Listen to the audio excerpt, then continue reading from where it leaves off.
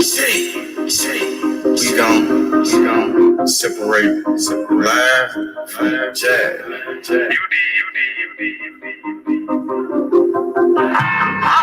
You might understand me. Am is better than damn. Oh, be better than no. Trap. I'm on my motherfucking trap shit. I'm on my motherfucking trap shit. I'm on my trap shit. NBA, I'm the number one in trap. D57, nigga on his ass down. Nigga came at me about a fucking bitch. I laid his ass down quick. Boom. Yeah, all that shit. Niggas talking shit. Roll with all that shit. 20, 50s, 100 shit, I want it all. First round drive pick, that's how I ball. She thinks she bad, but I put that hoe on pause. Trap. I'm on my trap shit. I'm on my motherfucking trap shit. NBA baller, I'm that trap pick. D57 lay his ass down quick. Body found in the bag, laying in the ditch. Blah. I'm on my trap shit. For 48 a big shit. Nigga playing with this G shit. C-Mo, you know I'm with the shit. I'm ballin', girl, Payton back in 96. Don't give a fuck about what I do, cause that don't make you shit. 93 game bad, they trap pick. Don't know nothing about shit, I'm on some trap shit. Hold the fuck up. I don't think these niggas believe in you, man. They sleeping on you. Free your mind. I thought you the number one trap pick. I'm on my motherfucking trap shit. I'm on my motherfucking trap shit. I'm on my trap shit. NBA, I'm the number one in drought.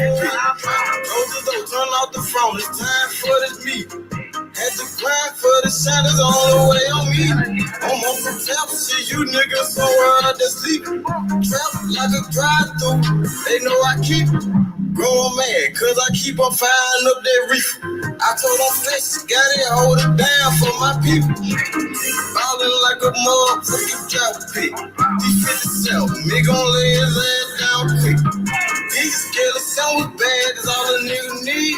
In my trap house, I'm stick steals and no seeds. NBA drought pick, that's how I ball. 20, 50, 100 shit, I want it all. I'm on my motherfucking trap shit. I'm on my motherfucking trap shit. I'm on my trap shit. NBA, I'm the number one in drought pick.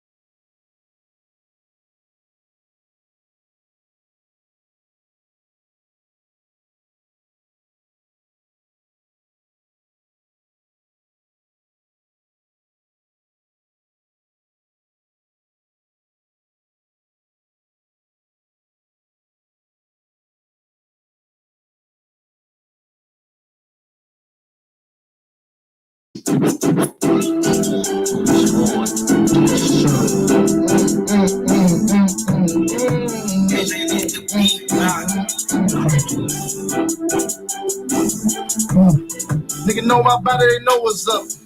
I don't give no fucks, nigga. Fresh out of jail, ain't still gon' spin. Put a rental right up. I'm a gangsta ass nigga from the streets to the pen. Nigga know I'm thug. Pressure in the streets won't break a bend. Nigga know what's up. Just got the drop and I'm feeling real cocky. Nigga, that's a brand new body. Brother, my jacket, I ain't tripping, I rock it. Nigga better know how I'm rocking. Play with my paper, I'm gonna put you on Fox.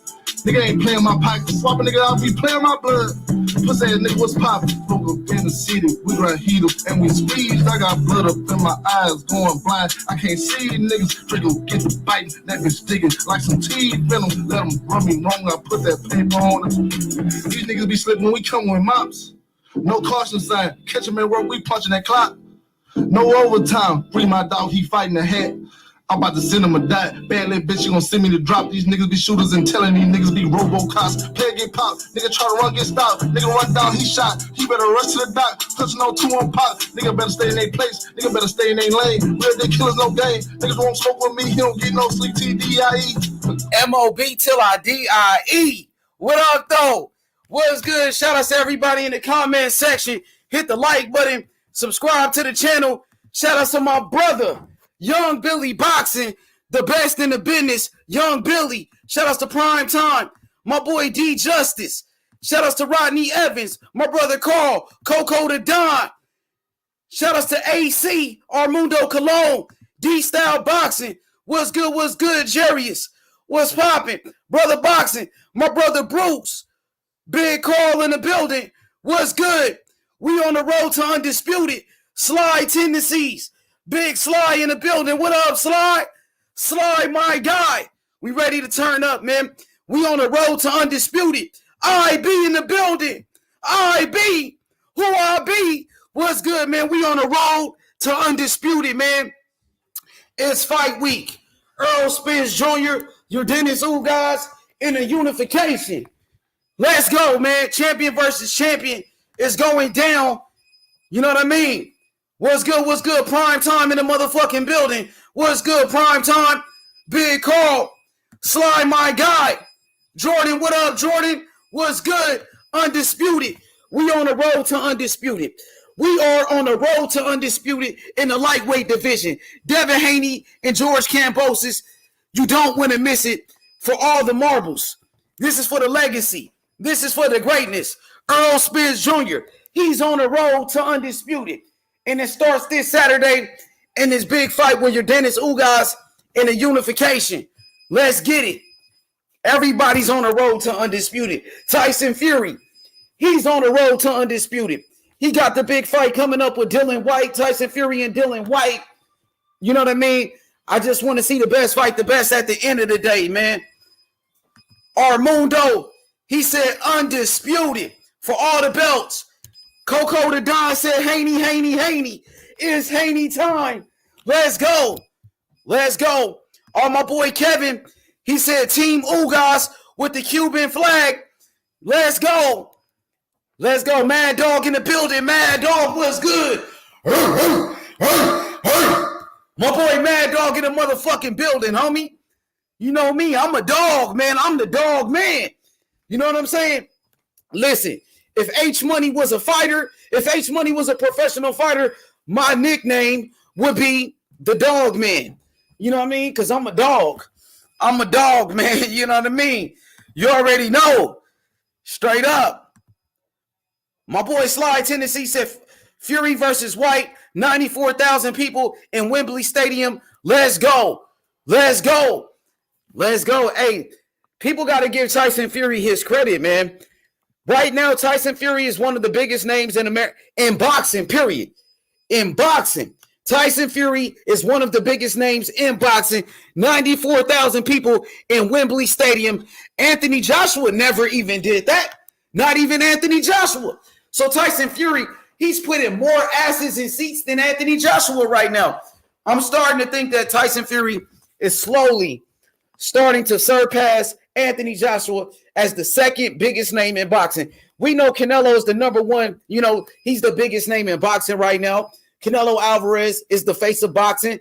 I'm starting to think Tyson Fury, he might be number two. Because Tyson Fury, he's doing numbers, man. 94,000 people, and Anthony Joshua just keep on losing. He keep getting his ass beat. So at the end of the day, Anthony Joshua, he was one of the biggest names in boxing, but Anthony Joshua got exposed. He got exposed. Tyson Fury is starting to surpass this guy. I'm thinking Tyson Fury is the second biggest name in boxing right now. Numbers never lie. This is during a fucking pandemic on top of that. Shout out to my boy Sly Tendencies. He said, shout out to the legendary Sugar Ray Robinson. No one did it like Sugar. Number one pound for pound. What's good? Brother Boxing Talk. What's up with you? What's good, man? Turn up. It's fight week, nigga. Tomorrow is the weigh-in. You excited? Yep. So, yep. Some fights going on tomorrow also, but I'm very excited to see. I seen the press conference today. Earl Spence does look good. He said he gonna cook him on. He said he gonna fillet him like a fish, man. That's what he said here, bro. Fucking niggas like the big fish out here, man. He gotta prove that shit on Saturday, cause niggas really doubting him, man. Niggas really doubting Earl out here, man. But he gotta prove that shit though on Saturday, man. After he beat guys, we should be getting the Crawford versus Spence fight, bro. Next. Man, hey, that boy Earl Spence been saying Terrence Crawford name every day right now. Like, I've never seen Earl Spence call out Terrence Crawford this many times throughout the whole week. So I'm thinking this deal with the PBC and Terrence Crawford is about to happen. I'm thinking he's going to sign that contract. I'm thinking that Terrence Crawford will show up to the fight and jump in that ring and call him out because Earl Spence been calling him out all fucking week. Now, Terrence Crawford got to respond, bro. I haven't heard anything from Terrence Crawford since Earl Spence been calling him out. Yeah. Have you heard anything from Terrence Crawford, or is Bernie just doing all the talking right now? I haven't talked to the team, but have you heard anything from Terrence Crawford since Earl Spence been calling him out? No, I think Bernie Boston. Hey, nigga got quiet like a church mouse. No, wait a minute. What up, Friar Tom? What up? It's cracking. Hold on now. When Crawford called his ass out, because we went to the ocean. You got me. We went to that Pacific. Well, you talking about the past. I'm talking about right now. Earl Spence called him out today. We went to his city. No, we went to his city. He ain't never showed up. Nigga, Earl Spence called him out today. We went to his Earl Spence showed up to Terrence Crawford last fight with Sean Porter. What is we talking about? Yeah, no, nigga. We came to his city. No, but he didn't get in the ring. Then why he didn't get in the ring? I'm just saying, since Earl been calling this dude out, I ain't heard nothing from Crawford. I want to see the same energy. We in contract negotiations right now. We can't talk. He can't talk? What you mean he can't talk? What the fuck? Contract negotiations. He a grown-ass man. Bernie doing all the talking for us, man. He was just talking when he was in that ocean, talking about, I'm looking for you, where your whole ass at? And now Earl is calling him out. Nigga, T-Bud need to be pulling up, nigga. T-Bud should have pulled up to the press conference, nigga. It's for clout, bro. He should have pulled up to the press conference. That's what I'm saying. Put pressure on this dude. Nigga, Muhammad Ali was showing up to people's houses. Muhammad Ali, he went to Sonny Liston house to call him out. Did you know Muhammad Ali, he moved to Philadelphia to call out Joe Frazier. Moved to the man's city. Yeah, he went to his house with a school bus, I think. Yeah, remember that? Nigga went to the house with the school bus. Because he want to fight. Yeah, bro, you are right there like Andrade pulled up on Canelo, though, bro. Just like Andrade pulled up on Canelo, bro, for a fight. Nigga, I'm talking about going to a man's backyard, show up to the man's fight.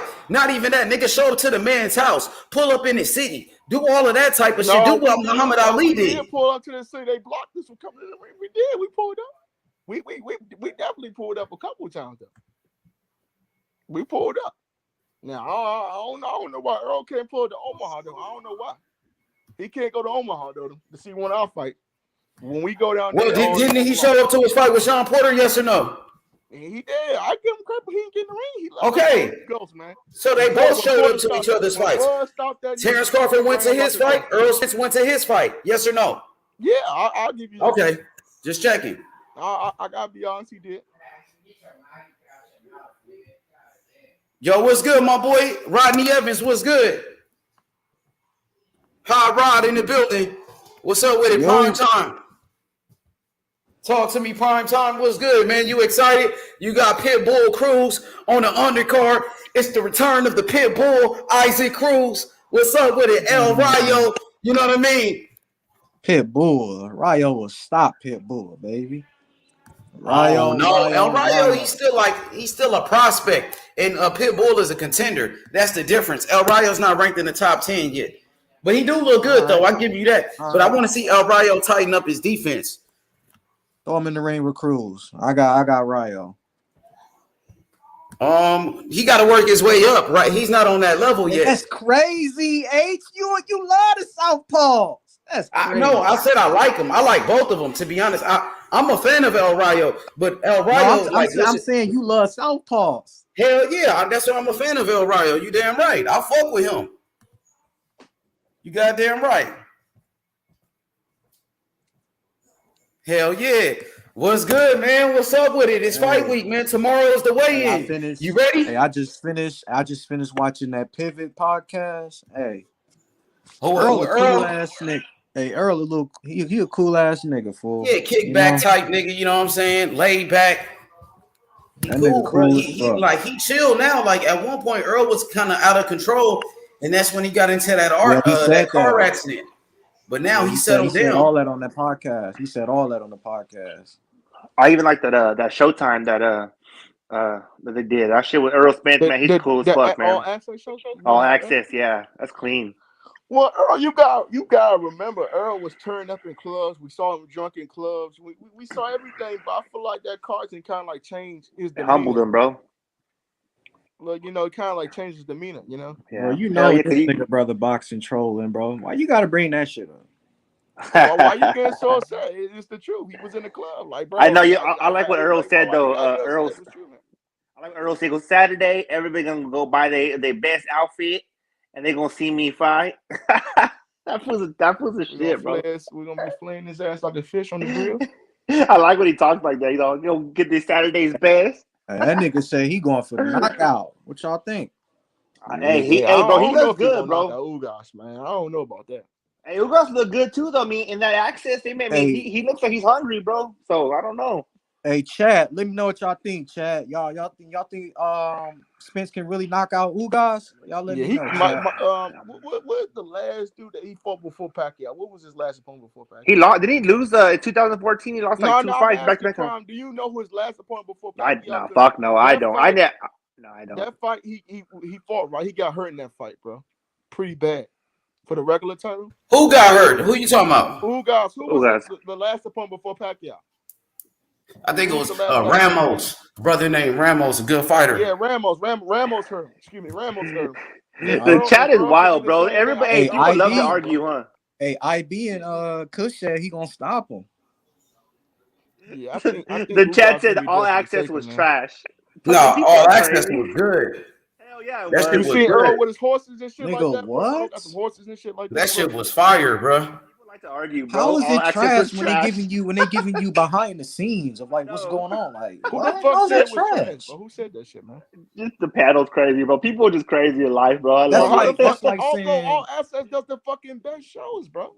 It's way better than fucking 24/7 with HBO. To me, narrate that shit, bro. They do a good fucking job, bro. 24/7 or all assets. I think all assets better. Both good, bro. 24/7 was good too. Nah, man, fuck that shit. I think all assets better though. Yeah, I think it's better. All access is better, but 24/7 wasn't that bad though. It wasn't bad though. It wasn't. 24/7 was the original. You know what I mean? HBO was really at a different level. Their production was fire, bro. I thought 24/7 was better, to be honest. All access is good. I think Showtime was a little better than the HBO's production. Oh, what? Even Q said it was boring. What? No, that shit was fire, nigga. That shit was cool, man. If it was Terrence Crawford, y'all niggas would have loved it, nigga. But since it was Earl Spence, niggas gotta, throw, you know what I mean? Niggas hating on Earl, nigga. That shit was fire, my nigga. Mm-hmm.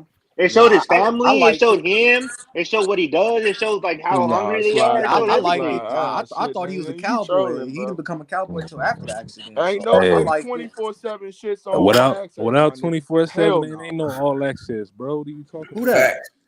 Who that talking? You know, it ain't no all access. JB talking 24/7. That Debo? That's just Jason Brown talking, bro. That's who he is. Oh, Brown. What's good? What's good? To the panel, what's up, man? Have you been here before? Yeah, he been here, bro. Nigga, he be in the chat. You fucking bro. What the fuck is no shit, man? No, I'm just asking like a question. Fuck, I don't know. I don't be looking at the chat like you fucking. Yeah. Just keep it boxing, bro. We talking about boxing. Let's keep it boxing. All that goofy shit. Stop. Come on, hey, Prime. Yeah. Your boy Canelo, man. I know. Yeah, I see some Bivol. Bivol looking decent, bro. It's Yo, gonna be. Prime. So I gotta Man, ask you, Bivol Prime. coming Who for is that your ass, I man. know it's H gonna be a Money motherfucker. H Money do not believe in Bivol. That's crazy. No, I don't really believe in him either, but he look Prime. good though. Yeah, go ahead. Outside, Prime. I got a So question y'all for Prime. really think Canelo Yo, just Rodney, gonna hold up. wash I got a Bivol? question for Prime. Who is your favorite fighter outside Canelo, bro? I gotta just say it. Bro, my 3 is Fury, Crawford, and Neway. Nigga, fuck you mean, nigga? I'm asking Prime, bro. Fury, Mine- nigga. Yeah, mine. Y'all saw that bitch ass nigga White. You know That what's nigga kind of White crazy, talking bro? about. No, that no, nigga hold White up, a Rodney. mark. Freeze White is on a his mark, ass, fool. bro. Freeze on that ass, bro. White Freeze on his ass, Fury bro. was on his ass, nigga. No homo. Fury gonna beat the shit out of that nigga, bro. I can't wait. I can't Hello. wait to see that nigga get Virgil knocked the fuck out, bro. Ortiz. Yeah, who gonna bet on Dillian White, bro? Them niggas be crazy. Fury gonna stop that nigga, bro. Hell yeah! What the fuck? I think it's gonna be a good fight though, brother boxing. But I just think Fury gonna knock this nigga out. But see, the problem is, I think Fury gonna use his weight. I think he gonna use his height. I think if Dillian can't catch him with a hook, if Dillian can't catch him something, bro, because Wilder, bro, he Bro, hit him with Dillian a gonna right catch hand, bro. himself get knocked out with an uppercut. I think Fury gets too tough, bro. I don't think White can knock Fury out, bro. Hey, that's funny. Earl, the Don said Earl be on that NyQuil. Yeah, Earl Spencer, he just talks real slow, bro. That Yo, nigga said he be Earl on that Spence lean. kinda do That talk nigga like crazy. That nigga said he on that lean. Earl Spence do be kind of like talking like he punch drunk, bro. Yeah, he does, bro. He said everybody gonna get their Saturday Hey, but brother best. boxing, that's just how down south people talk, bro. Like they country, bro. That's how they talk. Not all Crazy, down bro. south people, man. Come on, bro. Look, How you gonna tell me, all. bro? It's not all. I have No, family in Texas, bro. From no, Dallas no, from not Dallas all. No, you know what? Nigga, from not Dallas all. to San Hell no. Antonio, No, bro. I understand know, what you fool. saying, That's though. how they talk, bro.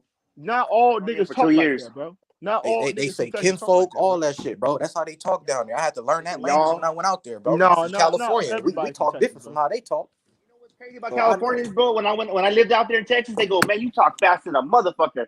And Yeah, I yeah, didn't, bro. I I didn't know. The way we talk is different from the way they talk. talk fast, bro. If you Californians, from we the talk West fast. or East Coast, you talk fast than a motherfucker, bro. Hell yeah. I thought Southern niggas be talking fast too, bro. What's them But Atlanta? Californians, though, I think we always try to swindle somebody, And so that we always nigga talking fast Sly as fuck. said Shillian White. That nigga called him Shillian. Nah, his name is Dillian Oh Debo man. White, man. Hey, what That about what they're calling what's his That name? nigga said, this not the Ju- Fury show. This is the Dillian White and Fury show, not the Fury Bro, show. Dillian White is married to a fucking man, bro. He's married to a fucking man, bro. His What fucking the- fake ass brother, Dean White, man. That nigga's not even his real fucking name, bro.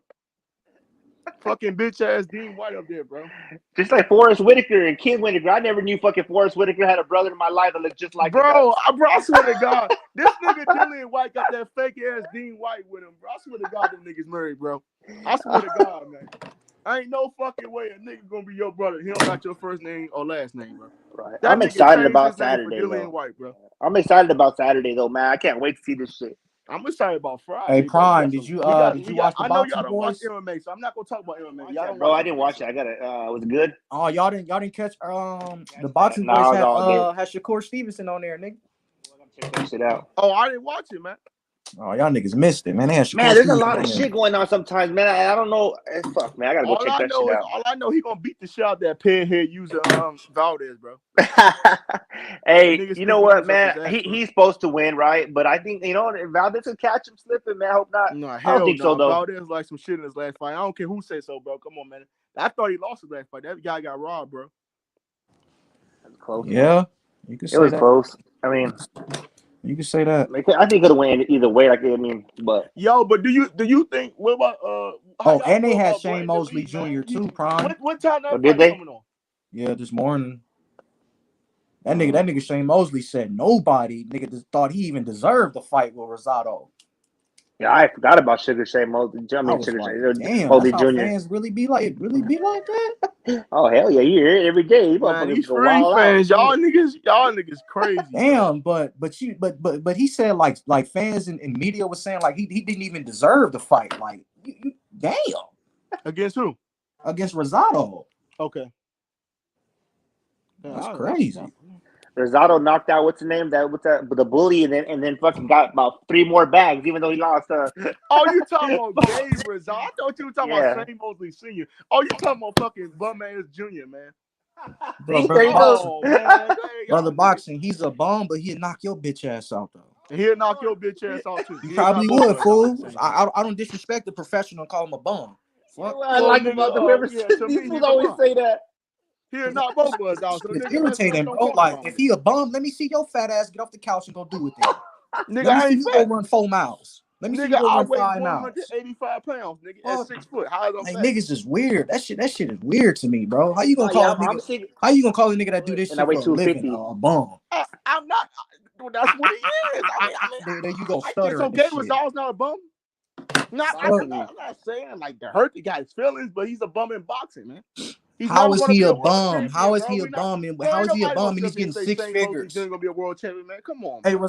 hey, brother boxing. How is a bum getting 6 figures? How is that a bum? They call Wilder a I'm bum. confused. Y'all, they call Wilder a bum. Y'all don't get upset at that shit. You ain't never got I'm upset with the niggas confused, call bro. Wilder a bum. You ain't never got upset. Rodney, hey You ain't Rodney, never got hey upset. Rodney, you from LA? You know I'm from LA, Los Yeah, Angeles, Oh, I born know and that raised, shit nigga. because you like my homie. He Rodney always said say, let's hey, meet up, but now he he always never say, dropped "What's the up, address, man. fool?" Like, you a Rodney said fool. let's meet up, bro. Yeah, hey, Prime, you know that fool. Come on, man. Hell yeah, that's what's up. I have a homie from he's not a homie, he's more of an acquaintance, but I worked with him for a little while. He was from Hoover, and he always, "What's up, Groove? What's up, Groove?" Oh I'm no, like, that's some game begging talk. I don't do that. yeah, I no, just I be like, know. I'll what's be up, like, fool? yeah, but he'd be like, "What's up, Groove?" And I'm like, "Are you calling me Groove?" He's like, "Yeah, man." I'm like, "Oh, okay, I know what you're talking about."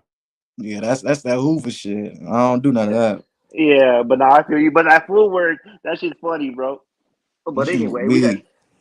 we got man. Hopefully, hey, man, Ugas looks like he's coming to fight though. I mean, he looks like he's not gonna lay down. You know what I'm saying? He said he's with it. He's with the shit. So Hey, if what we'll see. YB is saying is true, man, some people And gonna take YB, away from Spence win. Watch. yeah, YB be spitting the truth too. YB usually correct on his shit. So YB said Ugas bicep injured or something. You already know. Niggas Nah, he shit. was injured. He was injured in that fight with Was he? Manny Pacquiao. I What? don't think he's injured anymore. I hope not, man. Yeah, he was injured in that fight with Pacquiao, and he still beat Pacquiao's ass. Mm-hmm. You know what's crazy, bro? When you see Put the the access palms on about that it, nigga, fool.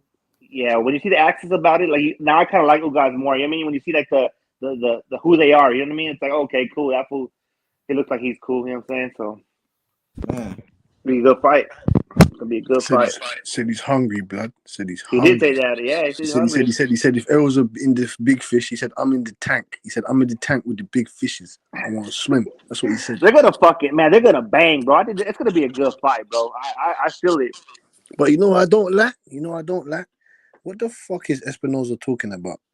He's saying that there's some probabilities into that making that Crawford fight now. He's making excuses. Yeah, they've been saying Crawford's name this whole week, bro. Yeah, Yeah. Of course they trying to make the fight. He's making excuses now, though.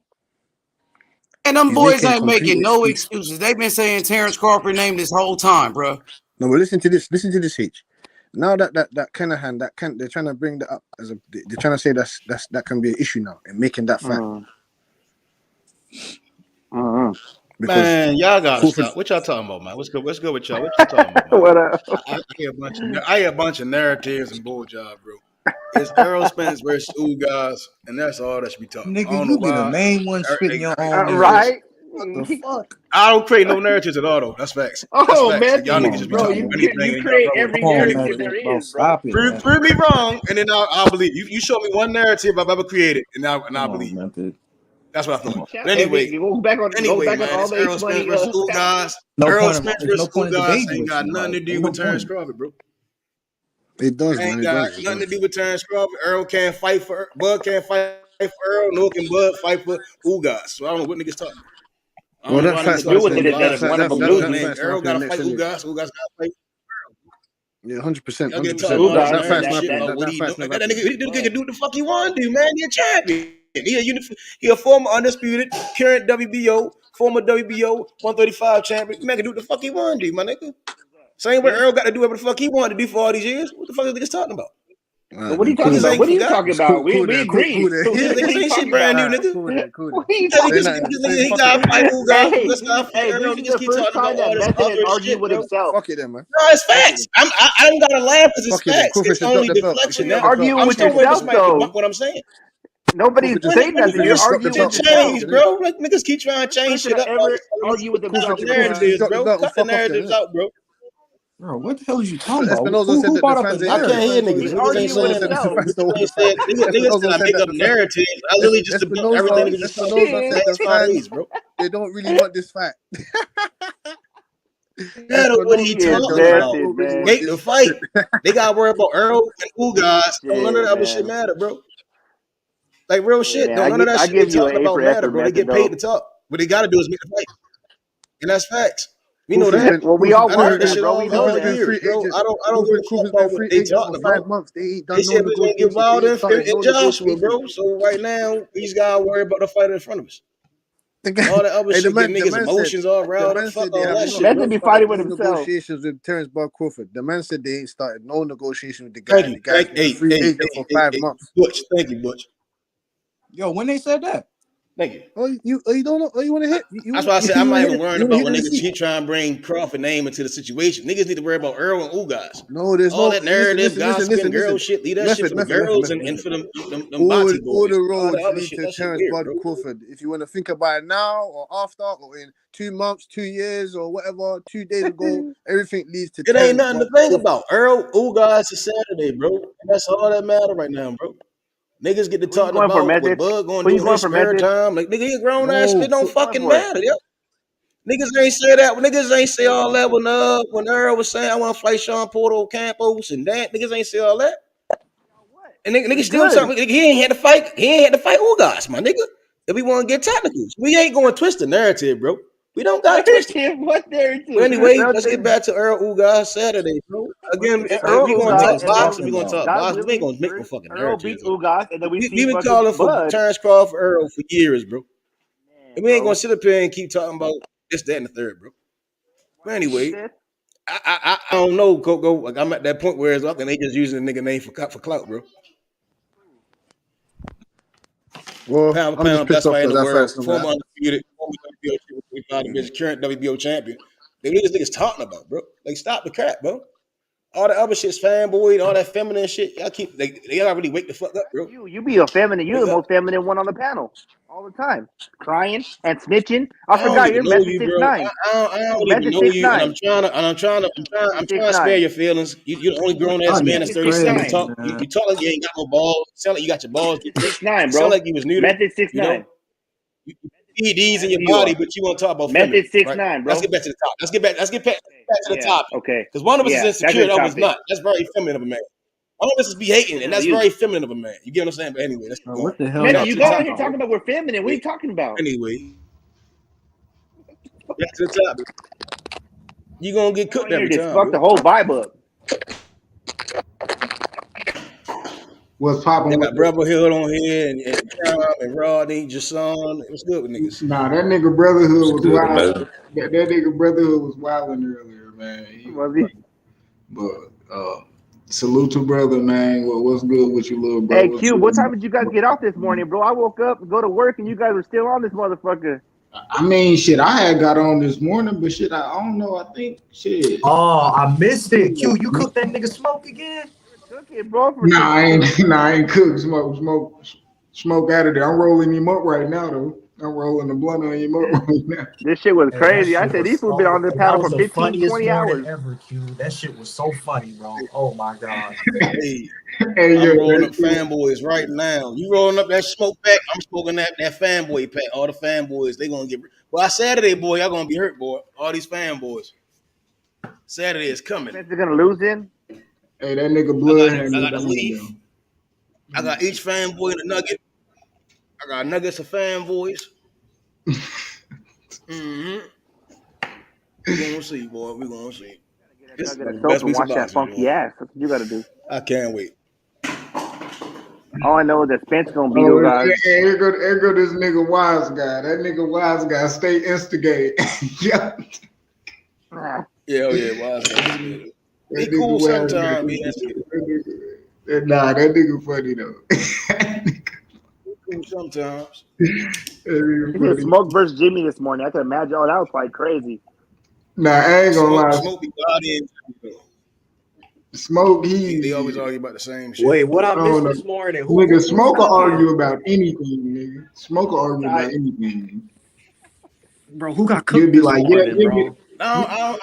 I never had to argue with Smoke though. Me and Smoke never bump heads. I never you, bump heads with Smoke, and I don't you'll bump be heads with like, Brotherhood. Only yeah, people I bump heads with. you'll be like, yeah, man, you know that pay-per-view, yeah, man, that shit sold like 400,000. He'll be like, nah, it sold 450,000. Like, nigga, like, okay. What's all that? He said. Oh God, Smoke funny. That's cool though. I had some homies like that, man. You could tell them fools the sky's blue. They'd be like, nah, that shit's fucking off blue with a little bit of pink. Hey, yo, that nigga Smoke pulled out Yo, what's good? Oh shit, they broke ignorant boxing out. Oh shit. What's good, Hey, man? ignorant boxing, put your money where your mouth is, ignorant boxing. Huh? Who you got standing on this Bhutai? You have ignorant boxing. Man, Who you I got don't give standing on a this fuck Bhutai? who Man, who wins you got? this weekend. I just want to see some good fights. Karma for sure. For real, I just want to see some good fights. I don't give a fuck who wins, bro. Everybody's so caught up in the whole who's gonna win all this bullshit. I don't give a fuck. Give me some good fights and I'll be happy. So you wanted you like some gladiator shit, huh? You wanted to see some Hell yeah, I don't carnage. see motherfuckers dragging out of there, carrying them in stretchers and shit, you know? Some Julius Caesar shit. Man, hey, quit playing. If I pay for a pay-per-view, nigga, hey, if he dies, he dies, man. He dies. Hey, nigga, I just paid $80 for this motherfucker. He said he made a steal. On me, don't let me buy a ticket to the fight, boy. You know. Hey, that whole card's pretty good though. I'm not gonna lie. Yeah, that card. Yeah, I fuck with that card. It should be a lot of good fights, some knockouts. Shit. Hell yeah, all the card shit. I'm gonna be on that shit as soon as they start on YouTube. Man, what I want to see the Esau Cruz and Gamboa fight. For some reason, that fight just like that shit kind of intriguing me. Yeah, me too. But I don't. Hey, you think he'll knock him out? Cruz got to knock him out. I think. I mean, he don't got to, but I mean, he kind of got to like to elevate himself to. You know what I mean? Like I would say, or beat the shit out of him. One of the two. You know what I mean? Bro, if he just cruises to win, nah. I mean, I hope so. I hope so because I made a $50 bet he knocked him out. Yeah, shit. I mean, it's the perfect time for not Ugas, but Gamboa to actually get his ass like, you know what I mean? Like, yeah, back in the. But we'll see because Gamboa, like, a lot of people really just don't fight Gamboa, so that shit gonna be cool to see. He old. Hey, if he can't knock him out, you think that'll lower his stock or what? I mean, it depends, bro. Yeah. If he beats the brakes off of him, bro, okay, it's cool. But if he kind of just like wins, but like not spectacular or whatever. I don't think drop his stock, fam. No, he's knocked out Gamboa. Yeah. Nah, Tank did. Yeah, they stopped it with Tank too. But what? Yeah, but I'm saying like, yeah, everybody knows like Crawford. He got the most craziest shit, but none of like Gamboa. He always was up. Like even with the Crawford, he was standing up. Even with the Tank, he was on his feet. You know, so if Esau Cruz like knock him the fuck out, yeah. You know, it'll be different, but that nigga almost 40. Man, so yeah. Hey, but yeah, salute to Gamboa though, man. He's fought some beasts. That motherfucker's been in there. He has some wars. That fool's still fighting. So you know what I mean? Shout out to him. Yeah, but he doesn't really come to win anymore though. He's just taking. Oh no. He's kind of just trying to get that. Good for him though. He's trying to get that check, bro. And he getting bags. He needs a retirement. You know what I mean? Fuck it. He getting bags. I ain't gonna lie. Like after Terrence Crawford, like you nobody tell somebody kill you because after Terrence Crawford, this motherfucker done got how many title shots? Like 3, 4, like three title shots. Devin Haney, Tank. I don't see Cruz. I don't see Cruz knocking him out though. Yeah. You know what's crazy, bro? Method. First time I think I agree with Method. I kind of don't see it either, bro. But I hope he does. But I don't know why I don't see it. I think Cruz got to let his hands go, and if he don't let his hands go, and I think Gamboa might start trying to. No, he does let his hands go. No, what are you talking about? Have you ever seen him fight? No, actually no. But I'm saying against like Tank, like better opposition. Like with Tank, I didn't see he let his hands go, but not as much as I seen all That's his because Tank other hits fights. hard, bro. Shit, nobody wants to let his No, hands I move. understand that, but I'm just And saying, Tank got better feet. Like, you know, if a that's what I'm saying. motherfucker gonna sit right in front of you and get Hopefully this we see ass the crews that I've seen in the other fights with other guys. I mean, yeah, Bro, like Tank hits too hard for you to not have good defense. Shit. My That shit dumbass was hits on you. mute the whole You'll be, time. Damn. yeah, but that's how Eastside he got pretty. He keep this shit tucked. You know, he's yeah, like a small turtle. too. You know what I'm saying? But I don't know. I don't know. Like, but it's kind of like what Gamboa gang. Gamboa always game Cuban. I'm saying I don't see the knockout. I say it's gonna be like one of them long ass 12-round fights. Yeah, Cruz, you I know, hope not though. he don't move his feet that much. You see what I'm saying? Tank can move his feet and get where and close the distance real quick. Cruz, we saw when he fought Tank. So I think it's gonna be a long 12-ass round fight. It's gonna get boring. I He'll think be it's gonna be chasing one him, of the bro. I most think he'll boring be fights. chasing him. Gamboa got decent feet. Gamboa know how to wrap you up. yeah, Gamboa's not who you used to be, bro. Not at all. Nowhere near. The nigga 40. Yeah. Yeah, let's be real. Hey, let's be 2000. real. That's Hey, what the hey, hey, 2009 Tank got to knock it. I mean, 2010 not Tank. Gamboa. Tank got to knock his ass out, bro. That ain't 10 Hey, years ago. That ain't a decade ago, Gamboa. that's really 50 though in Cuban years. Shit, I mean, in maybe this 60. year, Nah, yeah. Cuban year. I mean, in this year, that's Cuban. 40 Cuban. In American, he probably like 55, 60. Yeah, because you know that Cuban life is that shit. Gamboa, You know that shit's hard, bro. I mean, but it ain't no American niggas fighting at 50. So really, a Cuban 50, 40 is really like a damn American 30, nigga. To be honest. Hey, what's that dude coming back to fight? He's like fucking 50-something years old or some shit. You talking about with Ortiz? the Andy Cruz or something. Yeah, not Ortiz, but I seen him the other day too. What's a Bird? Is it Bird or some shit? Oh, Chris Bird. No, but he really he ain't no real smoke. No real smoke. I think he's really coming back. I was like, damn. Yeah, no real smoke. You know what I mean? Ooh, I was like, I kind of heard a little bit of it. I was like, this fucker's really coming back. He's skinny as shit. My trainer got a huh? picture beside him. He little as fuck. Yeah, but man, bro, we'll see, man. It's gonna be some good weekend of fights. Who you guys got Josecito this weekend? Hell nah. I got Josecito. I'm with Josecito. I'm riding with the Riverside Rocket, bro. I do too, bro, man. I want to keep one last time for Josecito, man. If he loses this time, man, I'm like, goddamn, bro. Bro, Josecito out of there. Hey, he hasn't fought in a while though. What was it? Last time he fought was that Thurman fight, right? Yeah. Nah, he did he fight after that? He got hurt.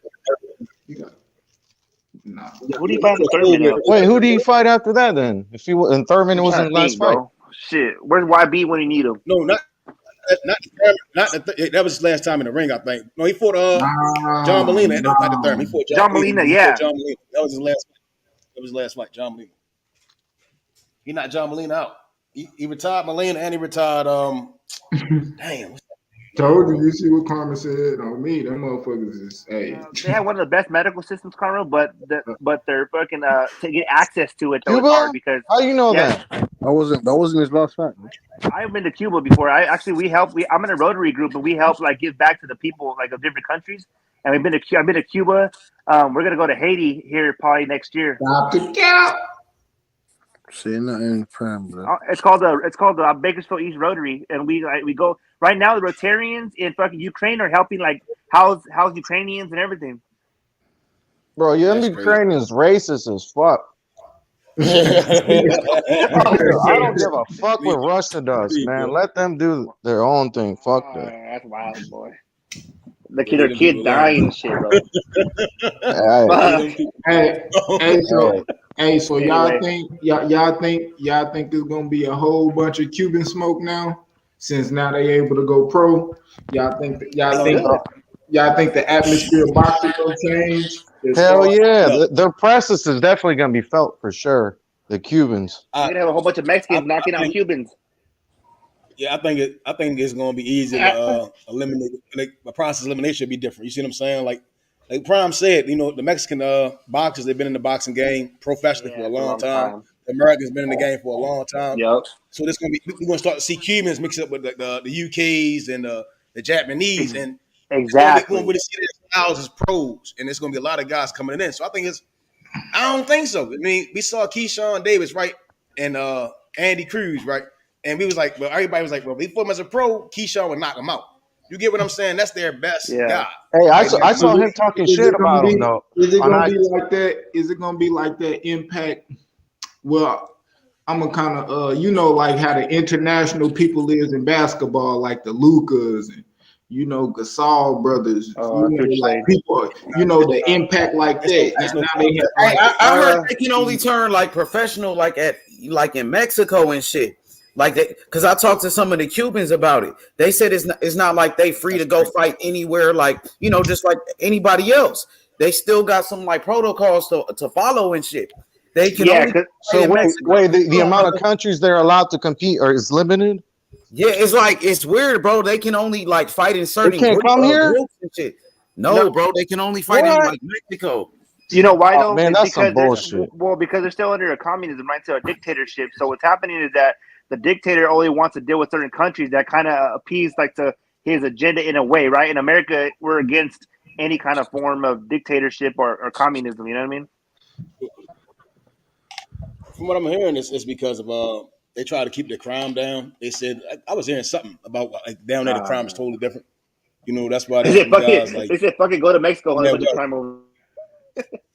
no, like that's like as far as in Cuba, like they can't hold certain things. They got to give it to the government and all this other stuff. That's crazy. Yeah, you but know, they can go to your house. I watched the documentary on Cuba. They're like 60 to 70 years behind us, like in technology and all that shit. Mm-hmm. They're real behind. They're still driving like old ass cars and shit. Shit, that's what happened when America cut your ass off. You know what I mean? Look at Jamaica and shit. Like, yeah, that's true too. Actually, Jamaica over that bitch. I mean, it all depends on how you look at shit. You get what I'm saying? Because Jamaica. I mean, as far as they limit America limit, how you know, like the resources that you could possibly have. You know, they got a restraint on their government. In a kind of way, resources. Yeah, we don't bring you to the forefront, right? You're not like and like you're not in the forefront no more. Even though some people like being how they are, you know what I mean? They don't mind fucking being the way they always live. You know what I'm saying? Yeah. But anyway, man, I can't wait, man. It's be good. Hopefully it change it up. You know, it'll probably change up as the years go on. But yeah, you know, Cuba not fucking with America like that. Nah, for sure. Hey, bro, they should let them come here if they want to come here. That's fucked up. Of all places, Mexico, bro, that's even worse. That's not even better. Well, that's what it is, corruption, bro, and Fidel Castro and the regime, bro, they're corrupt. So they don't want to deal with them Americans, quote unquote. Even though we're quote unquote supposed to be not corrupt, right? We have our problems, but definitely, I hear you. Hopefully they can come over here, get knocked out like they probably used to. Hey, you guys watch that? The Axes, the Showtime Axes on Ugas and Errol. Hell yeah, it's cool. I watched the first one. Ugas talked about how he was in a boat for days. Yeah, trying to get here. That shit was crazy. Yeah, fam. Then he's on a boat trying to get it. He's hungry. That's what probably Asian does. Yeah. What'd you say? Yeah. What'd you say? He said that's what probably aged you guys. He said he was hungry. Yeah. He said he was on a boat for days. He's not playing games. He's hungry. He's not fucking around, fam. Yeah. Spence ain't it's gonna be a good fight, man. I mean, is that how Morrell got here? He probably came on a visa, bro. I don't think so. He probably came on a visa. I can't. Yo, hey, try to Morrell came on a boat. Oh, the same way Ugas? The same way. That's the only way you can come. Shit. No. You can come on. You can come bro, on. Come visa, on, bro. hey, Prime, bro. You don't know what you're talking about. I know the man came here on a boat, bro. No, I know, bro. I don't know if he did or not. You're right. Yeah, I know. I know. No, I know, but I'm saying. It. I know, but I'm saying you can come on a visa though. Like, no, he came here on a boat. He went to Mexico. Oh, okay, damn. I don't know. Shit, that looks good. That's cool. Nah, Cubans can't get visas, bro. What are you talking about? No, if you have enough paper, bro, you could fucking write your. I need it. Unless the U.S. opened up and shit, they're letting them in, like with visas and stuff. Yeah, and you can claim amnesty too, if you can. What's the fight next week? Who fight next week? Conor Ben. Y'all watching that Conor Ben shit? Yeah, fuck it. H Man. was with him. What Man. the fuck? I have to, man. Eddie Hearn is a global star. Hey, I want to see what the global star. I'm gonna watch it, but it's not like I'm excited for it. You know, like I'm not excited. That shit is going backwards, Eddie Hearn chat shit, fam. That's what I'm saying to you. He's annoying. You get me? Just chat shit, bro. He's protecting Conor Ben heavily. Who the yeah, fuck exactly. is next? He should be. Berto? I don't see him Fucking mentioning Boots and all these other guys. You want to talk about fucking Adrian Broner? What the fuck are you talking? What are you talking I was about? watching some Conor Ben fights. He's not bad though. Conor Ben's good. He ain't bad. He ain't bad. So you need to chuck him in there with the Lions, man. Fuck that. Yeah, for sure. I'm ready for that. Chuck him in there with the Lions. Same as Ryan Garcia. Chuck them all in there. bro. They were trying to fight AB. That's why I said Come they're on. prospects. If you ain't chucking in there with the fucking monsters, then they're fucking prospects to me. Man, anybody can get it. Anyone can get it. Anyone. Anyone can man. get it. I fucking like AB though. I don't give a fuck. Regardless of him, whatever, he's cool. The can man. Hey, now that Virgil's hurt, how come he doesn't fight Avanesian? No one knows. Crazy. Good question. It's like Avanesian's left in the dust. Eddie Hearn's talking about, Eddie Hearn's talking about, he only sold 400 tickets. What? Look at Adrian Broner. Look at Danny Garcia's numbers. What the fuck are you talking about? What are you talking about? The guy's ranked in the fucking top 5. You need to fight that guy. Simple as. I don't understand what he's talking about. Why are you fighting Chris Van Herden? How many tickets has he sold? Y'all talking about Conor Ben? Yeah, it's fight. Yeah. Man, how many tickets has Van Herden sold? Nobody knows, bro. Hey, I'm gonna say this. That's a Eddie Hearn sweet talk. If y'all think is bullshit, I'm tired of Steven Espinoza as well. Is bullshit. Chatting bull. He said the Terrence Bud Crawford fight and Errol Spence fight. That is the fans. It's not that appealing. What are you fucking crazy? Are you crazy? I don't think that was Espinoza that said that. That was No. The receipt is right here. The receipt is right here. This come out the goat's mouth. What's this guy talking about? He's saying there's probability. He said there's probability. I think that was a PVC guy. There's excuses. He's talking about Keith Thurman. He's talking about Boots. What are you talking about? The fight to make next, and he's talking about the natural. That's the natural fight to make. What are you talking about? That's the natural fight to make next. What are you talking about? It's either that's the fight next or not. I'm tired of this bullshit. You want to hear the receipts? The receipts is right here. I don't got my hopes high for the fight. I'm just that fight's not happening. That fight's not happening. That Terrence Bud Crawford fight and Errol Spence fight is not happening. They've already set the excuses in place for it not to happen. I thought we were talking about Conor Ben. No, fuck that, man. Conor Ben's fighting Van Herden, man. He's fighting Van Herden. Until Conor Ben fights top 5, I'm not interested in Conor Ben. Van Herden's not even ranked anywhere. Where the fuck is who's that? Why are you fighting him? The next fight to make is Van Herden. Or you need to go fight the other monster. I don't even want to talk about Bud. Bud ain't even fighting. It's Earl week. It's Earl Spence Jr. It is. You're right. Bud ain't doing shit. He ain't doing shit. Yeah, you're right. I mean, I seen him just post a picture of that nigga with Keyshawn Davis. Keyshawn Davis getting ready to be on the undercard Shakur and Valdez. Big as shit. He's been sparring. He's been sparring. He's been sparring him though. Keyshawn. Hey, I did hear that Crawford's not going to the fight because he's got his own shit going on. Yeah, that's what I heard. Yeah, you guys fighters. Yeah, he's got his own fighters, I guess. So he's gonna go take care of that shit. But I don't blame him because the last time he showed up at the fight, they fucking ignored him and all that shit. So fuck that shit. Hey, Q, why you don't want to bring up Terrence Crawford? Isn't he a champion in the welterweight division? Shit, he don't got nothing to do with nothing. He got a lot to do with it. That's the undisputed fight, right? Earl Spence been calling his ass out all week. So but last time he showed up at the fight though, they ignored him and all that shit. So why even show up? It don't mean Keith Thurman used his name to help build up his fight with Barrios. Earl Spence showed up to his fight too, though. They're using this shit. Yeah, that's cool. He left that bitch. Oh yeah, I remember that shit. That bitch early. Ain't nobody. Hey, my boy Bud Crawford don't want to see Boogeyman Boots just in case Boogeyman Boots show up to the fight, man. You know he don't want to get his temperature checked in the front row. You know Boots gonna be like, "What's up, bro? Give me an opportunity." Shit, if you ain't fighting EJ, what's up? That's what's going. That's what Boots gonna say, and Bud Yeah, don't want to that face that view. sound like Yeah. Bud don't Yeah, want to that see sound Boogeyman. like It's that like could be stop the cap, man. Stop the cap. Candyman, One minute on your DJ ass goes like now. you never land. Boots Boots is the gonna do this. motherfucking I gotta pick Candyman a on lane and stay in 147, the bro. lane, That bro. boy from Philly, Pick bro. a That boy lane. from Philly, bro. Now it's no Hold up. Hey, what makes Boots the boogeyman? Everybody know what's up, Candyman. Candyman. That's what they say when they see stop Boots. the cap, bro. Shit. I thought y'all was Undisputed. He Now hasn't it's done Boots. shit. White Come on, Boots. man. Shit, Chuck your He chain. hasn't done a fucking thing for you to be Boots the new saying that. Debo. Boots the I new thought Debo Boots had a fight. 147.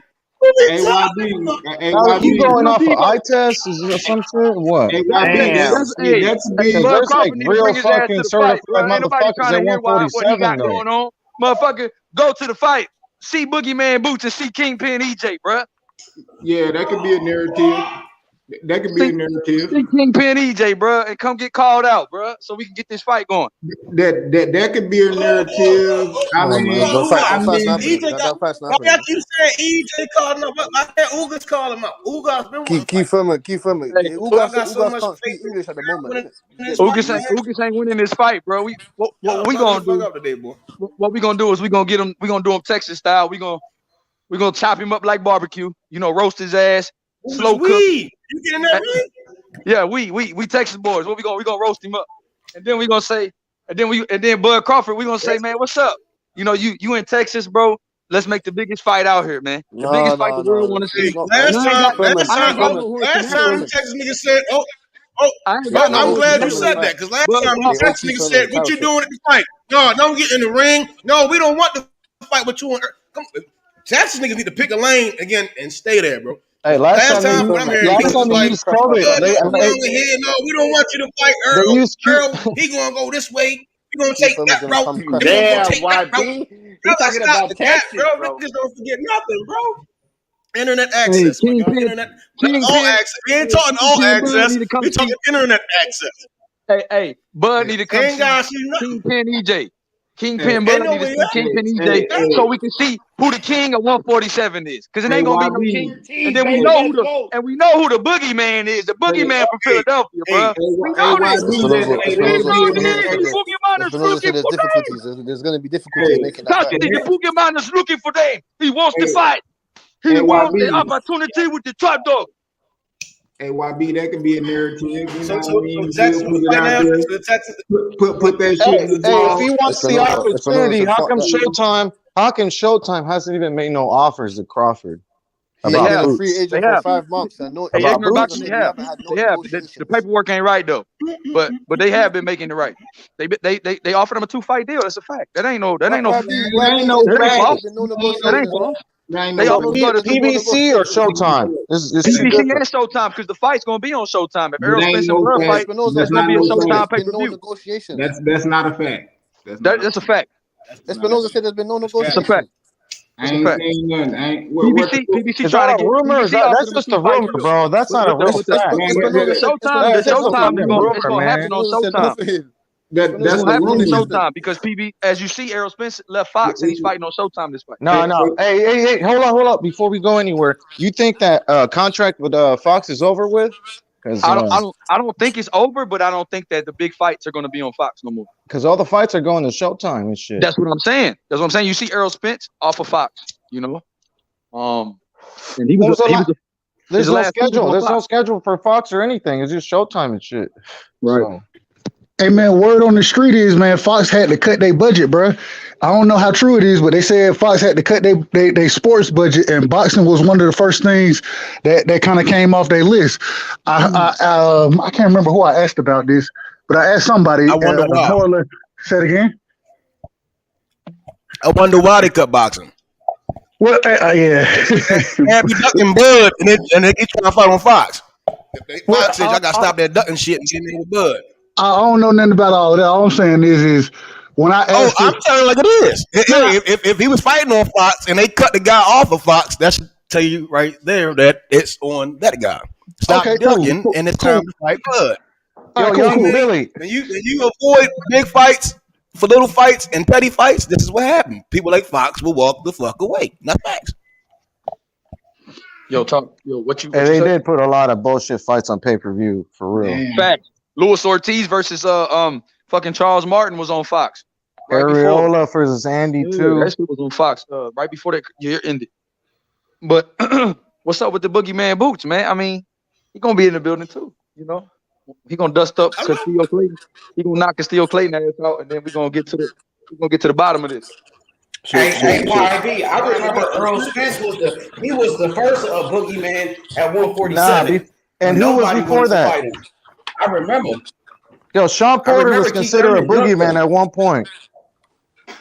I mean, no, Keith Thurman had ducked Earl Spence. He didn't want to fight him. They all go through this fucking phase, bro. Come on. Everybody knows that when you make it to the top, you're not looking down. You're looking up. I don't really agree. That's what I'm saying. I don't really agree with that Earl Spence ducked Keith. I mean, Keith Thurman ducked Earl Spence because Earl Spence at the time Man, the whole world know that boy ducked he him. wasn't ranked. They was on the same network. They were champions at the same time, and he never wanted to fight. We all know that. We know that Keith Thurman energy changed, bro. Don't even start that nonsense. He didn't want no smoke with him. Everybody know that. Come on, bro.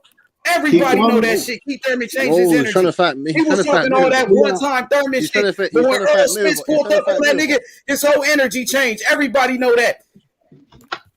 He was trying to fight me. Hey, they can fight now, though. Hey, what do you think about them fighting now, though?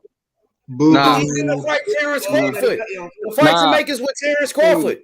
Hey, look, Errol Spence tripled down on it today. After this fight, I want Bud. That's as simple as that.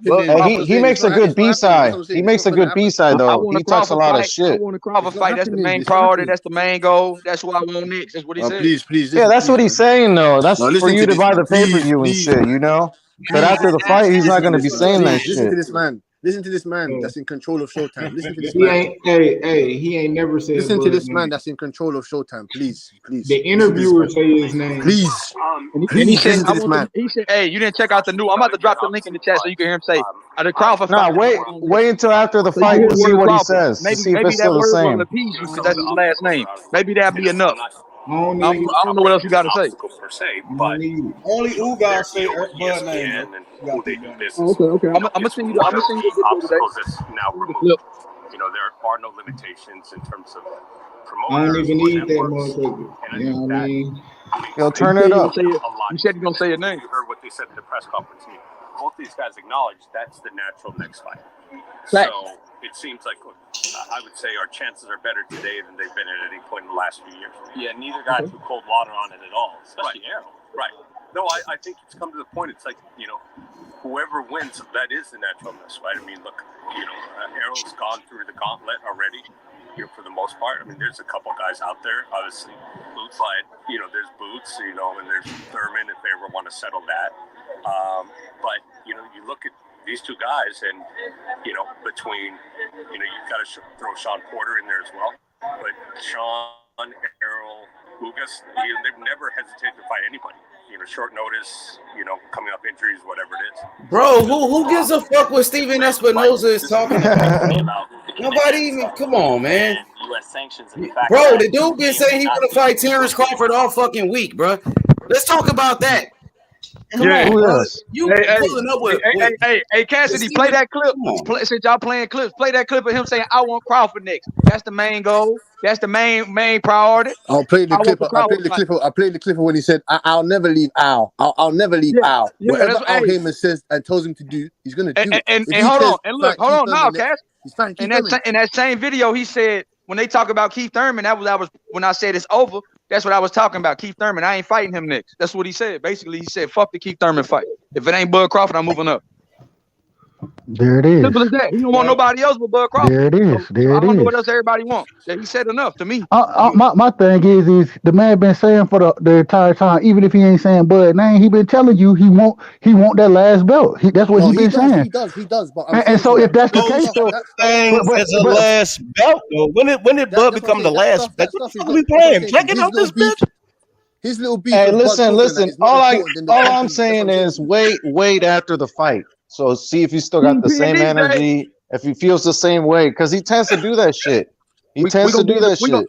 We're going to be in the building, bro. And I'm telling you what, it's going to be crazy, and that motherfucker Bud should be there. It's gonna be so much promotion. Hey, Man, YB, they gonna YB. build If you this see fight Bud up. Crawford, YB. If you see Bud Hey, Crawford, that you is need to true drag, you need though. to drag Hey, his ass into that ring. You please. listen. Bud If that should fight be is there though. next, I put if in that that ring. fight is next, why not use that shit as promotional towards the fight? Why not Right. have him come in the ring and do all that shit? Because That's why it's not Bud need to be there. happening. It's not Bud gonna need to be happen. That's there. what I'm saying to you. It's not going to happen. That's You what I'm know saying why to it's not happening? Because that fucking fight's not next. That's why. you. Exactly. That's what I'm saying. The fight is not. It's not gonna happen. If it, That fight ain't next. if it don't happen next, the shit ain't gonna happen. It ain't gonna Sugar happen. Ray, Sugar Ray. Y'all funny, but y'all really don't keep the same energy. But I fuck with y'all. Kingpin EJ. I salute y'all niggas, but y'all don't keep that same energy. That shit And funny. Yeah, in what way? I'm gonna tell you how. Because when motherfucking Crawford was in the ring and Earl was in the building, he said his name and he called him out. We never heard. Hold up. We never heard Earl say nothing or respond. Okay, now Earl, his fight week, they asking him questions. He saying nothing. Okay, Bud ain't saying nothing. But now it's all smoke. Oh, this nigga scared. This da. Y'all ain't keeping energy. But nobody said Bud scared. Nobody said Bud scared, bro. Hold on. Who said Bud was scared, bro? Nobody saying Bud scared. Hey, I acknowledge what happened prior to this. Okay. My bad. And I also said he could. My bad. Hold up. Let me rephrase it. Bud ducking. I don't think he ducking. No one is ducking. I don't think he ducking. It wasn't the same. And like I said, this facts. It wasn't the same energy when Bud was talking about him. Nobody, nah, bro. It wasn't the same energy. We ain't hear niggas saying where Earl at. We flamed Earl. Hold on. We flamed Earl for leaving, bro. Why Earl running out the exit? Hold on, Q. That's a lie from hell, bro. That's a lie from hell. Stop lying on this motherfucking panel, bro. Like as a G, as a big bro, come on, bro. Stop the cap, bro. Because I'm gonna tell you what happened. Hold on. Let me talk now, bro. Look, when Errol Spence ran out that building, everybody called that motherfucker Errol Spence, bro, and we was all on here cooking him for leaving the Sean Porter fight early, bro. Stop the cap, nigga. Let's run the tape back. Stop the lying, bro. And you my big bro, but I'm tired of you capping. Lying today, bro. I don't remember. Yeah, well, shit, run the tape back, nigga. It was November 20th. Simple as that. Y'all was all cooking Errol Spence for that shit. Remember. Hey, Well, all I'm saying is wait after the fight. Wait after the fight to see if he's got the same energy. How many people was cooking Errol Spence for that shit? I know I was, because a nigga Everybody in the building, and he said he would never go to a nigga fight. That's why it was funny. First you said you would never go to his fight, then I see you there, then you leaving. That shit funny. I don't really give a fuck. I don't really give a fuck about him. AQ, Right. do you think? I don't If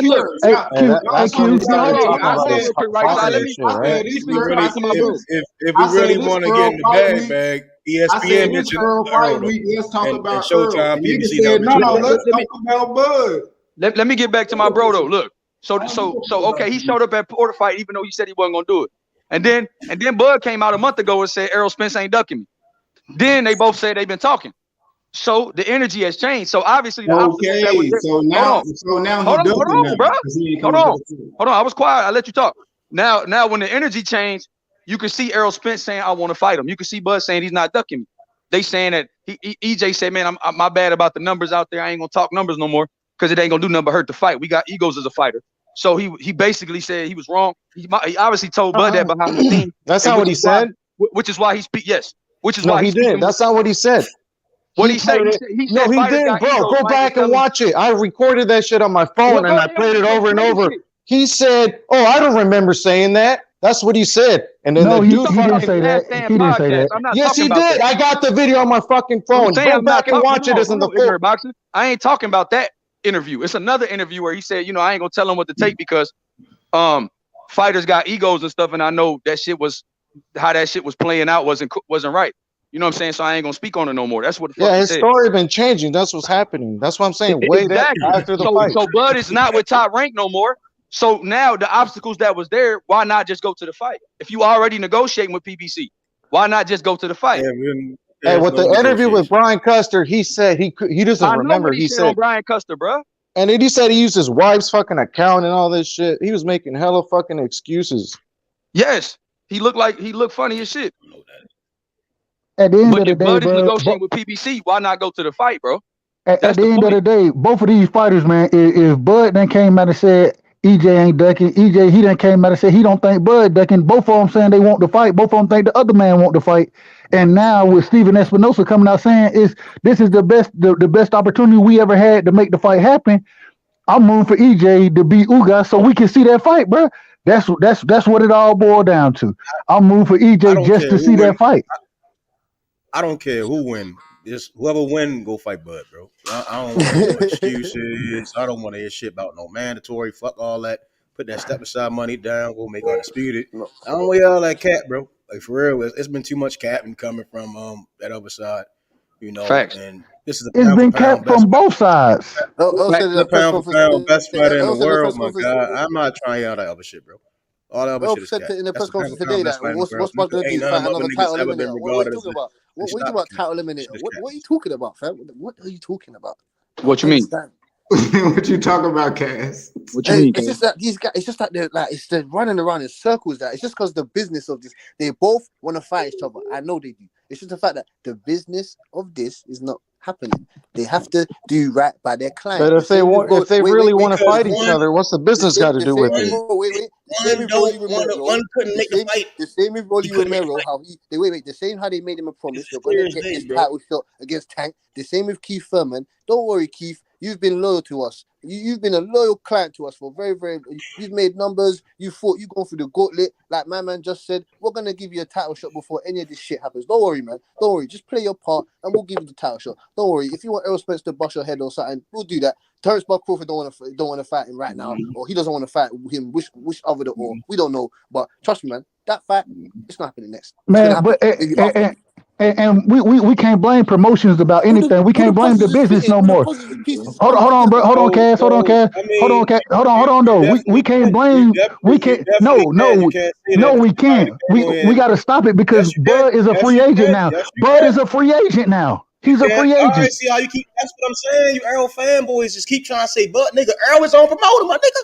He been his own promoter, right? Nigga, I remember nigga hopped on this bitch said Earl, he paid for his venues. He do all this other. That's why I say niggas is crazy. And what was the problem though? Say all this shit. So we all point back to Earl, my nigga. No matter what a nigga say, bro. No matter what. So, if he's on promoter, he pay for this, he pay for that, he do this, he do that. Then nigga fall back on him. He can't keep saying because PB. None of that. It's on him. It's on him. No matter what, it's gonna always fall back to Earl, bro.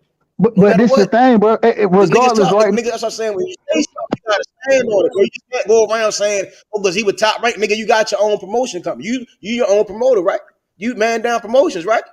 Why couldn't you just go fight Bud? Don't say because of him. That's just your advisor, bro. Remember, I'm my own businessman. I don't work for nobody. That shit real, my nigga. Like you just can't keep saying top rank. So now let me ask this. Hold on. We see Haney promotions.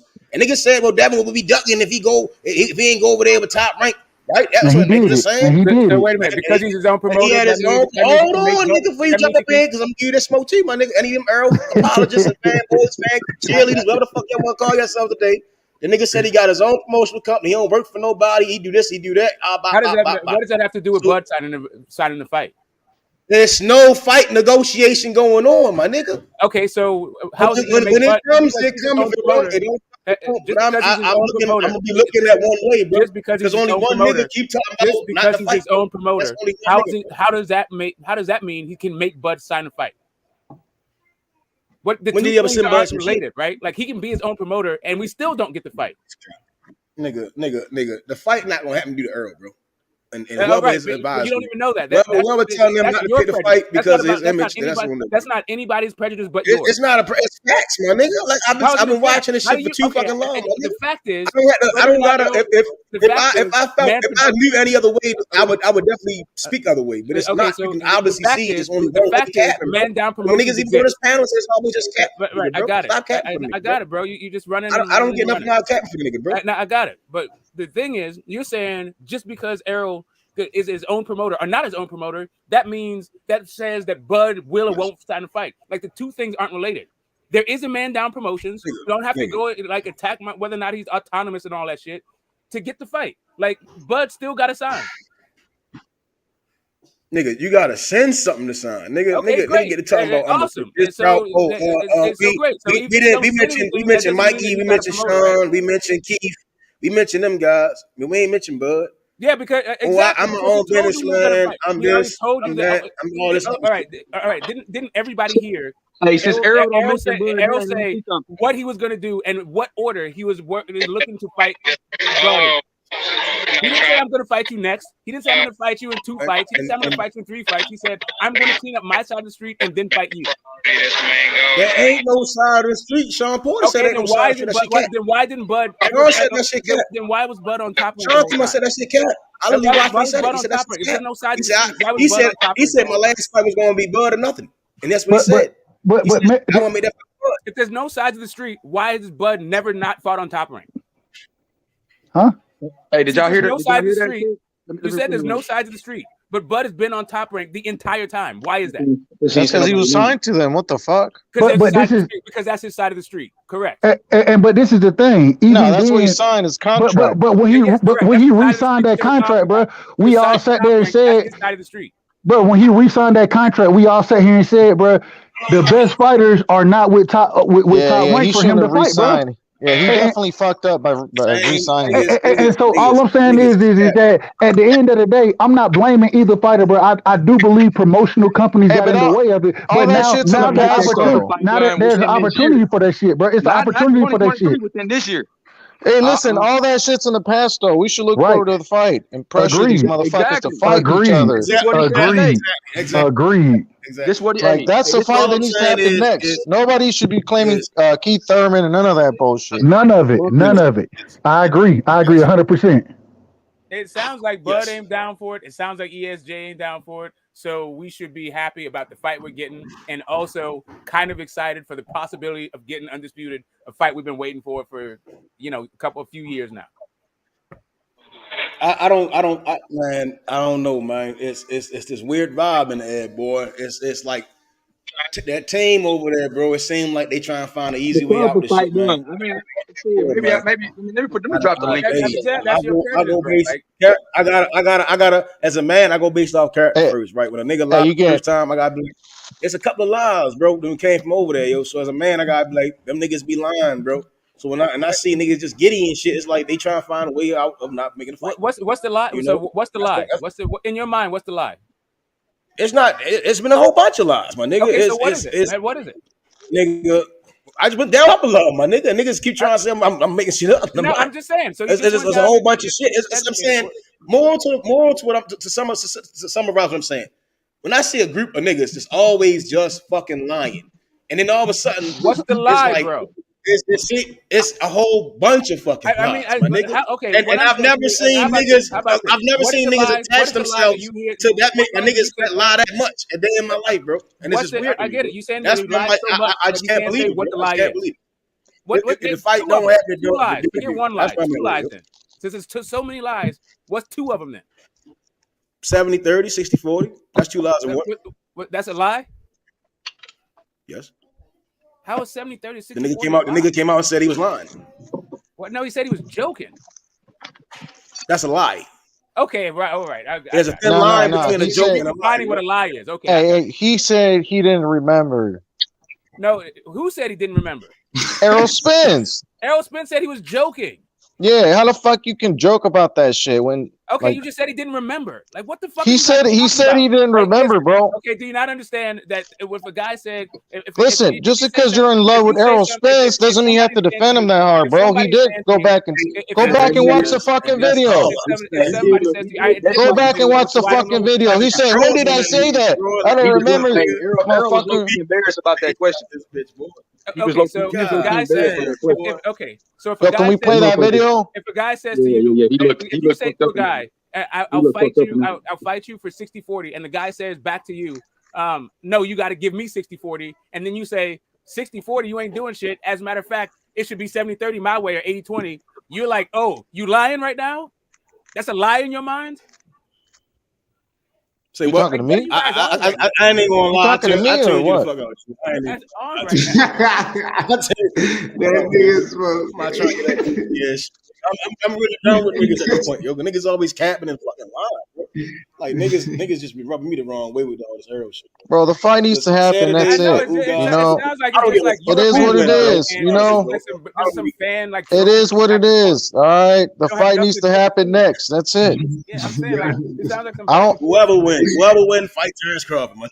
Yeah, there you go. I don't give a No rematch, right? No fucking rematch. No Keith Thurman. No Ugas. No nothing. I mean, no fucking Boots.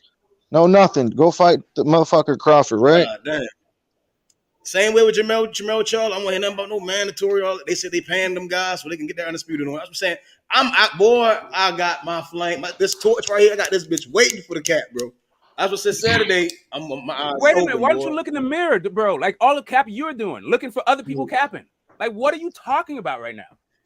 Nigga, I am a observer. No, you are a completely double standard biased dude. You got like one standard for everybody else and a different standard for you. When I got back involved with this boxing stuff, man, and this Earl and Terrence Crawford shit supposed to have been happening, I can only look one way. But again, like Adrian said, we here now, Saturday. Any cavalry within that after the fight in the next 2 months, I'm gonna be pissed. If any bullshit go on, I'm flaming We calling them out. Hey. I'm flaming the shit out. The fanboys, like y'all niggas. Anybody fanboys? Hey, hold up. Let me ask you a question. In your own house, though. Let me ask you a question. Why don't you look at the Bud fans? And Bud, if you're looking for Cap, just look for Cap wherever it exists. Yeah, is Crawford is Crawford waiting for the winner, or is he's got to fight? What's going on with that? Now he said he's not gonna sign the fight until, and this is just what was reported. He said he ain't signed the fight until he see Earl win, and then he'll sign the 2-fight deal with PBC. You know what I'm saying? So he can fight Earl. So why can't he just fight the winner of the fight? Because it's the undisputed fight, right? It's not just about Bud fighting fucking Earl. It's also like really the thing is, Ugas wins. Yeah, I agree with that. I want to see the fight regardless. Like I'm a Bud fan. I want to see Bud undisputed. I want to see Earl undisputed. I think Earl's going to be undisputed, but I'm not mad if Bud becomes undisputed. Like why isn't Bud signing for the winner? Is Ugas with PBC Showtime? I mean, I niggas always talking about Earl with them, but I don't know if Ugas is. I mean, what do you mean PBC Showtime? Like you don't. Does he fight for PBC? Is he signed to Showtime? Ugas is part of PBC. He's a PBC fighter. Well, yeah, Ugas is PBC. Okay. At the end of the day, it don't matter. And I want to see Earl Spence versus Bud Crawford. That's the fight I want to see. But at the end of the day, I just want to see undisputed, bro. I want to see undisputed. I just want to see undisputed. I think they all do. But just for a quick thing about these contracts, you can have fighters. You can sign contracts to fight fights with fighters that are not part of that promotional company. We saw it with Andre Ward when he had like a 3-fight deal with Kovalev. We had to get through Barrera and all these shit. None of those people were on like main events. You can sign a fight to fight somebody.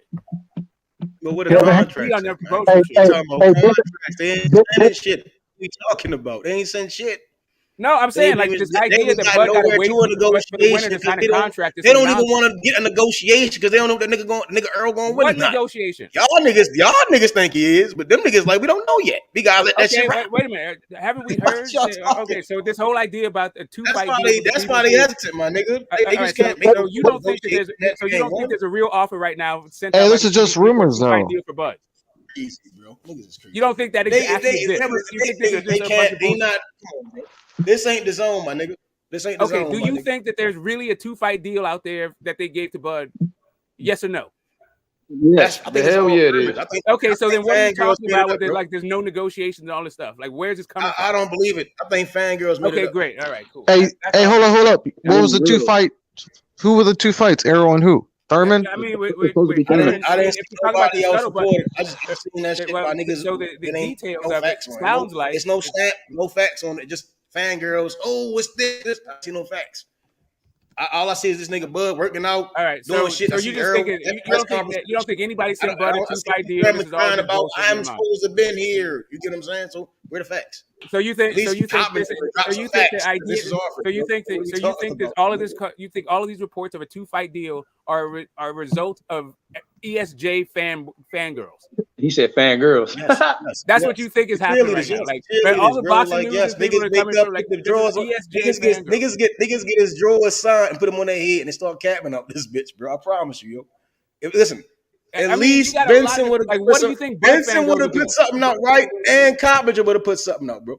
At least niggas that's they should ask Espinosa that. They should have asked Espinosa if a fucking anything was submitted to Crawford. I mean, niggas have is you guys fanboys, even bro. taken like Niggas make up 30 seconds anything, to do a Google search of this shit before you start talking about ESJ fangirls? Did you even try to look it up to see if it's true?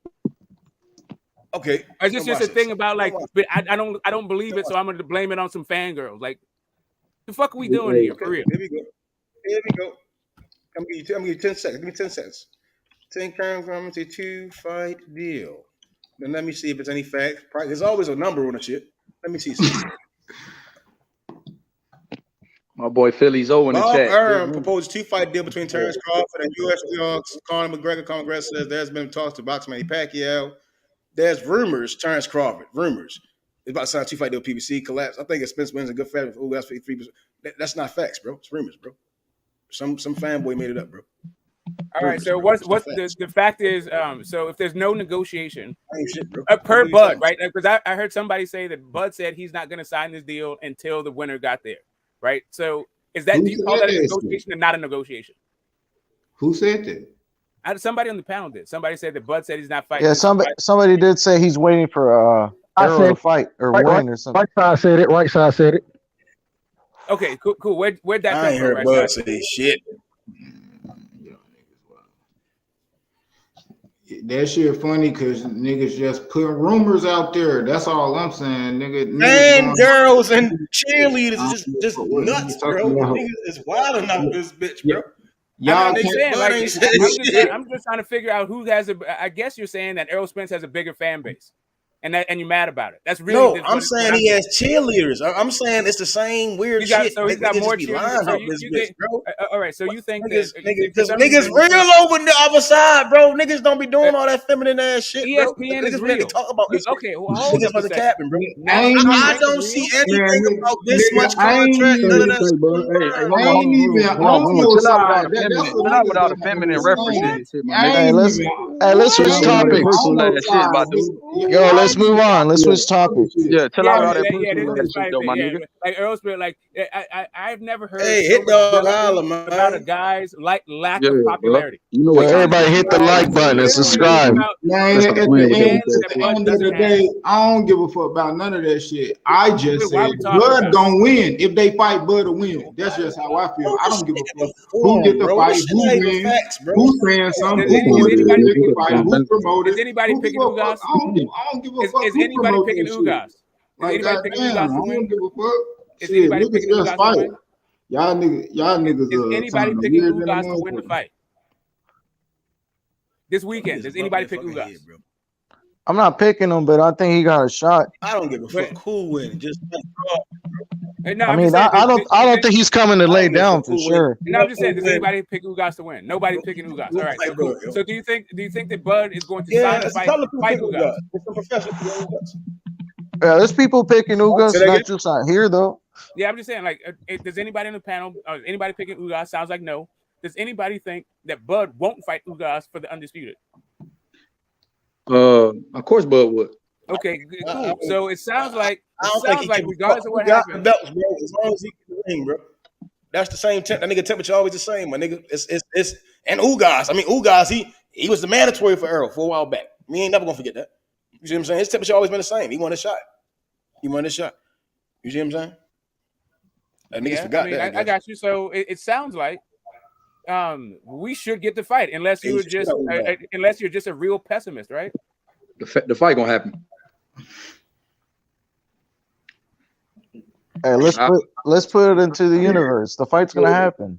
That we can't be. We gotta be optimistic. I'm just being optimistic because the fight's gonna happen. Yeah, it's one of the biggest fights. Why would it not happen? Come on, who the fuck is he gonna move up to 154? Who the fuck is he gonna fight at 154? That's built this much fucking drama. The build-up's already there. Like who? No one. There's nobody at 154.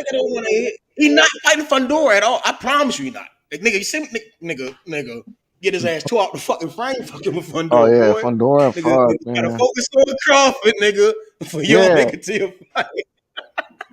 Yeah, better keep that nutrition Niggas gotta stop playing out this on bitch, the bro. Niggas fast. That's all I'm pissed off about. Niggas just be lying. Stop lying. I'm too smart for this shit. Yeah, I don't think he's going to 154. So the shit's at 147. If you want to talk about people lying, right? Bud has never said that Errol is ducking, right? Like Bud is not saying this. Bud, all right. So if you want to talk about people flipping their story, right? So Bud goes, nobody's ducking, and then he says, "I'm looking for you in the sea." Like, do you think he's lying? Like, or is it just the way that you promote a fucking fight? Like, I don't understand how the fighter says nobody's ducking, but all the fans say that there is ducking, right? Hey, how you looking for somebody in the ocean, bro? That's just the fans, you know. How you looking for the big fish in the ocean, but don't show up to the fight? How you looking for the big fish in the ocean, but don't show up for the fight? Exactly. Y'all, you want to talk a good game? I'm cool with that, but how Bud gonna go out there? I'm looking for the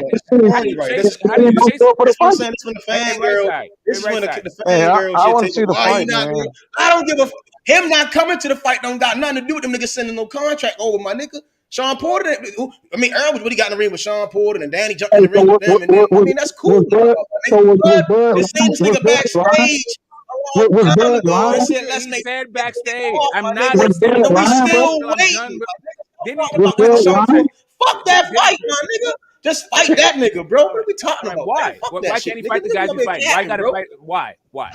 Nigga just talking about him showing up to the fight. I don't give a fuck if he show up or don't. Send that contract, make Undisputed, my nigga. What are we talking about? You talking about everybody lying, so I'm asking you if Bud was lying, bro. Was Bud lying when he?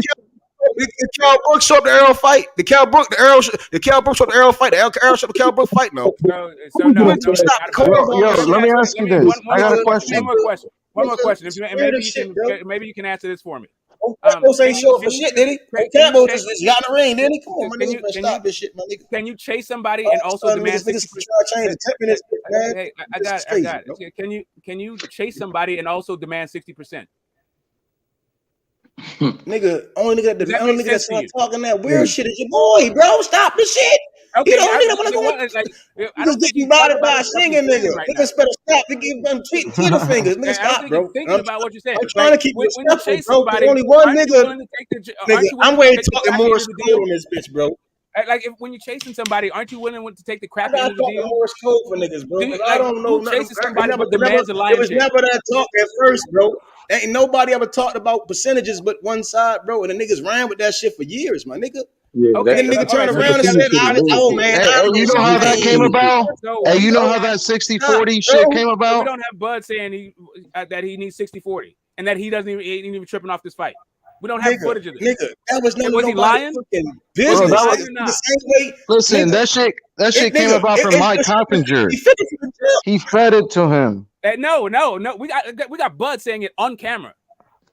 60-40. No, I'm talking about the Errol Spence first. The first time that ever heard it. Both guys said it.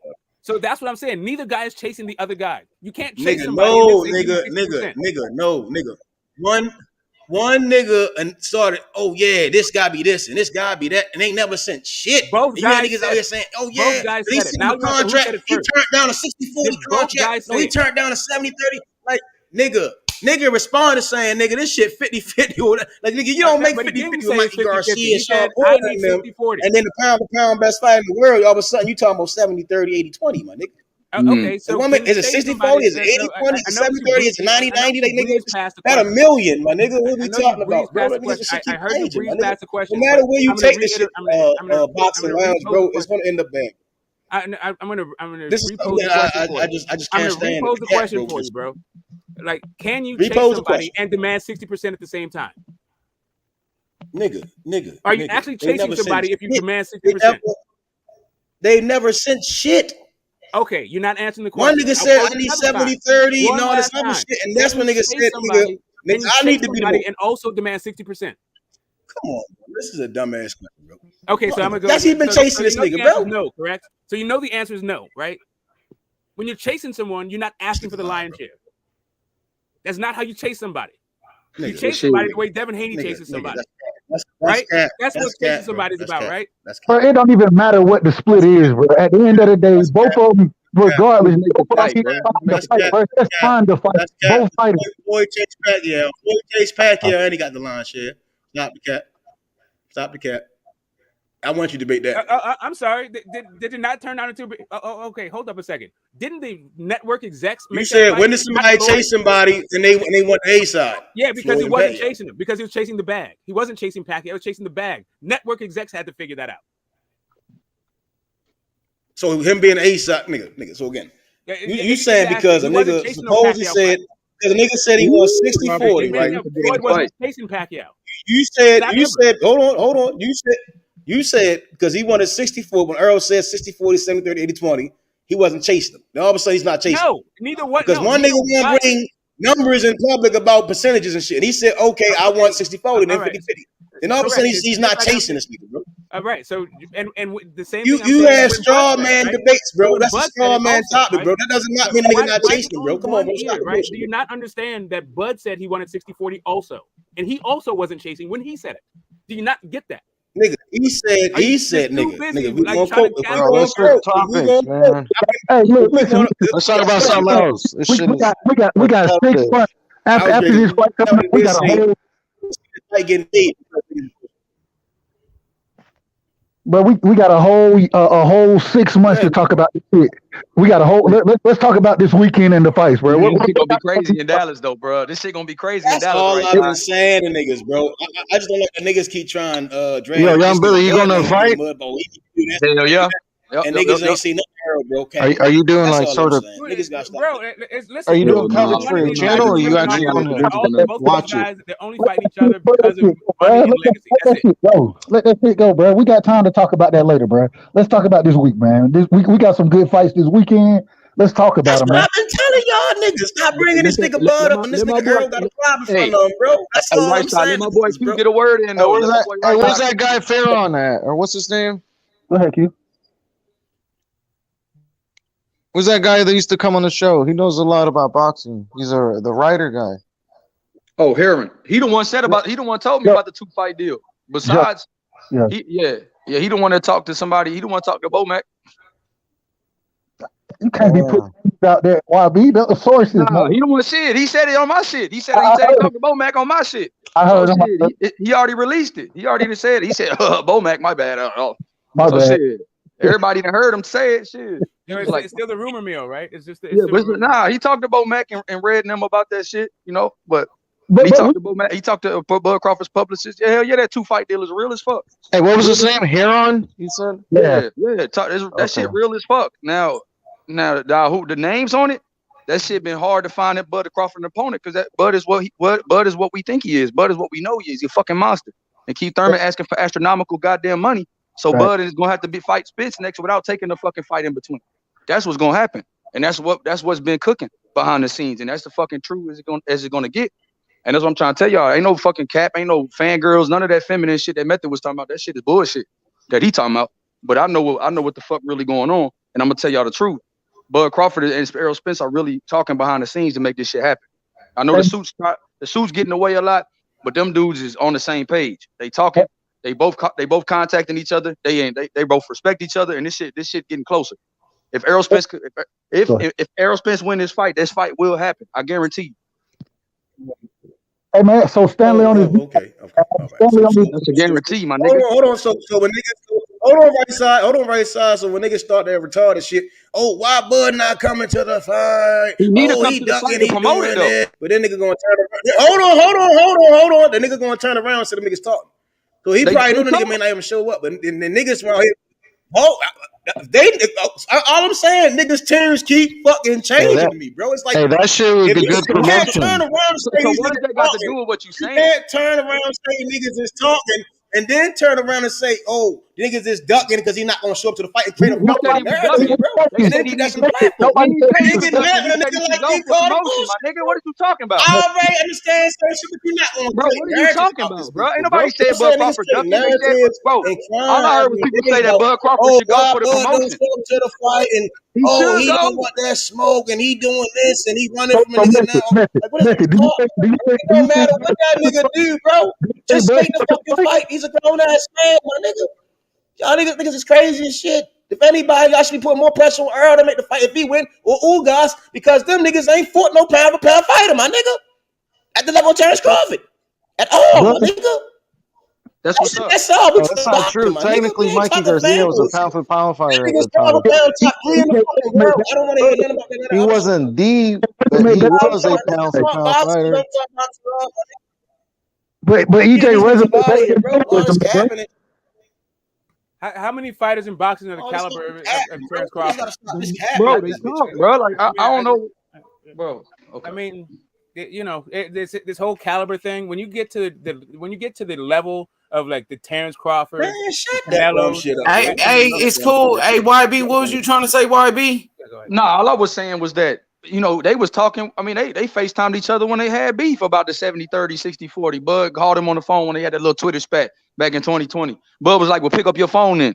And Errol Spence picked up the phone. They was cussing each other out, talking about what they was gonna do and shit like that. But now they got the energy right, bro. They both know what's next for either one of them.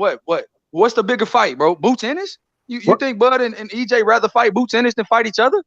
You think EJ rather fight? I heard Terrence Crawford ain't gonna show up to the fight. Nigga, you literally just hopped on a panel saying that shit. What are we talking about, my nigga? Hey, YB, what you think about Terrence Crawford not showing up to this fight? He literally just hopped on the fucking panel doing that shit. What are you talking about, my nigga? Nigga, cause I be trolling your bitch ass, nigga, cause you emotional, nigga. Who the fuck is you talking to? Pussy? Nigga, you better calm down talking to me like that over there, screaming like a little bitch in your basement. I'm done. Go pussy ass nigga. Yeah, pussy ass nigga. You better stop screaming at me, nigga. You got my number, bitch. Pick up the phone in. Pick up the phone in, nigga. Stop screaming in the motherfucking basement, bro. You hit ass nigga. Stop playing at me, bitch ass nigga. Shut the fuck up, bitch. I'll beat your motherfucking ass, nigga. Matthew, you tripping, man. You're talking behind my back like a little bitch. You a bitch, nigga. You a jealous ass hoe. Nigga, I'll slap you, nigga. Shut your bitch ass up. Damn. Do something then, hoe. Nigga got my motherfucking phone number, nigga. Bitch ass nigga screaming in the hallway. Shut your bitch ass up, nigga. YB, chill, bro. Chill, Shut your YB. bitch ass up, nigga. Do something, hoe. Chill, bro. You chill, bro. Nah, nigga, he's a straight bitch. Nigga always emotional about some shit. Calling niggas feminine and shit. Nigga, do something, nigga. I'll slap the fucking ugly ass rat whiskers off your bitch ass face, nigga. Stay in character. 5'5" midget, Buddha looking ass bitch.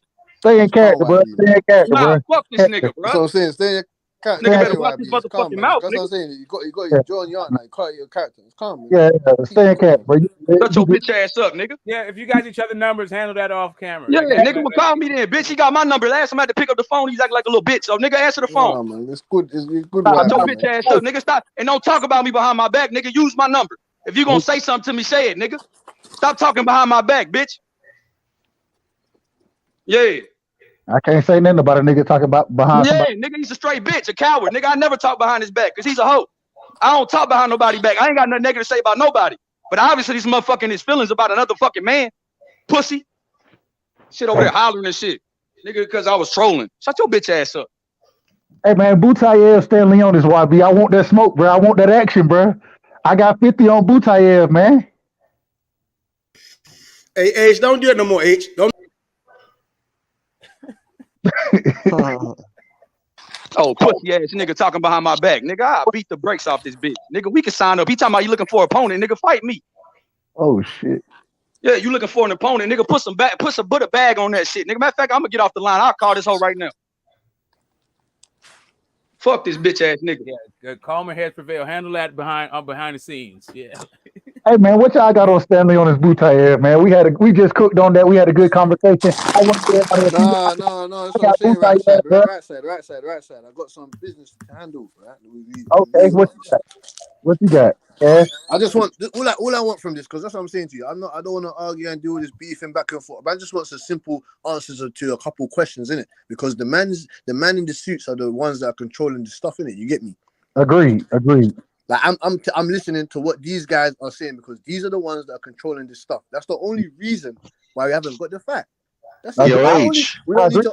We don't need to argue and do everything else. The only reason why this fight has not happened is because of the men in the suits. That's it. Facts. Nothing to do with Errol Spence. Nothing to do with Terrence Crawford. Hey, bro. Hey, Cass. Hey, I've been saying, bro, just like when Rachel came on, right? When Rachel came on the other day, I was talking about the business. That's all I've been saying, bro. I don't understand why people still don't fucking understand, bro. I don't get it. What's so hard to get, bro? What? Hey, it's like.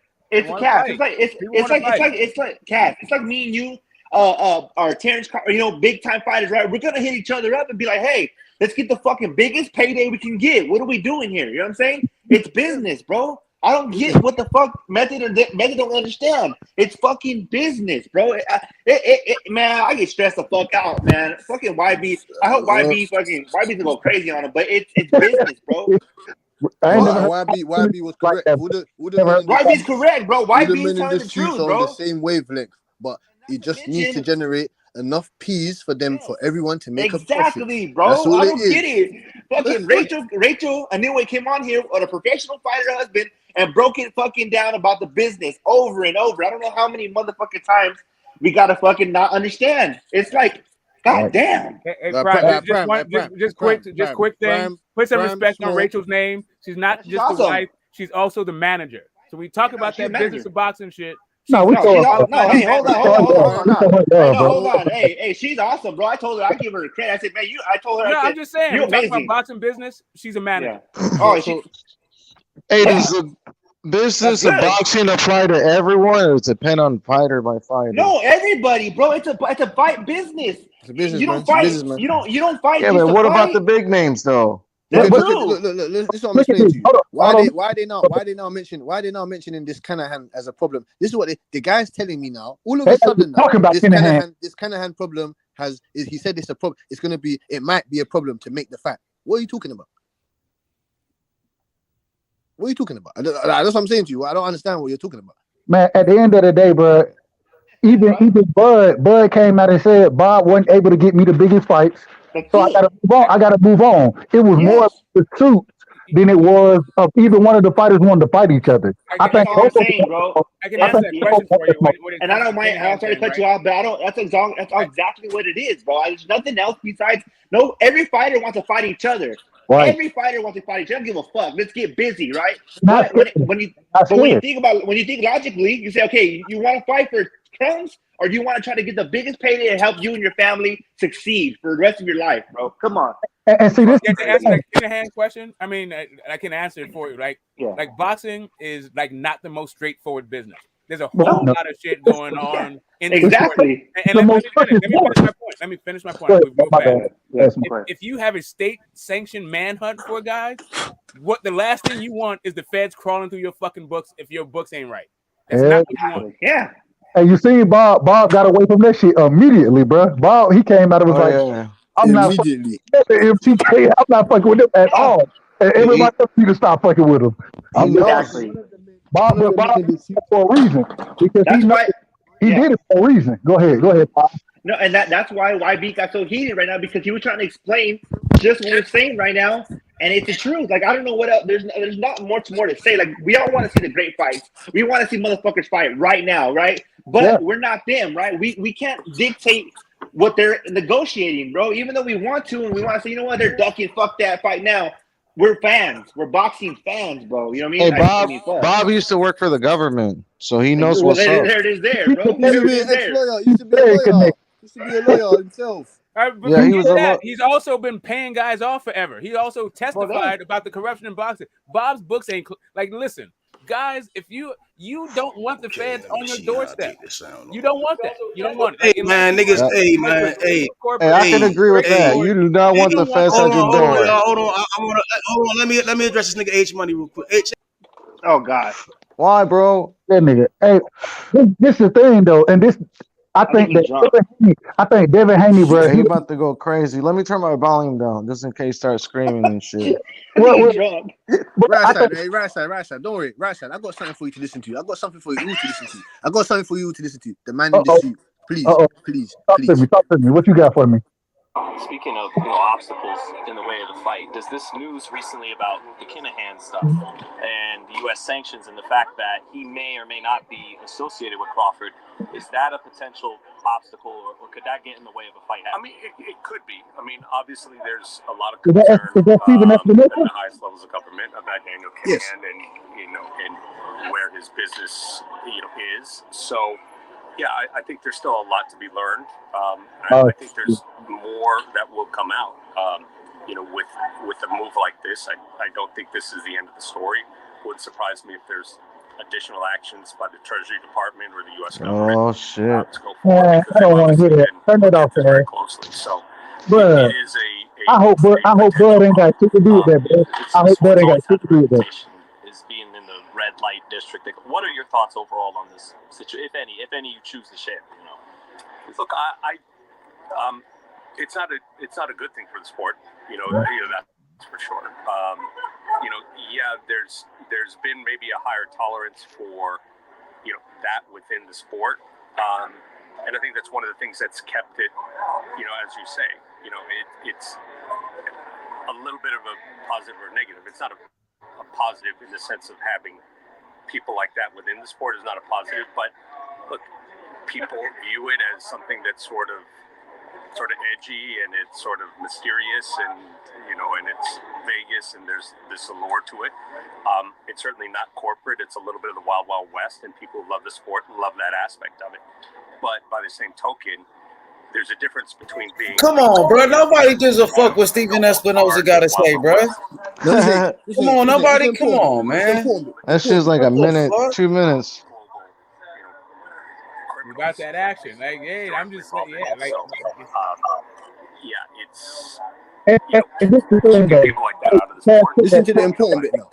Okay, go ahead. Espinoza let you know, but like, this H don't want it on this thing. Let's move it on. Let's not disrespect H on his own platform. Like, he don't want it. Let's move on. Bro, can we?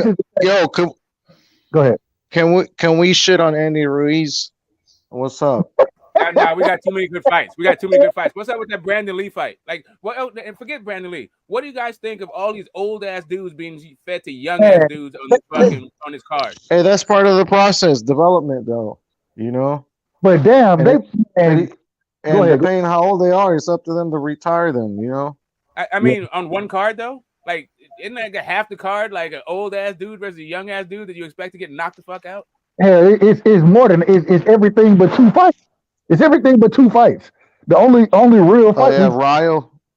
Ryo too. He finna beat the shit out of Vargas. Pitbull Cruz finna beat the shit out of Gamboa. You know what I'm saying? Brandon Lee. What's buddy name? Ochoa. He finna beat the shit out of Ochoa. Ochoa ain't that old, but he finna beat the shit out of him. So you expecting no KOs? Or close to KOs, right? Well, and I say this stoppages, fucking corner towels, all sorts of shit. Man, I think it's gonna be a lot of stoppages. I do give the only person I gave a chance out not to get knocked out was Gamboa. I still think he can. I think he'll get stopped in the later rounds, but I think he has an opportunity to survive just because he was able to almost survive against Tank and then survive against Devin Haney. But the pressure that Pitbull Cruz gonna bring in that fight, bro, is not favorable to what Gamboa likes to do, and I don't see any of these older fighters winning. They don't even got a 20% chance to win the fight the majority of the time, in my opinion, man. The only real fights on those cards I see is Stan Leonis versus Butayev, and then Errol Spence versus Ugas. Those are the only two real game fights. Go ahead, bro.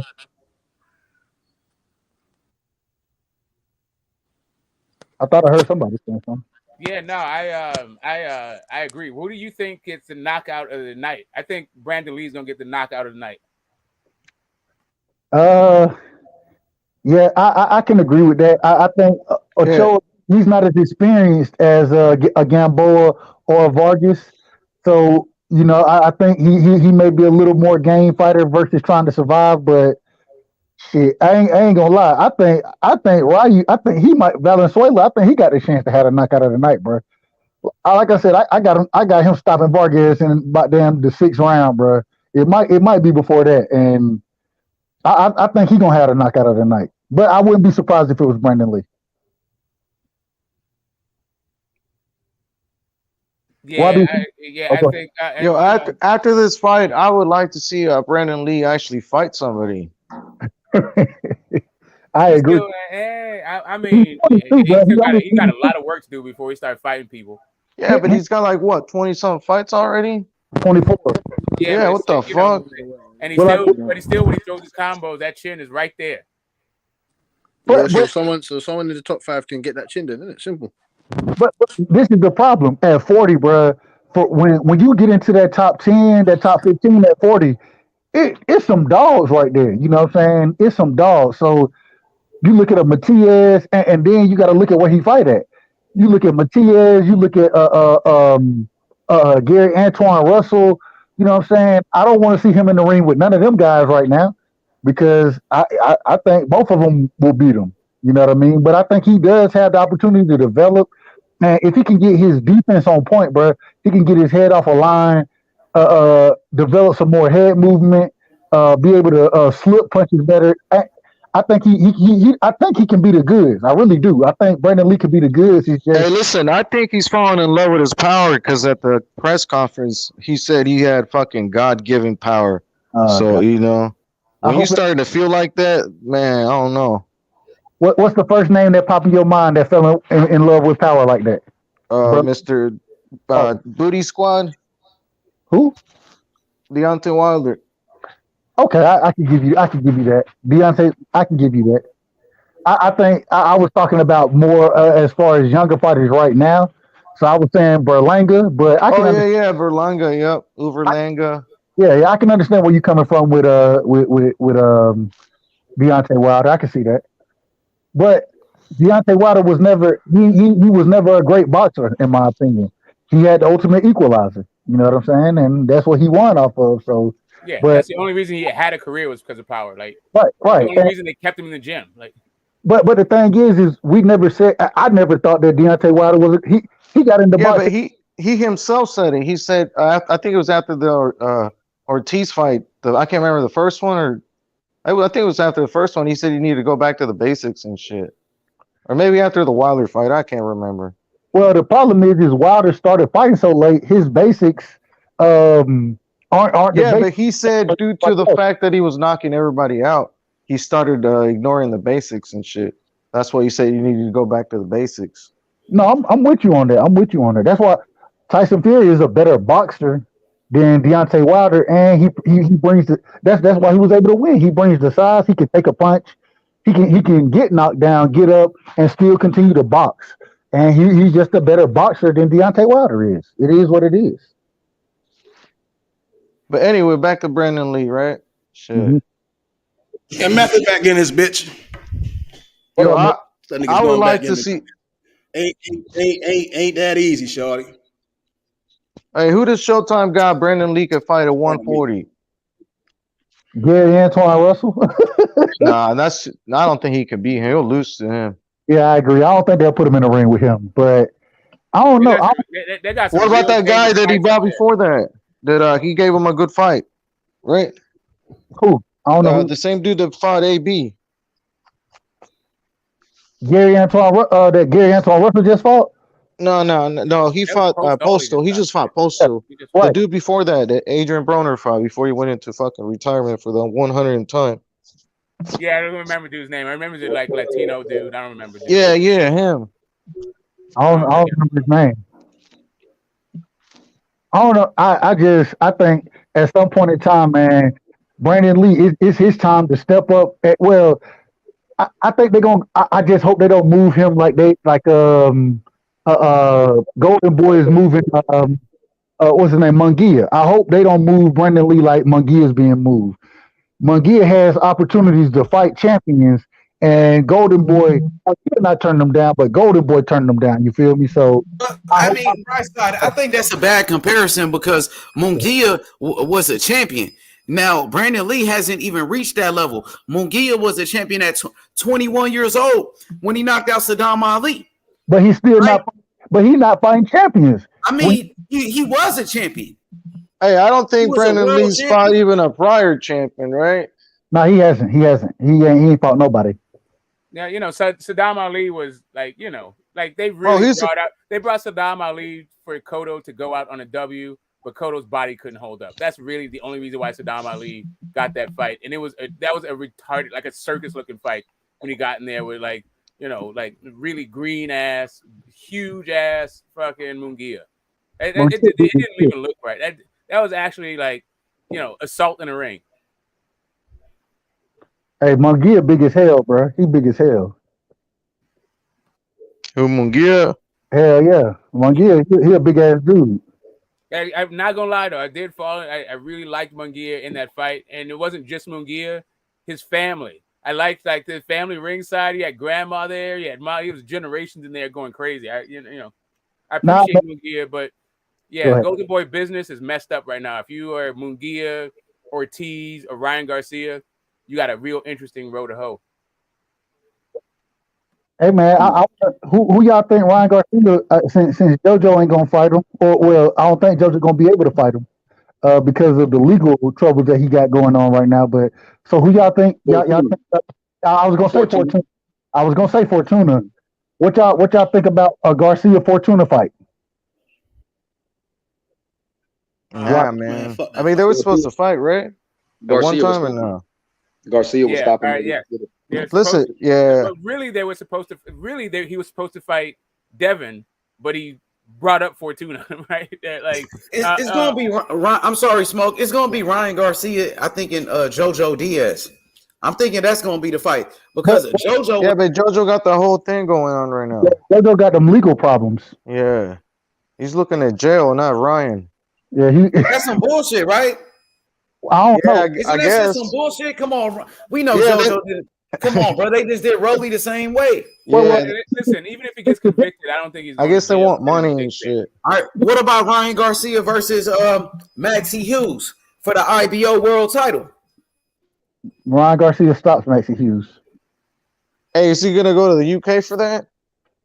I don't think he could make 135 either, though. Ryan Garcia. That's my other problem, bro. And I don't want to see Ryan Garcia at 40, bro. I don't want to see him at 40. Hey, let me say this. The dude claims he's so fucking disciplined, right? Why the fuck was the fight at 139? Or like, what's up with that? If he's so fucking disciplined, why couldn't he make 135? Hey yo, I just heard the replay. Hey yo. Hey, y'all motherfuckers retarded, man. I was on the phone and shit, man. Y'all niggas wildin'. On me. I'm drunk and all types of shit. Don't even worry about it. Don't even bring it up, man. You know what I'm saying? Don't even bring it up. That shit. You know how? You know what I mean? It's all good. I'm a crackhead or something. What you hear? Hey, what did you hear? Why don't you share? Y'all niggas wildin'. Man, that shit just weird. I ain't gonna lie, that shit funny to me. But at the end of the day, man, all it is niggas gonna fight. I don't care. Like if everybody know they gonna fight, what somebody doing ain't gonna fuck up what they going, especially if they talking. If they talking like YB said, okay, and Terrence Crawford don't show up to the fight. Okay, him and Earl, is Earl gonna call him, nigga, you fucking up the promotion? Nah, nigga, if they talking, nigga, the fight gonna happen. Who gives? You know what I mean? That shit. Cool. But I got a question for you. How many people do you think are gonna show up to this Errol Spence Ugas fight at Cowboy Stadium? You said that shit gonna be sold out. That shit gonna be sold out. You said 70,000? You think 70,000 people about to show up? They giving away free tickets, man. Nah, that shit ain't sold out. It ain't sold out right now. So I mean, he probably get like 45,000. That shit's still crazy, like 45, 50,000. Hey, is the whole stadium open, or is it just part of it? Man, they just gave away the rest of the tickets, probably. I don't think the whole stadium was open. But shit, if they do shit, I mean, that's gonna be a lot of people. Right, can we just like kill the whole like narrative about giving away tickets? Every fight's giving away tickets. They all do. 100% of them do. Nigga, it's a big ass stadium. The moral of what I'm saying is that they have to give away more than what they have to sell because it's so damn big. You're talking about they're giving away 30,000 tickets. Let's have 70,000 people show up. They're giving away 30,000. It's probably more than that. I don't. Where? What apparatus are they giving away 40,000 tickets? Tickets already was going for like $30. There should have been no reason. If tickets are going for like $20, then why the fuck are you giving away tickets? Why would they be giving away? That's $30 is like a half a baby and weed. Nigga, if you're giving away $30 worth of tickets. Hey, you saw them giving away tickets. Just a quick question: if you're selling tickets, if you're giving tickets away, why sell anything for $20? If you're giving away 30,000 tickets, why would anybody pay for it? Like, What I'm saying again, listen to what I'm saying carefully, right? The tickets go as low as $25. How in the hell are you giving away tickets? Well, you are the one who said they're giving away tickets. Why are you asking me the question that you are the one who said they're giving away tickets? The question that I'm asking, bro, who cares the tickets? Who gives a fuck? They all give away tickets. Like They're talking about the selling out. That's why I'm talking about that they're giving away tickets. So I mean, yes, so it what should the probably fuck be is 60,000 people like show giving up? away, you mean that they're just cheap? Who gives a fuck about the tickets? I'm just I mean, I'm not saying it's cheap. The statement that I'm saying is, I'm not saying nothing about being cheap. I'm saying they have to You're give away trying to tickets say because it like in a demeaning way, though. Like it's bad. Show up. I wasn't asking how much do you think the event is going to actually make, right? I was The just wondering bad how part many is people that it's show not up. selling out as it should have been. This comes from not fighting, bro. Ugas beating Pacquiao and then going into this fight, and the fight they have to give away, I don't know how many, but the fact that they're giving away tickets when the shit should have been sold out same day. Oh, you just mean cheap tickets. But again, that's a different question than if you ask if the question was how much money do you think what I'm saying, bro, like just hold up a second. You're bro. changing keep what I'm talking over- saying. I got it. I got it. Errol Hey, can't you saw them give tickets away at the media workout, right? But you understand. I got you, bro. Like, listen. I know you cut me off, motherfucker. No, Now I'm you talking. No, I didn't. No, I didn't. You You went on never have to cut niggas off. You cut me off, my nigga. Again, if I asked the question of how much do you think the fight was going to make, then I would understand your answer. But that's not what my question is. My question is, how many people do you think? No, you asked. You said the question was, is the fight going to sell out? That was the question. I said, no, they're giving away tickets. Do you think is going to show all of a sudden, they let everything out, my nigga. How nigga, no, nigga. You said is a fight. None of y'all said is the fight going to sell out. I said they're giving away a lot of fucking tickets. No, that was not the question at all. How many people do you think are going to show up? That was the question. All right, Chris. How many people do you think are I going to show up? think they're gonna get like 50. I think they get like 50,000 people in that bitch. Bro, this guy said he knows they're giving away tickets. Then he said he doesn't know how many. Man, every fight is I wouldn't know that. I'm not in the office. I'm not in the office. So how many they're giving away? I'm saying that, again, it's a big ass stadium. The question was they're going to sell out. Selling something out means everyone buy. Nigga, please, there you go again. Cut me off, my nigga. Cut me off, my nigga. So again, just take the statement that something is selling out. The question was, do y'all think the stadium is going to? Nigga, no, nigga, because you get upset when I cut you off, nigga. Don't cut me off, my nigga. Nigga, stop, bro. That's your problem. That's why you get cooked all the time. Because it's a double standard with you, my nigga. No, it's not. I'm really about me because what you gonna be, my nigga.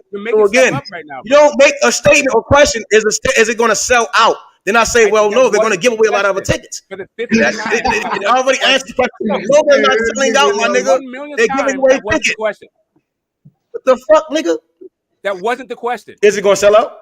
No, that wasn't the question. Nigga, if I go back on this playback to the exact moment, it's gonna say the media workout though. Correct. You'll find out that wasn't the question. That nigga Mark is funny as fuck. That nigga, he said Legend has a smoking meth and never completed a sentence with each other. Hey, this nigga Legend. Hey, Q, read the other Marcus quote that you laughed at. Hold on, let me go back to it. Hey, Marcus said, Marcus said, Q, I agree with you, but fuck that. These clowns was talking about Errol leaving Crawford fight for months. Now Terrence not showing up when they know what time it is. Good response. Yeah, but shit. I mean, but it go to like what you saying. I didn't know these niggas FaceTime. If they in contact and you already know they gonna make the fight, it's just better for I never gave a fuck and never argued about none of that shit y'all want to argue about, bro. I'm talking about I'm talking about who gonna hold up, method. I'm talking about who gonna win the fight. All that other shit, I don't give a fuck, bro. Y'all can argue about that shit. On here 45 minutes. I had to go back. I understand what you're saying. I hear what you. I had to mute everything to go. I had to mute everything to go back. They make sure I did everything correct. Rice said it was gonna be sold out. And that's when I made my statement. So to Boxing Lounge point, I was correct again. Yes. Hey, cool. No, you were not correct because I know the question I asked. Do you need a timestamp for it? And he ain't even say nothing the I know what I entire asked. time, my nigga. I asked. The young Billy answered it. Hey, Young Billy Carmelo, answered it. He had no fucking problem shit, answering it. I said, how many people do you think is going to show up? And he said, probably 50,000. Smoke, when you said that, Smoke, I said it was gonna be sold out. So that's what Method was going off of. I got that. I'm with that. I did. But that wasn't the question, though. Cool, Again, cool. That's what he said. I responded to what he said. I tuned you out a long time ago for Kevin. I know, but that wasn't the question. The entire point is that's not what the question being asked was. Regardless of how anybody answered it, that wasn't the question. Bro, move on. Who Well, how many seats are open? How many seats are there to be filled? But we don't know. Nobody knows. It don't even matter, bro. It doesn't matter. That shit don't matter at all. Let's talk about the fight. I'm just trying to figure out if you think like 70,000 people going to be there. What's the atmosphere going to be like? My question is, who is the biggest gate so far? Who at the biggest gate? Canelo? Bro, it's Texas. I'm sure they're gonna show up for arrow spins. Come on. Does the gate matter? What does the gate matter? Yeah, I'm just talking about, is it going to be a fun fight? We're going to have 70,000 people there looking at a boxing match. Who cares how much they paid for and all that other shit? I think it's going to get ratchet. I think it's going to get ratchet in that motherfucker, boy. Hell yeah, it's going to get ratchet. Nigga, duh, it's Dallas, nigga. Hey, nigga, it's going down, nigga. It's Dallas, nigga. They got nigga. Come on, that shit about to be crazy, yo. On me from the bottom, nigga row all the way to the top, nigga, in the nosebleeds, niggas gonna be watching that big ass screen. Hey man, Q, I fuck with you. I fuck with you a lot. It's gonna get for real. Nigga, you know them hoes gonna be, man. Come on. They finna show up. They gonna show up. That shit gonna be crazy. Billy, you going to the fight? Yeah. That's why I said it's gonna be crazy in Dallas this weekend. It's gonna be crazy. Yeah, man. Damn, I wish I could have came down that bitch. You said you was coming. I thought you was gonna come. Man, it came down. I got a promotion, bro, so I had to take my shit earlier than I wanted to, and that's why you remember I told you I was going to the DR and shit. I had to go ahead and take it because I got a little promotion and shit at the job, and I was like, man, let me get this shit out of the way because I wanted to come to the fight, but the shit just didn't work out how I needed it to. Well, congratulations on the promotion. Hey, appreciate that, bro. Yeah, but shit, work is more important. You know what I'm saying? But I thought you was really gonna come though. For real. Man, I'm still looking for a fight to come. As soon as I can get to Dallas, bro. I need to see Texas Stadium, bro. Not Texas Stadium, excuse me, Jerry World. Yeah. It used to be Texas Stadium. I need to see Jerry World now, bro. I need to see the Star. I need to see all that shit, bro. Because I rock with the Cowboys too. So I definitely got to get to Dallas, bro. Definitely. Dallas the only team I rock with that ain't a Georgia team, bro. Like I rock with all of Georgia and then the Dallas Cowboys because I can't fuck with the Falcons. But I ain't never fuck with the Falcons, so it don't matter. You really so right side. You really was trying to bet on Butaya. No, dead, bro. Listen, and when I listen to Coach Ronnie talk about Stanley Onis, bro, that shit almost because I picked Butaya from the beginning. Listen to Ronnie talk about him, bro. That shit almost flipped my pinky, and then I just went back, bro. Like it's gonna. I think both of them gonna come forward. The problem is Butayev. He the longer fighter. He the stronger fighter in my opinion, and I think he's gonna stop Stanley on this, bro. I think he's gonna stop him. I ain't put 50 on the stoppage, but I put 50 on the dub. You feel me? I always had. How do you see him winning? So what I see happening, Stanley Onis comes forward because he's the smaller fighter in the fight. You know what I'm saying? I think he's gonna get touched coming forward. And if you look at Butayev's jab, it's not really a real educated jab. It's more of a power jab. You know what I'm saying? And so I think he'll be able to catch Stanley Onis coming forward, and I think he'll be able to get off on the inside against Stanley Onis being the heavier hitter. You know what I'm saying? So that's why. Do you have a stoppage or no? Stanley Onis looks strong, don't you think? No, I don't think he. I think he looks strong, but when I look at their resumes, bro, Stanley Onis, yeah, I think Stanley Onis got maybe 13 fights or something, professional at least.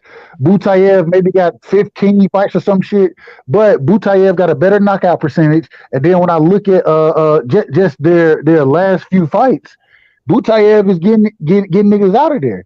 And with the way Stanley on his fight, Butayev is the more he's the better boxer in the fight, in my opinion. I think Stanley on is the way he comes forward. I don't know. I just think Butayev will be able to work the body, and then I think it's going to be a 9th round stoppage, something like that. I'm calling a 9th round stoppage, but I ain't stoppage. All right. So another thing, what do you think about Vesputin? Getting a UD, like drugged up Vesputin, getting that UD off. It's hard to say, bro. The man dropped dirty. He dropped dirty, so I don't. It's hard to really say what happened. And I know he won the fight. It ended up being a no decision, but it's hard to say just because the man dropped dirty. I don't know. It's hard for me to say just because of that. It's an outlier that I can't really quantify. I don't know what he was taking, what the effects of it was. I can't say. So I really can't speak on that point.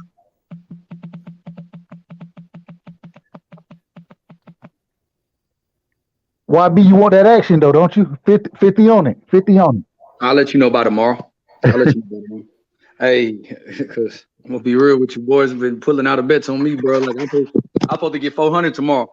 I mean on Saturday with Arrow Spent. My boy BA dropped me all the way down to 150, 100. You know what I'm saying? I'm like, dang. Now YB, I'm good for it now. I'm good. I know you good for it. I know you pay your shit. Hey, since we're talking about bets, there's this guy named Rob87. He made 2 bets with me, and he never fucking paid. So I know you're listening, pussy, and you got a fake account. So pay me my fucking money, bitch. Yeah. Man, fuck that, nigga. I had a bet with my homeboy. We made this shit a long time ago. I bet him that he wasn't going. I bet him 50 that Earl wasn't gonna stop Ugas. And he texted me the screenshot of that shit yesterday. I had to renege on that. I said, hell no, nigga. I had just seen Earl, nigga in that motherfucking ring warming up and shit. I'm like, fuck. Hold on. So you reneged on the bet? Nigga, what? Nigga, did you see Earl? No, hold on, man. Hold on. Nah, hold on. My nigga, did you not see Earl? No, that's why I got Earl. He looked good. Nigga, that looked like 2016 Earl, nigga. Please, nigga, nah, that nigga might stop that nigga. Did you see the press conference today? Nah, I don't think he mentioned it. I ain't watched it. I saw the press conference. Mo, what you got on it? What you got on? I saw it too. So yeah, like I said, Ugas, all that hard luck shit is out the window. That dude is living his best life, and he's happy to be here. Earl looks like a damn hungry dog. He looks straight through that dude like I'm about to fuck you entirely up. Like, I don't think it's going to be a stoppage, but Arrow's is not losing. I don't think Arrow's going to lose this fight. Like I said, there's some intrigue because of the, injuries and all that shit. But nah, I got an 8-4. I got an 8-4 Earl. This is the thing though. I saw that same press conference. Earl seemed he was in a joking mood. He seemed relaxed. The thing that really got me though was Champs. I don't mean to plug nobody else's channel. My bad, H. I ain't trying to plug nobody's channel on nobody's shit. But the interview was done with Derrick James, and Derrick James was like, "Bruh, me training him now versus when I was training him with Garcia, bruh, it is totally different. His body has healed, so I don't have to worry about him being hurt or tired or aching or all of those other things when he was coming off that car accident. Now his body has healed and he's in really good shape, and now I can really push him." That's what Derrick James was saying. And yeah, but that's the wrong camp to reference. The camp that's the problem is the Pacquiao camp. Speak to me about that. That's the one he got injured in. Like, was he training the same way that he was training in the Pacquiao camp, right? He didn't get injured in the Garcia camp. No. Oh, but and he didn't speak on the Pacquiao camp. He didn't speak on that. He only spoke on what it was from the car accident versus what it's like training him now. So I can't speak on what went on in the Pacquiao fight. I'm only going off of what Derrick James was saying. You know what I'm saying? That's all I'm going off of.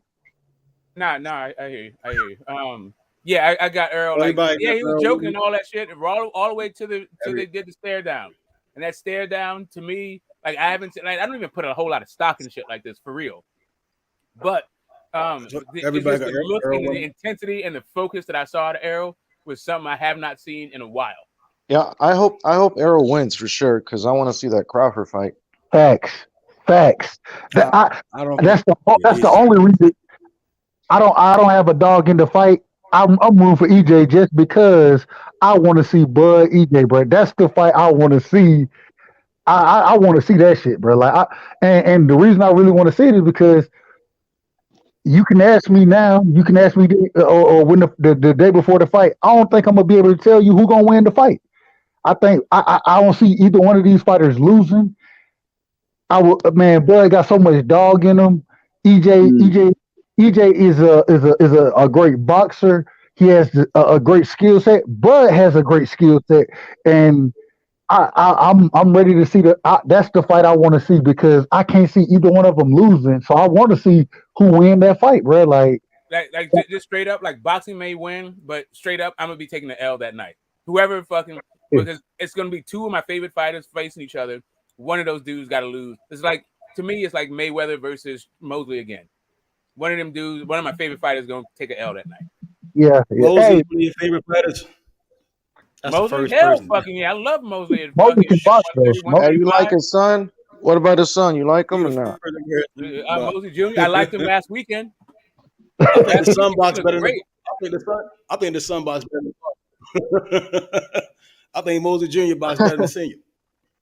You think Mosley is better than okay? You tripping, bro? He's not. Like here's the thing. The thing about Mosley Jr. is that he was wiping dudes out at 130, 135, but he was just in it for the money. So he turned into a different fight. He went up to 147 for the cash because he wasn't getting the money that he wanted, and he turned into a different fighter once he got paid. Right. But he's still one of my favorite guys. What would you say his best win is? Oscar De La Hoya. Okay. Yeah. Yeah, I agree. You think Oscar won that second fight? Say it again. What'd you say? Do you think Oscar De La Hoya won the second fight? Yep. No, I don't. I just watched him recently. I actually thought Oscar won the first one until I watched it recently, but nah. Here's the thing. Like, I thought Oscar got some decisions, right? So when Mosley beat him, I was like, that's what you get. But that was in real time. But like last year, I watched both fights again, and Mosley just beat him. That's it. Nah. I had to fight a draw. I thought the first fight was a draw. I thought Mosley won the second fight though.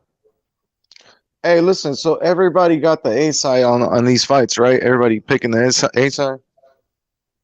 Butaya said he owned his fight.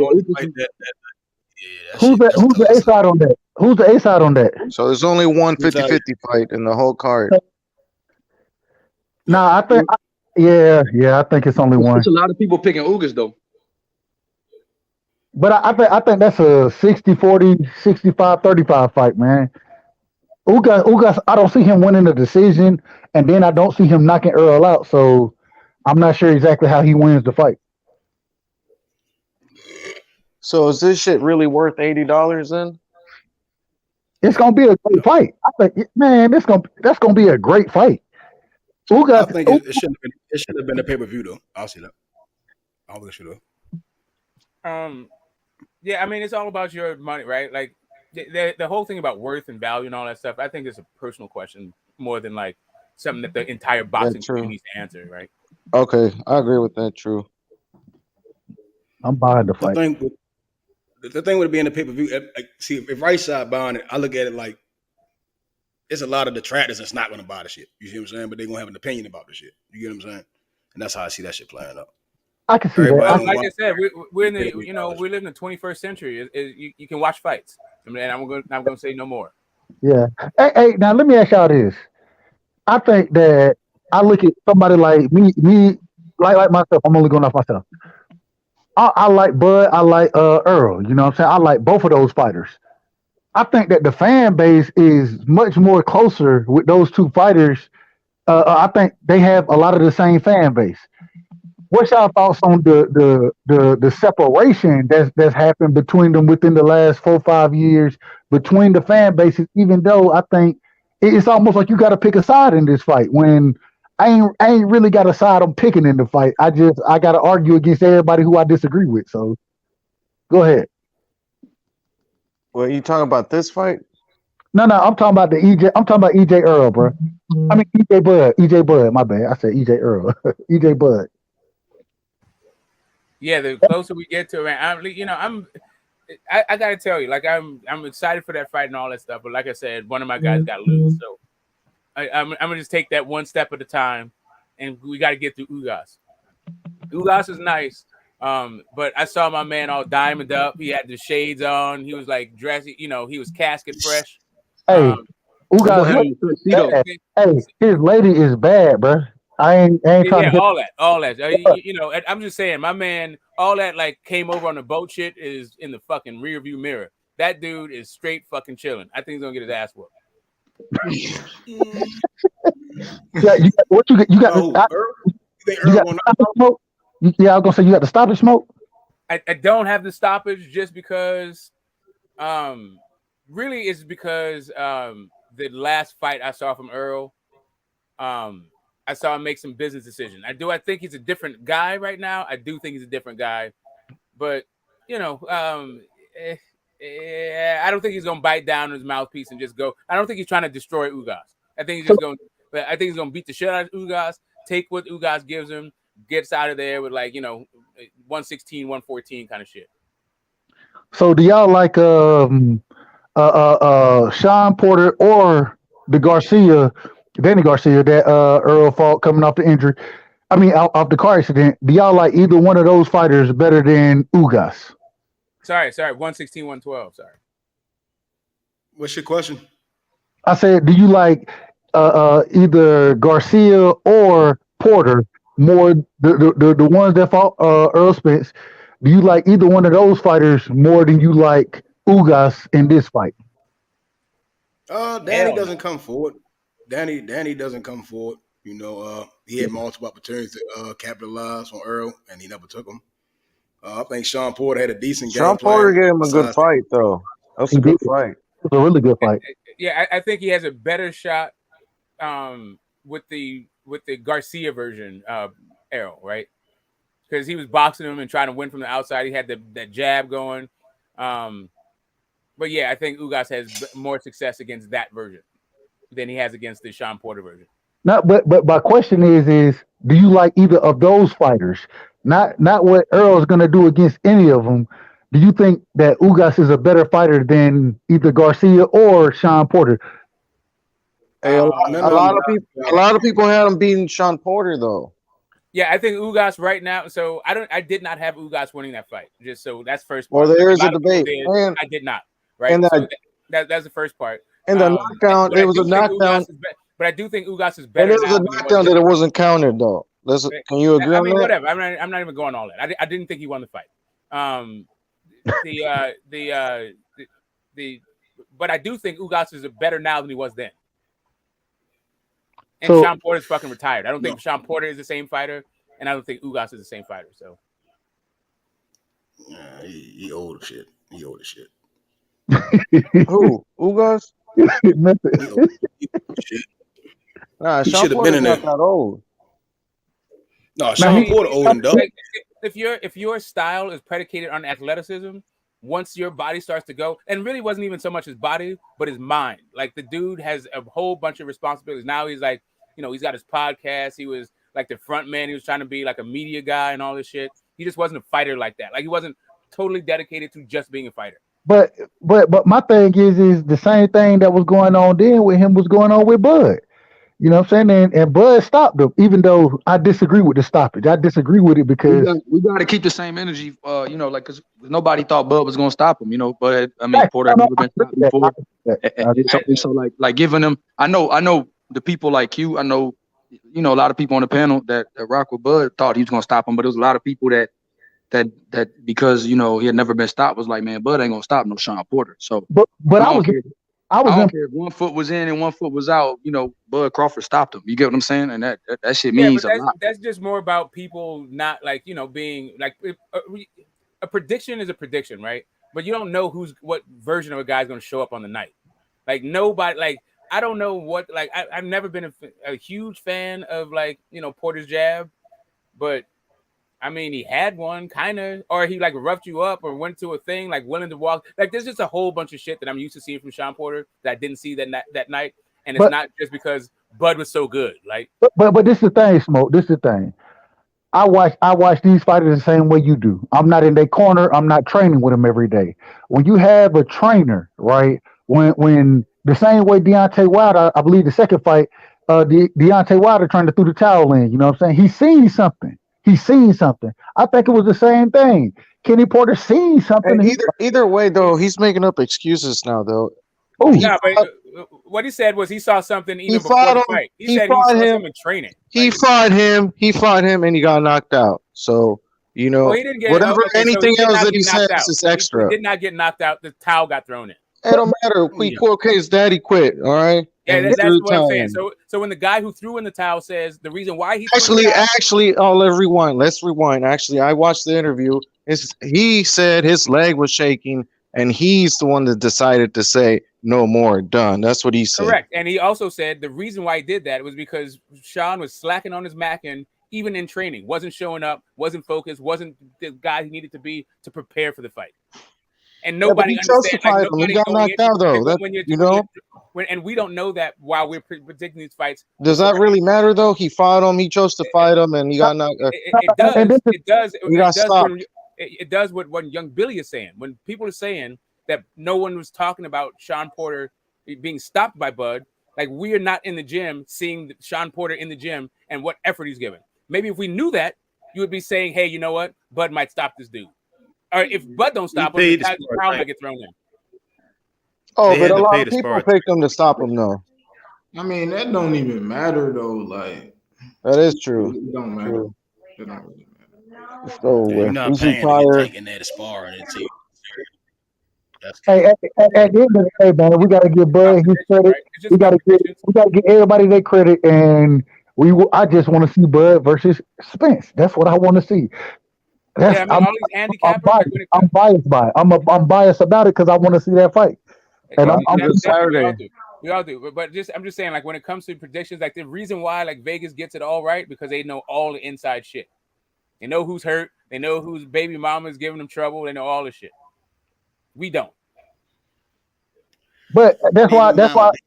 But because we don't know that's why we can't. Anytime the towel is thrown in by the corner, it shows that the corner sees something, regardless of what they see. Hey, what's the betting odds for Ugas and Spence? That shit ain't favorable. Well, Ugas got. I think it spends by decision basically. Ugas like a +4, like 4. Is it 4 now? I thought it was 400, like a +420, some shit like that. I thought it was 2. Okay, I thought it was shit. Yeah, shit. Yeah, that's a shit. big boy. Yeah, you gonna get some bread. You bet on Ugas.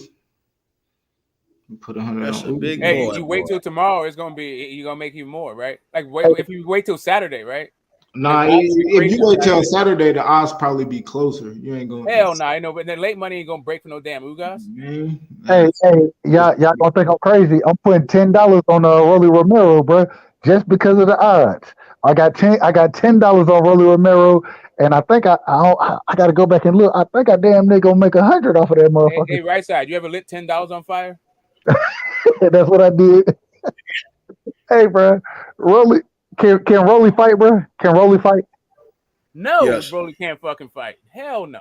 Rolly can fight. He can't box. Hey, no offense to Rolly. He's a better fighter than he is. No offense to Rolly, but he got that retard strength, and that's about it. He's strong, correct. He's a strong. Yeah, that's it.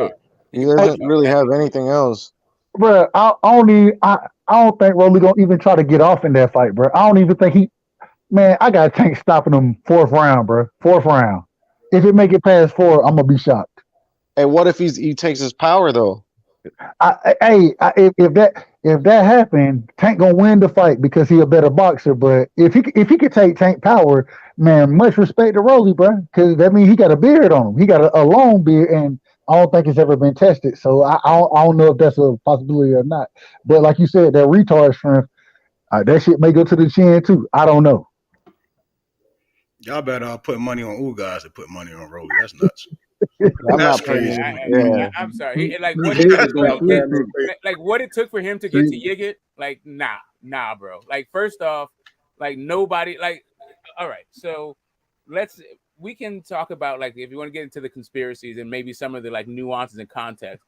It looks like there's some bad blood between Tank and his promoter, right? So they could put a banana peel in there with the ref and let Rolly do to Tank what he did to that Yigit boy, like put him in half Nelsons and slam him on the ground, Hell frame no. up and hit him with elbows and all that other fucking weird ass shit he was doing in that fight that the That ref shit didn't turned do like shit Fred about. Buter. Bro, Floyd want to re-sign Tank, bro. They not finna let nothing happen to Tank. Yeah, that's what I'm saying. I don't think they're gonna have. I don't think they're gonna let all that shit going on. Firstly, and secondly, I don't think Tank is gonna react to the same way that Yidra did. Like I think Tank, Tank will. I think he'll go in another gear if that happens. Tank He gonna really beat. don't got the feet. Just straight up, he don't have the feet. He ain't got the feet. He ain't got the head movement. He ain't got a damn jab.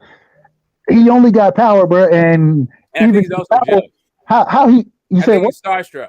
Really, I think Rolly's starstruck. Oh, I think Rolly wishes he was fucking Tank. man, I don't know nothing about that. All I'm saying is as far as the skills go, Tank could have bought circles around him. And my thing was, I thought Rolly was a little bigger than what he is. Rolly really ain't that damn big, bro. Like when he was standing right there with Tank, Tank right there in his motherfucking bro. So At the face-off, right? They look the same size. yeah, man, Tank neck was bigger. Tank looked more full than Rolly did, and he looked close to the same height, bro. Like I don't know what advantage Rolly got in the fight, bro. That's why he don't have no advantage in the fight.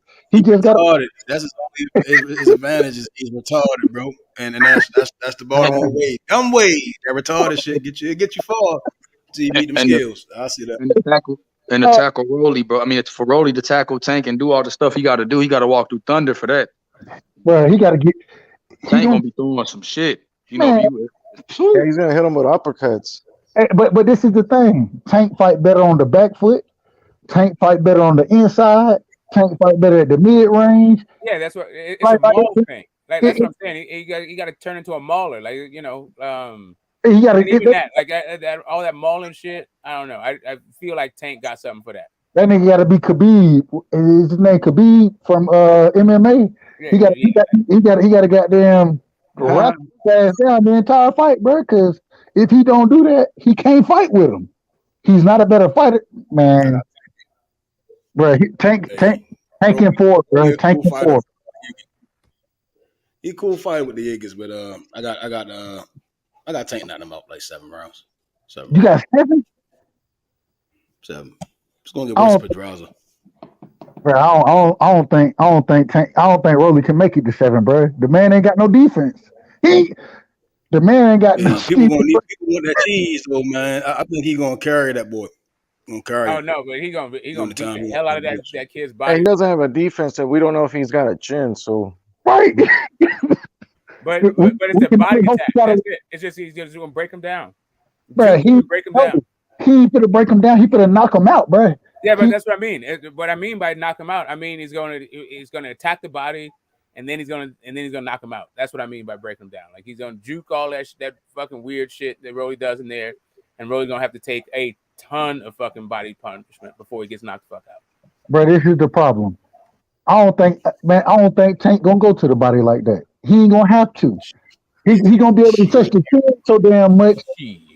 Man, listen, Rolly.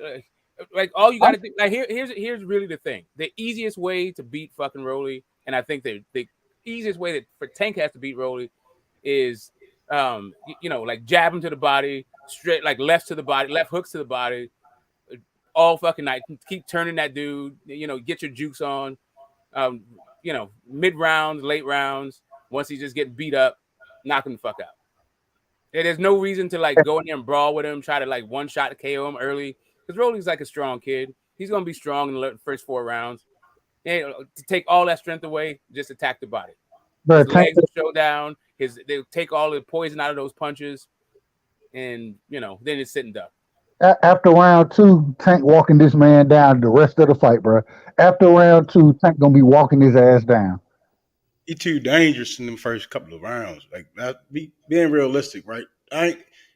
skills. Like again, skills is true, and it's to what's that nigga name? Booker T's to Booker T point, right? Is that power is real? You get what I'm saying? You ain't just great walk in that bitch and take them type chances. It's still a fight. You get what I'm saying? And that's what he gonna go in that bitch for. All them cameras coming out, the stars gonna be up. Rolly really gonna go in that bitch to win. I'll put that out there. But them first 2 rounds, like the first 2-3 rounds, it's not really a fight after the 4th round. That's what I'm saying. I mean, Tank can hit him with some hot shit, opening belt, boom, like Tyson style, send that nigga to hell. You get what I'm saying? But I see Rolly being a little bit more game with it, but niggas saying he is. You get what I'm saying? He does take a lot of punches from certain guys. You get what I'm saying? I back and watch him. Some guys have hit him clean. My bad. Some guys have hit him clean. So you saying he's tougher than what most people expect him to be? Well, it's just smart, right? Like you don't go in there with a strong ass kid trying to knock him out for what? Like if you Tank, like what? Like there's no reason. Like what does Tank get for like knocking this dude out in 2 rounds? Like why even go there trying to do that shit? Like maybe, but I don't even think Tank thinks like that. He just hits dudes, and if they can take it, they can take it. But the thing that Tank is like, I don't think Tank is a headhunter like that. I think he loves fucking. I think he loves whacking dudes to the body. But this the whole thing. When we say Rolly got powers, right? We all say he got retarded strength. We'll say that. Who the fuck think about who he done knocked out, bro? The man went Marina beat his. I think Marina won the damn fight against Rolly. Yeah, but Marina is bigger than Marina is bigger than he taller than Tank. You get what I'm saying? That shit. Yeah, Yiggy was taking those coconuts. I mean, he was getting hit, and all the sweat and shit was flying off his head. And he kept getting. I mean, he kept dropping, but he kept getting up too. Like I'm just saying, like why go through all that shit if you don't have to? I don't think Tank is like trying to be a blood and guts guy like that. Tank ain't gonna have to go through that, man. He gonna see the punches coming. He gonna slip the punches. He gonna catch the punches, and he gonna fire back. And then that's all too much. All that shit's too much. If you slipping punches and catching, that's still way too much fucking punishment for a guy that's as limited as Rolly. Like, why even have that kind of fight? Yeah, right. And it's a trap. Rolly throws shit like it's a trap. You get what I'm saying? He gonna throw that ugly ass jab just to try to load that right hand up. You get what I'm saying? That's the way that nigga fight. You get what I'm saying? He gonna fake that jab, try to throw that right hand, or try to throw that hook in there, and he don't really take big steps. He walk. The way he move is stupid, but it's his method of doing shit. You get what I'm saying? And you don't play with no retarded motherfucker like that in the ring. You try and slip some shit, and he catch you. You gonna be mad as shit, or you gonna be waking up later on. You get what I'm saying? And it's a stupid game to play with that type of guy. You sit there, you get your shit off. And you're gonna see the opening, but you don't try to force shit. You don't force nothing on no nigga like that. He retarded. Extremely retarded. No, I agree with that. I agree 100% with that. I agree 100%. He retarded. Man, why we call this man? That's why I always say Kambosos would get knocked out because he take a lot of risks. You see what I'm saying? He took risks with Lee Selby. He took risks with Tio, and we see Tio was able to catch him. You see what I'm saying? That's why we say I can see Rolly catching him. You get what I'm saying? Kambosos got to take risks because he ain't that great of a boxer. You know what I'm saying? He got to take risks to be effective in the fight. Yeah, and that's why I always say with Rolly, it's like he's shit. I'm gonna get off because we need somebody to get on. All right, H, I'll talk to you later, brother. Hey, salute, brother. Salute. I'll talk to you guys later. Miss the channel, H. Have a good one. Hey, H, if you need to kick me off. No, we good. We good. You good, bro. Shout out to Ignorant Boxing. Rachel, my bad. I didn't see you backstage. Rachel, I'm sorry. Come back. Yeah, I'm gonna drop the link. Kick me off if Rachel jump on, bro. No, you good. You don't need to go nowhere, bro. You good. Okay, my bad. Cash, man, what's up, bro? What you got on it? Kingpin Cash. UK's finest. You know what, YB? You know what, bro? He ain't in the building, bro. He ain't in the building. You know what? Kingpin Stanionis. That's what he be on. Kingpin Stanionis, YB. Stop, bro. He getting stopped. I don't think so, bro. But I ain't gonna put nothing on it because I know that's what you do, bro. You try to lure people in, bro. But I'm only trying to bet the fight, bro. I bet the fight. Bro, you trying to look. You be trying to lure people in, and this is what happened. You seen my pick in the chat, bro, and then like jotted it down in your mind. Like I'm gonna talk about that shit. I know. When I did see it, hold on, real quick. I did see it when you picked Stanley on this. I saw it and I was like, bruh, only reason I was leaning towards Stanley on this was because of Coach Ronnie, bro. Like, just listen to the way he talk about him. You know, that shit is convincing. But then I'm looking, I'm like, man, Butayev, this man is stronger. He more skillful. Man, he could have stopped Stanley on this, bro. It's gonna happen. Stanley gets hurt all the time, right? Rachel sitting in front of all them belts. Rachel's on the channel. All them belts. What's up, champ? Yeah, all them goddamn belts. That's my only one, but yeah. But y'all loaded over there. Y'all loaded. I see that Ring Magazine belt. That's the one that stand out to me. They loaded. Yeah, that ring. I ain't mad at y'all. Salute for that. Gotta add more to the collection. It's funny though, like when you get more of these, like they all look alike. You know what I mean? Like they're the same belt over and over again. So we have a bunch of these, and you really can't tell the difference unless it's one of those belts that will customize them and put your name on them at the end. So right. Yeah. Hey Rachel, what's the most prestigious sanctioning body in y'all opinion? If you can answer that. It's not even a sanctioning body. The ring. No, remember I told you because of the humanitarian effort that WBC does outside of the ring. For me, that's something. I do like the WBA as well. And I do appreciate that they're trying to consolidate the belts. I know it's taking a lot more for the fans and people don't, they want things done really, really quickly. But because of the fact that we have to give respect to the people who have gotten those collector belts and so give them the opportunity to actually fight for the real belt, right? It's not fair that they were put into a situation that they got belts that really are trinkets more than they are the world championship belt. So, I do appreciate them doing that as well. I know that, what I loved seeing, regardless of which belt is which, is seeing the four major ones having that meeting in Puerto Rico on how to properly unify the belts, especially when each champion has their own mandatories and is stopping, the unification. So, I think as fans, I think we try to ask for things that we feel like should be immediate, but we don't take into account the amount of pride that it goes into the other champions or the ones that have the smaller belts, I guess I should say, or the lower ranking within the organization belts, that they fought for those. They're proud of those. And if they're going to get it taken away from them, they should at least have the opportunity to fight for it, for the actual belt. I like what you call them other belts, trinkets. I mean, I think it's, it's like, oh, I have the what is it, some regional belt, and then there's the interim, and, all that stuff. It gets confusing, and then you have, franchise, and it gets confusing. Like I, explained before to a casual fan, how do you explain, like, who really is the champion? Because you have 2 people, 3 people, 4 people within a division that is saying that they are the champion. You would have to explain, especially to the casual fan that's following UFC, right? There's only one belt in the UFC. And then you have to go and tell them and explain to them, hey, well, so in boxing, we have 4 major ones, and then we also have a plethora of other ones that are, these different belts. And in those organizations, there's also regionals and, all these other things. And it really is, it's not a fan-friendly thing to step into if you don't know what is going on. Bless you. Sorry, my little's still up. I see you got every belt back there. The Ring Magazine, IBF, Hey, the ring is the kingpin, H. That's the kingpin. What's your favorite belt, H? I like that Ring Magazine, the lineal title. I like the WBC too, though. Look at that green belt. That green belt. WBA Super right there too. Diamond. Look at her. The diamond one was really good. See, this is like what I'm saying. Like, this one's personalized, right? So you have who he fought, and they have those pictures. I don't know where they got that picture. I think he was 12.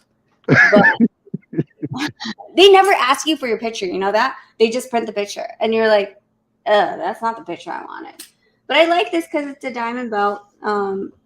Worth a lot on this. But I mean, at the same time, you know, every single fight is worth a lot in experience. So, yeah. I Man, think that's IBO here somewhere too. So, Um, man, a is the real. IBO a trinket? Do you consider the IBO a trinket? Not at all. Sorry. Go ahead, Rachel. No, I think it's up there. I just don't think it's within the rankings of, you know, like the WBC. I think that they can do a lot more to push their notoriety and get the value of the belt higher. I just don't think that it is there yet.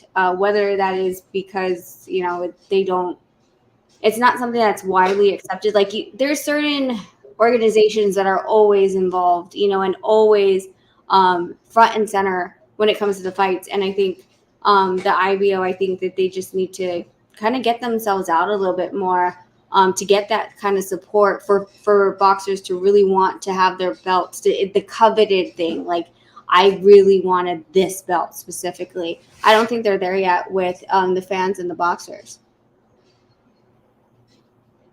Well, you know, I think the IBF belt, man, I respect them because I think they're a little tougher on their rules. They enforce their mandatories a little more.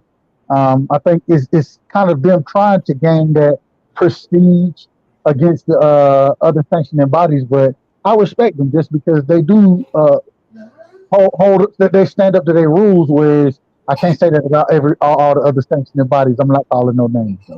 So correct me if I'm wrong, because it's been a long damn week. These kids need to go back to school because having them in the house is exhausting. IBF is the one that has a 10-pound rehydration clause. Correct. Okay. Now correct me if I'm wrong. That's within all weight categories. 10 With pounds. with the IBF, yes, yes. Don't you think that's a little bit BS? I do. I don't like.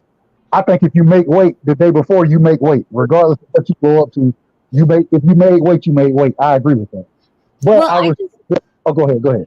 For me, like that's not such an issue. If that's going to be like your rule of fair play, then great. Like, go ahead and put that in. But I do feel like within these weight divisions, a 10-pound rehydration clause is different. A 10-pound rehydration clause for a cruiserweight is different from a 10-pound rehydration clause for a flyweight. It's totally different. It's easier for a cruiserweight to gain 10 pounds literally in 30 minutes of drinking. You know, so I just think it should be a percentage, then it should be like a set pound. So you think according or the flaw is in the system as far as the IBF goes is that they're judging weight classes where you may be 10 or 7 pounds from the next weight class versus being 3 pounds from the next weight class. They're not looking at those percentages and bringing that into effect. They're kind of with that overall standard rule. It kind of makes it unfair for the lower weight classes. Yeah. Well, actually, it's actually unfair to the higher weight classes because in the higher weight classes, you know, 10 pounds is easy for them. For the lower weight classes, it's harder to lose 10 pounds, right? Or to gain 10 pounds. So usually you don't hear it being such an issue in the lower weights. I'm saying that if it hasn't changed as far as the last time that I checked, it was always, it's not a percentage of the weight, which I feel I get what Rachel's saying, because if you're 115, you know, you gaining 10 pounds overnight is a lot harder to do than the guy that's cutting, you know, that's a light heavyweight rehydrating 10 pounds. Yeah. So I think it should be based on percentage. So if you're going to say, let's just say 10%, right, then it's a 10%. But to say a 10 pounds is the same from a flyweight to a heavyweight, it's not. So I just think that that's a little bit of the inconsistency. But if their rule of thumb is, you know, they want to make sure that boxers are staying within rehydration, like what should be healthy for rehydration, in addition to kind of following like almost the amateur style competition where they used to have to weigh in every morning before they fought to ensure that there isn't a weight bully. I understand that completely. Like I said, mine is just I don't understand a 10-pound rule across all boards when all the weights are completely different. And I agree. I think if you're gonna hold the fighters to that standard, then just have day of weigh-ins. You weigh in the day of, and so I agree with it. It's just I think because of kind of how the way the sport of boxing is going, the majority of fighters that are fighting at their weight class, they're walking around much heavier than their weight class, but it's more about the money. You know what I'm saying? And I'm not going to jump into the politics. So we'll go to the next subject. Rachel, how does it feel going into this rematch with Inoue? I mean, it's really exciting. You guys know that I've been having to pull the reins on him a little bit because he's been wanting to spar more rounds. Like I said, I found out he had pulled somebody else for tomorrow's sparring, and I canceled it because he doesn't need 2 4-rounders. Okay, so basically he's doing 6 tomorrow instead of 8. Okay. Yeah. I asked him that in the chat too. Yeah, pull that out real quick. I rescheduled that sparring partner for next Friday, and that's if I feel like it. Like, you guys have to remember, we're still, what are we, 9, 10, and 9, 8 weeks out now? 9. I have to pull out my calendar, but we're way early. No, we're about 7 weeks now. About 7, 6. There's no way it's gonna be 7 weeks. 7 weeks. Are we? Look, this weekend's the 16th, and y'all fight on June 7th. Okay, we're still early though, because about 7 weeks. You're not supposed to do. I mean, okay, so usually in the beginning of camp, 8 weeks is the 4-rounder, and sometimes even the 7th week is the 4-rounder. Depends on his conditioning. So 4, 4, 6, 6, 8, 8, possibly another 8, 10, 12, 10, 8, 6. So just based on that kind of like rhythm of him peaking, like I said, usually 8-7 weeks is only a 4-rounder. He's huffing and puffing, not because he's out of shape, but he's out of boxing shape. Getting used to having his body like train again for, stamina for a fight. So, but he's been, we haven't taken a break for so long. And I say not a break. He hasn't sparred, but we've always been in the gym. He feels really, really good, to the point where I have to stop him from sparring to his own detriment. Because you don't want him peaking too soon. Now, why is that though? Like how can you tell when a fighter's going to peak too soon? And how do you know when to pull the reins back on that peaking? You start watching. So again, it's based on his watch. Okay. If you start seeing, you can see like in the rounds, like where they're starting to turn around and decline, and you will see within that round that's coming up next, or the next round, all of a sudden the amount of the punch count, in addition to the game plan, pretty much goes out the damn window. They're in survival mode. So what you want to do is you want to get that peak up to the 12th round, 5.0 in the 12th round, not 5.0 in the 8th or 9th round, and he still has to go 4 more. So it's really about that. And then once you hit that once, possibly twice, then you bring it back down again, just to preserve, knowing that you can hit it. I feel like sometimes it also is a psychological thing, knowing that you could go 12 rounds. But preserving, knowing that you can, and then maintaining until the fight. So usually we do 12 rounds, not the week before the fight, but the week before that. That Friday we hit 12. Usually then it's 10-8. Then the fight week, the next week. Awesome. I can't wait. Well, you're coming out, right? I swear. Yeah. I swear I'm gonna come out. But see, that's the thing. Y'all might go to Japan early, because you know, the time change. Y'all might not be able to go to the Philippines and train like y'all did before. I really don't think that we're gonna go. It's too risky. I mean, like, you know, the fact Because of the that COVID stuff, you know, Japan is really tight on that. If you go to the Philippines, it might be detrimental.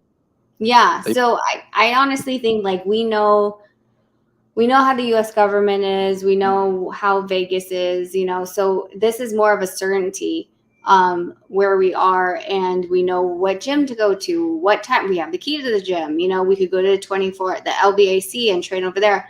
There's more certainty and control here than there is in the Philippines for us.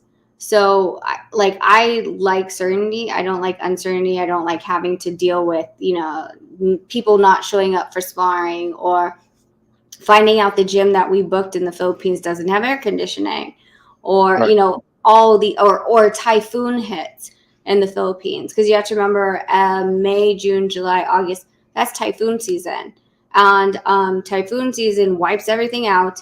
Lots and lots of stupid rain. And then there's also the problem of after a typhoon, there's a lot of mosquitoes. Nonito was actually hospitalized with dengue, which is like the Asian West Nile. Oh God, what year was that? 2010, maybe. And his blood platelet level had gone so low that he had to go to the hospital, and was in the hospital for about a week.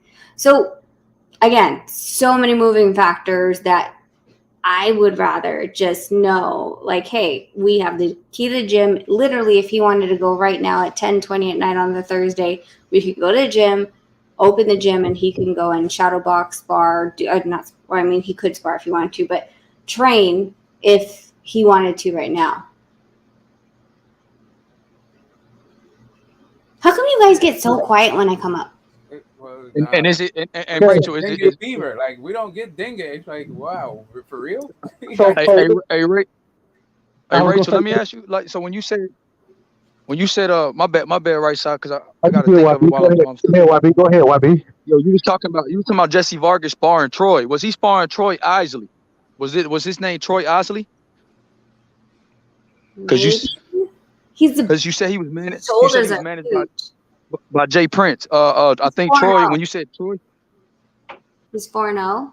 Is he 4-0? Yeah, Troy Isley. Yep, that's him. Yep, he was an Olympian. Oh, Yep, okay. that's him.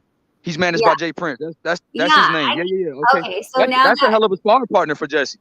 So now that you're saying he's an Olympian, that totally makes sense, because I was like, when I was watching his style of fighting, I was like, okay, all right. I was like, this looks, it looked like more of an amateur style than it was a boxing style. He's talented and you know, has a lot of experience. His corner is amazing as well. But you could just, you know how you're seeing someone transition from the amateurs to the professionals? I can still see it, and that's why I was like, why is this guy boxing like this? And then, you know, they told me, it was like, oh, he's 4-0. And I was like, okay, well, how much amateur background does he have? And, you know, the more amateur background that you have, amazing. You're getting experience, you're getting foundationals. But at the same time, that it's instilled in you how to box like an amateur. So, you know, getting him out of that rhythm of coming into the professionals and that kind of more style and adapting to the new environment is really what I would love to see. He's a great sparring for Jesse. They go back and forth all the time. So I'm telling you, he's sharper than Jesse's blade. That kid could fight. He got a lot of potential. Yeah, no, they go back and forth, and you know, sometimes it's pretty fun. You know, it's the boxing gym, and I'm always so not used to it. Like they'll talk in the middle of the rounds, like right, you know, when they're in a clinch, they'll talk to each other and be like, "Come on, bro, you gonna do that? You're not like come punch me, you know, like." And for me, and then Jesse would answer back, and they go back and forth, and I'm like, I look at it because I'm Jesse's strength and conditioning trainer. And so I'm like, Jesse, if you could talk, you can punch. Like, stop talking. Like, there's no reason. Like, it's not doing anything. I don't know. Just for me, like, I'd rather you punch more than waste breath on, you know, talking crap.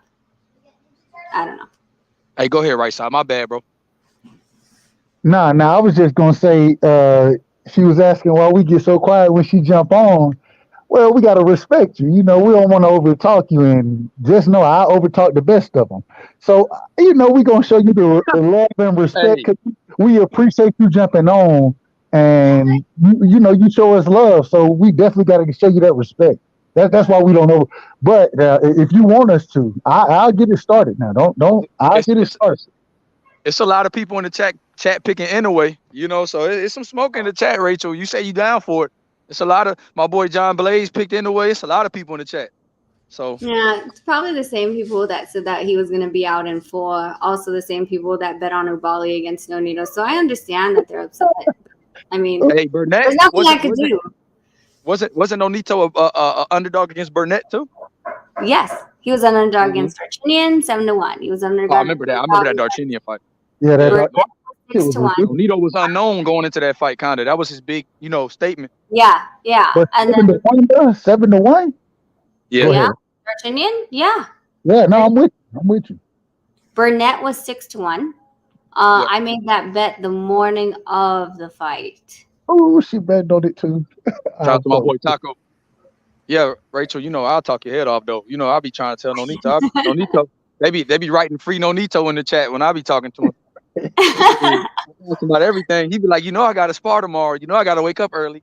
Yeah, he's gonna spar tomorrow. And you know what's so funny, man? I was telling you I was coming back from the DR. I had a layover in Fort Lauderdale. My flight got canceled, right? And so I had to find a rental car. I'm driving back, you know what I'm saying? So it's late, it's an 8-hour drive for me. So I'm listening to you and shit, and I'm sitting here typing in the chat. He was like, you like, bruh, I know we already asked you this question, but clearly my brother right side didn't hear this. But who you got in the Shakur versus Valdez? I was like, damn, I done missed everything, bro. I done missed it all. But hey, man, salute, man, because I appreciate you asking them questions. I appreciate y'all answering them too. You know what I'm saying? I asked Nonito from about every fight from here to July.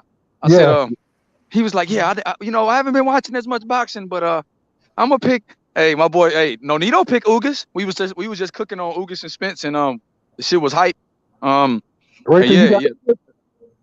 picked Ugas.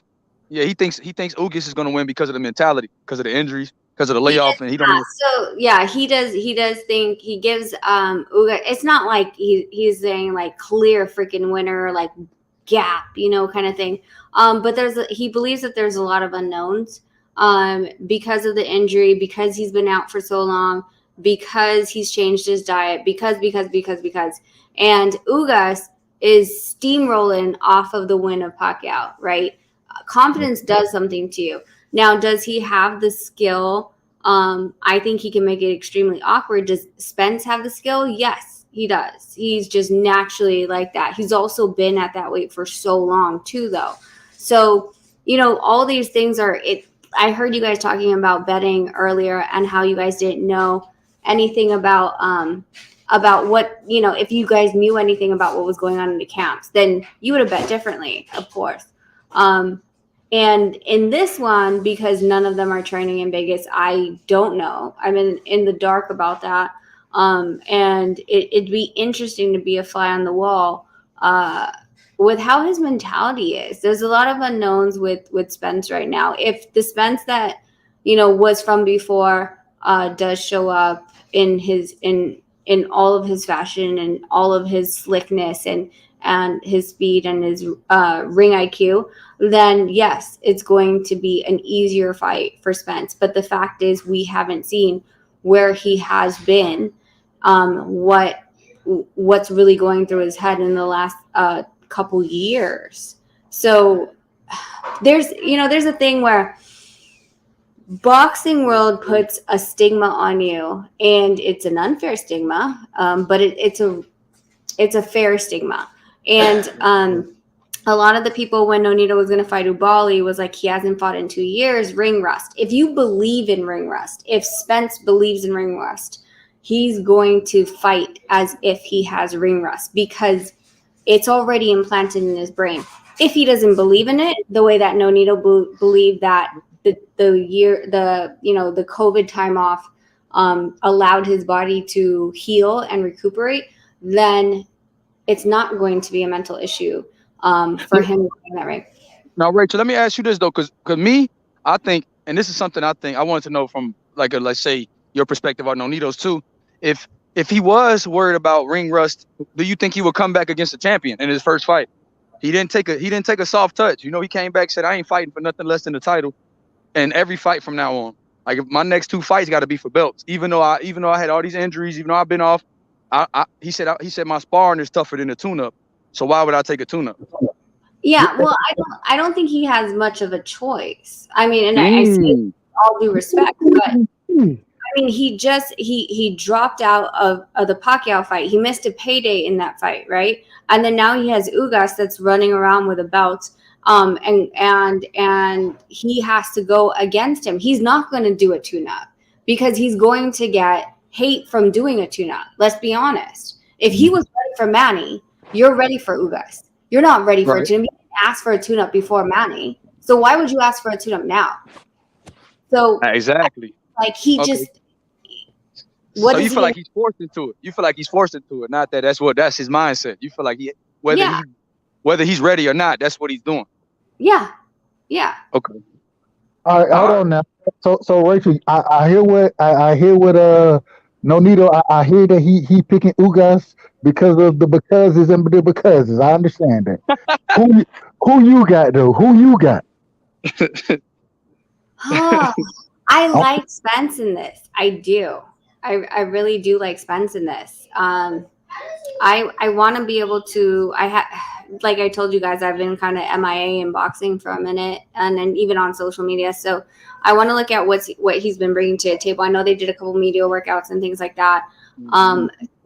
The press conference doesn't mean anything to me. It really doesn't. Like, you know, for me, that's just all hype and floss and running your mouth and like showing off. That's nothing. Yeah. I want to see how you're moving. I want to see if that speed's still there, if the timing's still there. I don't care about the whole the choreographed mitts. I don't care about that. I want to see different things. I want to see if your feet are moving the same way. If you still have those movements, then that's what I'm going to base it on. But if I see in the media workouts that you're kind of like half-assing it, or you're really just not into it, or you're timing on the things that you're supposed to be throwing. For example, if the mitt guy flashes a hook and it's like 1,000, 2,000 click hit, then that's telling me there's something that's not clicking as fast enough for you. Because we all know that before it's been really fast. So if there's a difference in his mitt workout, his footwork, and the way that he's moving around the ring, then for me, that would put a huge question in my mind. Hey, he told them at the press conference, he said, I feel better than I look. Hey, I'm gonna get some water real quick. I'll be back, okay? Go ahead. Okay. Okay. Now everybody about to first. Go ahead. Don't be trying to butter up Rachel because she picked Kambosos over Haney, so I gotta let you know that. Hold on. Hey, I was gonna get that. I was gonna get to that in a second, bro. Hey, she picked over there. I know you about to disagree with her now over there trying to be all nice and shit. Hey, I know. Hey, right side about to give her the smoke now. He's like, oh, Rachel, I understand this. What you gonna do? I agree with everything you understand that you said though, but I just want to say this. Hey, like, no, I understand. I agree with everything you saying, but yeah, that's what you do, bro. You say you agree, then you make about 10 points that you don't agree. Okay, hey, I agree. Look, right side. I agree with everything you saying, bro. But no, when I say I agree, I'm saying I'm hearing you, bro. Even though I say agree, bro, I say agree. Yeah. I'm gonna put my points out there, and if you disagree with my point, I can still. I'm not disagreeing with anything you saying, bro. But let me tell you about these 12 other points that I got against you. Hey, look, you gotta make sure everybody listening. If I tell you I disagree with everything, the first thing you're gonna tell me is you biased. You gonna put some whole other shit. So I'm gonna agree with your ass so we can talk about it. Let's talk about it then. Goddamn it, what we doing? Get the points off. Yeah. But now, hey, Big EJ in the building. What's up with it? What's up, H? Hey, what's up, YB? Getting Hey, to smoke up, right side. Now, all my Hey, favorite people up are here. you ready for fight week, man? I'm telling you. Now, Earl Spence Jr., he's going to make you a believer this Saturday, brother. Oh I no, promise you that. disrespect. He's going to give Hey, me 40 hey, questions again. right side to Georgia, I'm Stephen so A. sorry Let if me I tell. irritated you. Hold on, Hey, hold on. hey, Hey, real quick. Now, Rachel, me and you, we got smoke to cover now. Why he done schooled me on some things while you stepped away. So we got smoke to cover right now, Rachel. Are you Okay. ready for this? So you got Kambosos beating Devin Haney is what you telling me. You got Kambosos. Yeah. Oh man. Oh man. Oh, okay. Break it down for me. Break it down. Because be ready. I'm coming. I'm coming with some disagreements with whatever you breaking down. I'm just gonna tell you now. Yeah, that's fine. I wasn't super impressed with Devin Haney in this last fight. I think that he opened himself up and he left his chin wide open for someone that was way shorter than him. Those shots, if they were from a taller fighter that actually had range, I think they would have affected him, considering the amount of rotational force and the with the length. He shouldn't have been getting hit with those shots. He was taking a lot of shots against the ropes that weren't needed. I thought that he is. I feel like he is intellectually a better fighter, but what I saw the last fight wasn't up to par to what I think he should have been doing. Kambosos, he's on the high. He's talking his mess. He's calling the shots. I think this is a mind game. And at the same time, we're looking at Haney and his fasting.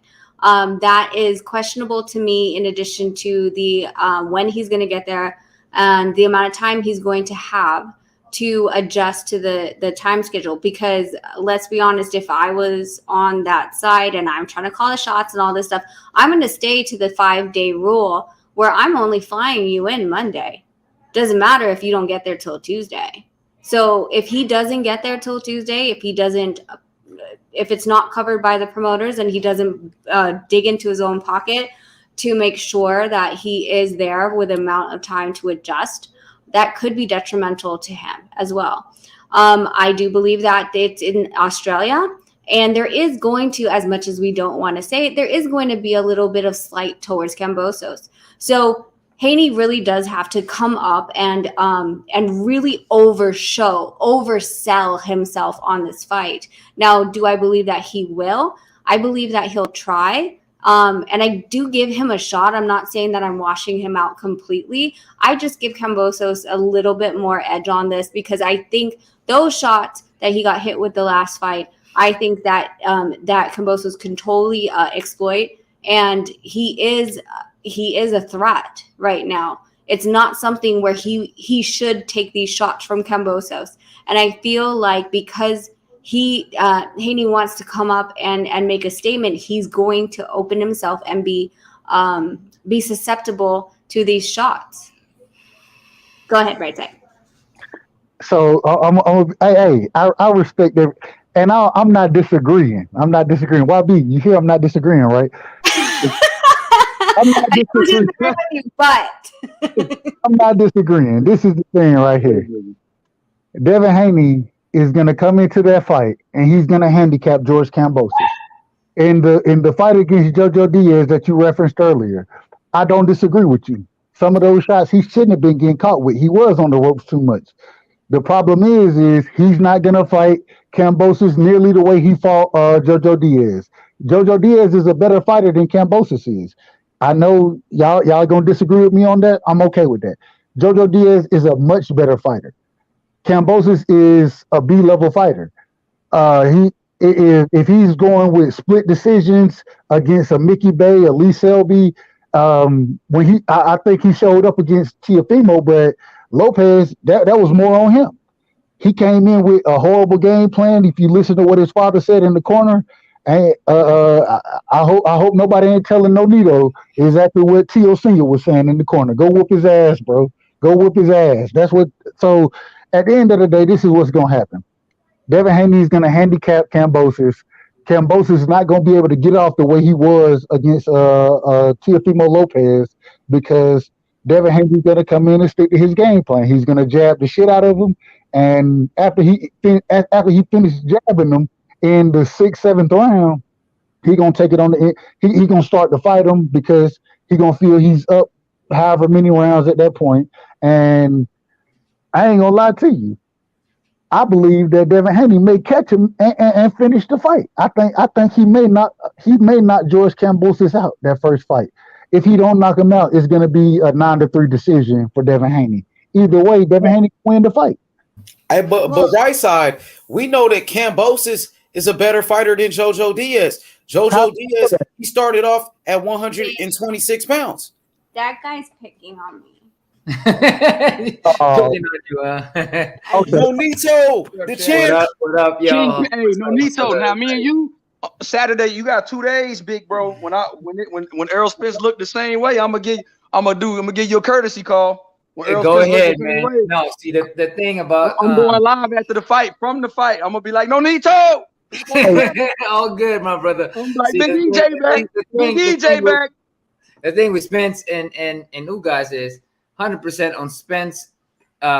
Decent day, I think he'll beat him.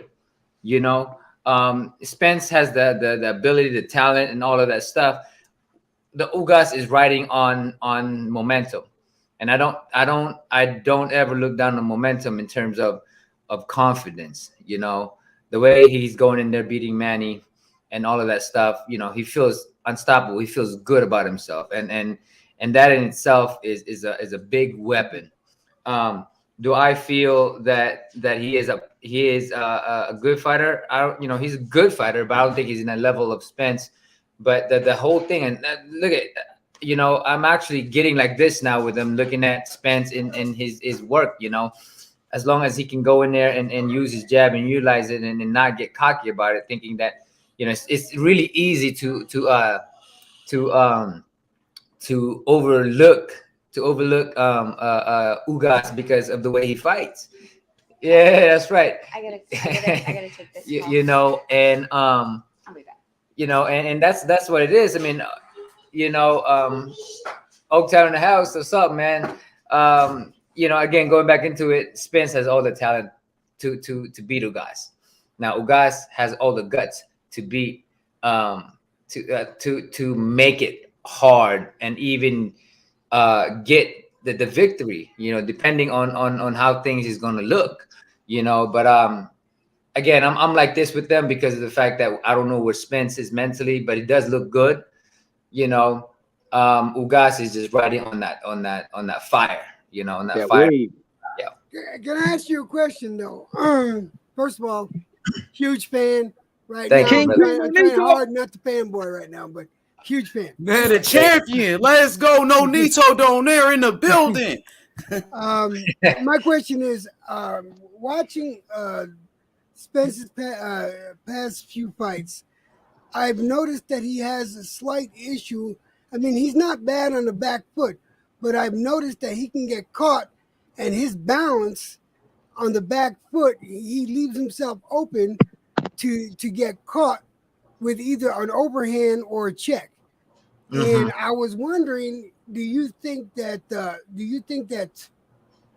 Ugas, if he gets an opportunity like that, do you think he would capitalize on it and be able to, sneak a win out of that?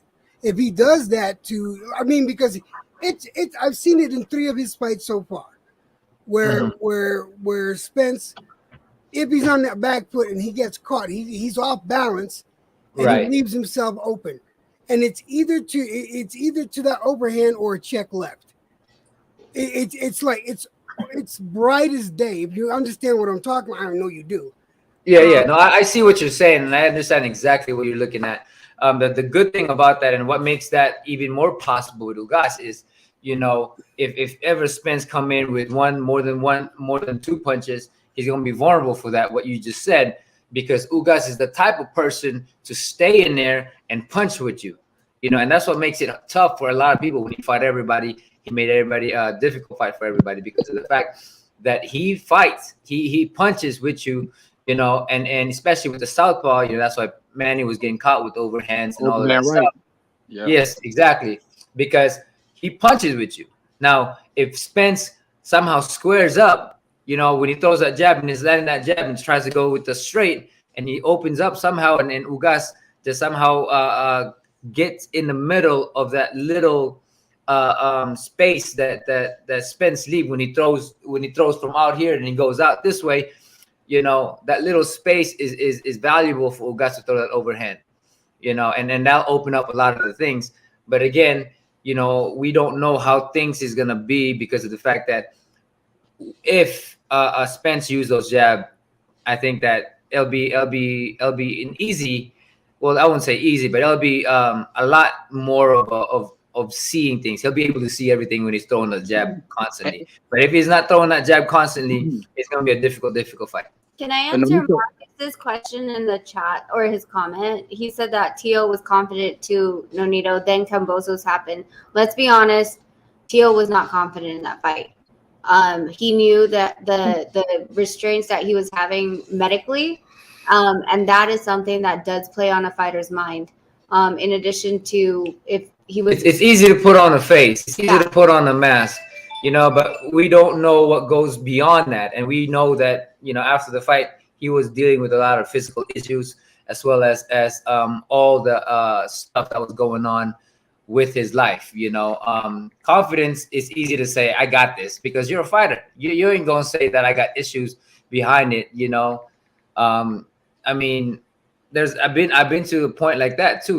When I fought Darchin the second time, I fought with the flu. Yeah. And I didn't perform that well. But I looked like I was very, very, very confident. But even though in the back of my head, I'm like, man, I got the flu. You know what I'm saying?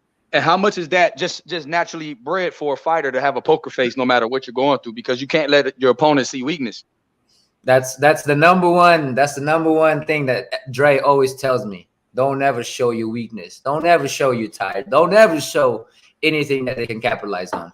Andre Ward always tells me that because, I train hard, and I've always, when I tire out, I tire out, and Dre always tells me, Nito, never, ever show your weakness. That's something that I always remember from him. Now the trainer had, look, now this is the thing that you said. Family are in here. King's Gym family. There you go. King's Gym all day, man. Oh, wow. That's what's up. Yeah. Oakland right here. That's right, baby. They probably That's right. have your 12-year-old picture. Yeah, when I was 12 or 13 years old, they got a bunch of my pictures. What's it called? King's Gym? King's Gym, yeah. I gotta put in Fruitvale. How far is Oakland from Vegas? Like driving wise? I don't really know. Like 10 hours, 9 to 10 hours. Damn. Oh, it's close to LA. It's like 4 or 5 hours from LA. LA is like 5 hours, 4 to 5. Depends how fast. Coach had no need to. I see Ugas also likes to throw a mean left hook to the body when he sits in the pocket. Like when he exchanges, he doesn't just exchange and try to punch with you to the head. He punches with you to the body. Even if you're not going to the body, he likes to sit in the trench and throw a mean left hook and a right uppercut. That's his favorite 2 punches to the body, especially if he sees an opening. So I think that's something to watch too, because Ugas is a really good body puncher, and that's one of Errol's strengths. So I want to see how much Errol Spence is willing to go on the inside to the body with a guy that likes to throw body punches back just as much as he does. Well, if you look at Ugas and the way he punches and the way he moves, it's all pattern. If you look at his pattern, you'll understand how he fights. You predict every move that he does, because he is such a pattern-oriented fighter. Because I've trained with Salas, and it's all about pattern with Salas. So a lot of things and every fighter goes, I got my own pattern. Everybody got own pattern. Nua got their own pattern, his own pattern, and I know exactly what to do with him.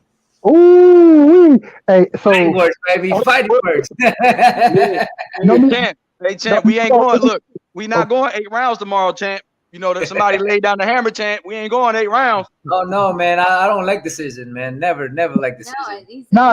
As far as sparring goes. Oh, sparring that. We ain't going 8 rounds tomorrow. Sparring with Angelo. It was only supposed to be 4 rounds just to try something out, but I wasn't getting tired, and I was throwing so many punches and trying to get myself to see how far I could go. And I was 6 rounds, I was winded, but then I still got like a couple more in me. You know, it's like, you ain't going. What's wrong with you? You know, so I just get excited, man. I literally have to tell Angelo, I'm like, Angelo, we're done. And Angelo's not gonna like he's such a good he's a guy. good kid. He's a good kid. That he's like, okay, I'm not.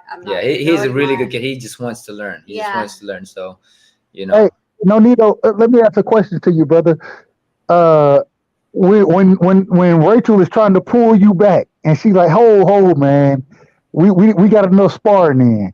You got the dog in you, bro. Like that's one thing I love about you as a fighter. You got that dog in you. You know what I mean? Old school, baby. Old school. What's that like though? What's that mindset like when she's like, "Oh man, you doing too much right now," and in your mind, I understand. I still got more in me. I still got more. Oh, that's the good. That's the good thing is that with my experience, I know she's right. I can't contest that. She knows that I'll. It's not right for me to be doing that. Because you don't want your mind to you got to settle things down first. You gotta execute the game plan before going any further. And I think she just I wanted to get myself tired, so I threw a lot of punches just to see where I'm at. And she said, "No, man, you're not game planning it first and foremost. You're just going out there, and that's not what we want to do. We don't want you to get used to that already. And I knew exactly what she was talking about because I was just there without a game plan, just kind of seeing where my stamina was, and we don't want to get used to that. We want to go into the game plan that we've been implementing for a very, very long time, and she knows what she's doing, so I just gotta respect that, and give props to the coach. What's crazy is that I love listening. I'm like, oh, he was actually listening to me. Because like we had this conversation, like he was like, oh, all these punches and stuff like that. I'm like, yeah, but that wasn't the game plan that we were working on. Yeah, it wasn't the game plan. I was like, at so all. if we're using so sparring- tomorrow we're gonna go in, try to do 4. I want to do more. but that's the question though. So at points in time, does that mindset and Rachel, talking to Rachel know I argue with her now. She know I argue with her, but she's a great boxing mind. So with you having that in your corner, a lot of people don't have that in their corner. And with you having that, bro, like it's just incredible to see the dynamic between you two. I love it because it seems like it's improving you. You see the improvement and you understand what her thought process is. She understands your thought processes. So it's a beautiful situation. So hey, look, it's beautiful to Nonito want to do something else. Look, it's beautiful to go back into Nonito. that Like, question, man, come on. Go ahead, bro. Say it again. Yeah, but to go back into that question though, the reason why I had to follow that protocol is because we're learning to be disciplined, not learning to just go and brawl like I usually do, So in order for me to perform the way that we game plan is to go back and see myself outside of that ring, because I got to do what I need to do in order for me to win the fight. I'm not there to just brawl. I'm not there to just do it, even though I want to. I want to make it into a real fight, but I have to learn to be disciplined. That's that dog. That's that dog in you, bro. No, yes, sir. That's the thing. That's what I appreciate is that dog, and it's good that you see that it needs to be a different way. But man, that dog in you, that's I think in certain fights, it's propelled you over the opponent because you got that real dog in you, bro. Like I appreciate that shit. Yeah. Well, and can I say something to your right side, and don't take this any other type of way? No, you good. You good. You don't ever argue with me. You always respectfully disagree. Hey, I learned the hard way, because it's like, man, you got your own perspective. I got my own perspective. It's just not seen. We're just gonna learn to agree to disagree, I guess. Hey, Nonito, hey, look, you. I was just gonna say, mature. As long as he's mature, hey, Nonito is super mature, because me, man, I can't look. but that's to me a thing or two about life. Hey, listen. You know how many things have been broken into for a lot of things been broken. I get so angry. In the past. I get so angry and I start just hitting everything, just because I can't hold myself. I think he threw an iPad one day. Wait, I did not throw. All right, we ain't gonna get into that tonight. We ain't getting into that. That did none of that Yeah, it stuff. froze. The whole show froze. Hey, no, Nito. No, I throw a phone. I Hey, throw a phone at your ass. no, Nito. I'll throw some. Look, I'll throw That some was back. balls That into was my back pads. in the days. That was Hey, back in the days. You know. hey, no, Nito. I'll throw one tonight. I got caught up with those Hey, songs myself. hey, no, Nito. I'll throw an iPhone tonight. No cap. I'll throw some shit tonight. You're talking about the Game Boy days. It was a Game Boy, right? All right. So I got Man. No, got I a mean, question. you come to learn. You come to learn and grow. As a man, and it helps a lot with my kids because I see my reaction. I'm a very hot-headed person. I used to get into a lot of fights. I'm hot-headed, and me and her used to get into fight because you can't tell me what to do, And I came to respect her because she's done so much for me, and of course at the same time I want my kids to come to realize to respect their mom, because they talk to them like. They talk to her like you're talking to somebody, with disrespect. I'm like, boy, you better come here. First and foremost, in this family, in this household, we respect your mom. Okay, no matter what, I gotta respect your mom. You gotta respect your mom. That's the first and foremost that I teach my kids is you gotta respect. You gotta give respect to her. Because I don't want them to look at me and see them. If I'm not respecting their moms, then they shouldn't be respecting her too, because they're gonna emulate me, because they're gonna see what I do and they're gonna do that, and I don't want that. And let me just say that they're not bad kids. They're just amazing kids.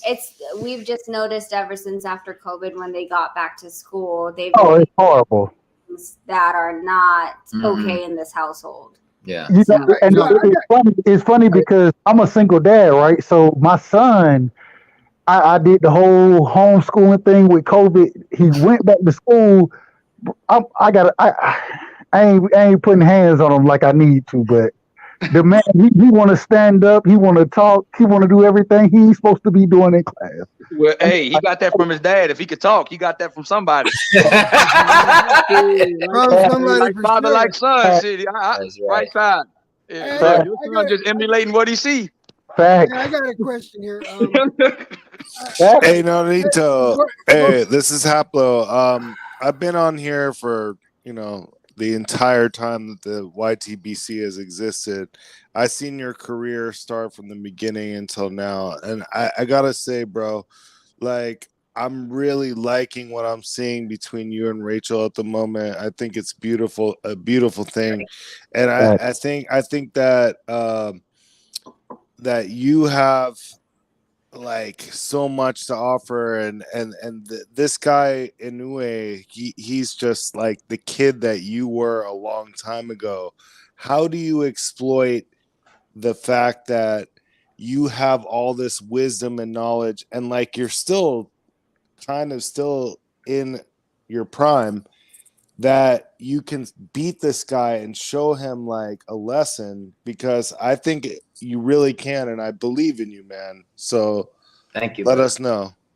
Well, just going into it, the confidence level that I have is just so much different. And again, when I came to the fight, I wanted a dogfight. I wanted that fight. I just wanted a war. I just wanted to go in there and brawl with him and see how far he can take it. In this fight, the whole different thing is I come to win in this fight. I'm not in there to just do the brawling. I'm not in there to just do that. I come in this to win this fight. Game plans, everything else. I know that I never am short on stamina. I never am short on the physical aspect. But what I was short on the last fight was I didn't have a game plan. I just came in there to fight. This time I'm coming in with game plans, and I'm coming in to win the fight, not to just make it into a brawl. And let me just say that between the fact that like he didn't have a game plan, he just wanted to go in. He was in the best shape. That wasn't a question. But in addition to, and I think I've stated this before, in the corner there was Kenny Adams, amazing trainer, and then my dad, and then his dad, who speaks his so dialect. I got two people so talking they were to me both here. going on the same time, and I think there was one where I think Kenny was saying something, and you combined it with what your dad was saying. Yeah, and you so went the wrong way. instead of having their game plan, what they wanted me to do, I started doing the opposite thing, because they were telling me to do a different thing, and that's how I was getting caught with left hooks and all this other stuff. Because granted, I'm not taking anything away from Inoue. I think he's an amazing fighter, and it was a fun fight, But going into it, the biggest aspect of going in there is because I know my game plan now. I'm not mixing anything on it now. I know exactly what I'm gonna go and do, in that fight, especially with her. Just really quick as a follow up question, one real Look, quick. Just let me ask this one thing. The other side of the question was, I know at one point in your career, Nonito, like you were this young guy like Inoue. So what do you think you can exploit on him, being much less experienced in terms of these kind of fights, and also like, possibly having the hubris that maybe he doesn't realize, how hard this fight's going to be? Because right now, I'm feeling like you're going to beat his ass. 100%, man. The difference is that, again, going in there, I know exactly what he's gonna do.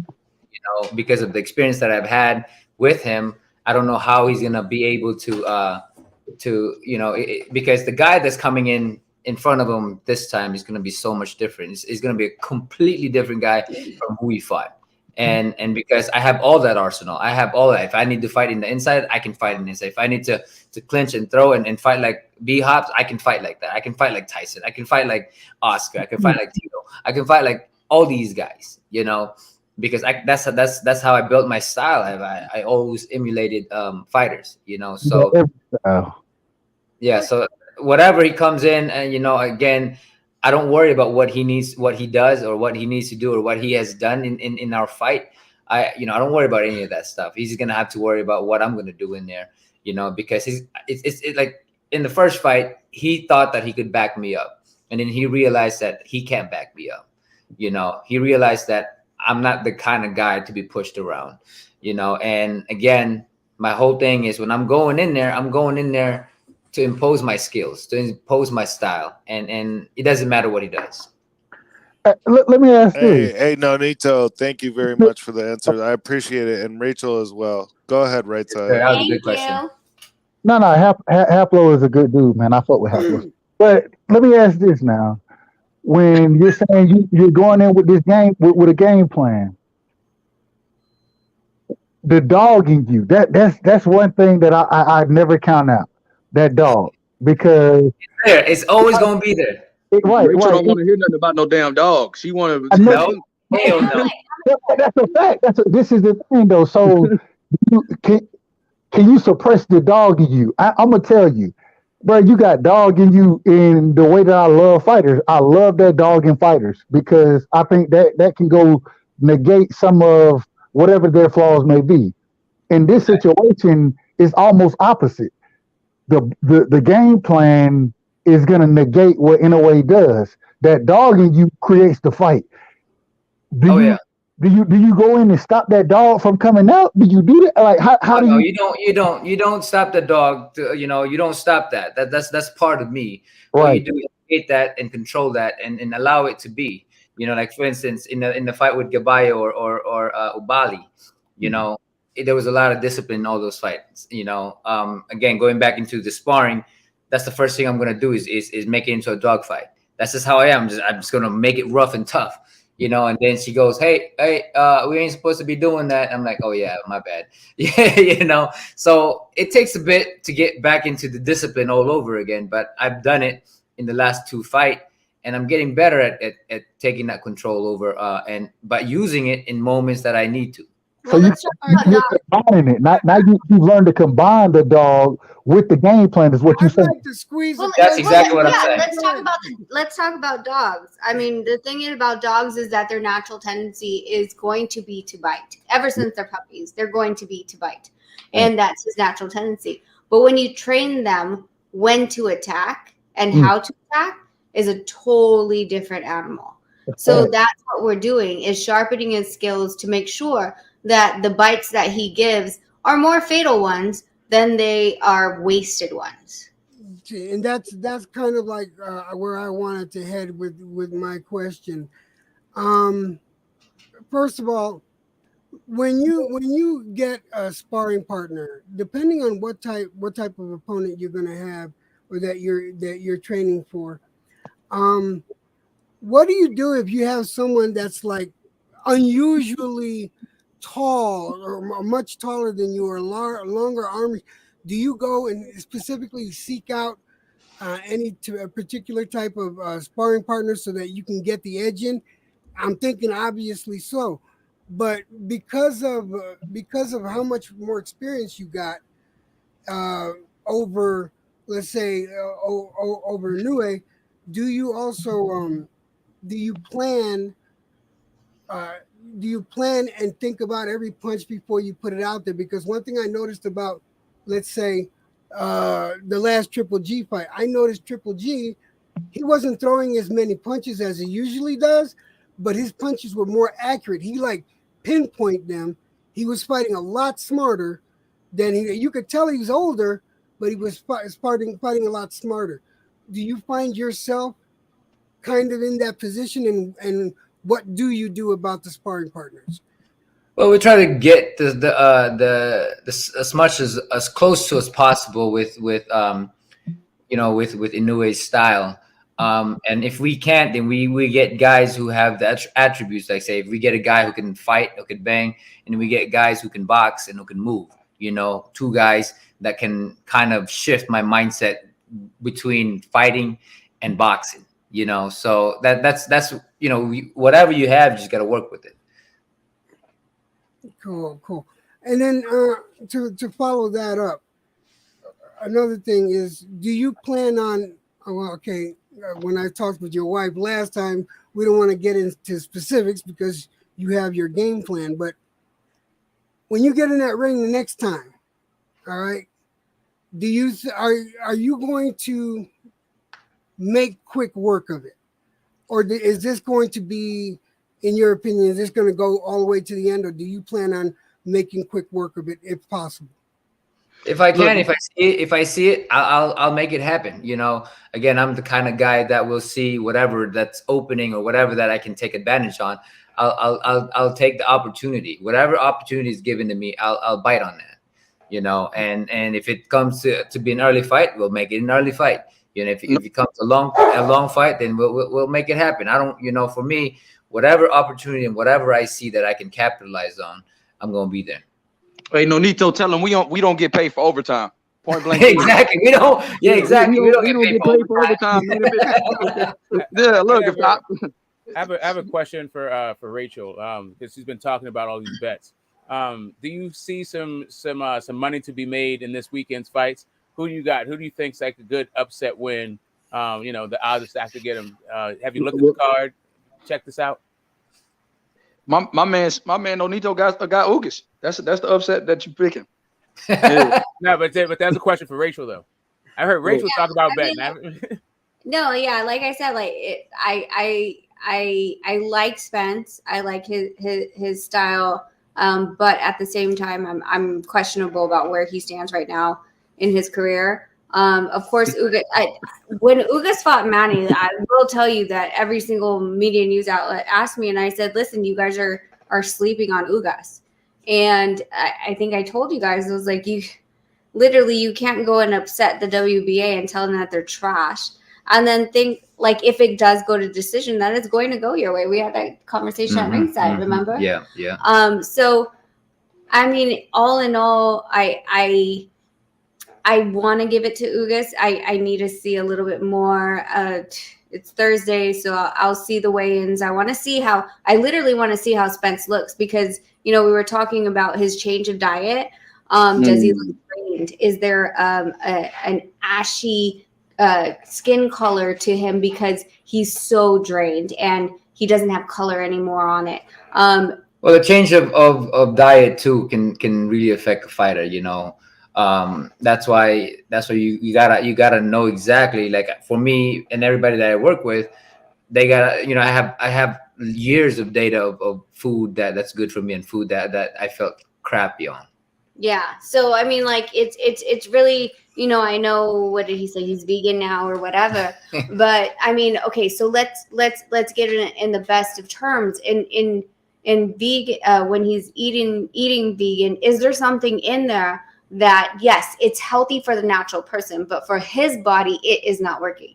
I don't know. And I'll give you the example for that is I thought for a long time that I was eating healthy. I was eating egg whites every morning, but I was weighing 115 and I couldn't break it. And when we did the blood test panel that showed my food intolerance, the healthiest food for most people and what everyone's saying for, for cutting down and clean dieting, I was intolerable to it. So it was actually working against me. So I wonder if these nutritionists that he has actually looked into that kind of thing. And instead of just putting him in a box of, okay, you should go vegan, because I know him when we did the blood panel is all meat. Everything is green Meat light. eater. He can digest all meats. There's some things like, what was it? Peas. So you got O blood type, Nonito? You O? Yeah, I'm O. But It's not a blood but it's type, not a blood type though. It's Okay, okay. more of what you've eaten in the last 3 months or so. It indicates if your body fights it, if your body is inflamed by it, and what happens when your body is inflamed with food that you're not supposed to be eating, or your body doesn't really like, is you hold on to water, you hold on to, because it's inflammation, you hold on to a thing because it's trying to protect itself. You get fatigued because your body's constantly working harder than it's supposed to digest. be. Yeah. So all of that stuff, a lot of people don't look at the whole way of that's why for me, I ain't got no problem making 118 or 115, because I'm so healthy. I know exactly what to eat where my body is maximized to its thing, and I'm not drained. That's why we want chocolatito. That's what we doing. That's why I'm all for that. I'm glad you said 115 because we want chocolatito. I'm all for that. I love that fight. I'm not gonna lie, I would love to see that fight. I mean, two absolute, icons up there in the ring going at it. God bless. That would be a dream come true to see that fight. I would love that. This is going to be kind of a silly question, but this is for both you and your wife. As far as getting yourself motivated for either, whether for the fight or for a training session or a sparring, what's your your favorite motivational sports movie, like your favorite boxing movie that gets you right into it, that gets your juices flowing? Which one? Yeah, so out of curiosity. That's the thing, is because I went to the journey of finding myself, right? And finding myself spiritually, finding myself emotionally, and finding myself to who I truly am and what I am all about. I went to that journey, read a lot of books, went to a lot of seminars and stuff like that, and I came to realize a lot of things that I do now is habit. I don't need to be inspired. I don't need to be motivated anymore. When I go in there, my body just turns it on. Like when I go in the ring, for some reason, when I'm in the gym, I just turn it on. I don't need an inspiration. I don't listen to music. I don't listen to anything else. When I go in there, that's why my knuckles all jacked up right now, because I started just ripping the bag like crazy, and my body, my knuckles not used to it yet. But she keeps telling me to stop, but I just keep going. I'm like, I'm not sparring. I'm just hitting punches. I'm just hitting the bag. But motivation is no longer an issue, is because my mindset has been into a level where I can turn it on and off. It's like when I'm with my kids, I can turn it on and off, whether I'm a fighter or whether I'm a dad or a husband or a son or whatever.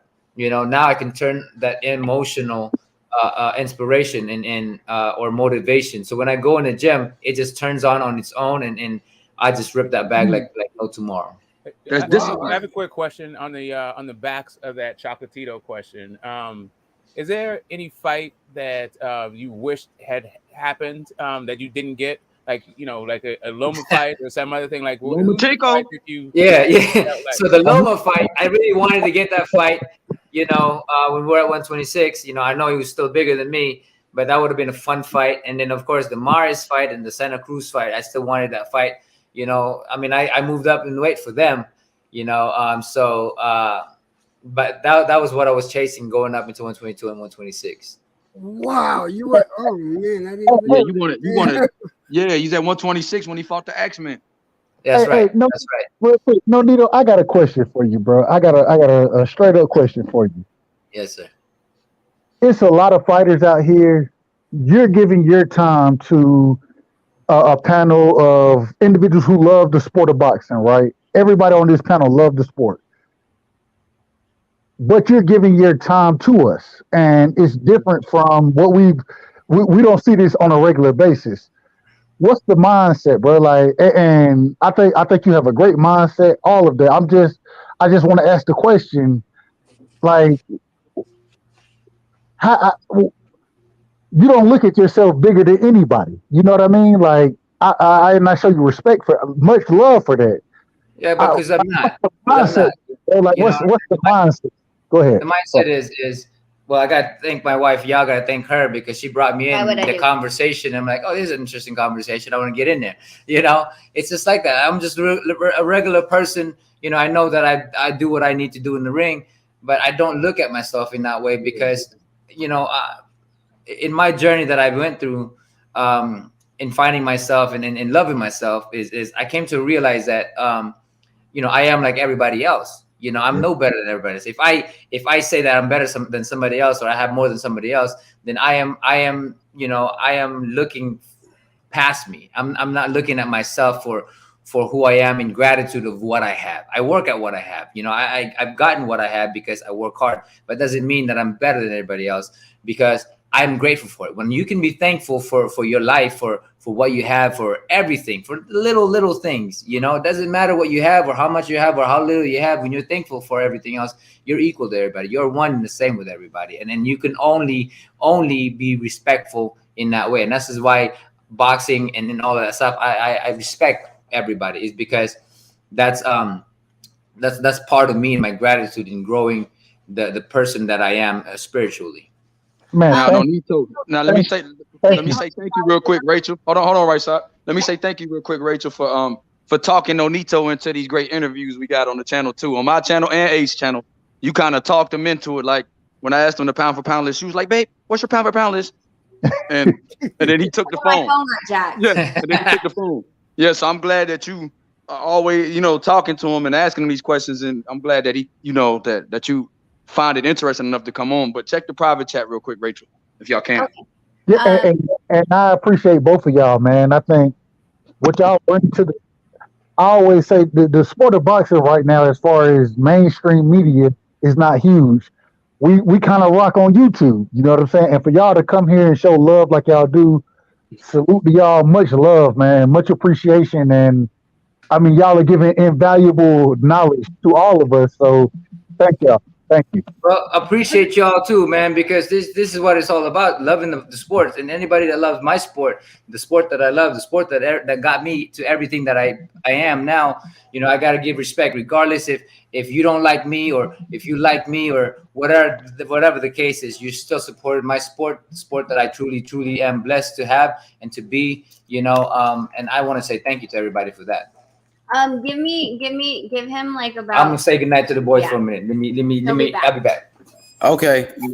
Hey, Rachel, I told you. Ask you guys till 11:30, and then he needs to go to sleep. Okay. All right, Rachel, I told you. I told you. Well, listen, first I of told all, you what it was. We don't need I told you. We're talking right now. We only got 15 minutes. We can do I told you. after. Look, hey, Rachel, no. Look, now I'm just talking shit, Smoke. It's a troll. Okay, But look, hey, go ahead, EJ. I was about to ask her about it. Look, I'm pretty sure you've noticed a huge difference from my demeanor now to when I was talking to you. Honestly, I am dumbfounded and awestruck. It's hard for me to come out with my questions, but please be patient with me. I will be asking more questions, but I wanted to hear your husband's take on what's going on with boxing and individual boxers as far as them being on these platforms, you know, like the Instagrams and the Twitter and stuff like that. How they're following, or the perception of their following on one particular platform, makes an individual feel more worthy of a specific fight. Do you think that this is a problem, or is it just something that they just like push aside? Because I've noticed some fighters have taken advantage of their quote unquote popularity on any given platform. Are you asking me or him? Oh well, it's for both of you, but I think I remember asking you this question last time. or a similar question.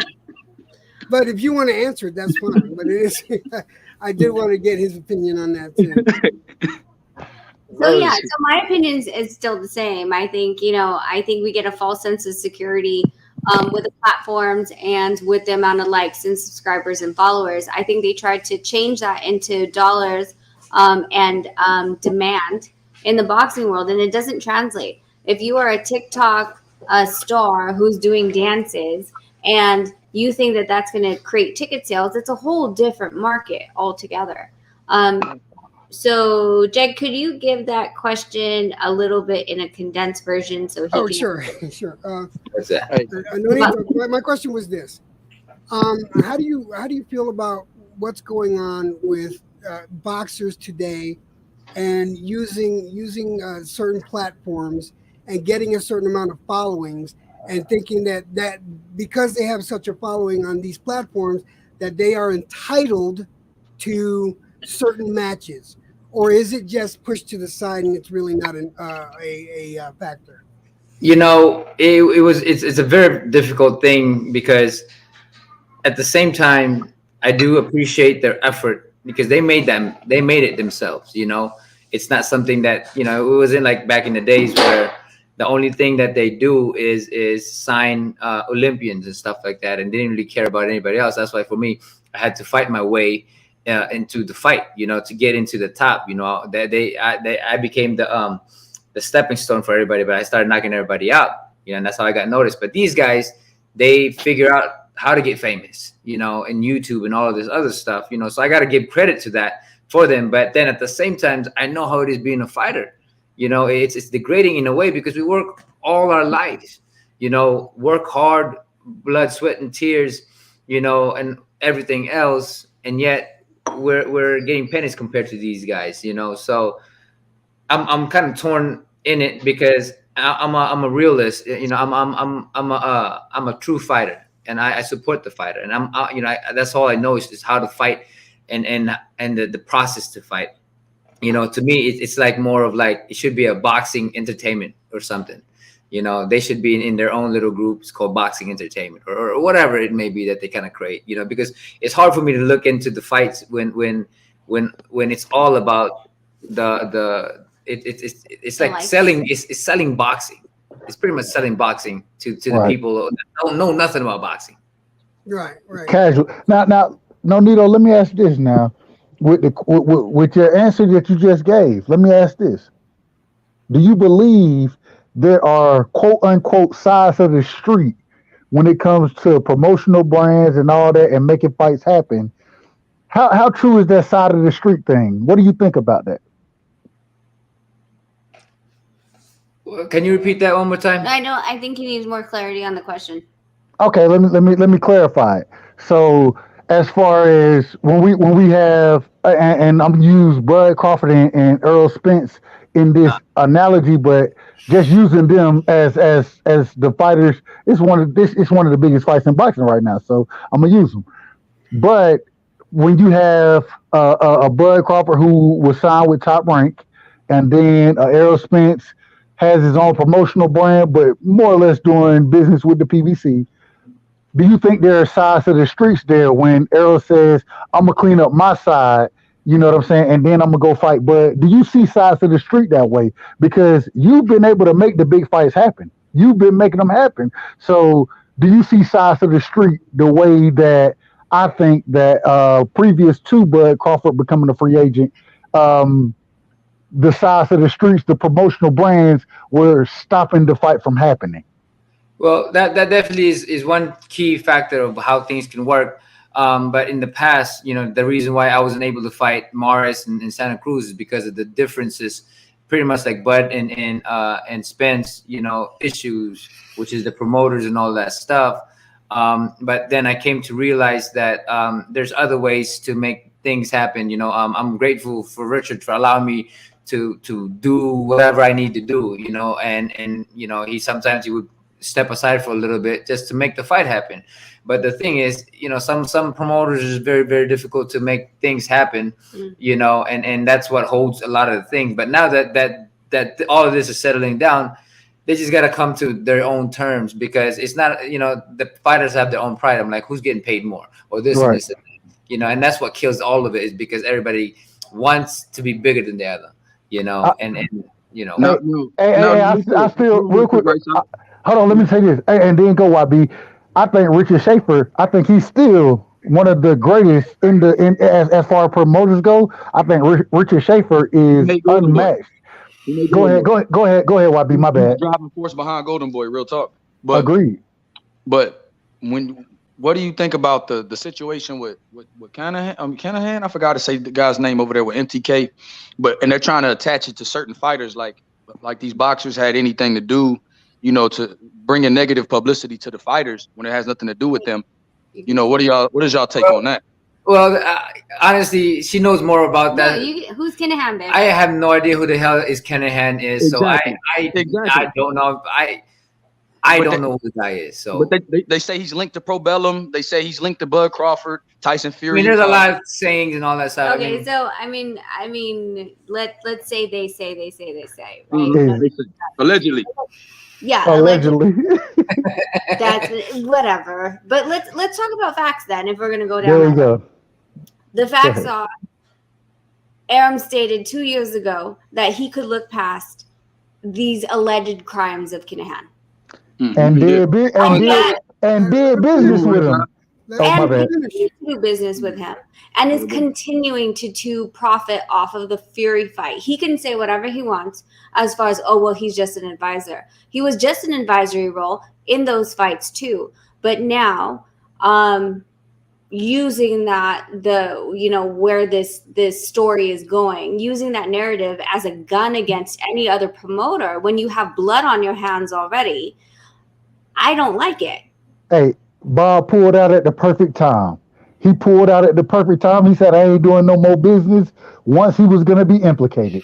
But I digress. No, right? I love you, but no. I'm not, Okay, no, because, and the reason I'm going to say that respectfully is because 2 years ago, he had said that he knew about everything, but he chose to not to stay in his lane, stay in his business, and not look towards the alleged crimes of Kinahan. Now, again, I don't know Kinahan, never met him, don't know anything about him. He has nothing to do with Probellum or Richard, so I don't really care.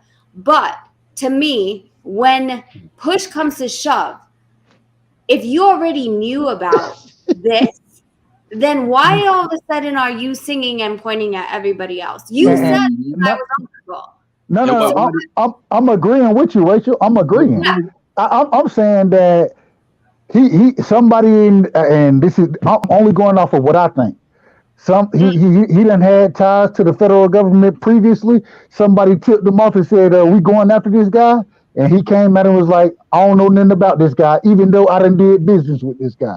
And he got a picture with, this is my thing. Bob Arum got a picture with Kinahan. But you're wrong. And this is my thing though. Hold on, right, son. Let me talk. This is my thing. Go ahead, YB. If you attaching him to fighters, and that's what I'm saying. Like most fighters don't even know the guy. So it's just for me. I just don't like the negative publicity that's being attached to certain fighters. Yes. Okay. So I will go back to that. Hold on. Why should Nonito or any other fighter like Bud Crawford have to be asked a question about a guy they don't really know? Right. Yeah. No, I agree with that. Let me go twofolds on this. Okay. So remind me, I did go twofolds. But on a Sun interview in 2020, when they had started doing the whole MTK thing, and his question about how Kinahan had played a role in organizing Conlan's WBO intercontinental fight in Belfast. He said, Bob Arum himself, and I quote, where is it? Legendary promoter Bob Arum also told the Irish Sun he could disregard Kinahan's involvement in crime.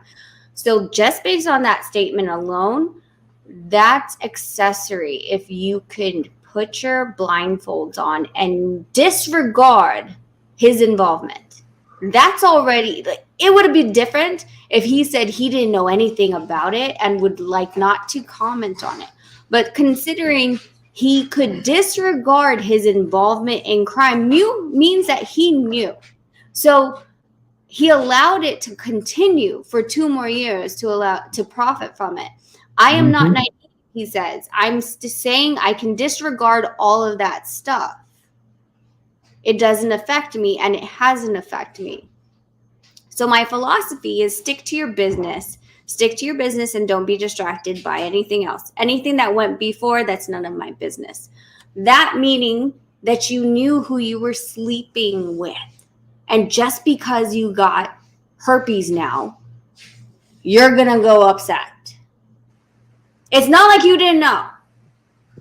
He knew. It's only because the U.S. government's coming down. That to me is not integrity. If you were righteous in your path, then you would have said, you know what? I can't ignore this. I can't ignore that there's an alleged crime. I can't ignore the reputation you're bringing. I appreciate that you have a very good business acumen, but we can't do business. But we can't do business. And I apologize. I appreciate you. Thank you so much for your time. We're going to have to find a different way, a different path. I will work with your fighters, but not with you directly. That's different.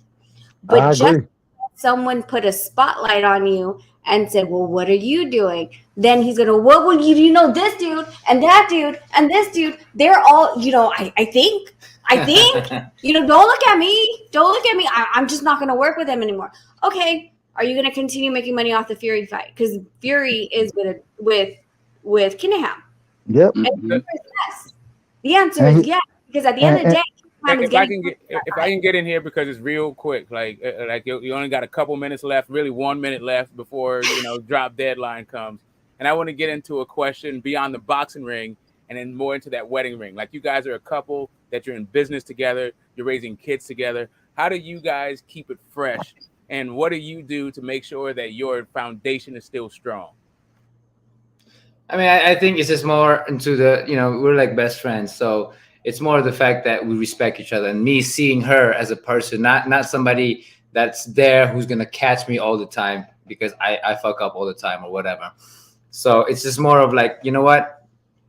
If she falls, I got to catch her too, So it's just more of like a back and forth thing. Like, again, people think it's weird because sometimes I'm doing the dishes, I'm like, I ain't got no problem with that. You know what I'm saying?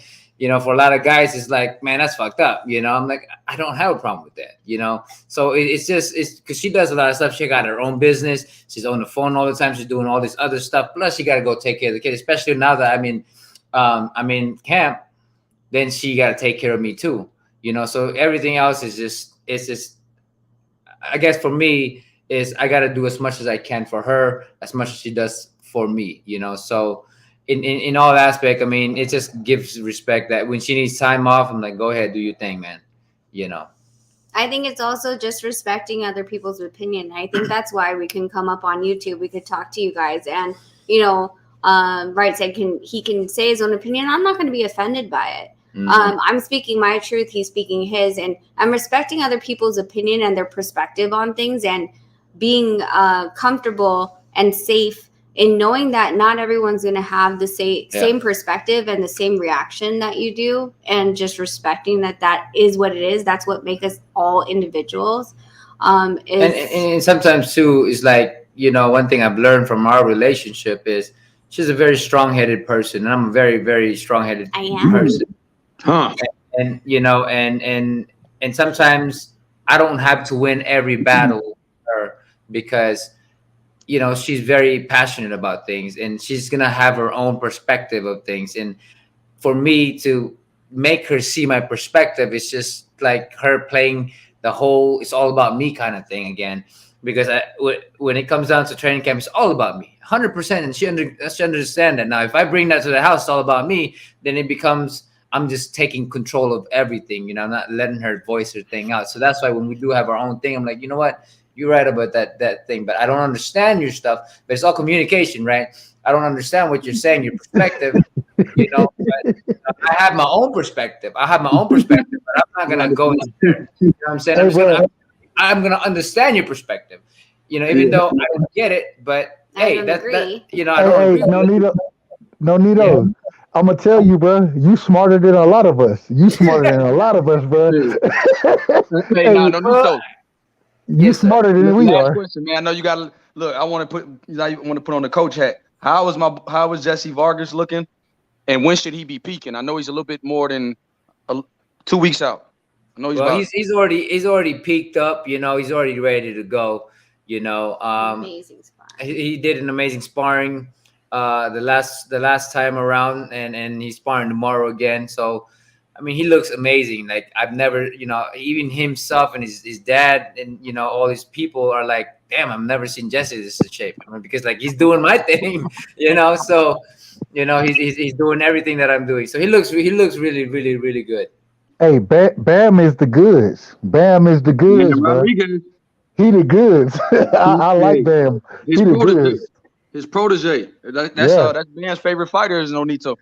Hey, no He's a Nito. great kid, man. He's a great kid. It's so funny because, I worked with him in Oxnard or or wherever it was, when me and Robert was in, and I brought him in the ring and we did a little mitt stuff work and all of that stuff, and then now he becomes world champion. I'm like, God damn, that's crazy. We played back the tape where he was like this small, and we were like, how in the world is he like a grown adult, right? Because I mean, I think a lot of it is like we just don't think that we're as old as the calendar says we are. You know, we still compete with the youngins. So Well, they all fall behind when it comes down to stamina.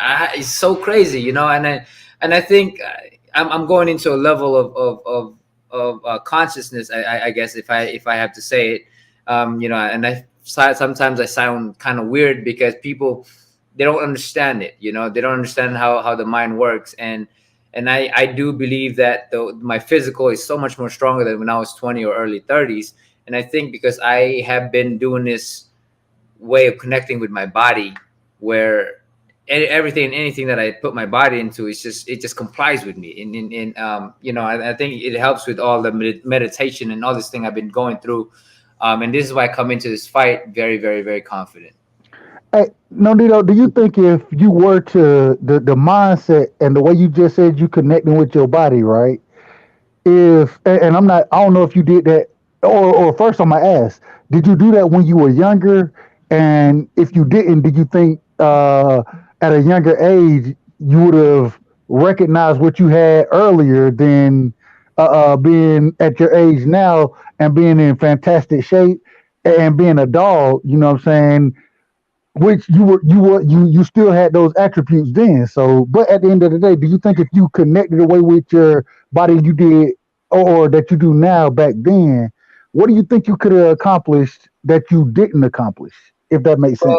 Well, it wouldn't work in that time frame because I was very immature when it comes down to it. I was filled with fire. You know, I was in the earthly realm, I guess the bottom, the lower chakra, you know, where it's all about fire, it's all about creation, it's all about making money, it's all about this pride and ego. I was driven by it, you know, and it did me well, you know, but it didn't do me well enough to go into the next level. So I would never been able to attain that. But if I did, it would have been a different story because it would have just been trust in my ability, you know. Right now I don't have to worry about anything. Like I said, when I go into the gym, I don't have to think about being motivated. I just go in there and I know exactly, my body just memorizes it. You know, when I go into a fight, I don't think about strategy. I know that when I go in there, it's just gonna show up. You know, so no need to. Right side, come on, man. Let somebody else get it off, bro. Go ahead, let EJ get it off, man. Go ahead, Uncle EJ.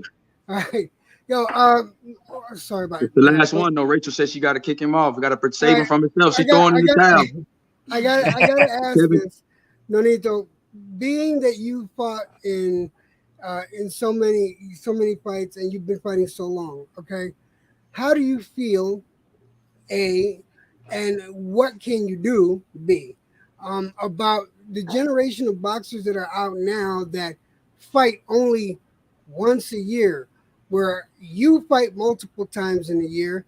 People that the people that I watch, the fighters that I follow and like the most, you included, fight multiple times a year. What can we do, and what do you think about them? First of all, generally, well, I don't want to get specific.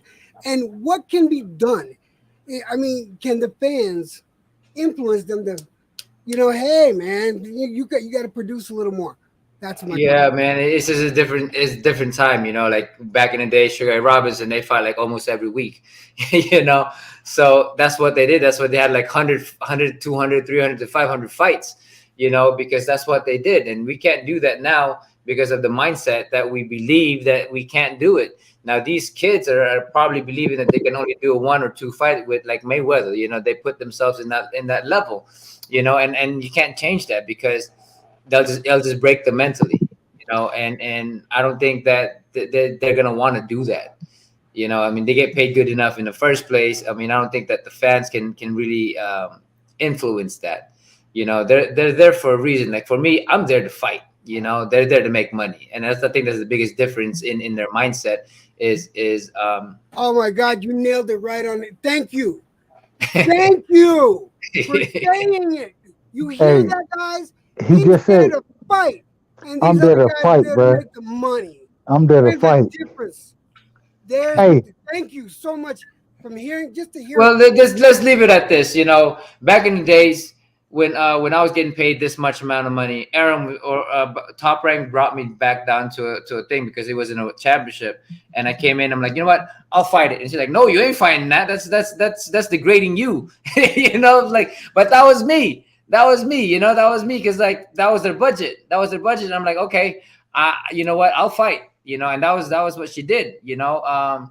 But for these guys, if it's less than what they think they deserve, they're not going to do it, or what they think they're worth, hey, and it's Devin different Haney doing it. for me as as an older gentleman. I don't see it that way because I go in there to fight, but then in their generation, they see it that I'm fighting for my right. All right, on that note, gentlemen. Nito. I just want, King, when you go in there and do the business on Monster, just understand, King's Gym family is all behind you. Keon, Much Matt, love to the King's Lonzo, Gym family. That's my home, man. I swear, man. From this little, man. So I gotta give love to King, and Marsha and everybody else, and King. I know back in the days that was the issue. Marsha was thing, and King came in the picture, because of all this stuff. But I still remember them. I still love them. Man, they were so good to me, man. They were so good to me. So they were one of the biggest influence.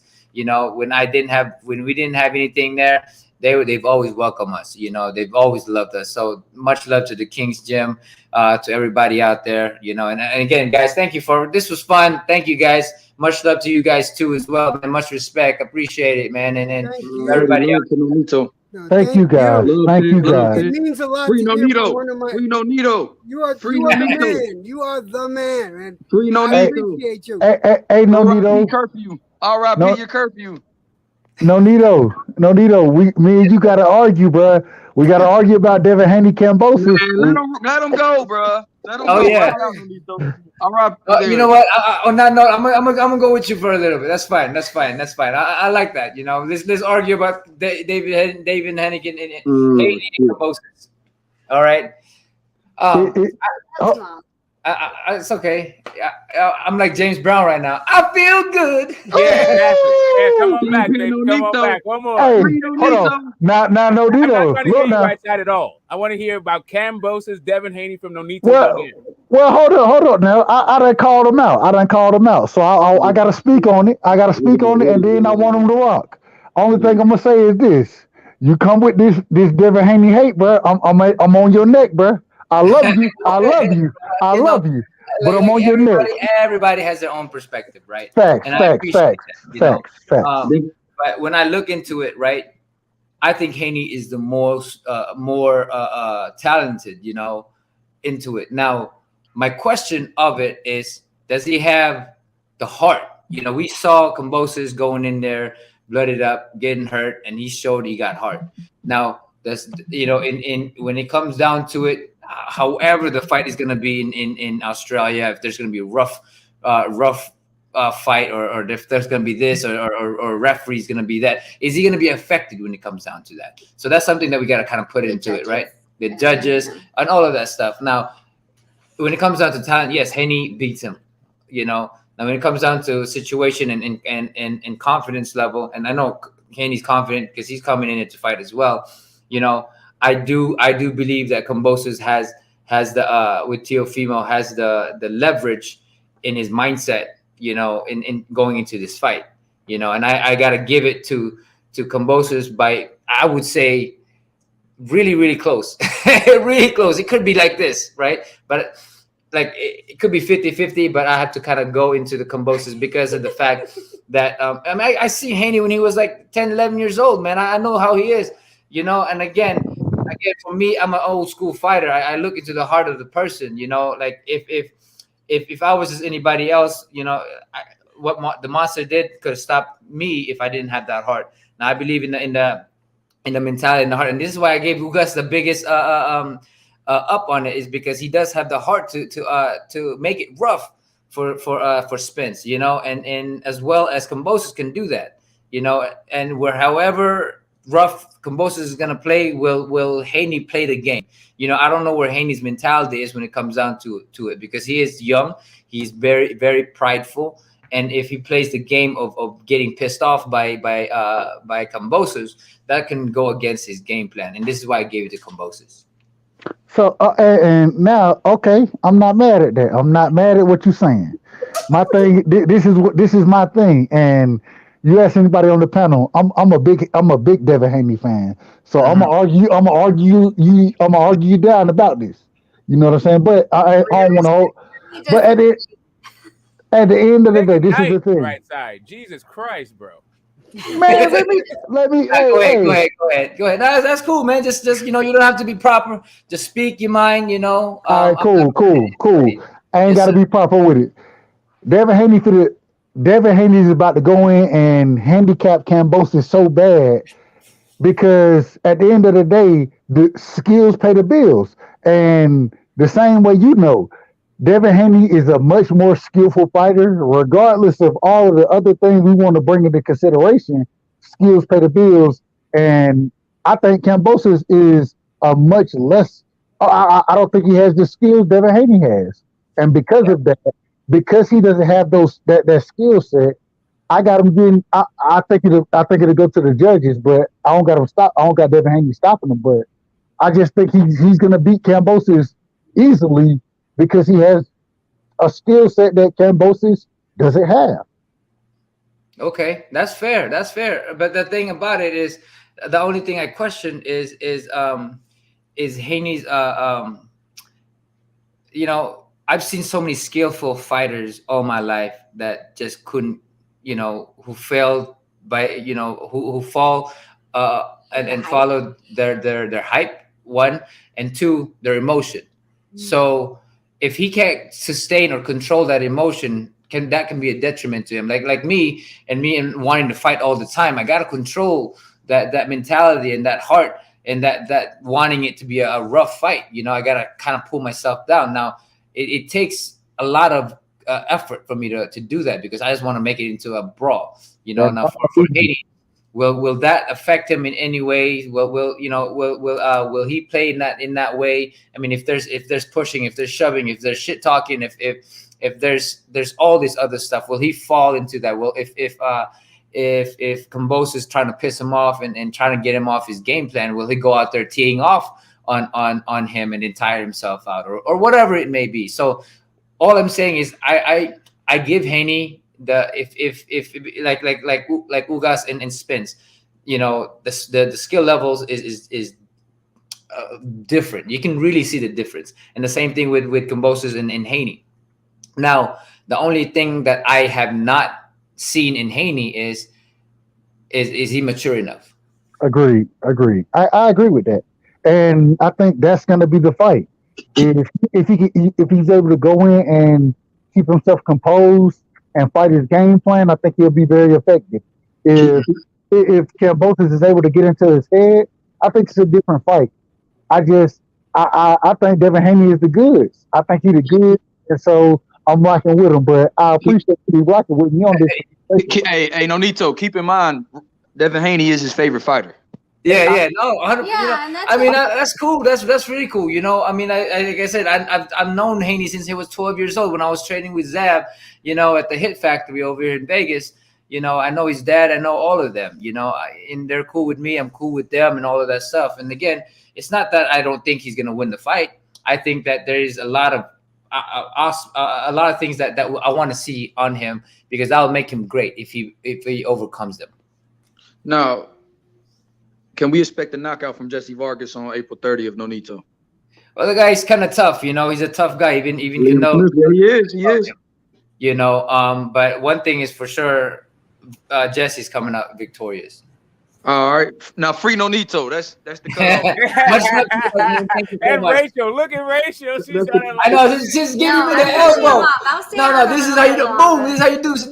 This is how you do it. You clinch over here and you go with the shoulder and you boom right there. I'll be in the bedroom soon. Thank you. Yeah, priceless.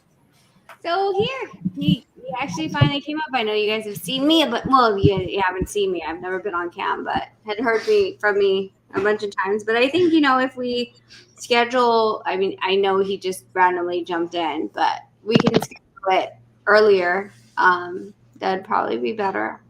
I'm fine with y'all. I'm fine with y'all, Rachel. I'm fine with y'all.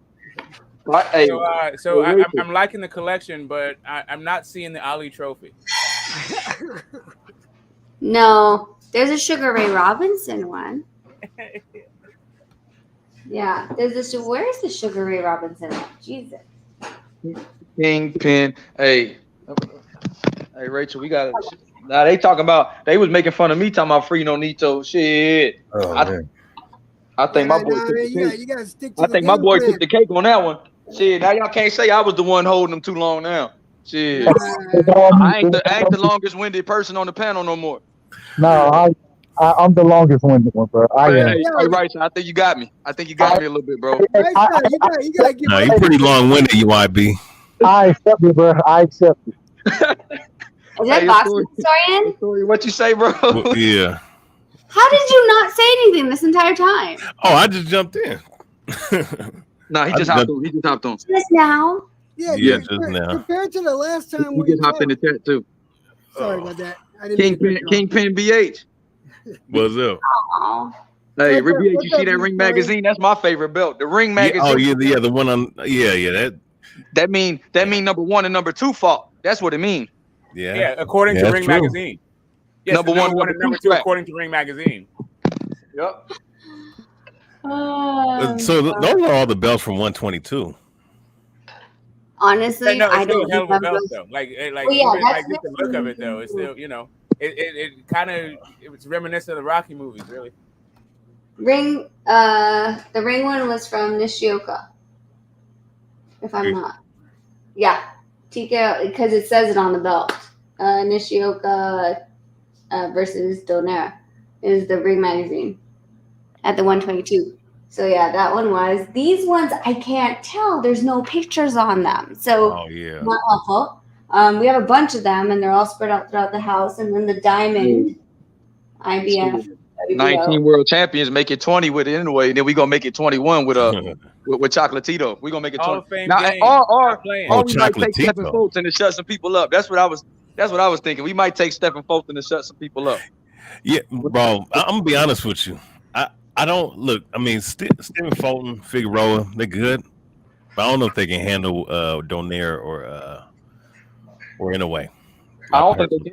I don't think they can. And look, I don't think they can handle either one of them, like you said. And I want to see Chocolatito and Donaire because that left hook is monstrous. I think Chocolatito might meet his match at 115 if he fight with Donaire. Yeah, he's gonna get. Yeah, I think Nonito catch him with that left hook. Flash all day in that one. Like, listen, Ismail Salas, all that. Like, all I'm saying is Nonito got that.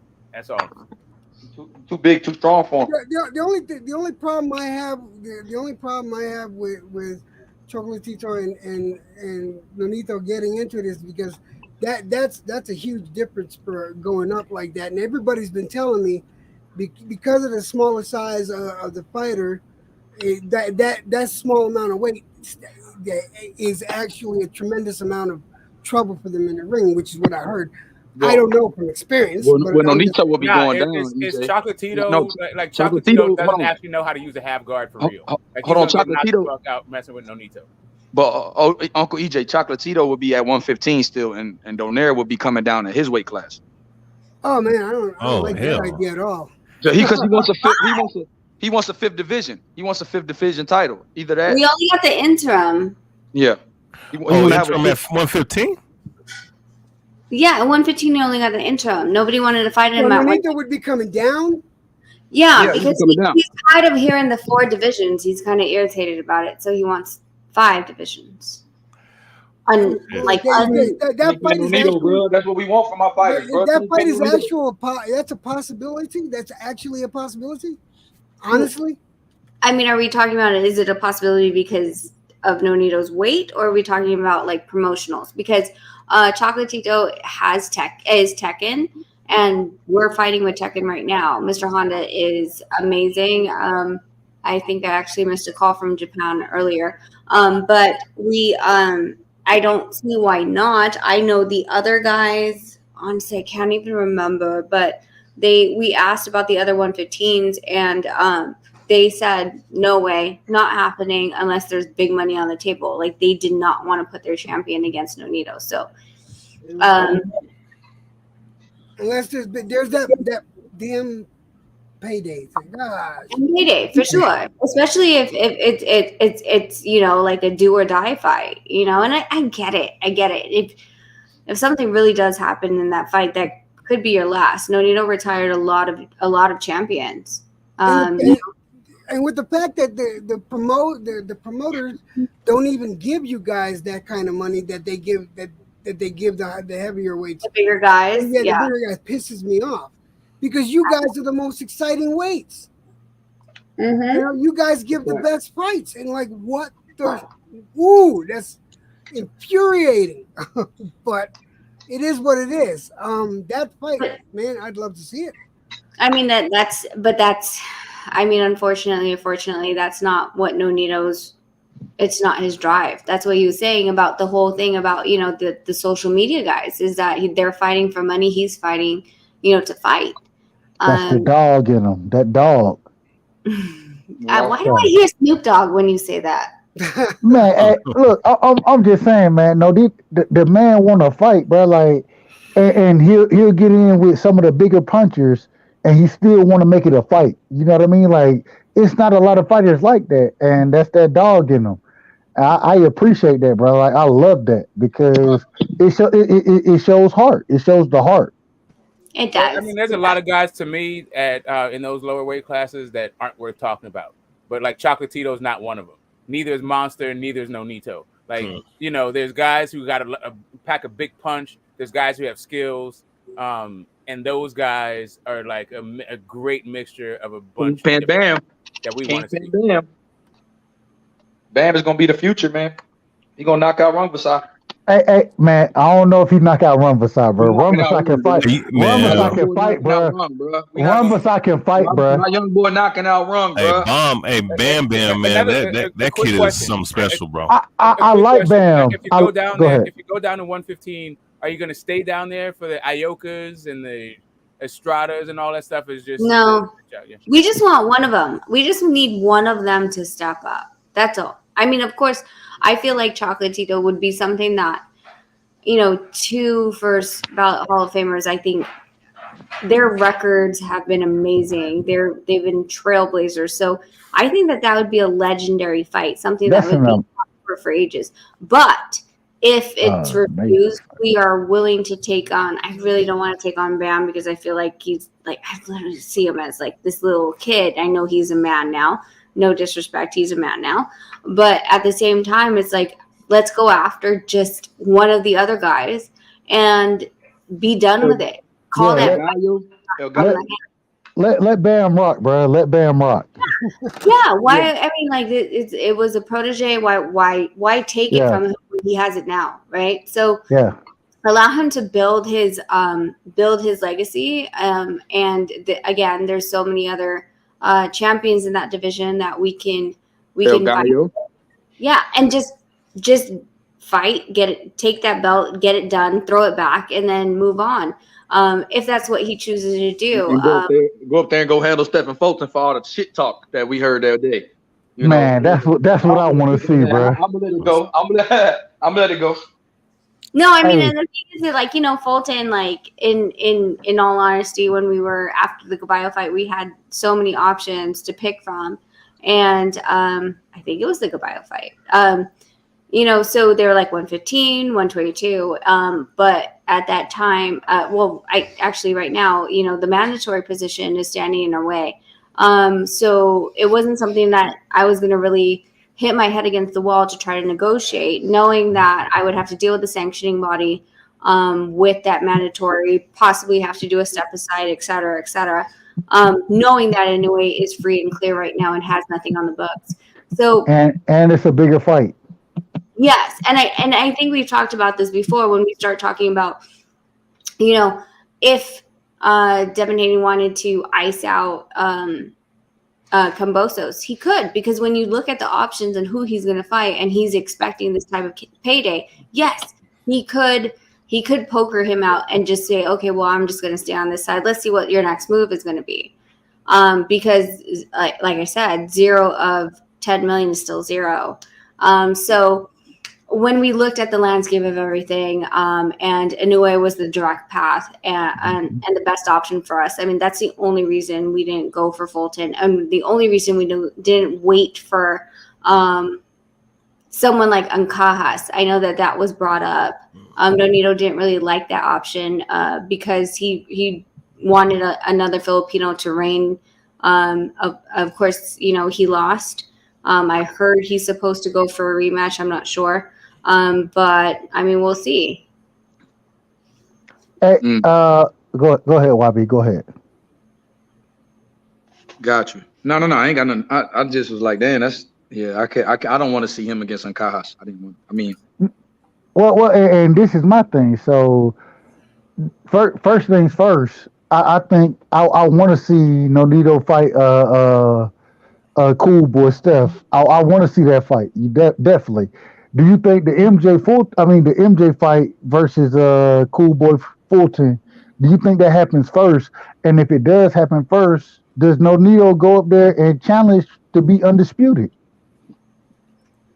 I do think that it's going to happen first. I mean, you look at the timelines of what's going on right now, and we talk about, right, like so we have Stephen Fulton and them going for the undisputed and having all the belts locked up by one person. Then you also have 4 options, of possibly 3 options, I guess, in the 115s.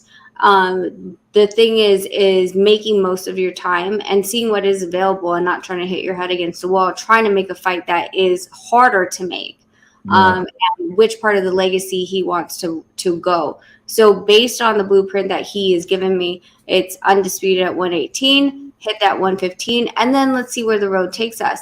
It's not going. I don't like particularly having him gain weight to the 122 and then expecting him to drop down to 115. I think it's easier for him to maintain his weight for 118 and then move up. Okay. Well, no. If he's going to drop to 115 to get that belt, it's easier for him to move down than for him to move up 2 weight categories and then drop back down for the opportunity to grab that 5th title. Right. No, and I was saying I think that he would fight at the lower weight classes first, and then move up accordingly. You know what I'm saying? If it's the right fight, Yeah, I agree. I agree with that. How come H Money never is on here when I'm on here? No, he's here, but what he's doing, You shouldn't have said that, Rachel. He finna pop up on you. Honestly, I thought his going away message to Nonito was like some type of Bay hype, like really, because he's so hype. I was like, I think he's gonna jump on and like, you know, and hype Nonito. Which he be like, Nonito on there, the monster at 118. You know, he be on some. He be on some. Bruh, H Money is the greatest hype man. If I ever started H Money is the greatest hype man you could ever have. he get on here, he start yelling, bruh. Hey, you'll think that he'll be talking about a sorry ass fighter. You be like, bruh, this nigga finna go win the championship with the way H Money talking about it. Like H Money is one of the greatest hype men ever, bro. Respected him though, and appreciate his platform because he put it on for us. So much love to him. Exactly. I just miss him. I feel like I'm like, why is it when I come up he goes and disappears? It's not that he sacrifices his stream window to let people like me and the rest of us Right. come up here and ask me all the questions. Yeah, and he controls what's going on with the chat and puts up whatever he has to put up with. Man, he's here and he's watching, and trust me, yeah. But he definitely, if one of us, in fact, if he wants, I'll drop down so he can. No, I just was kind of like, I thought he was going to give that like last goodbye hype message to Nonito, but I get you, man. I get you. Because he's always listening. You know what I mean? Like he.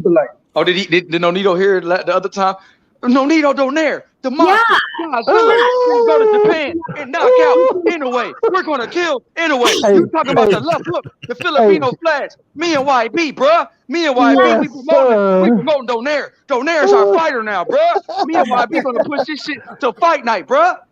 That's what my boy H Money be doing. Man, H does it big, bruh. H does. That's how he does it. That's what H does. He goes.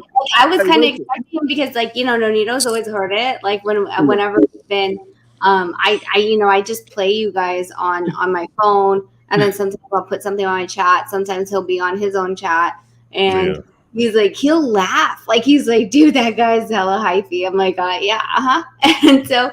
I don't know because this is the people like, no, he talking about when we stop anyway. Anyway, don't stand a fucking chance, bro. You mean when we stop that? When we win this fight, bro? What are you talking about? We not losing this fucking fight, right? Me and YB promoting this shit. Now we with Donito through thick and thin, bro. Fuck what you talking about, bro? Yeah. That's what fuck, man. Hey, HB texting me behind the scenes. We be like, we'll write each other like, yo, bro. Nonito, we team Nonito, bro, all the way through. He be like, yeah, YB, we pushing him to the end. You know what I'm saying? H Money serious. Like once he's loyal to you, it's a wrap. You can't say nothing. You can't say nothing bad about somebody he fucks with. It's over. Oh no, for real. He will pop up like the boogeyman. H Money is Candyman. He like him and Bill Haney pop up at the least expected. Like Bill Haney should do that too. We be mentioning Bill Haney in the chat, and he'll pop up on the chat. What you say? Yeah. That's how Bill Haney was. He was like, what you said about my son? Like the first time I came up here, like I was like, hey guys, like thinking I've known you guys for a minute, and you guys were like, oh, it's nice to meet you. I was like, oh, I've never met you guys, because it's interesting, like with YouTube, like as when I'm toning down at home, I see which one of you guys are on live. I play it on my phone, and sometimes I'll interact on chat with, what I'm doing with the boys and stuff like that. And then we'll just listen and we'll laugh. And so it's almost like we feel like we're, with you guys. And then like the other day when I dropped in, I was like, oh, wait, I haven't met you guys. Like, so, and it's the same with Nonito. Like he's like, I didn't expect him to come and talk. And, like I just saw him walking around the house and stuff like that. And all of a sudden, like he sat down. Like, I was like, okay, like, and I feel like because he's heard you guys so much, especially H Money hyping, like. Hey, but you know what, Rachel though. Rachel, I gotta tell you something. As someone who's been on here forever, it means a lot that you guys come on here and talk to us, because like it really does, and we support you. In return, 100,000. Not only that, you come on here, but you come on here and say, you're champions fighting for unifications, and he's doing the dishes. We like, why he needs that? Yeah. Yeah. Hey, and plus he's one of us. He's one of the guys. You know what I mean? Nonito's one of the guys. So we definitely rock with him to the end. And like you say, we pushing for him harder than we. If we weren't, the people that were on the fence, they rock like they didn't hop the fence now. Everybody is rocking with Team Nonito. Yeah, accessibility for a legend, for somebody great like Nonito to give us, answer all of our questions, no matter how long they may be, no matter how long-winded we may be.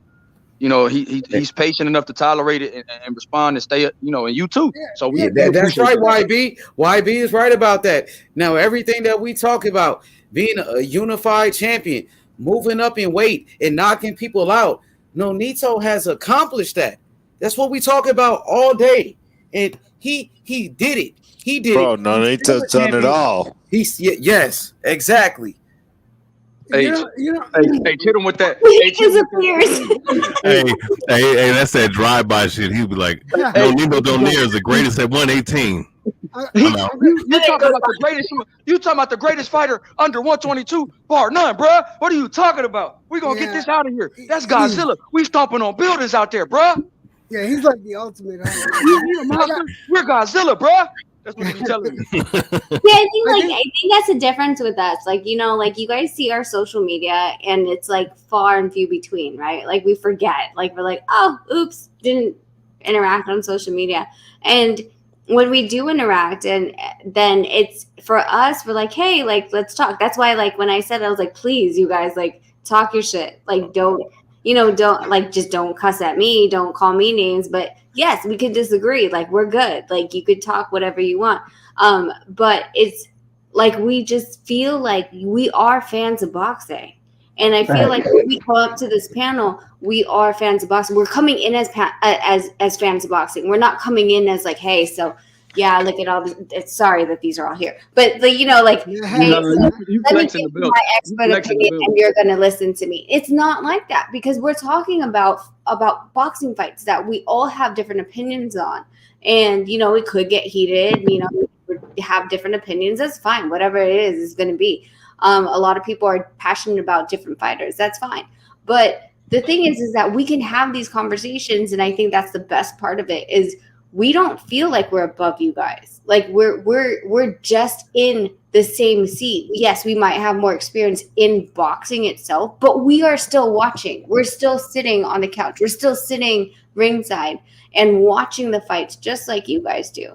So I feel like in that perspective, that's why, you know, it's so easy for us to talk to you guys about what we think, what you guys think, why you think that, and stuff like that, and respect your guys' opinion because we're in the same seat as you guys. We're all watching. We're all supporting the fighters, and we all want the best. I gotta say though, I came in when I came in and I seen you guys on there. I seen you. I was getting ready. I had all kinds of questions. God damn it, all kinds. Yeah. And the second your husband walked on the screen, I was like, he's there. And these guys will tell you every damn top 10 like pound for pound list, Nonito's there. Whether he's number 1 or number 5, he's always in the top 5. Whatever, and I got a chance to, and you guys are down to earth. You don't understand what that means to somebody as old as me and like me. It's like I just lost my shit. Dry mouth. I don't even smoke weed. Dry cotton mouth, like stumbling, trying to get a word in over right side. You know, wait, Jed, I was like, if Jed had 40 questions for me, for sure he has like times 3 for Nonito. And I was like, God, he's awfully quiet today. Like, what's going on? I know. Hey, that's my fault. That's my fault. My bad. No, I'm not blaming you, but no, it was. No, you good, bro. You good. No, blame right side. Just blame him. I was starstruck. I remember you called him ringside one time.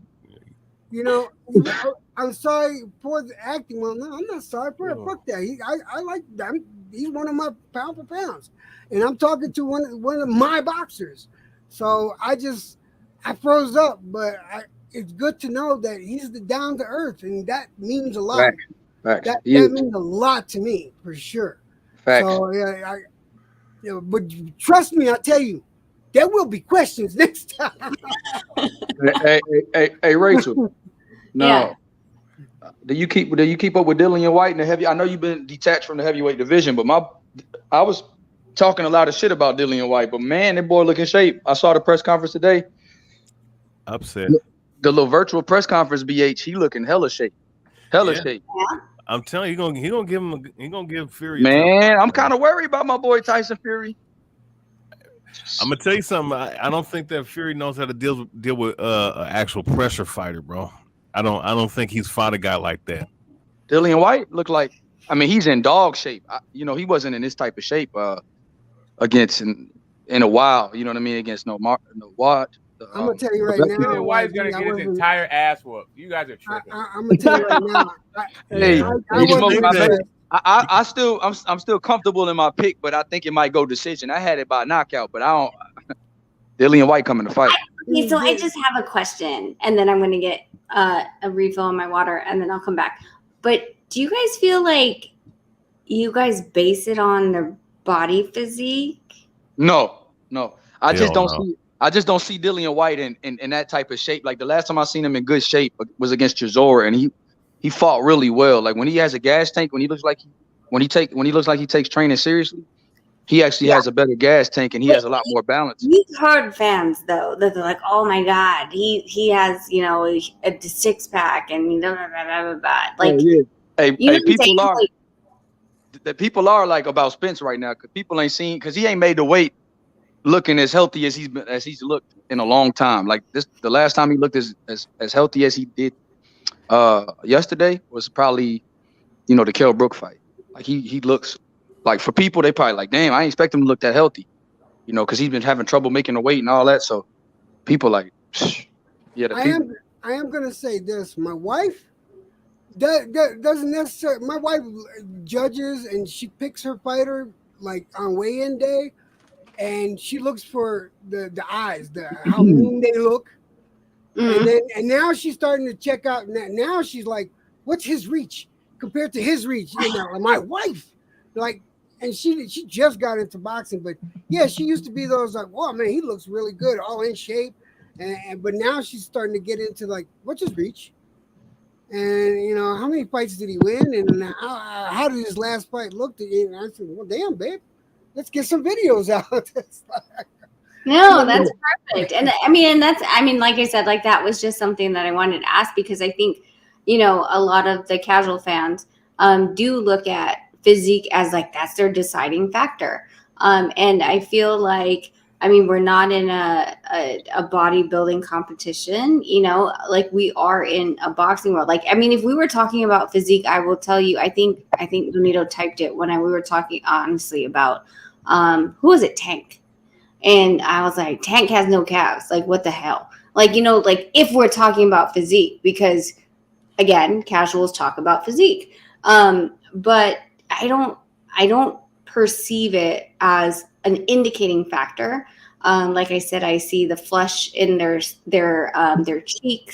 their sulken eyes, things like that, more so than the big like show bodybuilding type that I don't feel is beneficial to a boxer, especially in the lower weight categories where we want them to be faster. The more bulk they're putting up, the slower the punch is going to be, or the faster the fatigue in the muscle is going to be because it's so heavy.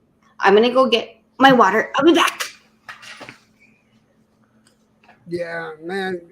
Dude, God, I was fucking... Boy, I got so fucking starstruck. It was... Yeah. And the thing is, it was just when he came in, that's when I went, Hey, get the smoke. I got a bone to pick with you, my guy. California and Albuquerque, right there. We don't get starstruck out here, bro. Hey, get the smoke. I got a bone to pick with you, my man. Who doesn't? Yeah, I remember the other day. That shit was funny as hell. But no, bro, what makes you think that Tyson Fury is gonna walk over this dude, man? What makes me think of it? Because Dillian White ain't shit. Well, Dillian White's better than most of the opponents outside of Wilder and listen, there's a lot of guys I think beat Dillian White that he's not fighting. I think Luis Ortiz would have knocked this fucking block off. We wouldn't be talking about this fight. I think Andy Ruiz beats him like right now. Like the reason why is because I don't fucking think very highly of Dillian White. It's not like I think like Tyson Fury is some monster. Although I do think he probably can be the best of this generation.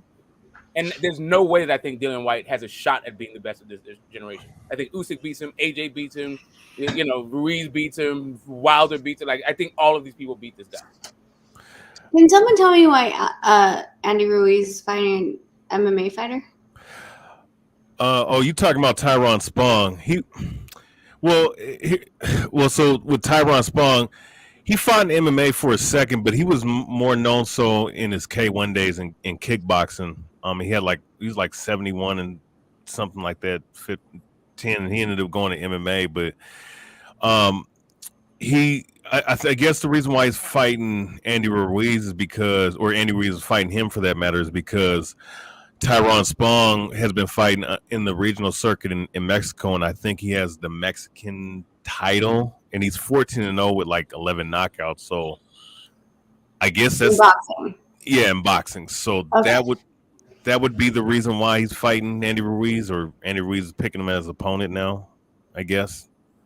Do you feel like Triller is trying to change the narrative that we should be fighting? Not saying that he doesn't deserve it, because you're saying that he does have a record in Mexico, but do you feel like they're trying to change the narrative into mixing up the boxing fan base with the MMA fan base and capitalizing on that? Yeah, I mean that's what they did with Holyfield and Vitor Belfort. And of course they've had I think, didn't they have in that triangle boxing event, I think it was Frank Mir versus who was it?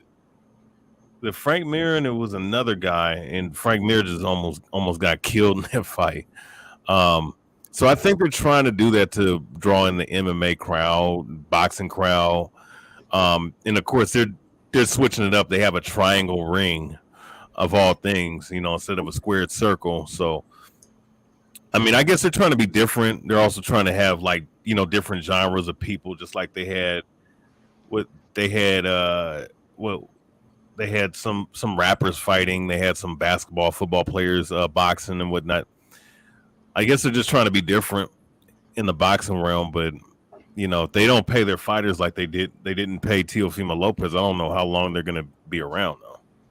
Yeah, I mean, I think the thing is that with Triller, I like the fact that they were incorporating fans don't like sitting in ringside waiting for the main event because the co-main had knocked someone out. So I did like the entertainment factor, and I do respect the fact that they're trying to cross promote into different realms.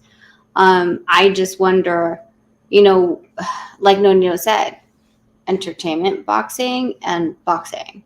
And I wonder where that line gets drawn, especially if you're telling me that he's had the 14 fights in Mexico. I'd love to see the records of those 14 fighters in Mexico, and hopefully they're not paper or just walkovers, those guys that are 2 wins and 30 losses kind of thing.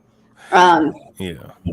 It doesn't do any good for boxing when our real boxers are getting matched with guys who don't really have the talent and skill to stand up to them in the ring. It looks scripted. We start looking like WWE, in my opinion.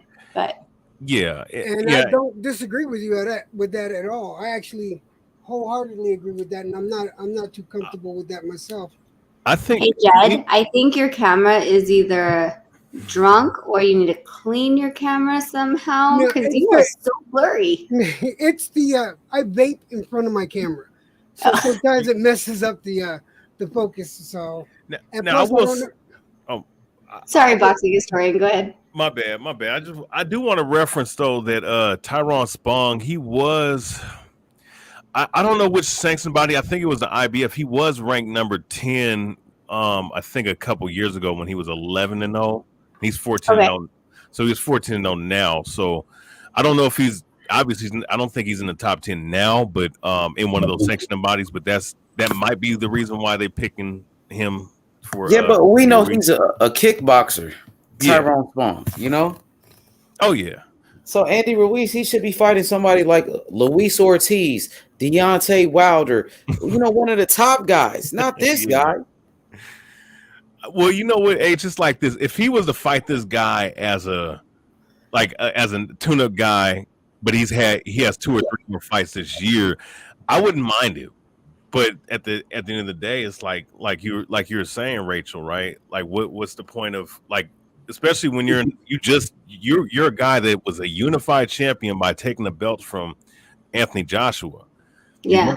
You went from that, and then now you fought, Chris Arreola, who's, even though he's 40 years old, he's still a legit heavyweight to, build your name off of. And now you're going to a guy that's pretty much a regional guy, who's probably is out of his element, to be honest with you. But you should be. But I was expecting him to fight someone in the top 10. He actually ducked Hrgovic, if I'm not mistaken. And it's like, well, you ducked Hrgovic. I mean, you could fight Derek Chisora. You could fight what's his name? Who's the other guy from New Zealand? Joseph Parker again.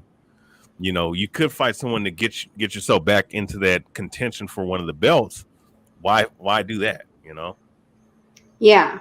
Well, I guess that's the same thing that I'm thinking is, he was held in high regard. He's had amazing opposition. And I feel like this is, I don't know, like, I guess a payday. I don't really see the point or the notoriety in fighting someone like this. I feel like it's a waste of time. But I look at boxing differently.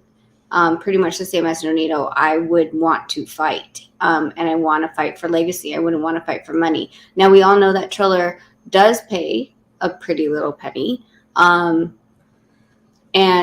maybe that's what attracted him. I don't know, but I just don't feel like this is going to advance him.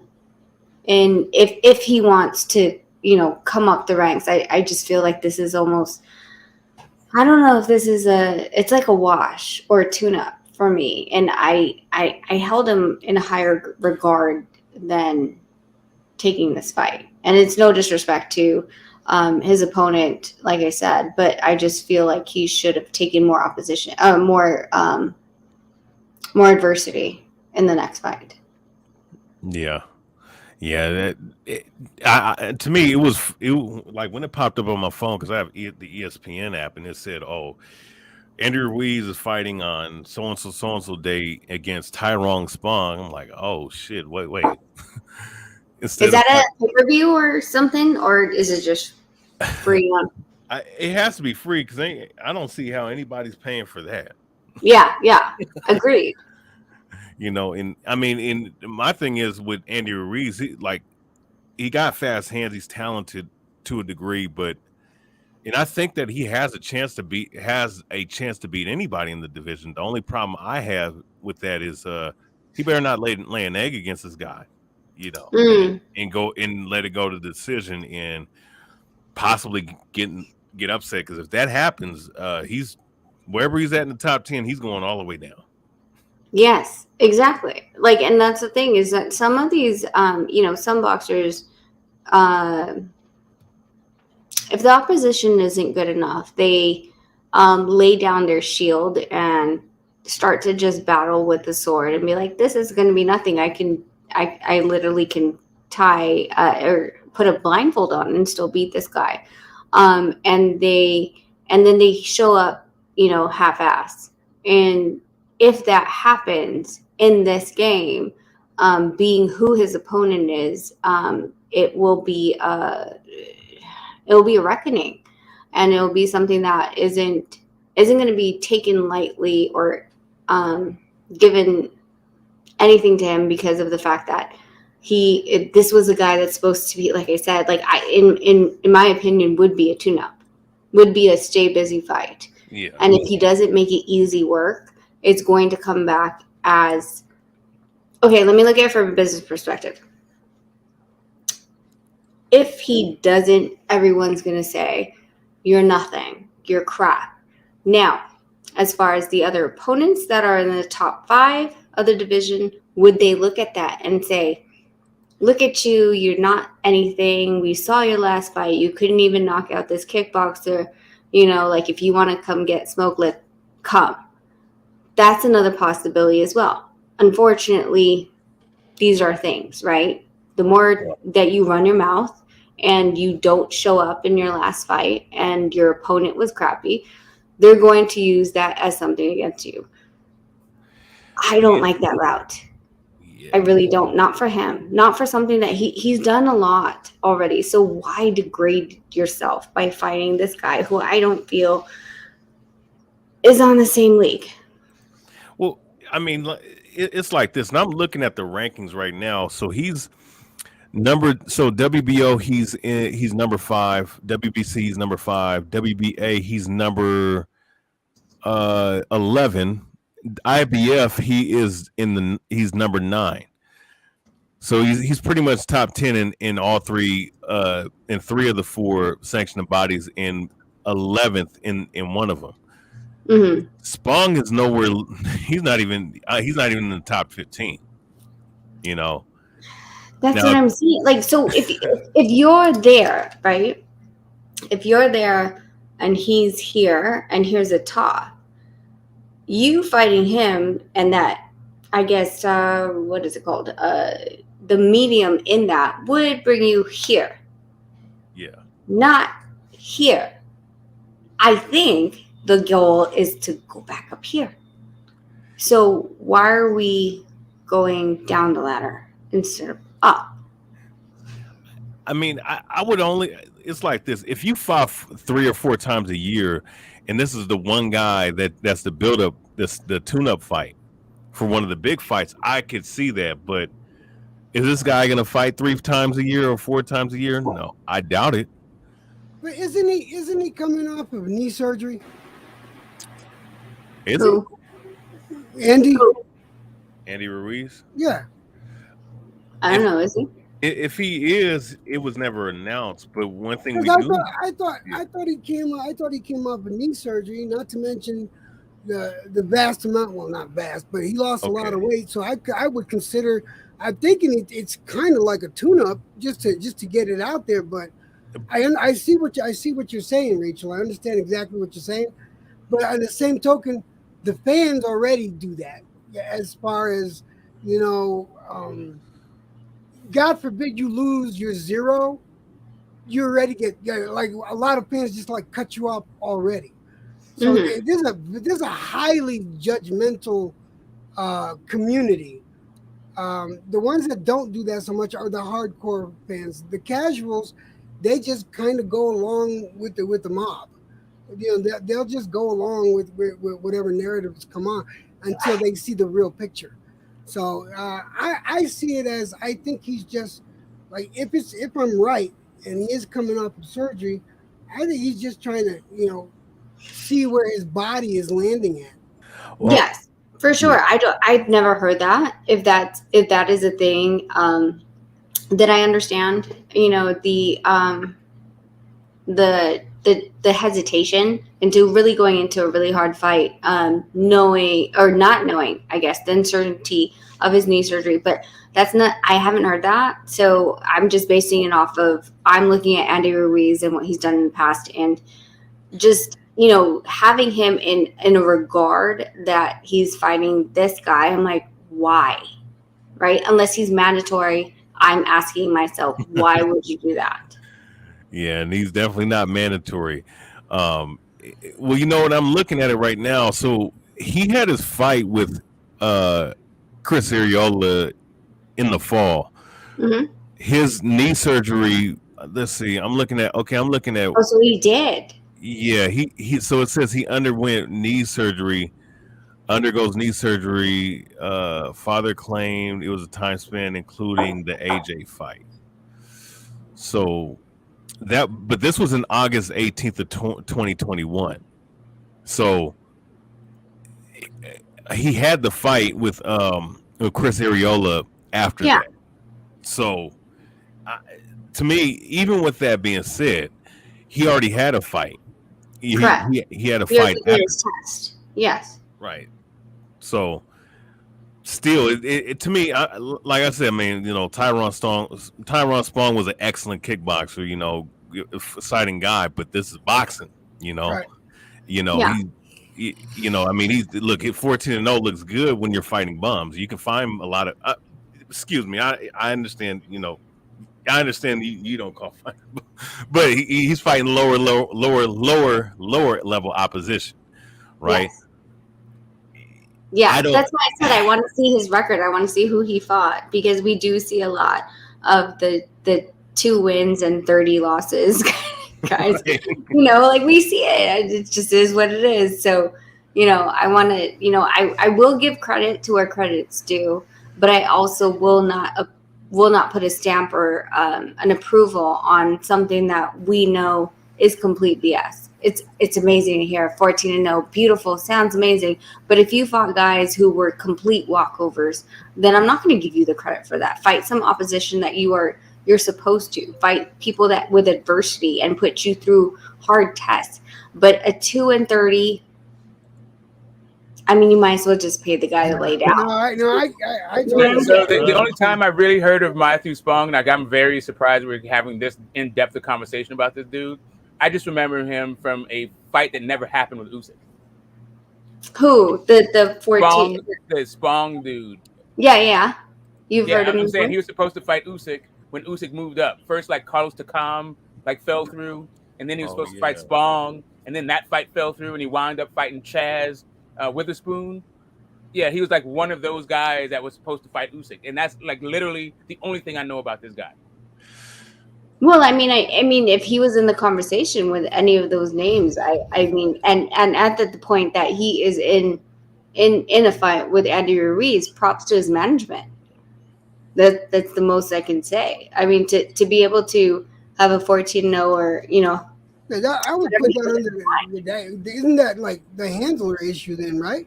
I mean, that'd go right under management. Like, what are you doing? But, because I'm not going to sit here and I'm not going to give Ruiz any type of excuses. I just gave you what information I had that I knew of, and that was it. But then historian just said he had a fight after the surgery. After the surgery. So it's like, well, there goes that one. There goes your excuse. Yeah, exactly. Hey, I'm looking at his record right now, right? His boxing, Tyrone Spong's boxing record, for that matter. Mm-hmm. So I guess he has some wins against guys that has some winning losses, but I guarantee you, if I name them off, nobody would know who they are. What are the records? I don't care the name. So the record, the last guy he fought. So the last three guys, one was 14-1, 14-1-1, 11-3-2, and 28-5. Okay, not so bad. It's not bad. But who did those guys fight? Am I going too deep? I'm sorry, boxing is you're not going deep at all. Too deep into okay, so that's a good number. We But we're argue about this all the time. We do this exact thing that you just said. I'm not trying to argue. I'm just trying to ask. It's a legitimate question. It's a legit question. And that's, I guess, what is it? So the WBC Latino heavyweight title, World WBO Latino heavy title. So I guess and these are obviously regional titles. Regional belts, yes. Yeah. So, I guess I'm looking at some of the records. The last dude he fought, who was 14-1.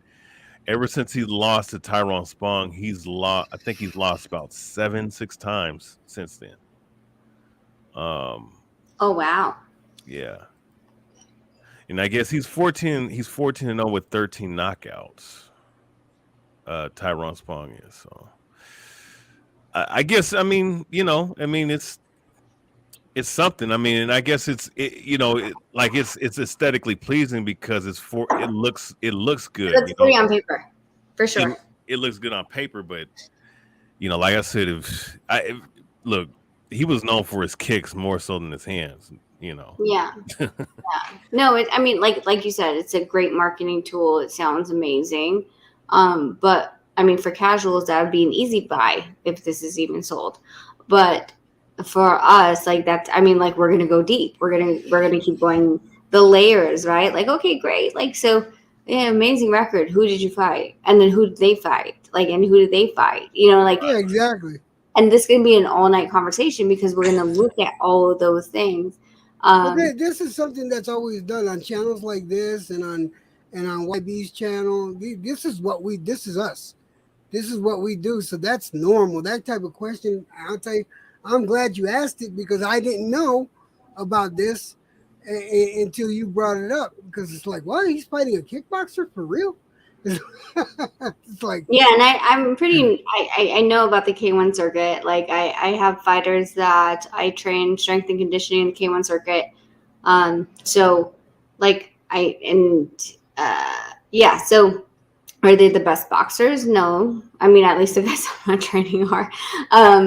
But I mean, if this guy is trying to hone his skills on boxing specifically, then more props to him. I want to see the level of his competition, the tapes from his fights, and I don't know. I don't know if it's protectiveness or what it is, but I just feel like someone like Andy Ruiz shouldn't be fighting this guy. I just expect too much. No, I don't know, and that's my fault. No, I mean, too much is given, much is required. Like, if you just like, how can you be a unified champion? Your 2 losses was to Joseph Parker, excuse me, and Anthony Joshua, right? And you're 1-1 with the guy that was a unified champion, and he lost his belts again, but he was a 2-time unified champion by beating you when you took his belt on 2 weeks' notice, mind you. You know, for you, okay, Chris Arreola, we can understand that, but once again, you're fighting a regional guy, and the only marketing is former kickboxer, great. Stepping in the ring with a boxer who's a former unified champion. Like, I mean, like you were saying, like this, it looks good on paper, it's good for marketing, but how does this help you build up, especially when he's not even in the top 20, top 25? Yeah. Well, and this is why I love talking to you guys. This is why Nonito jumps in, right? Like, he better not jump in. He's supposed to be sleeping by now. But this is why, because like I can talk, like I can, like I like Anthony. I like Andy Ruiz. I think I expect more, and I don't know if that's fair for him, but as a fan, I expect more of him. It's weird because when I put on my, trainer, fighter, manager hat, then it's like, well, you don't know what we're doing. You don't know why we're doing this. And yes, I don't. But as a fan, where I'm sitting with you guys, I'm like, why? Yeah. Well, there's nothing wrong with that. And it's a legit question. And now I want to know why. So it is. There's nothing wrong with that. Did the purses? You could change. Where's the fight located? Let's see. Let's leave. Where's the fight located at? Because I'd love to know their purses. Oh, and that might give us our answer. That's a good question. Where do you go look? Where do you go to look up the purses? Usually, someone like Dan Rayfield posts it. Where is it at?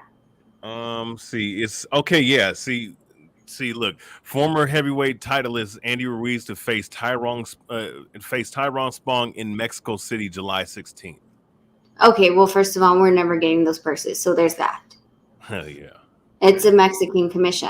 Like all the commissions in the U.S., like they have to release it, but it's international, so we don't know. We won't know. Or at least we won't be able to confirm or accurately pinpoint what the money is. Oh, has Triller ever done a fight in Mexico? I'll say it again. Has Triller ever done a fight in Mexico? I think was there one? No, it wasn't Triller. It was another fight. It was where they had Julio Cesar Chavez senior. Yeah. Yeah, the exhibition. Yeah, it was that. It was the exhibition, and I guess his son fought, I think, Anderson Silva on that card as well. Yes. Yeah. Oh, hey, Hey, look at this. So Spong. So I'm reading this part. So Spong, 14-0 with 13 knockouts, is an accomplished boxer, but the native surname impressed as a kickboxer record of 107-7 and 73 knockouts. He stepped away from the sport in 2014, following a 13-year run, and made his professional boxing debut in 2015. That's because he broke his leg.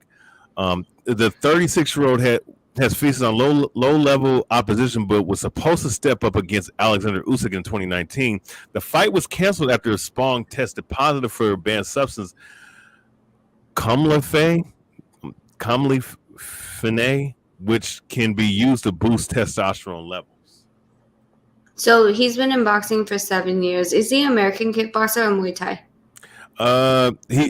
He American kick. Well, wait, because I'm looking at BoxRec as well. It says pro kickboxing. Oh, okay, so let's see, pro Muay Thai. Okay, so just regular kickboxing. Regular kickboxing. Okay, so American kickboxing. Yeah. American kickboxing has more of a chance than Muay Thai kickboxers. I'll tell you that much. Yeah, because they do specialize more in hands, whereas Muay Thai, it's hands, elbows, it's art of 8 limbs. So yeah. It's hard. So I mean, he does have a chance. He's been in the game for about 7 years. You're saying? Yeah. But why only 14 fights in 7 years?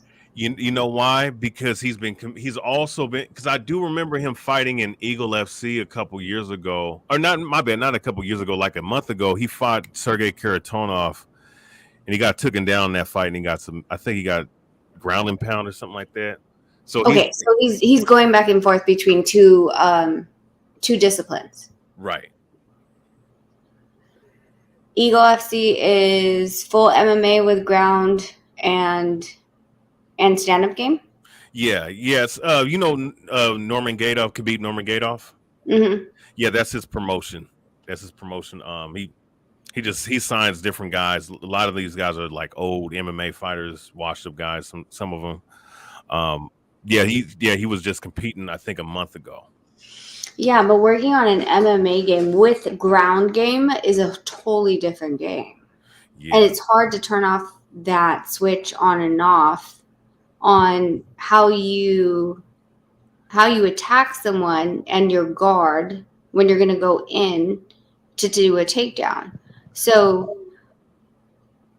I mean, based on that, I'm really surprised that someone who had gotten out of American kickboxing, which is where he had his start and his success, and then went into MMA where he's still kicking, in addition to adding ground game. Does he have jiu-jitsu or wrestling? Sorry, if I'm just going way too much into No, I'm actually the guy to ask that question with is I'm probably the guy to ask that question with, because I do both. I do boxing and MMA, so I can talk. I can talk about the where you have to switch from boxing, and then you have to switch. Okay, if you're training for ground or Brazilian jiu-jitsu or wrestling or kickboxing or more. I'm the guy to ask actually with that. But okay, cool. So we're talking the same language. Yeah, okay, exactly. Cool. No, well, you guys got me lost there because I'm only. There's just different disciplines. There's different disciplines, and there's certain tendencies with each, strong points with each, and a wrestler is different from a jiu-jitsu fighter, and so when you're looking at all these things and how they attack the game and how it relates to boxing, if he's only had 14 fights in 7 years, that means that he's incorporated his MMA career. And if it is not consistent in boxing, his tendencies are different. And he can open up differently because he literally has to put a switch in his brain.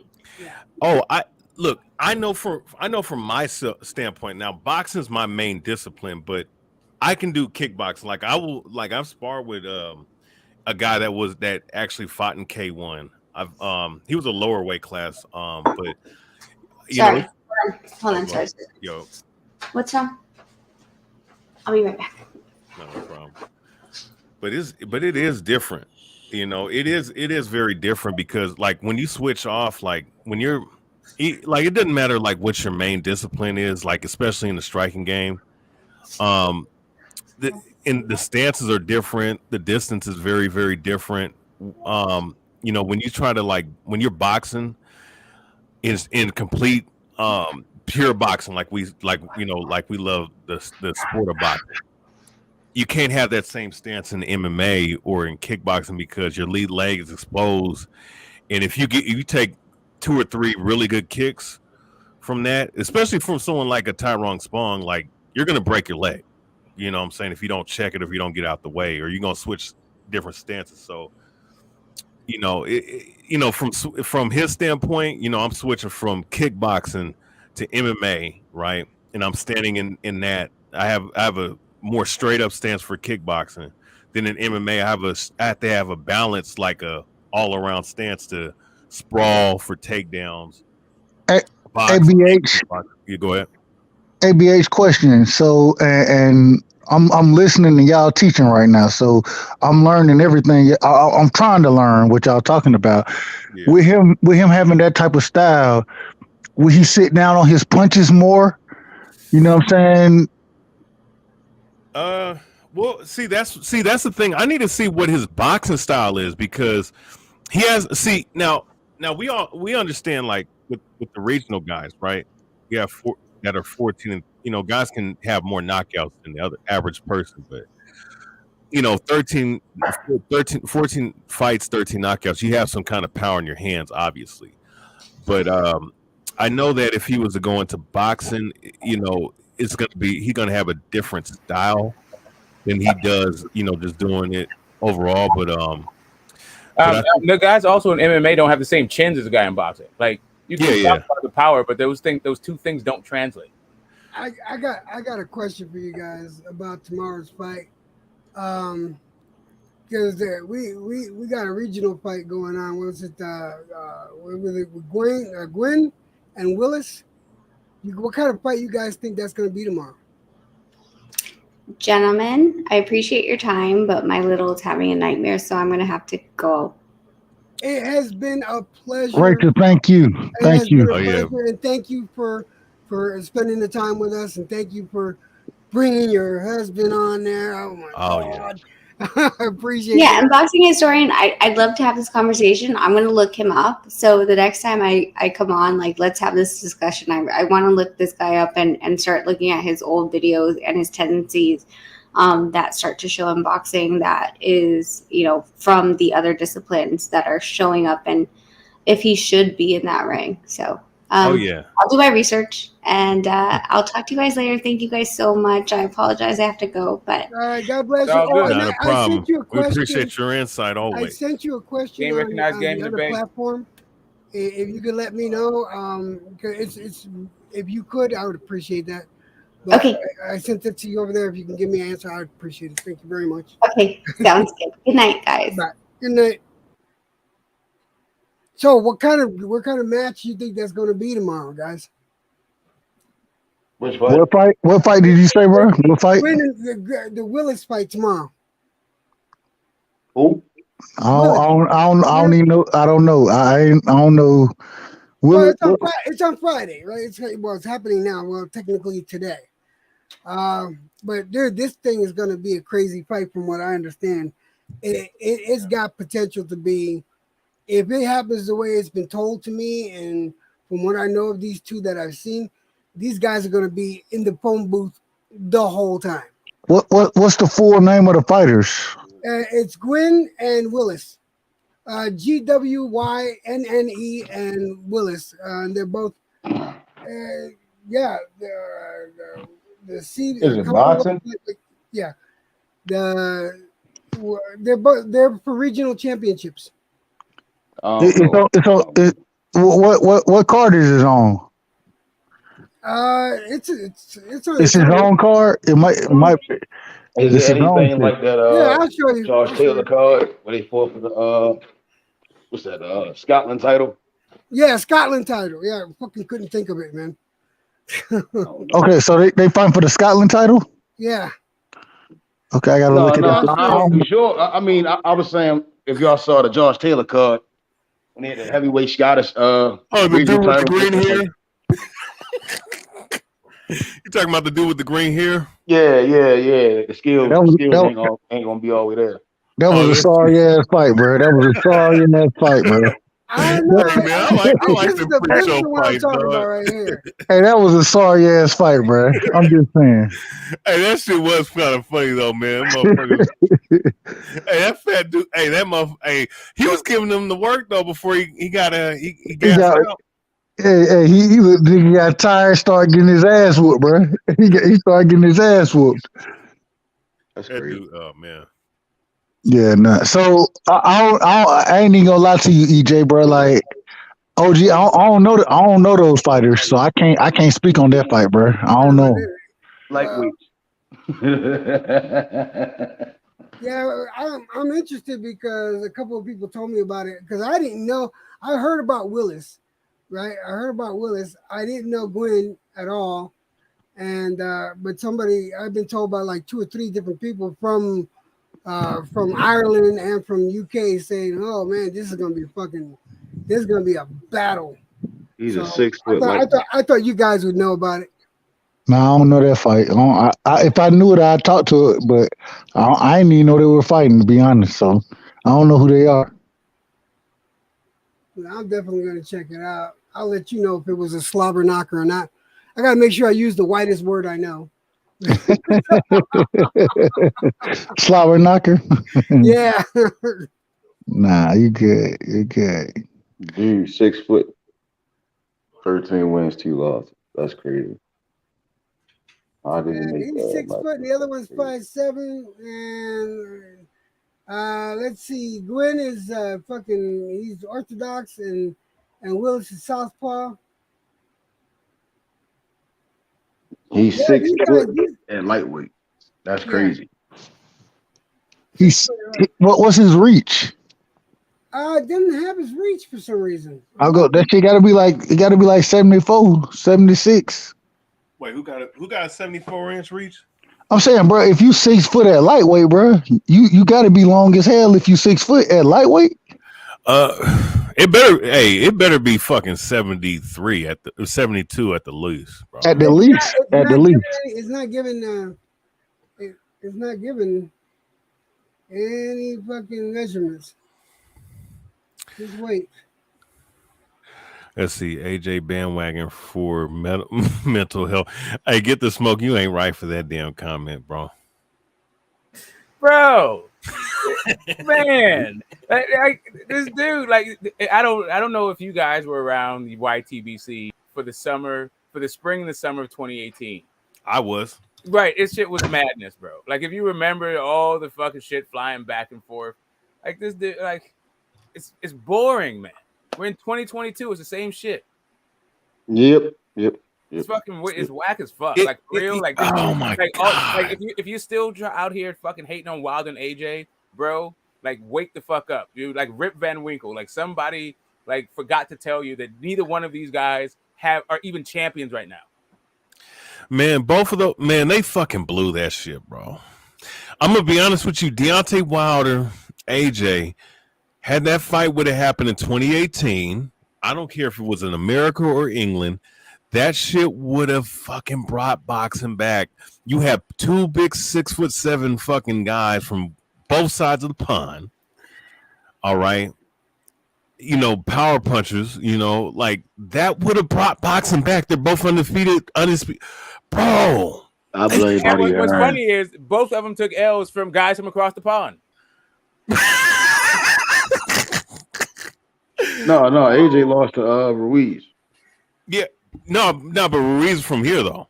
Yeah, he lost from Ruiz. Man, and then their second fight kind of sealed the deal. They'll never fight Wilder. Oh hell no, because they didn't get that knockout. But yeah. God, man, I gotta rewatch today's stream here, man, because I gotta see what my facial expression looked like when Nonito jumped on. I was like, I must have bitched up, man. Hey man, I don't blame you. I mean, look, Nonito Donaire, bro. I'm not gonna lie, man. Back from 2009 to 2013, 14ish, man, I was like, bro. Yeah, he was one of my favorites to watch, especially on HBO, man. And it's like, bro, I was like, man, who the fuck can beat this guy? He's hella tall for his division. Explosive hand speed, good, great power, long reach, and he was beating every one of those motherfuckers that was in the top 10 at that time. I was like, he was fun to watch, bro. He was one of my favorites, man. And for him to still in this time period, to win a belt, man, like he's already a Hall of Famer, but it's just like what he's doing right now is enhancing his legacy. He's definitely one of the best, I think, all time. If you're talking about 122 bantamweight, he's definitely one of the best bantamweights all time. Filipino boxers, definitely top 5 all time. Yeah, I mean, he was fun. He was a great fighter, bro.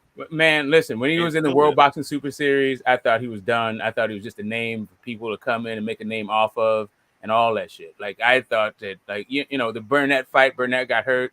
Burnett was having some success early. Nonito was coming back in that one before it ended. It ended really early. But, like, I was like, man. And, like I said, this guy, like, the reason why I'm in boxing is from the gym that dude started boxing in, right? So I understand all of this shit. I know people that prepared him for the Regal fight, all this shit, right? So I'm just like, man, that Nonito, why are you doing this to your legacy? Blah blah blah.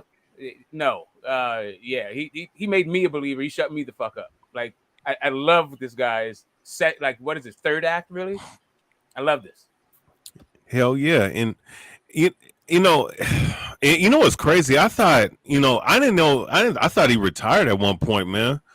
But the fact that he was champion, I was looking up because it's been a minute since I was looking through the smaller weight class. Like, oh shit, he's champions. He was champion. Who did he beat? And like, wow, he's still there. Now I'll say this: one of the funniest but truest comments he was saying, like when the Manny Pacquiao Floyd Mayweather shit was happening. I remember him saying, man, when Pacquiao said he didn't want to take the damn the little shot for the blood test, the needle shot for the 40 million. He was like, bro, I'll take 40 million. I'll take it. I'll take a blood test for 40 million. 40 million change your damn life. No, because remember Pacquiao said he was afraid of needles. And they said he got tattoos. I was the first fight I probably watched that and got back in the boxing. Yeah, man, that shit. But was it Mosley and Pacquiao? Mosley and Pacquiao.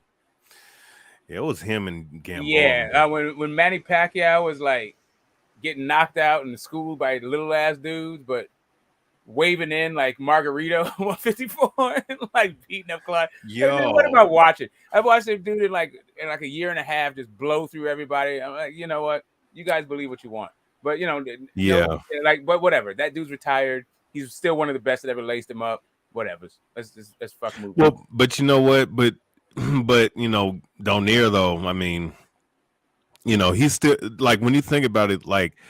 Pacquiao gets all the love, but man, Donaire, bro, he was like back in that time period, man. He was he's definitely was like top 5 pound for pound, in my opinion. Now, well, the thing is, like, there's a lot of guys, like, there's some guys, the HBO like hype machine, right? That to me, both Nonito and Chocolatito outgrew that whole like HBO PR shit. Yeah, and it was hard for them. They had to dig deep and do a whole bunch of shit because of what it is. It is what it is. But they've transcended that shit. They're still here, and HBO isn't. Yeah. What we started at and we started at what week Pacquiao started at flyweight? Was it 105? Yeah, he started there and ended at like 154. You see what I'm saying? He was an anomaly. That's why. You can call it an anomaly if you want to. Really great shit him by. Would you say? Well, I mean, how many? Well, it's been only 2 guys. I mean, it's only been 2 other guys. Maybe Sam Langford, and maybe one other guy that did that. That moved up that many fucking weight classes. Yeah, nobody did it like nobody did like Pacquiao, right? Like Sam Langford is cool, but like, well, Sam really Langford guys weren't that big and they weren't that little. back then, like coming up from 108 pounds to 154 pounds, like yeah. And he never really made 154. I mean, thought, just the divisions, right? We're just talking about the divisions. It's not like Sam Langford ever weighed 200 pounds either, right? He did. I thought he's like the biggest he got was like 179 kind of shit. I thought he was 200. Because there was a point in time when what's old dude's name? What's old dude's name from that time period? Jack Dempsey said he was afraid to fight the dude. And Jack Dempsey was definitely weighing somewhere around 200, 210 pounds. But even Dempsey came like a little bit late at his end. Like, but Dempsey, like whatever. Dempsey was like, no, what is that? He was like 19, like he came on the scene like 1917 kind of shit. 15, 16, something like that. Yeah, like, yeah, I don't know. That's like really the Sam Langford. That's older guy. That's it's middle of the run kind of thing. Like he was like, Langford was doing his business in like 1908 kind of shit. But he still was the top dude, though. Yeah, he was. I mean, people still didn't want to fight him. I'm just saying, like, it's yeah. I mean, like Manny is Manny. It's not like since he's not an active fighter and he is now a retired guy. And we're just looking at his legacy. I'm not trying to. I don't have the same heat for him that I had when he was still fighting. Well, here's my. Also, a lot of the heat went out the window when Marquez in Marquez 4, right? Pacquiao Marquez 4. Yep. I remember that. I remember that time period. The Pactars, the Flomos, man. Like, I'll bring the heat to both fan bases, man. You know what I'm saying? Because I just felt like them, like they great fighters, but you guys overhyping them to a certain degree. To the way, huh? No, Marquez. No. Back in like back in the time period, I think what boxing lounge is talking about is the Pactards and the Flomos, man. Those guys were like the extremist fans. Like there was a lot of channels of those guys, and those guys are no longer. 90% of them people are not even around on YouTube anymore. But I wasn't here, shit. but my thing is though, Pacquiao Mayweather. Here's the thing about the legacy though, like who has the better legacy though? Because even Floyd has the win over them, but Pacquiao, I mean, it depends on what you think of legacy, right? Like, and also like, they're just in different realms. Like the legacy in boxing, it's Floyd, easy. But the legacy, like as a human being, right? Like you might want to be the president of your country one day. But even boxing though, I mean 7 nobody's trying to be the next fucking man. Like nobody's trying to fight like fucking Manny Pacquiao if they actually like their chin. Well, but see, here's the thing though. Manny Pacquiao, one of the most unorthodox. If you're talking about top 10 most unorthodox fighter, he's probably top 3 in that category. Yeah, that's the thing. Like it's kind of like so. That's high risk, high reward. Between the two guys, right? It's easier to maybe become like it's easier to fool yourself to think that you could become Floyd Mayweather than it is to be Manny Pacquiao. Like Manny Pacquiao is so much his style, his game is so much predicated on his physical gifts and not necessarily his technique. So like unless you're fast like that, unless you can do all like Manny Pacquiao was like I still don't know who throws more like as many punches as that kind of fast thing. Like the dude was an anomaly. It's very hard to emulate that game. Whereas you can see shoulder rolls all over the motherfucking spot. Yeah, to your point, Morales, Marquez, and a couple other guys. Looking at those guys that did face him and were able to outwork him, outthink him in that time. Yeah, and with Floyd, you couldn't outthink Floyd. That's what makes Floyd's legacy great because you couldn't outthink him, you couldn't outwork him. You hear fighters that they in the past. You hear Mike Tyson talk about Floyd. He speak highly of him. You see what I'm saying? And that's all time great. Oh, right. So the other thing is like whether or not you like the legacy, everyone is talking about that O, right? That O thing, like that is a Floyd legacy. Like even everyone is talking about the Mayweather thing, like the blueprint, all that stuff. No one's really talking about the Manny thing. Well, but it depends. They talking about Floyd. They'll say the A division. Yeah, they just don't like. They just don't like the fact that people are doing like. So they just denigrate that legacy. But it's still the one in boxing, right? But you know what though, like, but if we were just looking at it from a traditional standpoint, like it's close to me, it's close, but the argument can go either way. Because I mean, you look at the people that they beat, great, they're all great, but I mean that 7 fucking weight class, championship runs and shit. Like, yeah, but then you got to mix and match what Corrales. kind of like things you're talking about. You're talking about lineals, you're talking about Ring magazines, you're talking about like. oh yeah, no, that's why I said 7. I didn't say 8. That's why I said 7. Then you got to go to 6. Then it becomes 6. Because IBO, right? I don't You got, count like, the IBO as the actual. Yeah, you got like 6 like alphabet belts and then like 2 lineal belts. There's 3 names that I mean, like 2 lineal got, titles. It's not even belts for lineal, right? He's got 2 lineal championships and like 6 divisions with like out sanctioned belts, kind of shit. Or 4. Well, 4. I say Maidana, Canelo, Castillo, and Corrales. That's those 4 guys. Pacquiao never fought. They probably would have beat him. No, he didn't. He also didn't fight all them shit that people say that Floyd didn't fight. Manny didn't fight him either. They ain't never fight. Nobody goes around saying, you know what, Manny never fought Paul Williams. But you know what? But here's the thing though the Paul Williams probably not the best one to reference because Paul Williams said that Pacquiao would fight him, where as he said that Floyd wouldn't. Well, Paul Williams also said he wasn't ready for Floyd. Like it's a whole nother like what Paul Williams says. I'm just saying, like the one guy that Manny fought that people said Floyd didn't fight was Margarito. Yeah, I guess, but yeah, I don't know. I mean, shit out of Margarito, right? I mean, to me, I think it's close. Like, I think it's close because if I make a top 50, like wherever I have Pacquiao and Mayweather, they're probably gonna be somewhere around in the same ballpark. You understand? Like, I got Pacquiao around 30. I got 40 top 15.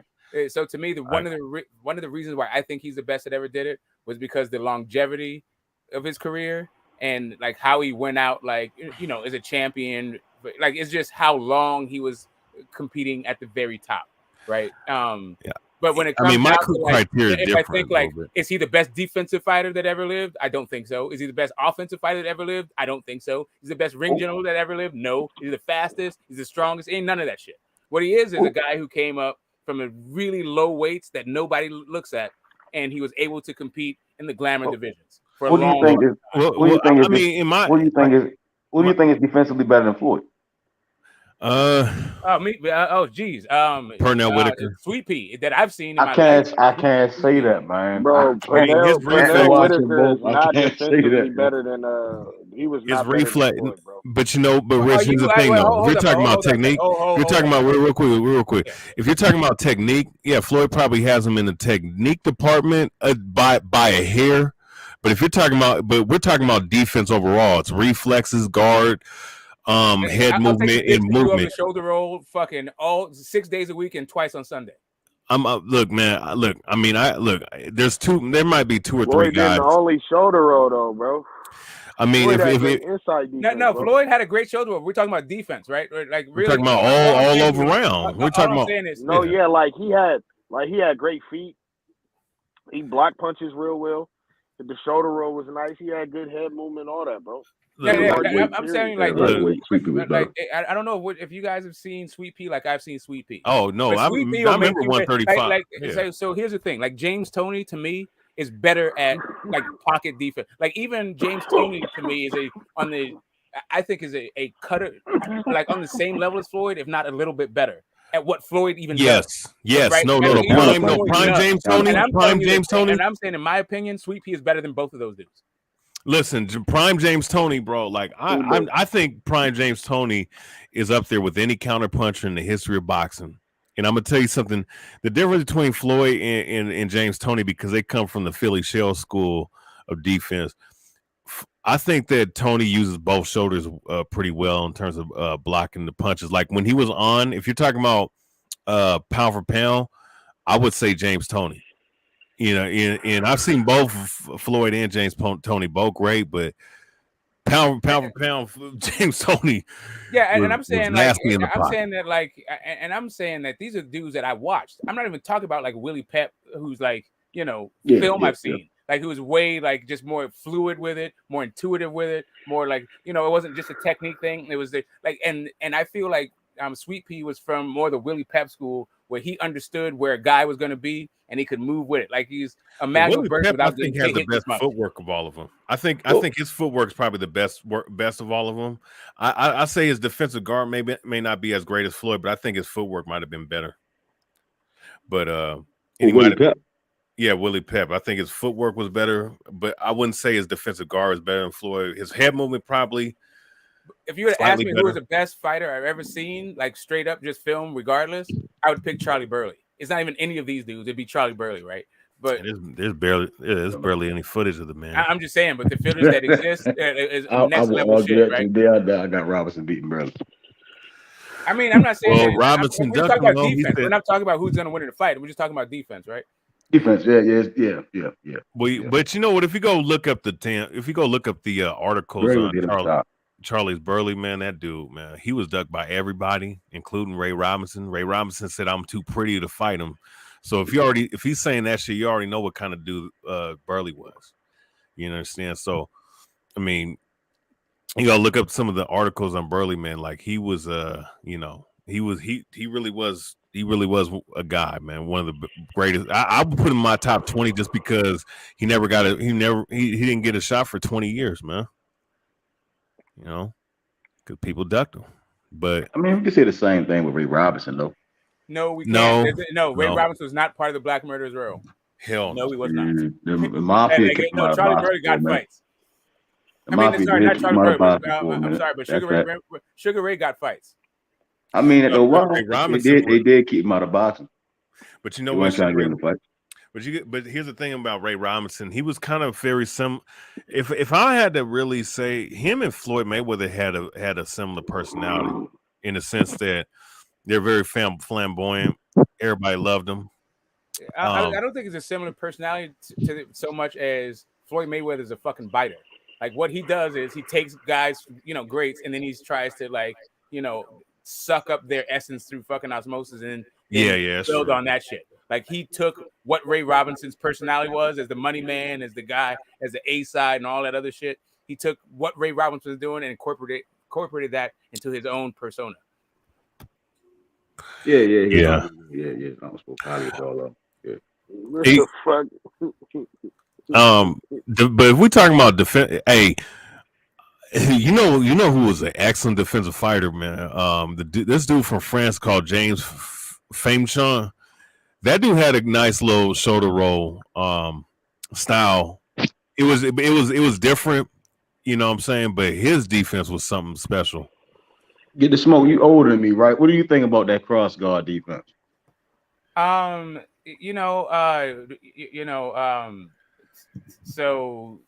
who was it? Like Archie Moore had a good one. But really the guy. All right, so there would be, if it wasn't for the cross guard defense, we wouldn't have George Foreman being the oldest heavyweight. Like he came back in and he was still getting tagged the fuck up. But we in the 52 blocks, I don't know if you know about the 52, but it's called the Skull and Bones, where you go over the top. Anyway, that cross guard is nice, but you got to use your legs also for defense. It's not just what your arms are doing. Like I feel like you got to use your entire fucking body, just like cross your arms. What about what's his name? Gene Former used it. He used it to get on the inside, Yeah, but again, and you could see Gene Fullmer getting his entire fucking his hairdo fucking rearranged using this. You know why that is? Because it was parry. See, like a lot of those shots were parried. They didn't actually land flush, but it landed like halfway. Yeah, I'm just saying you got to use your legs along with that and some upper body movement. If you're gonna just do I got another one for you. Ken Norton. Ken Norton had an excellent defense. He had an excellent defense with the cross arm. He every boxer type had an issue with him. The only guys that did well against him was like guys that was punchers, like combination punches. No power punches like George Foreman. What's his name? Ernie Shavers, Jerry Cooney. Those guys cracked through that guard. But all them other guys though, like Ali, Bugner, Jerry Corey, those guys had an issue. They couldn't crack through that defense pretty well. I thought he beat Ali, to be honest with you. Yeah. I mean, I feel like a lot of What about another heavyweight, Tim Witherspoon? One of the best defensive heavyweights of all time. He used the cross arm to a T. He used it to a T too. And you saw that Ernie Shavers fight? Like that's what all I'm saying is you gotta fucking move. You can't just cross your fucking arms. You need to do something. I You like need to using do it. something with your feet, do something with your legs, or else you're just gonna be a fucking sitting Hey, duck. boxing lounge. I like using it. You know why? Because most guys, I like using it because most guys don't go to the body to begin with. You know. That's why I would say like combination punches. They're dig to the body, go to the head, shoot the uppercut. Holyfield used it, you know, but he had way more tools. When he did use it, it wasn't always effective, especially for a bow. The bow was sitting punches from all angles. Yeah, so Errol Spence does not use the cross guard, just to Hell address no, the chat. Nah. He used the high guard. Not ever. Like hell, Errol he's Perry. like a high catch, guard, catch catch and shoot guy, Perry guy. Yeah, catch and shoot. But no, I mean Archie Moore probably. If you ask me, who had the best cross arm, he probably was the best one. He probably had the best defense of all them guys that used it. Yeah, exactly. And even him, he put it like a little bit in front of himself. Like he wasn't like, I don't know, man. Like, and he incorporated that, I think, earlier into his career than like Foreman. Well, he had, but you know, he also used the Philly shell in conjunction with it too. You know what I'm saying? You know, so it was really like his defense was hard to crack, and you know, he could and because you have, you know, he would have his rare hand on top and shit, so he could shoot that fucking right. Like just slide over to a little bit. Like his shit was crazy when it came to that particular thing. Like his was on another level. But I call him the most complete boxer. Like I think he's the most complete boxer of all time. Mongoose. Mongoose, Archie Moore. The reason why is I say that because if you're talking about physical gifts as well as the technique and skill, like I mean the footwork. He has the most knockouts in boxing history, as far as we know, for that matter. Because I mean they don't count. They didn't count every fight from some of them guys from that era, but most great puncher, great jab, powerful overhand right, really good, very good right cross, great defense. You know, he had several defenses actually. He had both. He had the regular guard, he had the cross arm, and he had the Philly shell. You know, and he was knocking guys out and shit all weight class. He was knocking fucking heavyweights out, guys that was weighing 215 and shit.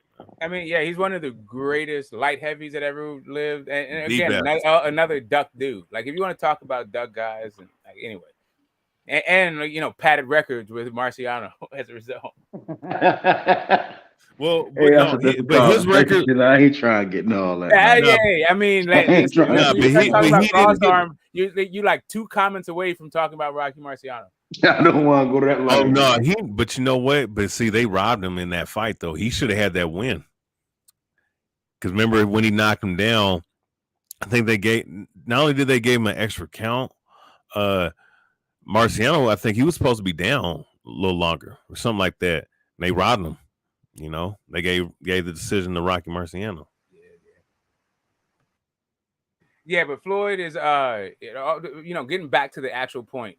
Floyd is one of the best that ever did it in a couple of different areas in boxing, and Manny Pacquiao is not.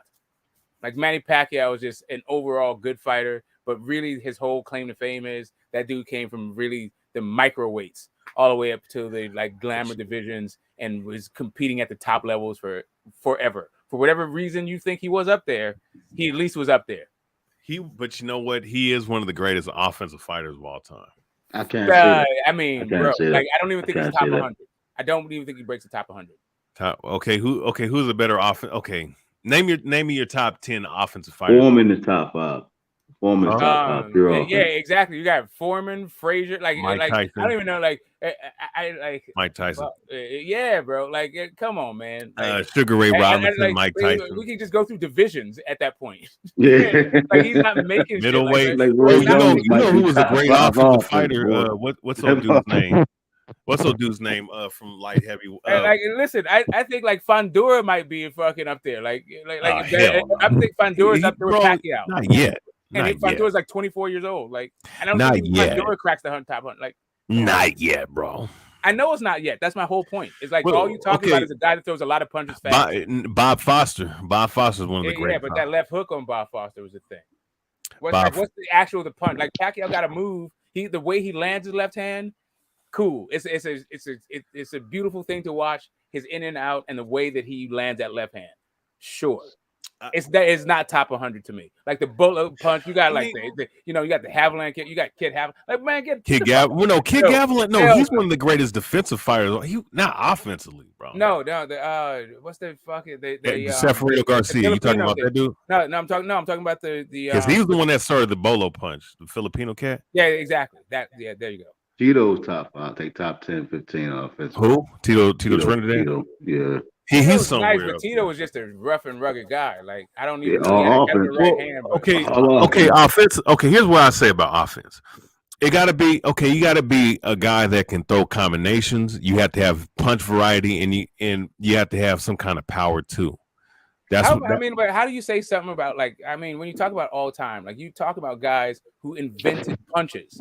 Like how you say a guy who just throws a lot of punches is better than the guy who invented the jab. What about Joe Louis? Oh yeah, that right hand. That's fucking the way he slides his feet over and then deliver that right hand. Like, come on, bro. Like that's what I see out of Errol when it comes to the sliding of the feet. He don't pick his feet up. He slides to the spot. Straight Joe Louis.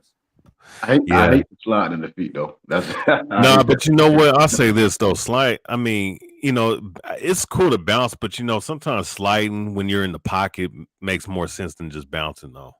No, the reason I dislike slide is because your feet aren't always set. You ain't always ready for what's coming back. You get what I'm saying? It depends on the fighter. Like again, Joe Louis is an anomaly. You see what I'm saying? And Errol, speaking of Errol, we just got to wait and see. He's still. I'm just talking about that thing. Like all I'm saying, like delivering your punch kind of thing, like having a signature punch and being able to deliver it. Yeah, that right hand. Maybe you could throw some Manny Pacquiao on there, but I still don't think he cracks 100.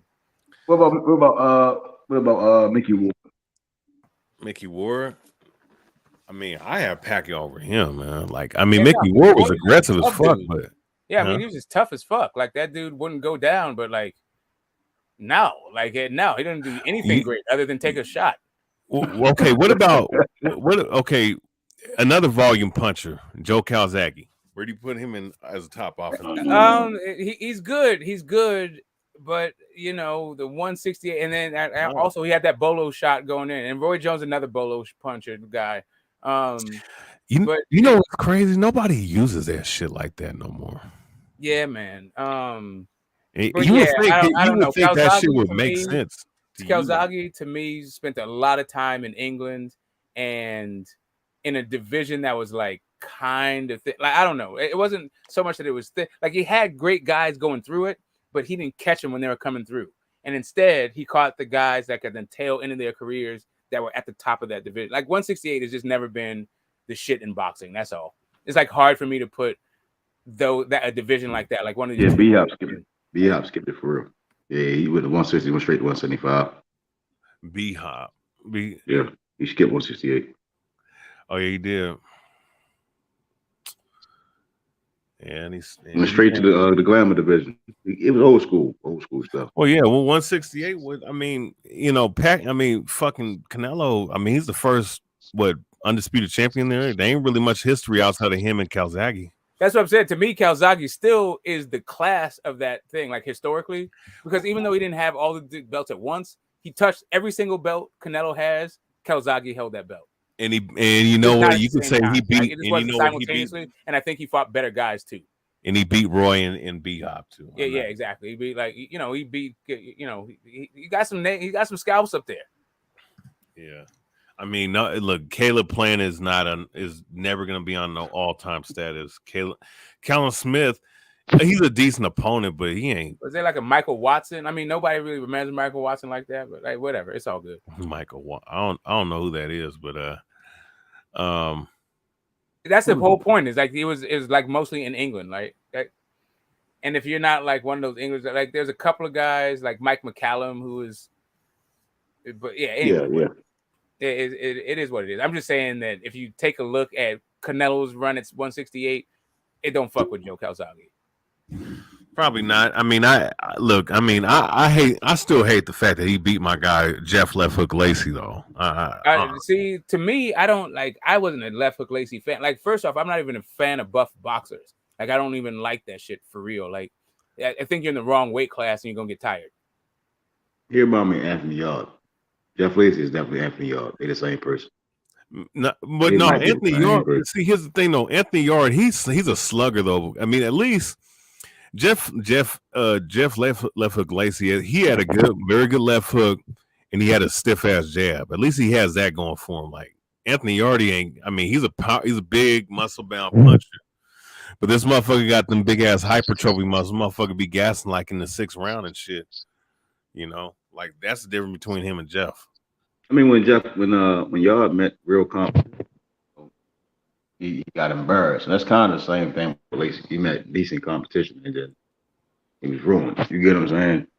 That's how I look at it. You know, there's certain things about the UK when it comes to their supporting of a fighter, right? And it seems to be that they really hype up like sort of mediocre fucking fighters in order to make them huge guys to make their guy look good.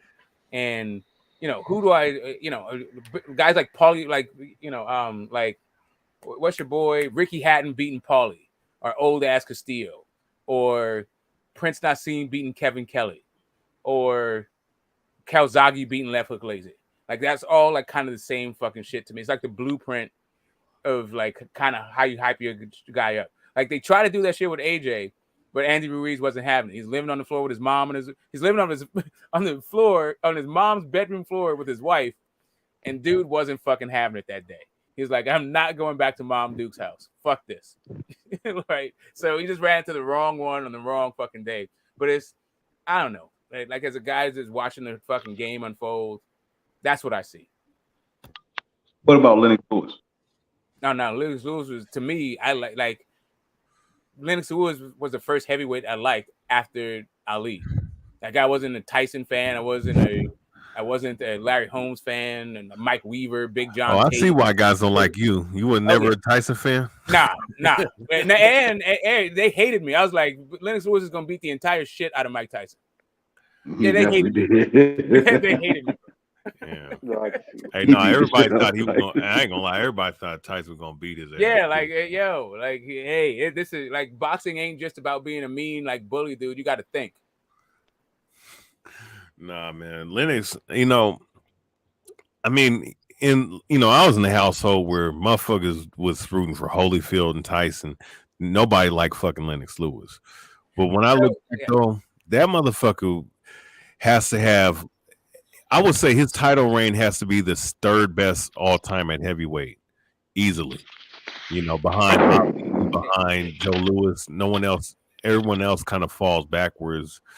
And when if you were to compare him with eras, I mean, of course he's going to wash up everybody that's fighting today. But if we were to put him back in some other eras, he's beaten majority of those guys because of that jab, man. That jab was one of the greatest jabs in the history of the heavyweight division.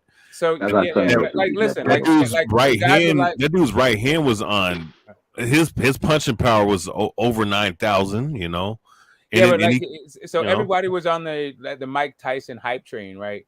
And you know the guys in the know understood that Evander was going to beat him, but like nobody was really looking for Lennox Lewis, right? Like, literally nobody was looking for that shit.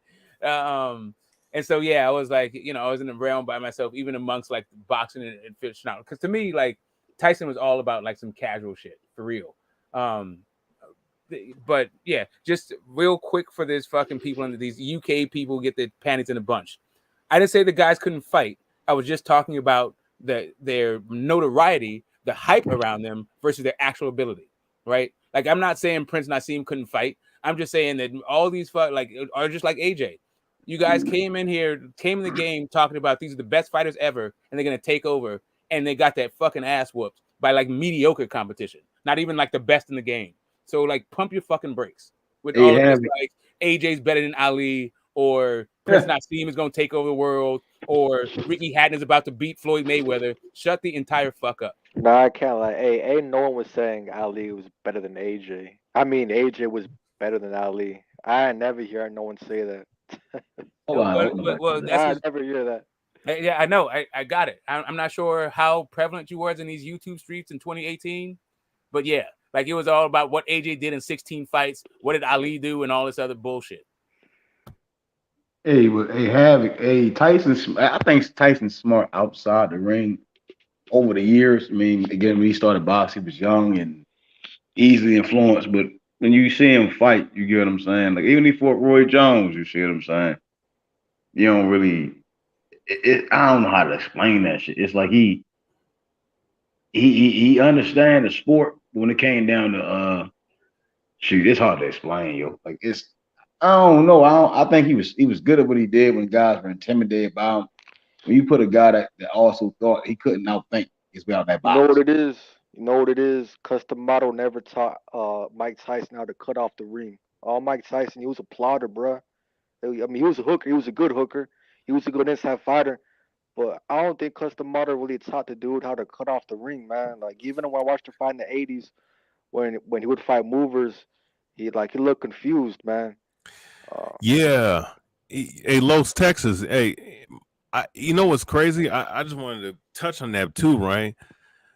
I noticed that, and like, you know, it's crazy. People be like, "Oh, Tyson's a better version of Joe Louis." I mean, not Joe Louis, Joe Frazier. I was like, no, these two guys are entirely different. The only thing is they both bob and weave and they're both short. The difference between like Tyson, he never knew how to cut out the ring, and those guys that were boxers like Quick James Tillis, who had the Ali style, Tony Tucker, Seth Green Mitchell to a degree, and some other guys, he didn't know what to do at times, bro. You know what I see it like? You know what I see it like when people compare Mike Tyson, Joe Frazier. It's kind of like when they compare Canelo to Chavez Sr. Now, I know people will say Right. Canelo's better because he's more flashy, faster, hits harder. But you I want agree. to talk about like raw skill, who has the better footwork, better rhythm in the ring, maybe even the higher IQ is Chavez Chavez was Sr. cool. Yep. Chavez, not Chavez And Tony was that's cool, Frazier. boy. that's a And then That motherfucker was that's a mean. dead on comparison too. yeah, That's a dead on comparison because yeah, like Canelo, he's flashy. He looks a lot more. He's more appealing. Tyson more appealing, more flashy. But if we really want to go there, who has the better IQ? Tyson wore out at the 6th round. Joe Frazier is one of the few boxers in the history of boxing that got better as the fight went on. You Got better, understand? punches, everything. Yeah. And the cool thing is, he may not have had the same amount of punch variety, but that left hook was better than Tyson's. As great as Tyson was, his was better. I And he was disagree. I in. disagree. I think he had better combinations than Tyson. I Oh no, think he was better puncher. you think so? Okay. Yeah, Well, it's he's certain definitely fights. It depends on most people they always talk about the Ali and Frazier. Then you go But watch some of his other fights, and you start to see him really get loose, and it's crazy because he start doing a whole things that you rarely see. but He you had know a lot what? in his bag, but he ain't really had to do much for certain guys. But You you see know what what, I'm saying? Joe Frazier. See, here's the thing about Joe Frazier. Like the boxing stylist, the guy that the jab, the move around. Like those guys got eaten up by Joe Frazier. It's like his defense. See, he was another guy that used the cross arm guard a little bit, but he also bobbed and weave, and he slipped a lot of those jabs, and he paired a lot of those jabs off his guard to get inside, and he was able to come in with that left hook to the body, left hook upstairs, and then throw the right hand to the body. Like he knew how to break down boxers. And Tyson, in comparison, he didn't know how to do that. He didn't know how to do that.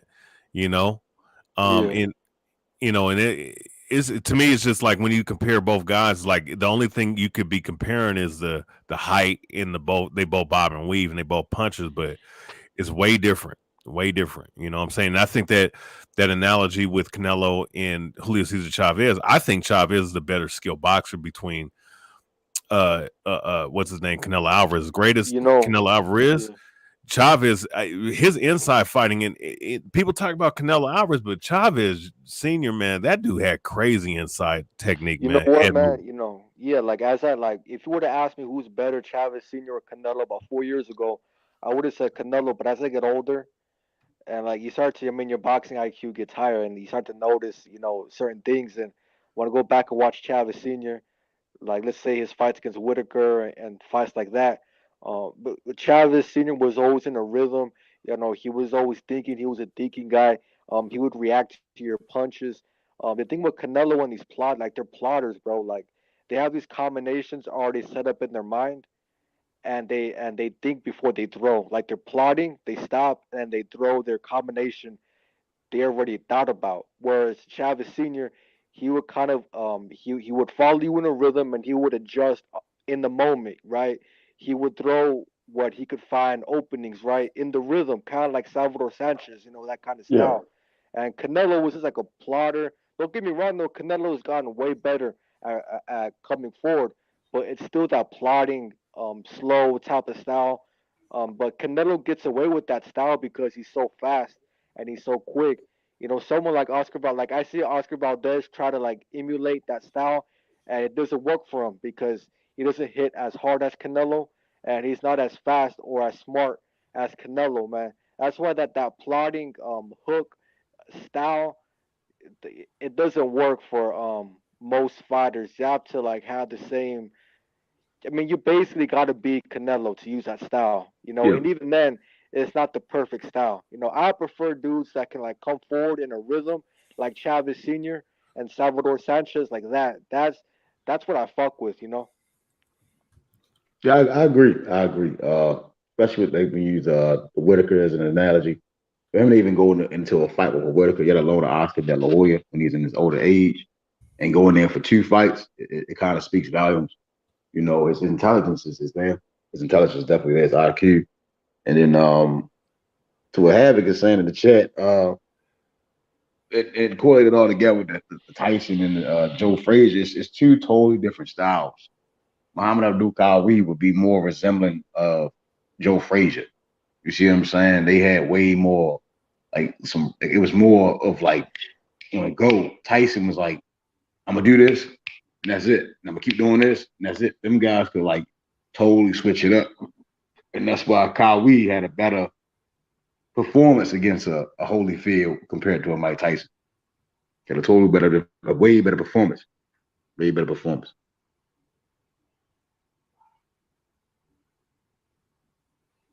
Yeah, man. So you know what fight I just watched? Was it yesterday? I just watched the Harold Graham versus Julian Jackson. Julian Jackson moving up. Harold Graham was out. I don't know if you guys have seen this fight, but if you want to see a knockout that might hurt your feelings and bring a smile and a little chuckle to your face, check out Julian Jackson versus Harold Graham. Hey, I just watched that shit like 2 days ago. Oh man. We was fearing about that. Hey man. Hey, the Hawk was my favorite.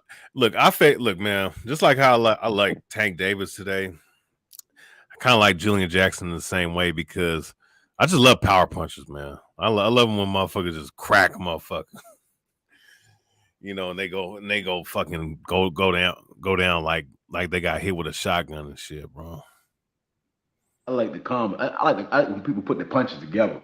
You see what I'm saying? It's like a slight slip, boom, like a left, right, left, and the guy go. It's something cool with the one punch knockout, but it's always when it's like a 3-punch, 4-punch, and the guy just go. You see what I'm saying?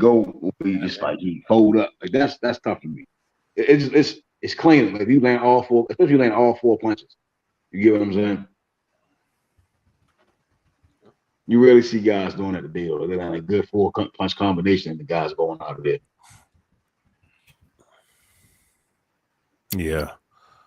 Yeah. I mean, it's beautiful to see. Like, I mean, how Meldrick Taylor, one of my favorites all time. Like, I love how this dude like he would throw with reckless abandon at times because he would take shots to throw a 10 punch combination.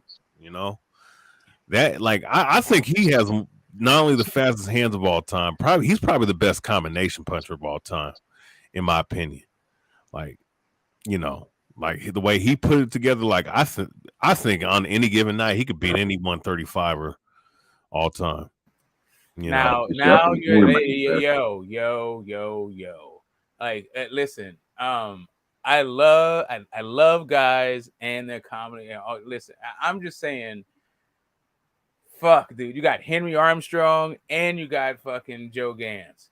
Yeah. Well, okay. You know what? If he's banging on the inside with him, and he was such a great combination puncher on the end, he hit hard too. Probably not beating Gans. He's probably not beating Armstrong, but Duran, I don't know, man. Duran probably is slightly better than Julio Cesar Chavez Sr. You know, I think he'd have beat. I think he'd have beat Chavez. His style was like he could do everything Chavez could do. He could do, and more. You get what I'm saying? Yeah, he And I had credit that faster to his feet team, too. his training. I think that's what I was saying with like Joe Frazier and Tyson. I was like, I think Butch is a way better trainer than Cuz. I think Arcel is a better. Who trained Chavez? That wasn't. No, that wasn't. But I think Ray Arcel did play a bigger impact into Duran. You see, AB while was brushing his hair. You see what I'm saying? Like that stuff. That's OG shit. That's OG stuff in boxing. That's WOG stuff in boxing. It's always mental in boxing. I think Duran would have outthought him.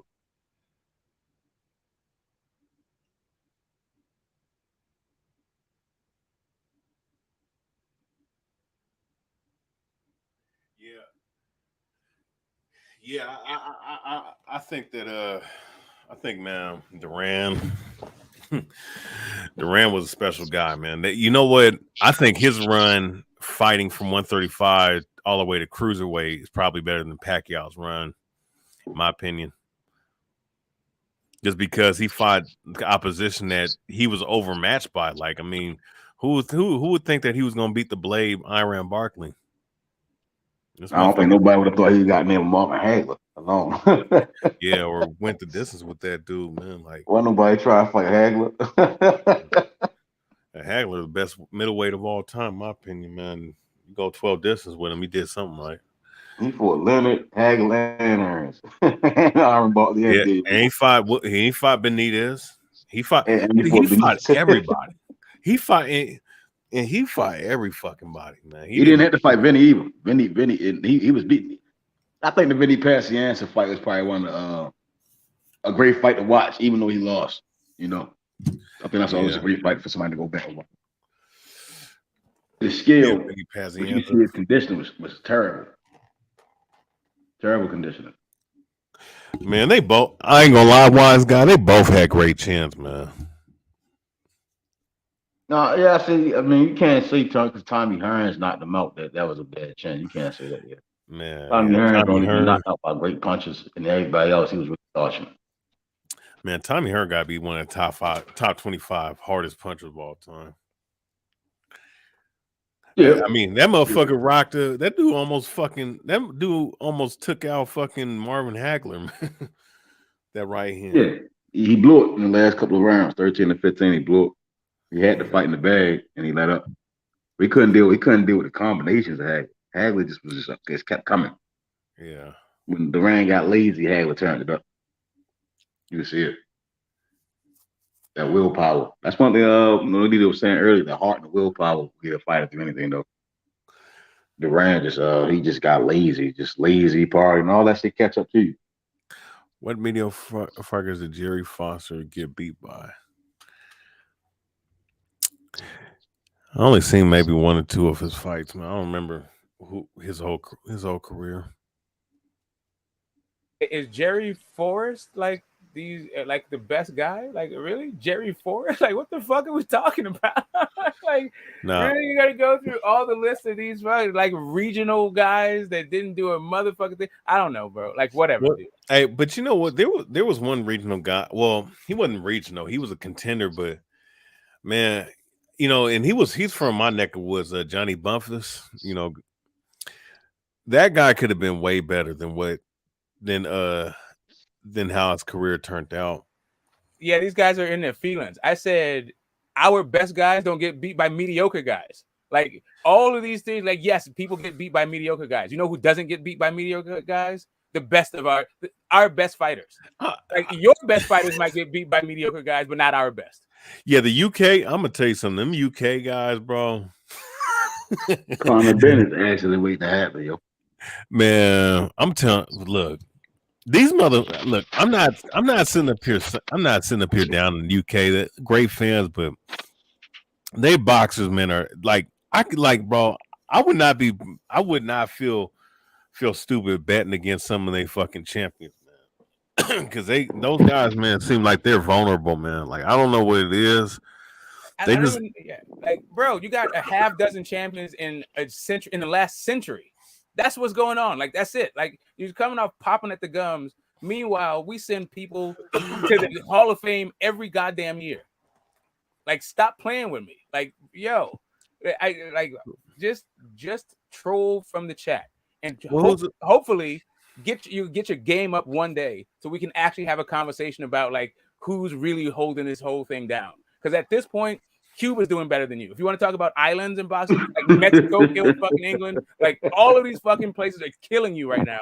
But you're trying to talk like to the United States, like you're on the same damn level. Like get the entire fuck out of here. So I mean, their best fighters with Bob Fitzmaurice and Lennox Lewis, Ken Buchanan.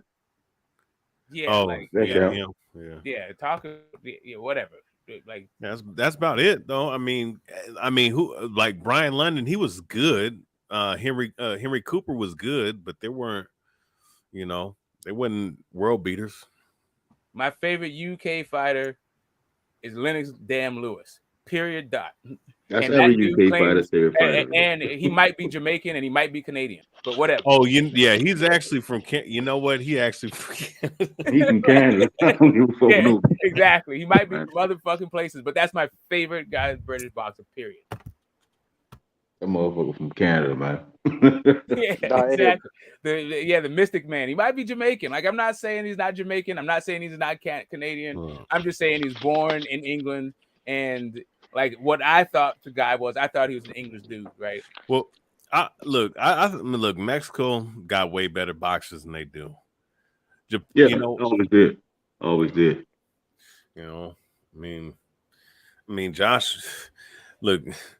Shit, Puerto Rico got better boxers and Dominican. Yeah. We want to talk about it.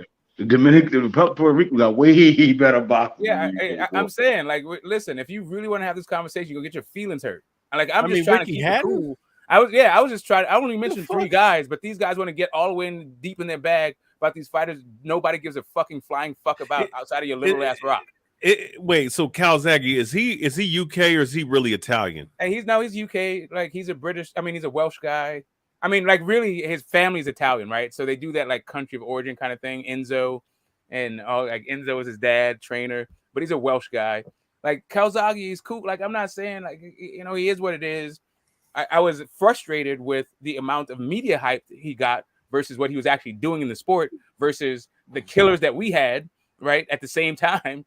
But whatever, Calzaghe is what he is. If you're gonna retire from the sport undefeated and make the Hall of Fame, I'm always gonna give you your respect.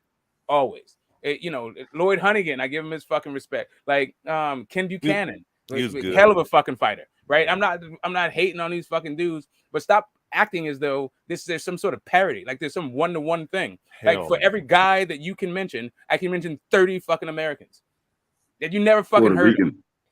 The name who Puerto Rican? I mean, you got Benitez. You got shit. There's a couple of more guys more than Benitez. This guy before Benitez. Yeah, I got Mark Breland over Lloyd Hunnigan. I got trying to think. I would say Livingston Bramble's probably on the same level as Lloyd Hunnigan. To be honest with you. Yeah, Livingstone. That's a Jamaican guy. But anyway, it's still like the Jamaicans, right? Like we're talking about. I would guess he was a Virgin Islands guy. It was Julian Jackson. But Mike McCallum, right? Mike McCallum. Yeah. Fat apples, man. Let's name all the Puerto Rican and Dominicans with time. Listen. No. I got one guy, Wilfred Benitez.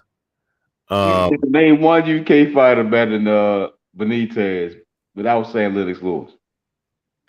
Let's see. He can't be mad. Wilfredo Gomez. Yeah, man, it's like jokes, right? Wilfredo Gomez.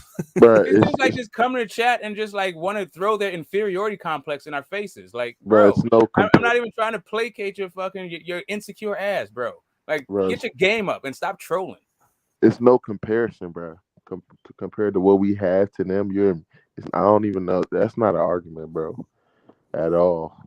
It's not. It's like it's actually laughable, man. Like the UK and US debate, who has the better, like that rivalry is kind of goofy because There is no rivalry. There's no rivalry.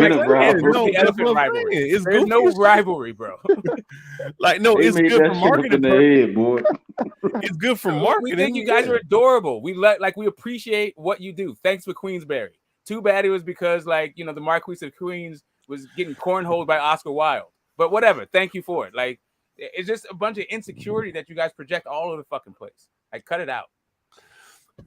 Got better. Cuba might. Cuba. Even their amateurs, their Olympians are better than the UK. Hey, name me one UK fighter that's better than Kid Gavlian. Well, they can't. That's why he ran off. He gone.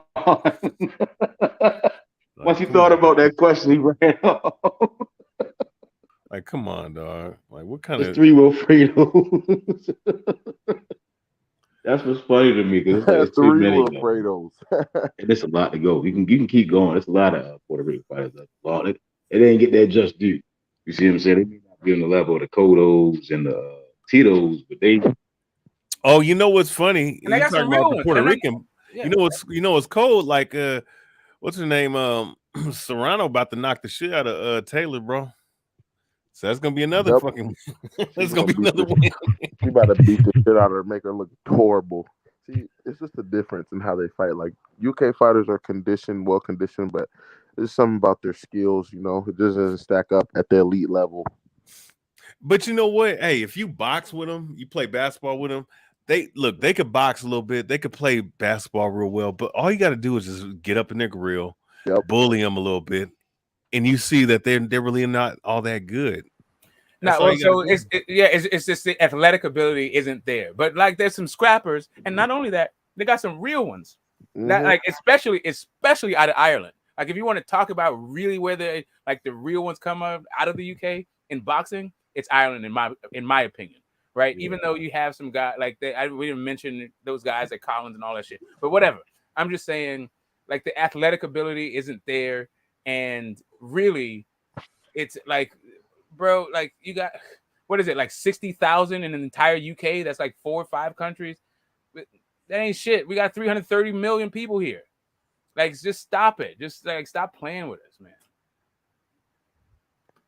I don't think Rick Ward is better than Camacho. Camacho really didn't. He was that guy at one point. Camacho was a cokehead before he ever put on a pair of gloves. That dude was high on fucking drugs, knocking people the fuck out. Like, that's. Hey, Hector Camacho, that was my guy, man. But why does he think Calzaghe can beat Canelo? That's just no problem. But you know what? That's a close fight, though. That's a tough fight for Canelo. It's a tough fight. That dude's because he's faster than Canelo, and he got. I ain't never seen that type. Canelo only seen, like, that's the problem in boxing. You don't get to see a lot of, like, back in the day. You had a lot of styles. That's Calzaghe. He I think he's overrated compared to like B-Hop because he did beat him in Roy, but he even still, when you see him get in the ring, he handled his business.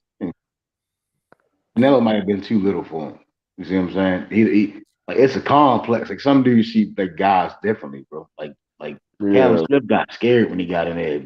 Calzaghe wasn't great to get scared no damn Canelo. He even Kovalev, like it'd have been what Kovalev wouldn't have did. Calzaghe and Canelo. You see what I'm saying? It'd have been totally. Calzaghe would have got on top of. Yeah, Kovalev, man, like he's a typical bully. All you got to do is just beat the shit out of him a little bit. Andre Ward moves up to the division. He has a tough fight. The first fight, I thought he won by 1 round. Second fight, I knew exactly what he was about to do. He's about to throw that right hand to the body. you know, and rough him up on the inside. And you saw what kind of dude he was. He couldn't do shit after that. The respect is earned in the ring. Was Yeah, Andre Ward is just he's too smart, yo. Like that's not in a bad way. He's smart. Like yeah, that's he's all like he do is box, eat, breathe it, sleep it. That's all he do. yeah, he's Young a poor box, he man's sleep B well. hop, bro. He's a poor man's B hop. I mean, he does exactly what B hop does. He's just a little bit faster, you know. I can't say. I mean, B Hop, he trained. Yeah, I mean, I don't know. I wouldn't put him in the realm of B Hop. B Hop was No, that's why I the said he's a same B poor Hop man. punish dudes. You see what I'm saying? And he beat guys in his 40s. You see what I'm saying? Andre Ward retired at 33. Yeah. I think Ward was Ward. You could see B Hop had an influence. I couldn't even put him in the same boat as B Hop. Oh no. I couldn't If you even put do him in the same ring, B hop probably gonna stop him. Just that. like It is. he stopped there. He beat a What? prime Glenn Johnson. He beat William Joppy, Robert Allen, David Jackson. He was beating almost everybody he could think of. William Joppy, Antoine Eccles twice, and beat the motherfucker. Stopped the motherfucker with one arm, you know, and then knocked out Tito Trinidad. Beat you know Os De La Hoya. Glenn Johnson. Yeah, Glenn Johnson. Glenn Johnson when he was a slick boxer, not the Antonio old. Tarver. Yeah, Antonio Tarver. He was beating guys that was giving other guys problems. Yeah, That shit look easy. see the Glenn Johnson, the version he fought was a slick defensive fighter. You know, he didn't fight the old slow come forward Glenn Johnson that we saw afterwards. You know what I'm saying? Like that man, He broke him. He broke Glenn. He fucked his brain. I mean, I heard Glenn make me speak one. He said it was the first time it was the toughest fight he ever had. You see what I'm saying? He spoke on that. It was like he had never been in the ring with a guy like that. You see what I'm saying? Yeah. B Hop was just like light years. He was levels above a lot of guys. He Roy stopped. Jones was just an anomaly. Like Yo was fast. Like Roy could punch over your jab, he could do anything you could do. He was getting there first and then getting out the way. His reflexes. Yo was crazy talented. His reflexes. He has some of the best reflexes of all time. Like just pure athleticism. Easily. Prime Roy, that nigga's reflexes was crazy. Yeah. No, you know what's crazy about his reflexes? They were, you know how like they do a little laser dot? Like they were showing him shadow boxing, like could he hit the laser dot, right? Like when he just shoot it on the wall. He was timing that shit almost every fucking time, bro. That motherfucker. Shit. When he fought Mike Tyson, you can see he was fast as shit. Yeah, man. That's why Damn, Mike's strong, but he kept Mike up off of him. Mike knew better. He said, "Hold on." I don't know, man. He could have. That's a fight that I wish that they would have really, really got into it. I think Roy probably would have beat him back in the day. Oh no, 2003. They were talking about. See, that fight should have happened in 2003, 2002. Had that fight would have happened, that would have made a lot of fucking money. And I'm gonna tell you something. If he would have beat Tyson and had that title, we probably would be talking about him top 5 all time, bro. Yeah, like all time lead status. We would have Tyson under his belt, would have been crazy. Because back then they were talking about him possibly being in the like one of the, you know, top 10, top 5 all time. You know, but I don't think you couldn't really dispute it. He beat Mike Tyson. Oh yeah, no. Yeah. I mean, if Lennox beating him, Holyfield, Bo gave him not Bo, like Lennox, Holyfield, and all them other guys beating him. Then and Buster, you know, gave him some credibility. Roy Jones coming from middleweight, up there and beating him at that time. Yeah, he'd have been top 5 all time. Yeah, without a doubt. Yeah, he just stayed up in the game too long, but that's because the motherfucker was losing money. Hey, Mustang. Although the UK has a 67 million population, Cuba still runs Olympian boxing. What is the UK excuse? I'm saying, like, why is the Ukraine like killing you right now? Like, why? Like, listen, I'm not, it's not even about all of that stuff. I'm just listen. The UK got a lot of love for you, but you guys believe your own hype to a point where it's hard to have a serious discussion with you, and while being respectful. I mean, but it's like this. Get the smoke. Look at AJ, bro. What Like about Nah, AJ's cool. Look at Dylan White. he's good, but Look no, at Derek Chisora. he's good, but I'm just saying he's not the like these motherfuckers was talking about. This dude was gonna be. This dude lost to a motherfucker on 2 weeks notice. Who he was would have fat lost as to shit. Wilder, bro? Not lost to him. Not lost to him. Got the entire brakes beat off of him. Yeah, he got knocked out. Bro, He got his ass whooped. Trying to outdo Wilder, right? Like that's what happened. That dude got in his feelings because Wilder knocked Brazil the fuck out.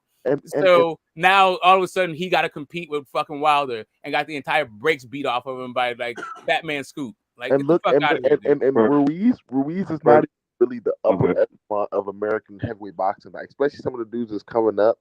It's like Jerry Anderson shit, bro. I'm trying to tell you, and he beat the shit out of motherfucking Anthony Joshua, bro. It's just a difference, and he's one of their top guys, and he's like everybody's like, yeah, oh, Tyson Fury. Who's in Tyson Fury's corner? It ain't no motherfucking Brit. Yep. It's an American. Hey, and Fat Apples per capita, Puerto Rico has the most world champions, but just based off number, U.S. is number one.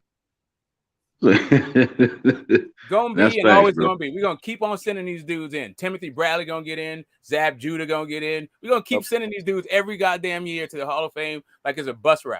Like, Wait, you like think it's just Timothy like it's a Bradley stop Hall of on our Famer? bus route. Like, meanwhile, the fuck you guys looking forward to? Josh Taylor retiring. Tyson Fury. AJ retiring. Tyson Fury retiring. Man, get out of here. I mean, but I'm gonna tell you something though, man. If you think about it, Fury before the Wilder fight, these 3 Wilder fights, and I'm just gonna be honest, he was good, but we didn't think that. Nobody really thought that highly of him, though. Let's just be honest. Before these 3 Wilder fights, nobody really thought that highly of Tyson Fury. Nobody to worry about him. He was on the couch. Yeah. Yeah, when he came. I mean, he beat Klitschko. That's good, but we all knew that, like, bro, like Fury still can be had. I mean, Klitschko when he fought, what's that dude name? Did Josh beat Klitschko? What's the dude name? That Luis Ortiz knocked out. It's not Spilka. Klitschko fought him. Vladimir fought him with the decision with him. And then Luis Ortiz went out there and knocked him out. Brian Jennings. Oh, Brian that guy. Jennings. Yeah. And right then and there, that's when I was like, boxing ain't in a good place. I mean, Fury is one of, if not the best heavyweight right now. But the Klitschko win, going back and looking at styles, if Luis Ortiz can make easy work of your current opponents, then it's, I don't know. I mean, Klitschko came in a different era. Boxing kind of died off for heavyweights. Sports changed in America. Everything is changing. Football was getting bigger. Basketball getting bigger. Exactly. Jordan just retired. Everybody wanted to be the next Jordan. Shit, Joe Montana, all them guys gone. Tom Brady on his way up. Everybody wanted to get into these other sports in America. Yeah, it was really only our heavyweight division. Though. The other divisions, all the top fighters was really still American throughout the, in the lower division. Not every single division, but towards the middle divisions to low. You know what I mean? We were straight. Shit, Oscar De La Hoya counted as American. Huh? Shit. Oscar De La Hoya, he fallen in as American. Yeah, no, we dominated. Hey, that's another topic. We just had a heavyweight drop off, like in the history. Yeah, there was a big drop. See, after the Lennox Lewis, Tyson, Holyfield era, there was a big drop off. Part of that is what you was talking about, through that influx of guys. But I will say this though as well, like even though you have some of those guys that go into those sports, that doesn't necessarily mean that they would have made as great boxers or fighters or what have you. I feel like they didn't. I don't know what it was like because I'll say this because like a heavyweight that I was sparring, I got work with like back in 2020. He of course he had fights against Big Baby and what's old dude's name? That got knocked out by Luis Ortiz. That dude, Martin, right? Chris Charles Martin. So yeah, he told Martin. now he told me when he started boxing, he said that what it was is that they were trying to get like in the early 2000s, they were trying to get the guys off the football and basketball court, like whether it be college or pro, and trying to teach them guys how to box. And that's probably the reason why, like, we saw the downfall of the heavyweight division at that time, because you're trying to get these guys from those sports and try to teach them how to box at a late age, like 20, 23, 25. And that's probably why heavyweight division looked so bad back then. And not only that, and that's what I'm saying, it's a big plays a big part. You know what I'm saying? What y'all was talking about, us, the America, like boxing's not even a sport that's really focused on over here. Yeah. In general, like imagine if it was something that was like how it used to be a household thing, taken seriously from youth all around. How many more fighters we have? You feel what I'm saying? Like, it's not even something focused on. We focus on football and basketball. We have way more other sports people focus on over here in America. Like in the other countries, they don't have football and all that shit. You feel me? So that's a whole bunch of athletes, going into other sports.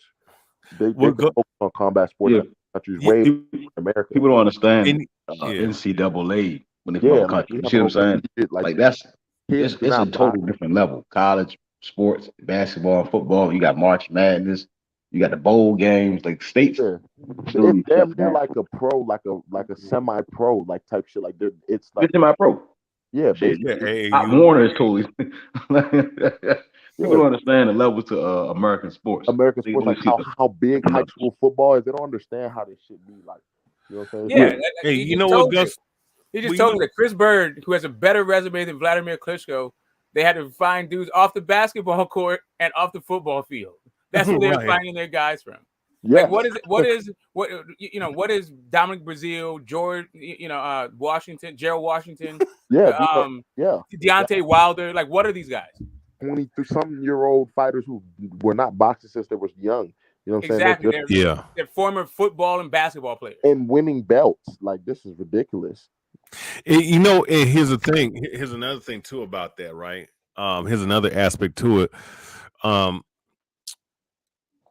Back in the 40s, right? Like, because this goes into the point, like back in the 30s, 40s, 50s, 60s, there were a hell of a lot more boxing gyms back then. And there were a lot more guys that were getting a lot more work compared to what we have today.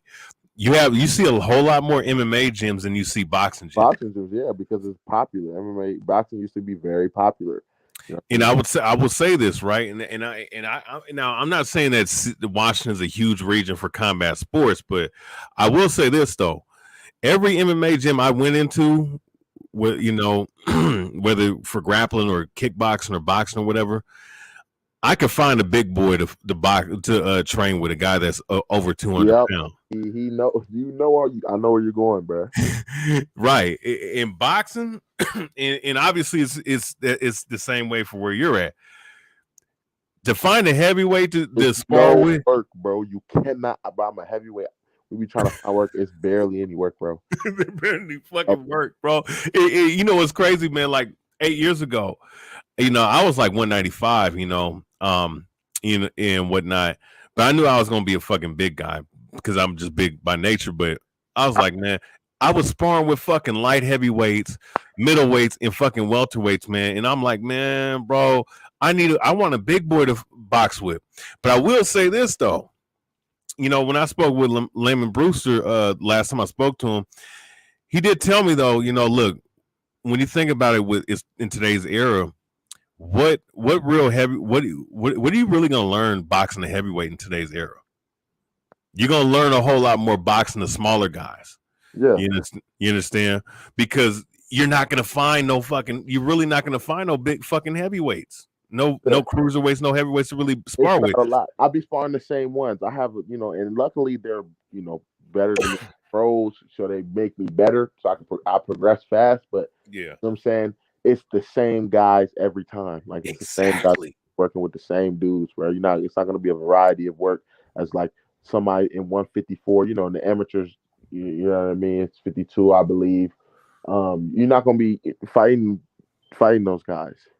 You know what I mean? They have endless work. It's like 10 in each gym. Heavyweight's probably one. I'm really the only amateur heavyweight in the gym. There's a cruiserweight and then there's a pro, but he doesn't even live, out here. He travels far to train for camps. You know what I mean? So it's like it's Right. not that much work. Yeah, in the ones you get work with, like, last one I actually got work with, like, he was a slick southpaw. You know what I'm saying? He was 6'4", slick southpaw. So he was different. You know what I'm saying? I never really sparred a southpaw heavyweight, so it was different. But but the other heavyweights, they're pretty much all the same. Like, whether it be from 5'10" to 6'5", they all box the same, bro. They come forward 1-2, and that's it. You know what I'm saying? It's not the same. Like, there's no variety. There's no, I'm gonna come in, I'm gonna use some head movement to get inside. It's just the same old shit. Yeah, bro. It's hard work. I mean, it's you gotta be. I don't even know. You have to be on the level of where you can be traveling and stuff as a heavyweight, especially if you want work. Like, that's just how it is. We don't have that many heavyweights in the country in general. But you see, we got some coming up. You know what I'm saying? Jared Anderson's of the world. We have a silver medalist. You know what I'm saying? I don't know how good he will be, Richard Torres, but I feel like in the future, because of social media and shit, boxing's getting a little bit more of a push than it has in recent memory. You know what I'm saying? So I feel like, you'll start seeing more boxing. Maybe it'll get better. We got some dudes coming up. Well, I will tell you. I'll tell you this much, man. Social media. I'm gonna tell you something for entertainment in general, but boxing needs to jump on it now. What? They need to fucking put some of their shit on YouTube, bro. Well, boxing, yeah, whole fight. Yeah, they got to. Now, because I was looking at ONE FC, right? This is the MMA. This is a martial art promotion where they have MMA, kickboxing, Muay Thai. Oh, okay, yeah. So they try to do it with TNT. They do it ever so often, right? But they put on a whole fucking card full of, like, guys that's champion in their particular disciplines, like, all throughout their card, and you're getting exciting fights all free on YouTube. Now I was thinking, well, shit, if these guys can do this shit, and the motherfucker that has this rich motherfucker, like, he's just dropping $50,000 bonuses to like 7-8 different fucking fighters in their little promotion, so he could do whatever he want. But I'm thinking, man, there got to be somebody out here, a new blood, because some of these fucking promoters they live in a dinosaur age, and it's not even no disrespect, but I'm living in a dinosaur age. If you're not Bob Arum, you probably aren't really doing that well as a promoter on that level. Why not put some of your fights and your cards for free, like top dudes, imagine if DAZN had one of their top fighters fight for free on YouTube stream. Like, how many people would watch that shit? Like, imagine DAZN, all them Canelo fights. Imagine if they would have put one for free on YouTube. Like, that would bring so much attention. But they'll never do that shit. You know what I'm saying? Yeah, because motherfuckers greedy. That, like, look on paper, Errol Spence, Ugas, it sound like it could be a pay-per-view fight, but people are not gonna buy that fight, bro. They're just not. You know what I'm saying? If that fight was on TV, or let's say if that fight was on YouTube, how much more, especially if you promote it right, how much more people would actually watch it worldwide? Not only in America, but I mean Cuba, what have you? You know what I'm saying? Like, I think like, for boxing to, like, get a new a new start in life, that's what they need to do, man. Get on some of these apps too, like, shit, Hulu, fucking Netflix, shit. Yep, it's a lot of shit, but fat apples though, man, bro, you gotta chill, bro. We talking about, look, the history of boxing. America has dominated. You know what I mean? You keep talking about 4 top boxers, bro. Just look at the whole entire history of boxing. No, all you got to do is look at every year who's getting inducted to the Hall of Fame. Every year. You don't even got to go back that far. The last year, who was inducted? The year before last, who's getting inducted? Who's getting inducted next year? Who's going to get inducted the year after that? Like, what are we talking about? Like, this dude's talking about, like, pound for pound list, like ESPN and fucking Top Ring Magazine, pound for pound boxing mean anything other Subjective than shit. the media hype that these dudes mainline like it's fucking heroin. Like that's the entire point. You guys are totally caught up in media narratives, and you can't fucking fight. Get your act together, and then maybe you can come and step up to the crown. But right now, you talk a whole lot of bullshit from articles. That's it.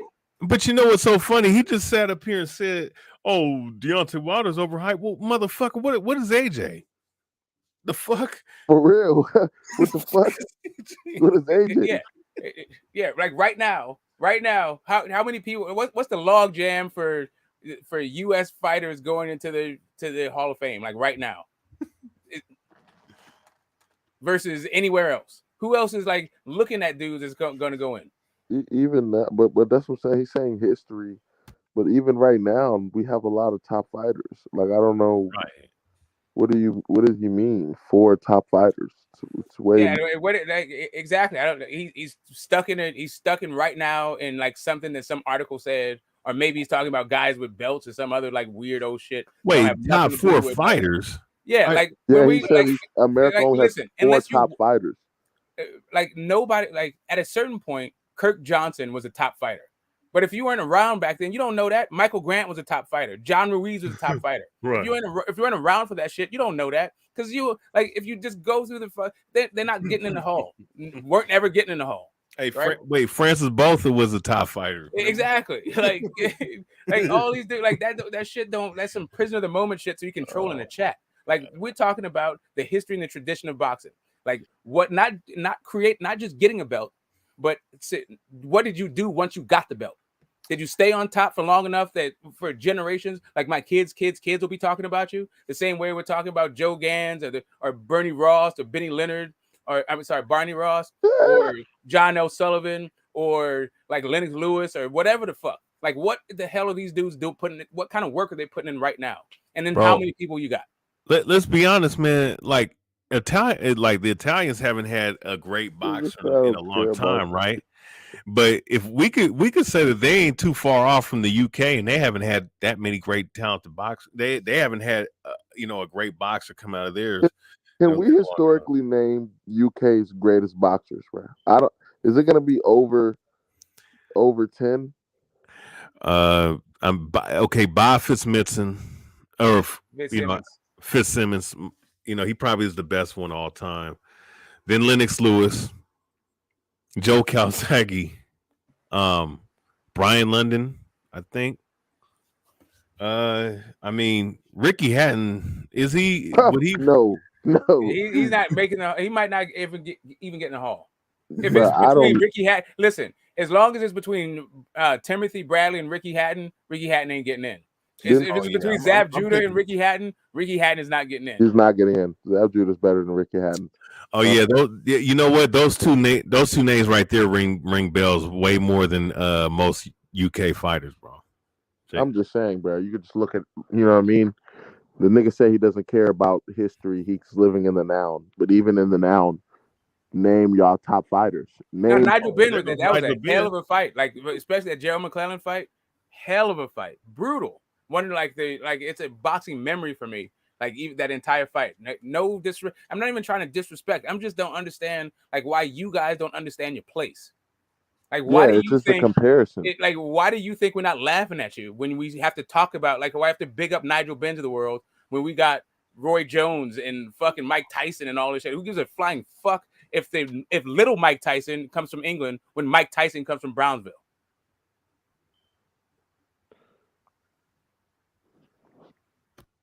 I don't know. Man, nobody we don't name our fighters. We don't name our fighters after your fighters, right? Like right now, the guy who is a heavyweight champion is named after who? Mike Tyson, correct? Nigel Benn is named after who? Mike Tyson, correct? When do we name our fighters after an English fighter? When does that happen?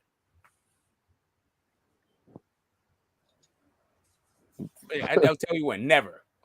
But Hatton, who the fuck did Hatton beat, man? But that's what I'm saying. Old Kasazu. Hey, no, Ricky Hatton beat an old Kasazu. That's his best win. When he fought Mayweather, Ricky's better than Zab. Yeah, and so is Floyd is better than both of them.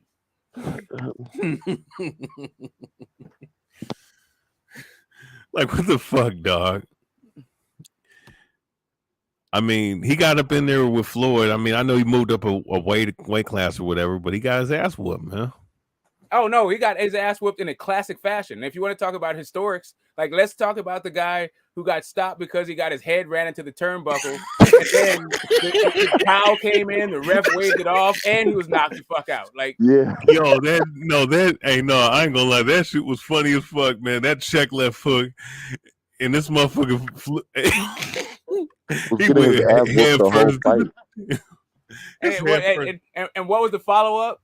Some General Santos ass whooping. The ass whooping that fucking Manny Pacquiao put on Ricky Hatton still hurts my feelings. Oh, that shit. Hey, no, that was even a That colder fought knockout. Ward, didn't he? He just beat the shit out of him. Like, that was just like, come on, you didn't have to do him like that. Like, Yeah, then he fought just get Ward. knocked out in And no, spectacular think fashion. of this. His best, See Ricky him. Hatton's best wins is an old past his prime Kasazu and Paulie Malignaggi.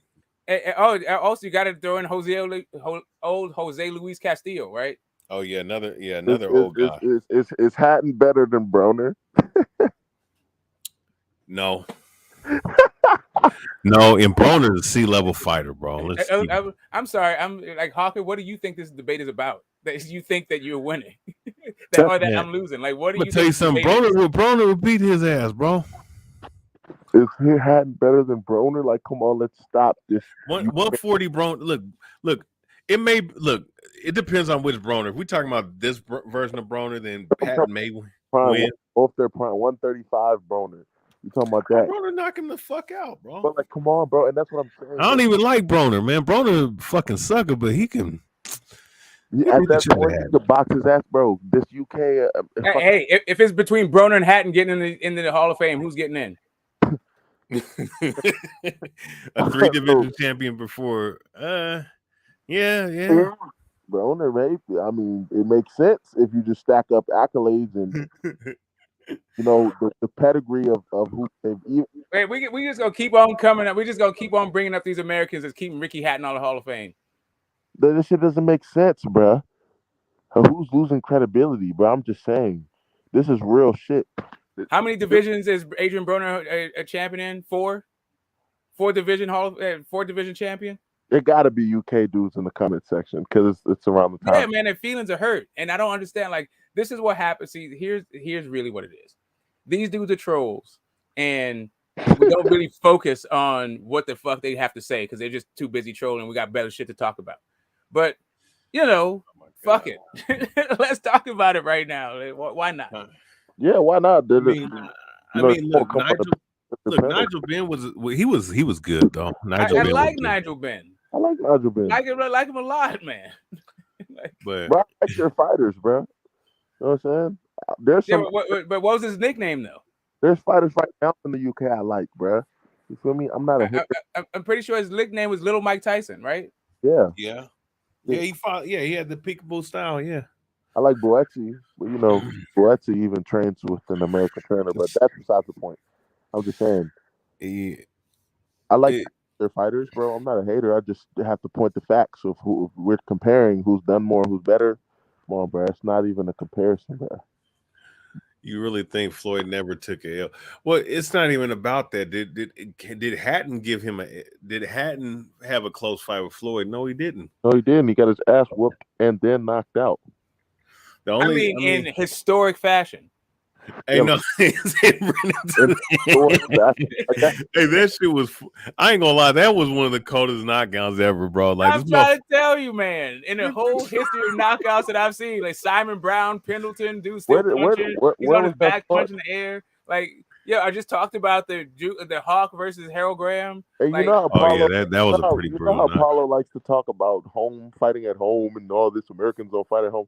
I'm pretty sure that was like a home fight for Hatton, wasn't it? Man. Oh, I mean, all the people that like beating on drums and singing. There's only one. Rick. Oh no, they were singing. Walking in there with Hatton Wonderland. That was their shit. They were just like screaming. They were singing songs while my man was getting his entire ass whooped.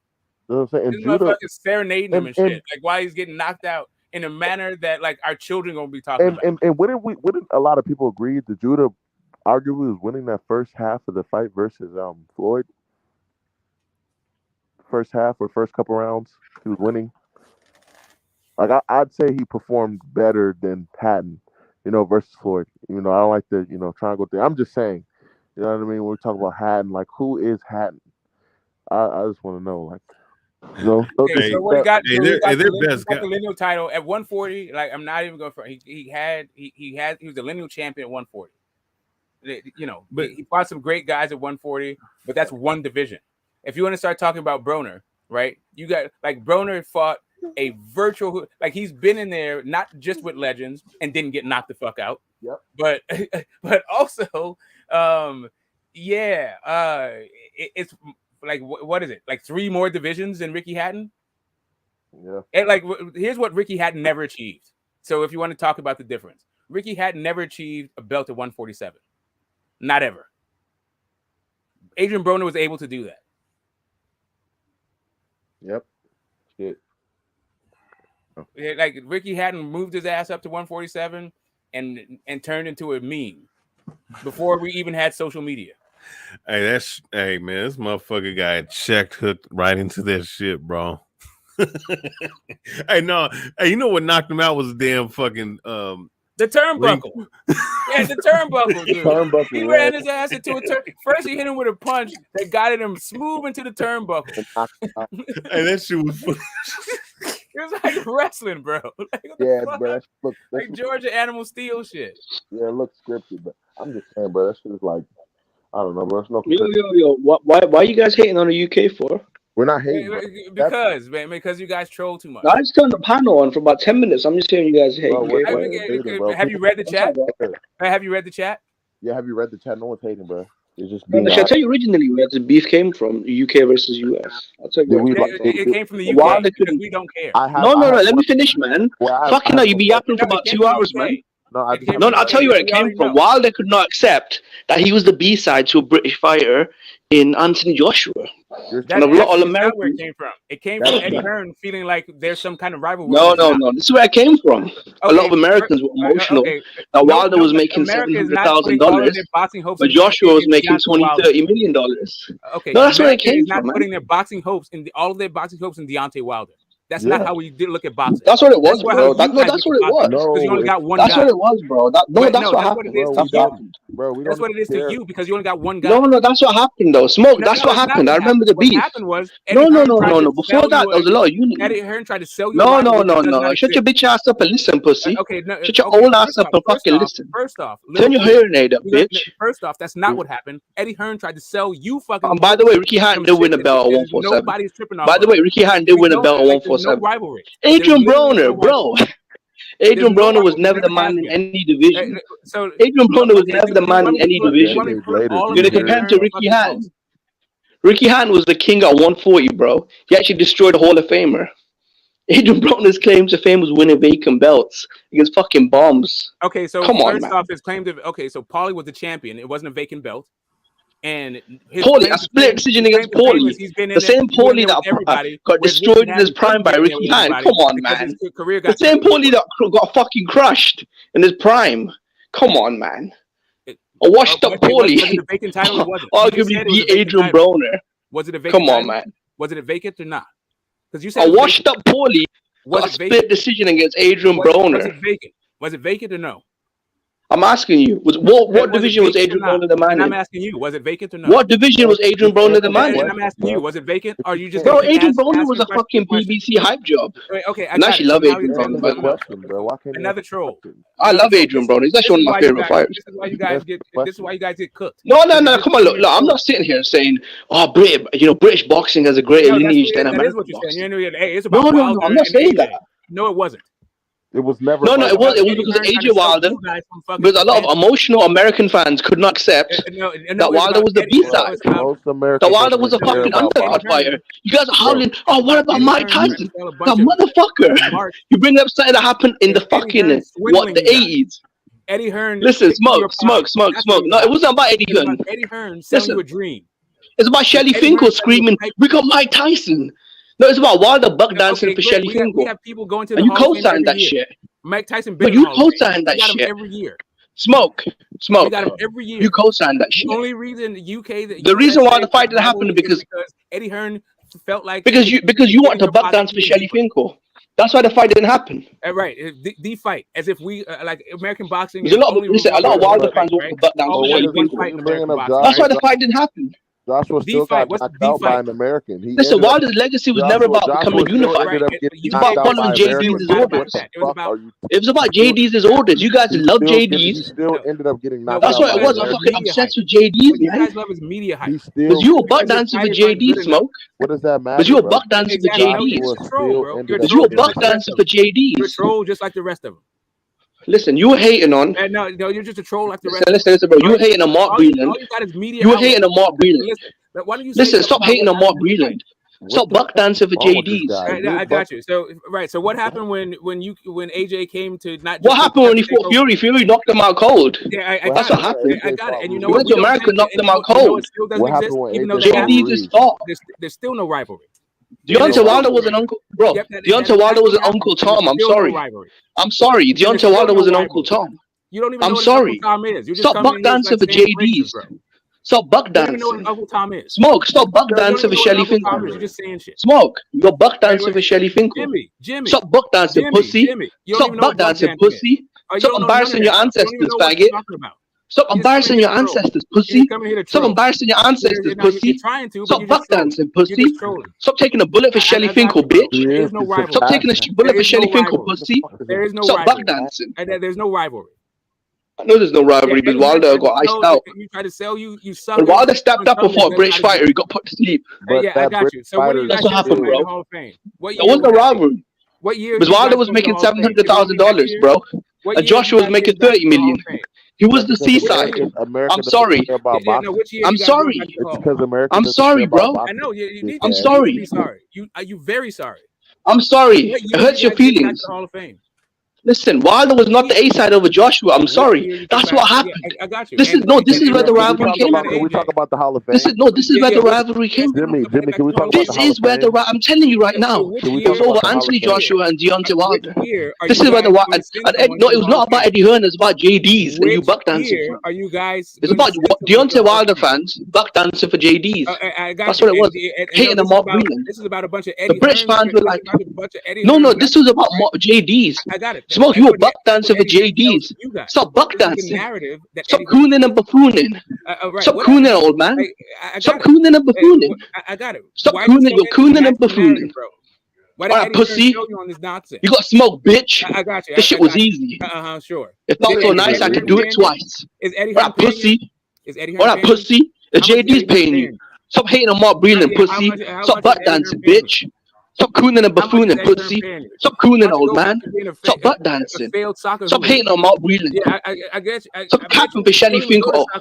Stop capping for Shelly Finkel. I got you, bro. Stop sucking Shelly Finkel's dick. Stop sucking Shelly Finkel's dick. Stop sucking Shelly Finkel's dick. Stop sucking JD's dick, pussy. Stop butt dancing, bitch. Stop butt dancing. This is where the rivalry came from. All the Deontay Wilder fans want to buck dance for JD's. This is where the British fans were like, stop buck dancing for JD's. This is where the beef came from. It was about buck dancing for JD's.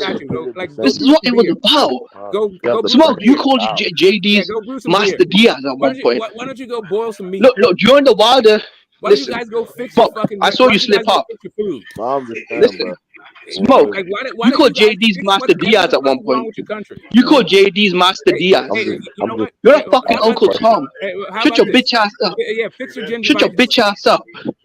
Shut your bitch ass up, pussy. Stop calling JD's master. I got you, bro. Stop calling JD's master. Go Stop calling JD's master, pussy. Where's your dignity, bitch? Shut your bitch ass up, pussy. Body bag. Body bag. I got you. This is the guy that praises Fury. Exactly. This is the guy that buck dance. Yo, what the fuck, man? This is the guy that buck dance for Fury. This doesn't make any sense. He just came up here trying to troll. Oh, man. Get people in their emotions, man. We over here talking boxing, and you can't handle it. Yeah, that shit's funny. You can't handle it. Like, I just want to know what year should we expect to see a UK fighter in the Hall of Fame? Would it be next year? The year after next? 3 years? 4 years? 5 years? When? Jimmy came on the panel and just repeated the same thing over and over for over 5 minutes. His brain is on mute. Like there's something wrong with his brain. Jimmy is a child. Literally repeated the same 4 words for like 5 minutes straight. Like I don't see there's something wrong with that. You know what I'm saying? Like he's mentally in that something's not right in his head to repeat the same shit over and over and over for 5 minutes. You feel me? Like only I just want, can't answer not a single question. Yeah, I'm just wondering, for all you UK fans, when should I expect to see the UK back in the Hall of Fame? I'm just saying, bro. There's no rivalry. Like, what is he talking about? No, of course it's not. Of course it's not. That was an Eddie Hearn media fucking line. That's it. What? Since when has, bro? I don't even understand, bro. Like, we put all our hopes in the water. What is he talking about? Yeah, that because they put all their hopes in AJ, so that means we must have had all of our hopes in Wilder, right? That's crazy, yo. And he still ended up getting knocked out by an American. I don't understand. It's just, if you feel me, like something's wrong with these niggas. Bro. Right. Like even in their best moment, when Iron American guy got knocked out, who was in the corner? An American trainer. Oh, okay. So I'm sorry. Was there an American trainer? Was there a UK trainer in Ruiz's corner? Oh, no, Sir no. Like, is any American looking for a UK trainer? Bro, is anybody trying to move to the UK to get some training? Like, what the fuck? I'm just saying. All time, I just want to know Broner Haddon, like all time, like I don't know, Haddon, he has really, he has some bad losses on his record, but Broner has a lot of bad losses, you know what I mean? But they were all legends though. He didn't. Did he get knocked out? I don't think he got knocked out. No, there is no stoppages of Adrian Broner. So I don't know, but Manny Pacquiao knocked out Haddon in the second round, was it? I mean, he beat the entire dog shit out of me. Yeah, it was early. It was like, I don't know, bro. I'm just saying. I don't know where this guy keeps talking about Haddon in the comments. It just, I don't know what you see.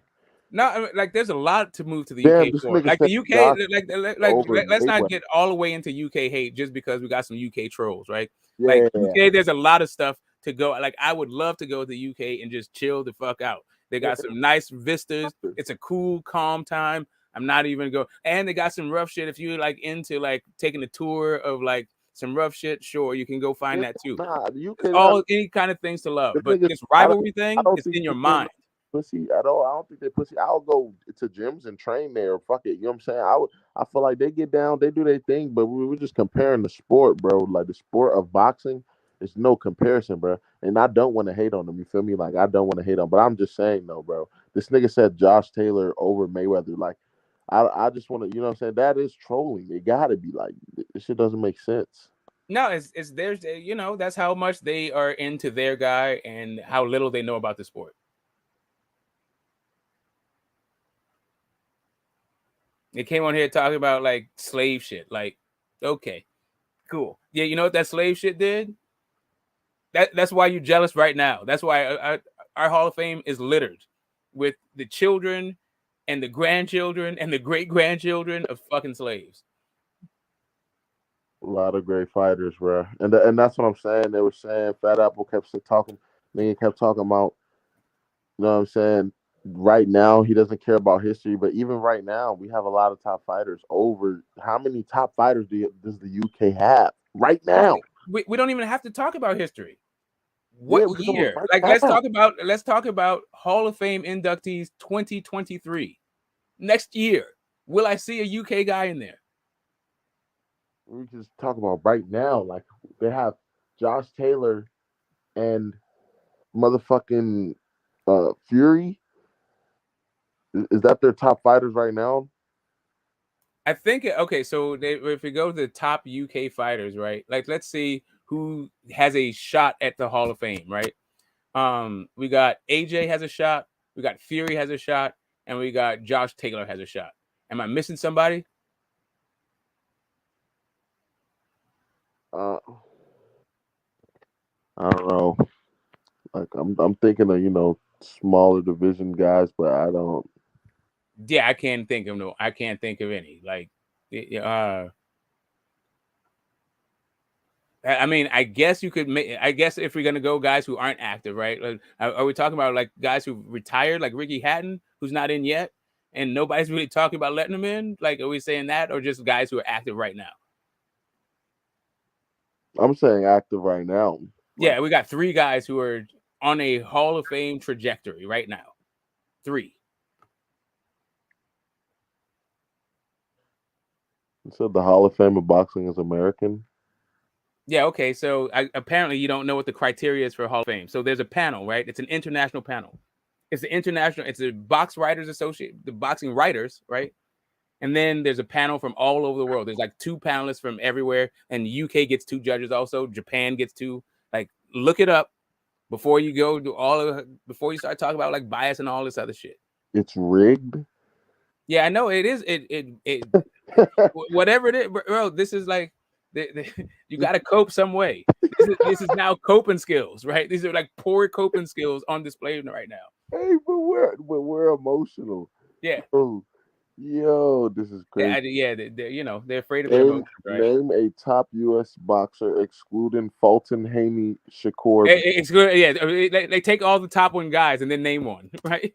That's what I'm saying. You just fighters to make a point. You had to name 5. That's so funny. That's more than the 3 we just named. That's crazy. And you can still name some too. Like if you really want to talk about it, we can still name them. Right? Some. We can name a lot.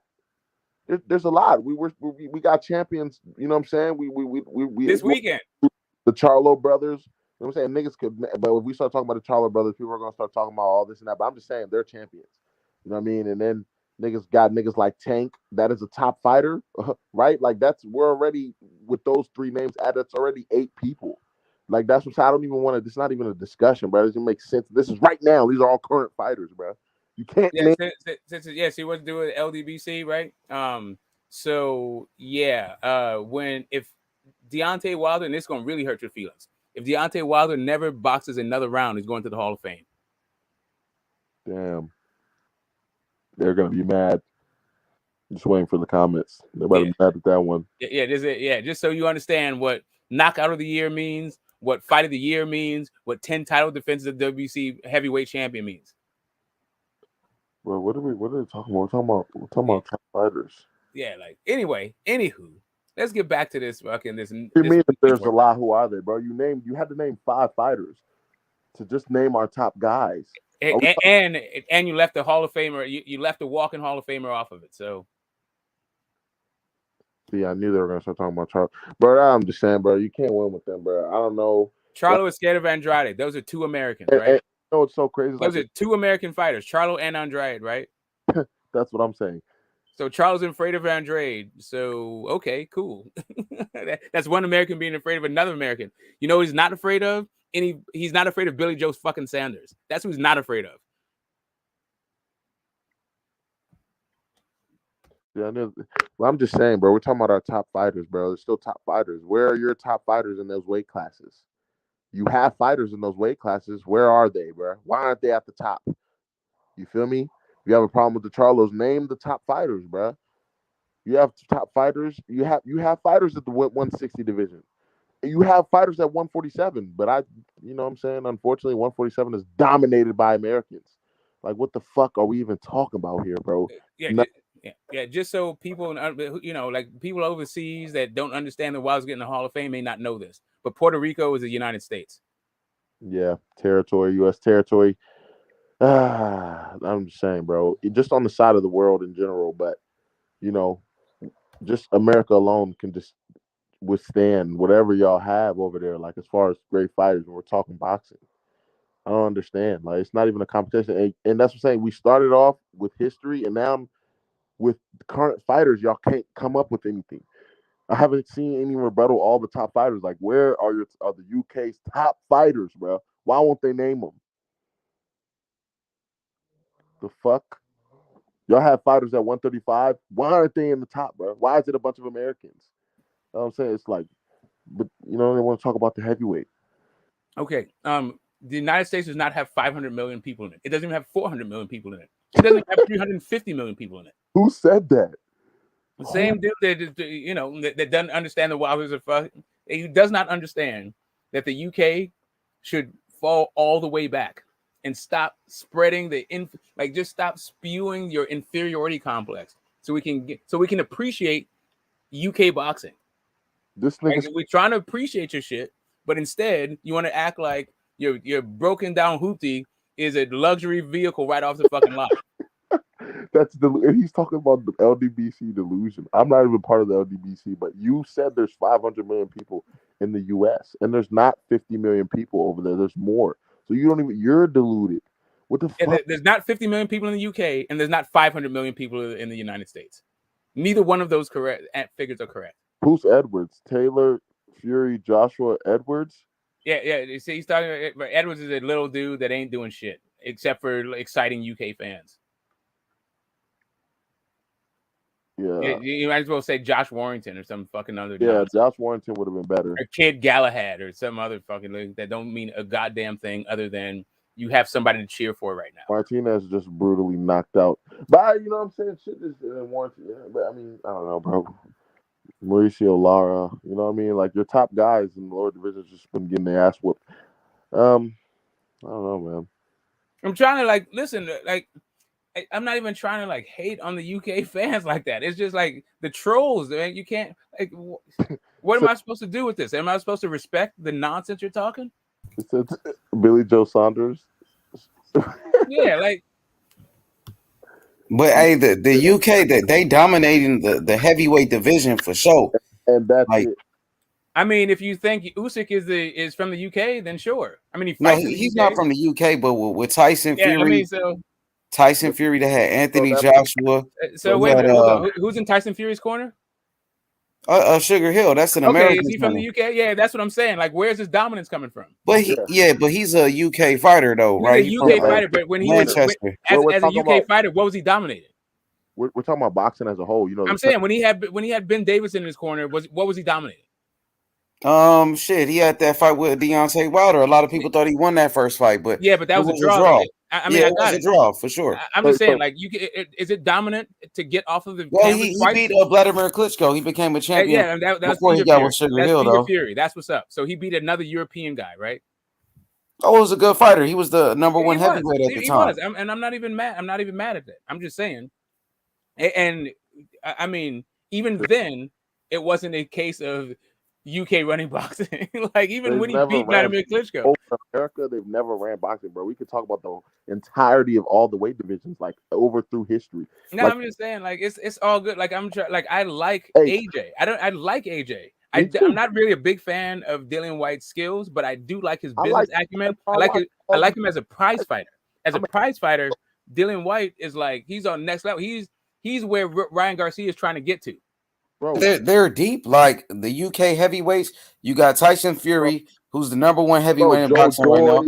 You got Joe Joyce, Daniel Dubois, Dillian White. Bro, I like Anthony Yard, bro. I like these niggas, bro. I like the UK fighters. I really like heavyweights. They really doing their thing. You know what I mean? Heavyweight, but I'm saying, but when we try to have this discussion, bro, we got to talk about all the boxing, bro, and it's just not. Yeah, we talk about all the boxing. But you got Josh Taylor.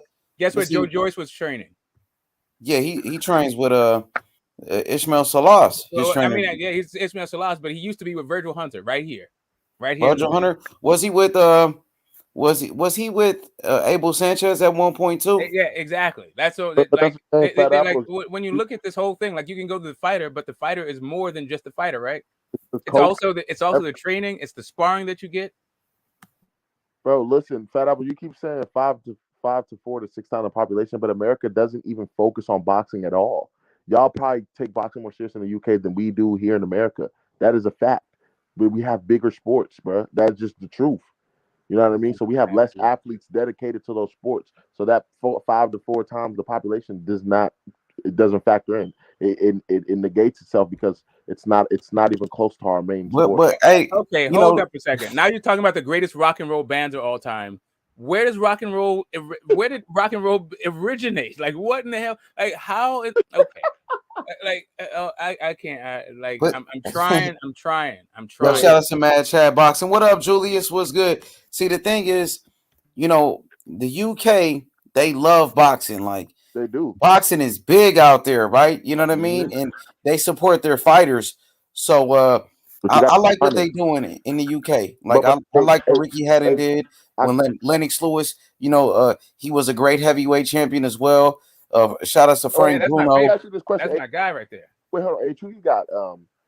As far as their careers, you know what I mean. Who's better to you, Broner or Hatton? I just want to know your opinion. Damn. See, Broner was like a three division champion or 4 division champion. Four I believe division 4. champion. 4 division Four champion. division champion. He got some good wins. Adrian Broner, he beat Antonio DeMarco at lightweight for a world title. DeMarco was a good fighter. Adrian Broner, he beat Paulo Malignaggi, who was another good fighter. Broner was good, but man, Ricky Hatton beat Costa Azul. Ricky Hatton, he beat Jose Luis Castillo. Ricky Hatton has some good wins too. So I think if they ever did, like, say, in a fantasy fight, I'll probably go with Ricky Hatton though in a fantasy fight at 140 because Broner was better at 135 in the smaller weight classes. But both of them was good fighters though. You know what I mean? Broner did some good things, bro.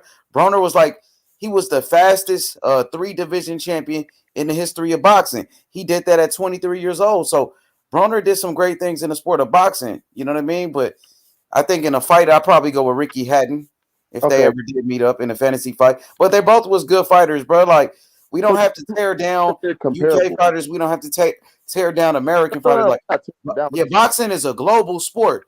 You know what I mean? Like, shout outs to the UK. I like what they were doing. And of course, the American fighters been dominating for years. You know what I'm saying? That's what I'm saying. Like, those two fighters are comparable, and that's like their top guy. And Broner is one of our mid-level guys. Like, You had Prince Nassim. Prince Nassim Hamed was from the UK. He was a hell of a fighter too. What you thought about him? I mean, a lot of people liked him and all that stuff. Like, I thought his shit was annoying.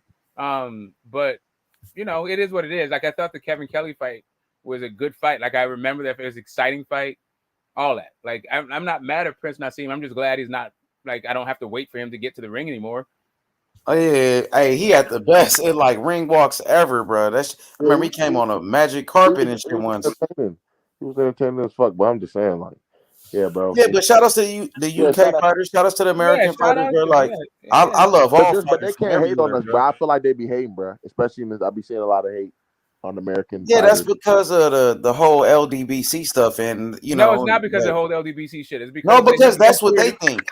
They make it about that, right, Smoke? H Money, it's an excuse. What they are is they have an inferiority complex. They're very insecure about the level of achievements they have in the sport, even though they've been at this shit for like a couple hundred years, damn near.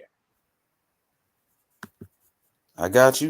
You know what I'm saying? But I would let a debate, just keep it boxing. I would let a debate talk about boxing, bro. I love boxing. You know what I'm saying? We could compare the top fighters, delve into the history, whatever y'all want to do. But I just feel I mean, of course, I think America got, the best fighters, like, overall, like, especially, like, throughout the years. You had, like, Floyd Mayweather, Muhammad Ali, Sugar Ray Robinson, and these guys are all-time greats. You got great fighters everywhere. The Mexican fighters, you got Chavez, you got Canelo right now, the Cuban fighters. A lot of those guys, they couldn't turn professional, but they be dominating the Olympics. We were talking about Puerto Rico and shit earlier. Puerto Rico, Trinidad, you know what I mean? Cuba, you had Teofilo Stevenson, who's a 3-time Olympic gold medalist. You know what I mean? You got I like the Ukrainian fighters. I like some of those European fighters like Lomachenko. I like Usyk. I like them boys. Them boys can fight. Them boys can fight, yeah. You know what I'm saying? I like all fighters, bro. The Japanese fighters like Inoue. The Filipino fighters like Nonito Donaire, Manny Pacquiao. They get it in. Them Filipino fighters, warriors. I love fighters, you know what I'm saying? Oh, I got a favorite fighter wherever, any country, but hell yeah. I like, you know what I mean? I even UK because that's what I'm saying, but I like Joshua Buatsi. I'm a Joshua Buatsi fan. You feel me? Yeah, I he's gonna be good, but I'm just saying that's who I like. I fuck with him, bro. I feel like at 175 he gonna be good. You feel me? That's me. I like Yard, bro. I like watching Yard fight. You know what I'm saying? I feel like Yard cool. You said Buatsi or you said the other nigga? Both. I like both. What's the cruiserweight name? That tall, linky nigga. I like Okoli. Yeah, I thought you was talking about him. He alright. No, I'm talking about Boetti. Boetti's 175, dude. He's sharp, bro. He trained with who the fuck he trained with? Virgil Hunter? Yeah, he trained with Virgil Hunter. He okay though. Like I ain't really just too impressed yet. Just wait on it. He gonna be nice. I Yeah, Junso Nakatani, I he's good. I like Fury, bro.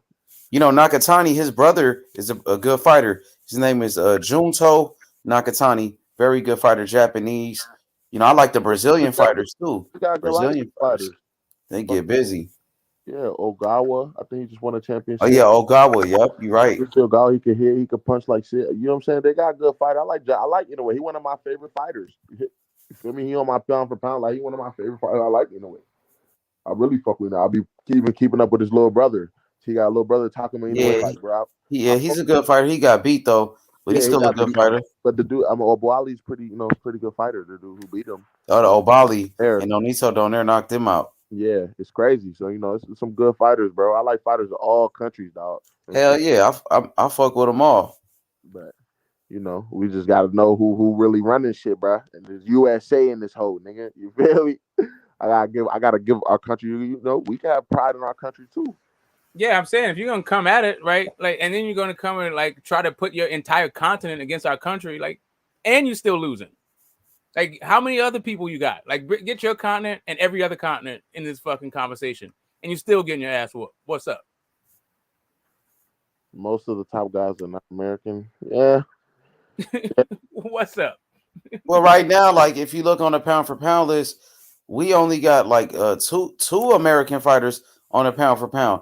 That's Terrence Crawford, Earl Spence, and some people got Charlo on there, but some people don't have Depends Charlo on on which there. list you're looking at, right? Yeah. Like there's a Ring magazine list, there's an ESPN list, there's a transnational sports list. Yeah, I mean, according to like ESPN or Ring magazine.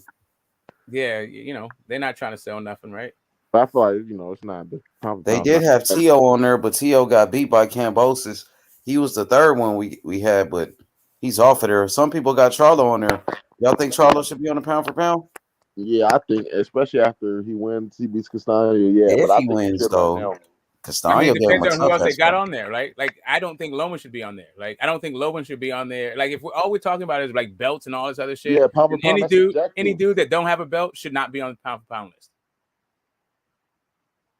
That's also yes. Pound for pound list, but I'm saying top fighters, bro. Oh yeah, Tank. Some people got Tank Davis on the pound for pound. Look at all the divisions, bro. Look at through, you know what I'm saying? Especially the middle divisions, bro. We dominate those divisions. The five division in its whole. You know what I mean? Like, look at 47, bro. Americans dominate 47, 35. They dominate. You know what I mean? 54 dominate. You know what I mean? That's what I'm just saying. Look at the divisions in its whole. We got a lot of good fighters over here. Maybe we don't got all the belts, but it's coming.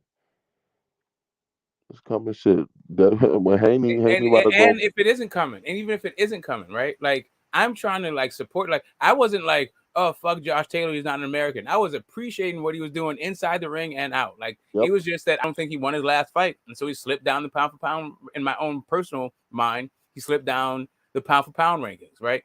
But Josh Taylor to me is a real one. I like him a lot. I like AJ a lot. I like Fury a lot. Like, the only person I'm not really feeling as a fighter is that they really big up is Chisora and White. I'm just not feeling those two dudes. That's it. I like White. I feel like White. I mean, I like him as a prize fighter. I like them both as prize fighters, but just not as like, I feel like that night versus Usyk, he did better than AJ. Just based off styles. Yo, what's up with it, D Young? What's good, my boy D? What's good? Good morning. Good morning to you, H Money. Good morning to the panel. How y'all doing? Doing good, man. How you doing, man? I'm all right, man. Just listening to your conversation about these top guys around the country, man. I fuck with that, man. Hell yeah, man. You got great fighters everywhere, man. Yeah, man. It ain't all about the race. I mean, great fighters come from everywhere. Like I was talking about the cats. One of my favorite fighters is the Inoue kid, man. Naoya Inoue, and I think he gonna beat the brakes off of Dernier come June. I think they fight you June think so? 5th. Oh yeah, he gonna stop him. I don't know. Dernier is tough though. He gonna stop him this time. I don't know. Yeah, nah. But it's gonna definitely be a tough fight. I got a late stoppage, not an early stoppage. GGG is pound for pound. Oh, Triple G, that's crazy. Well, shit. Now that he got unified, they might try to put him back on that list. Shit, they probably will, but What y'all think about him fighting Canelo, man? Y'all, who wants to see that shit? nope. I think he gonna get hurt this time. Yeah, he might get stopped this time.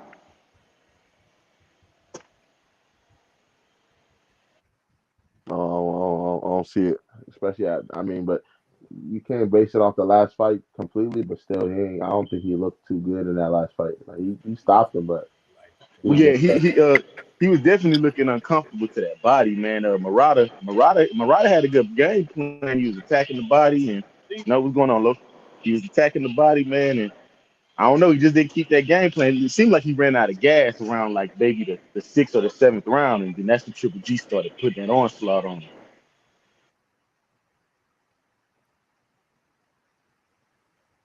yeah, man. Yeah, that's it. But I say pound for pound, that's just subjective, bro. Everybody shit different. No, I mean, but that's like, and that's the thing. Like, and it's not a better or worse thing. Like, I have my own personal preferences, but I was just talking about the difference. For me, pound for pound list has always been about a media outlet trying to get traffic, trying to sell you a magazine, or trying to get you to look at their list. That's all that shit is to me. Like, and it's for casuals if you don't understand like who the fighter is and you want to watch somebody, or it's for hardcore fans to like argue over it. But when we're talking about like, are these guys gonna ever get into the Hall of Fame? Like, half these dudes ain't going. Who gives a shit? These dudes ain't going nowhere. They're gonna get knocked the fuck. Like you said, Teofimo wasn't on the Hall of Fame. He wasn't on the pound for pound list. Then he beat Loma. He got there. Then he lost to Kambosos. They took him off. I was supposed to like fight about this and get all my be all like rah rah rah Teofimo. We got an American guy on the pound for pound. Like, give a fuck about that, bro.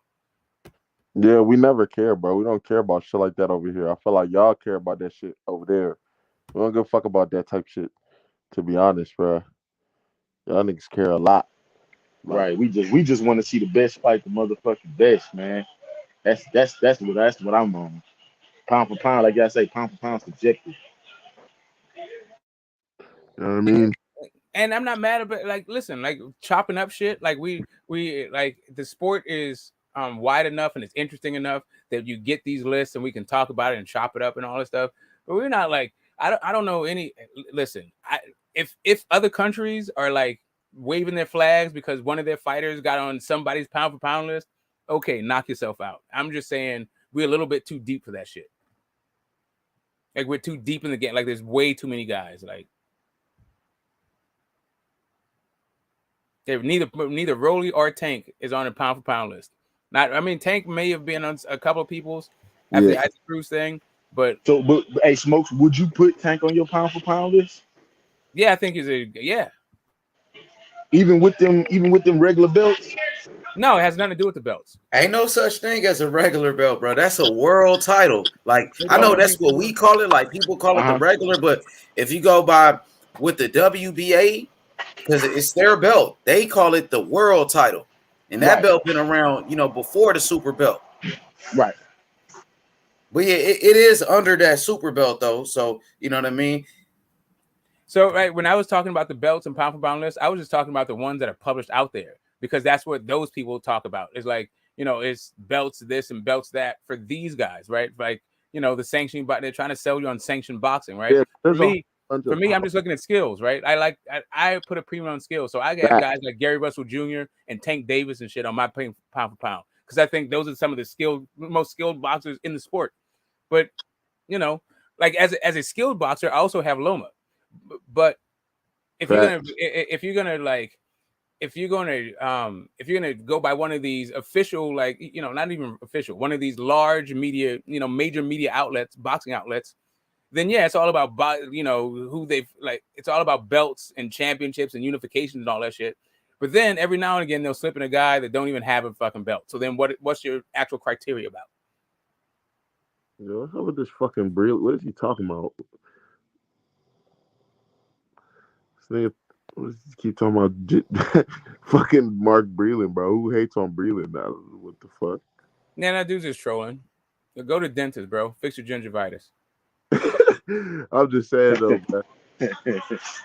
Niggas be doing. You know what I'm saying? We like I say, just look at the weight classes and just look at who's at the top.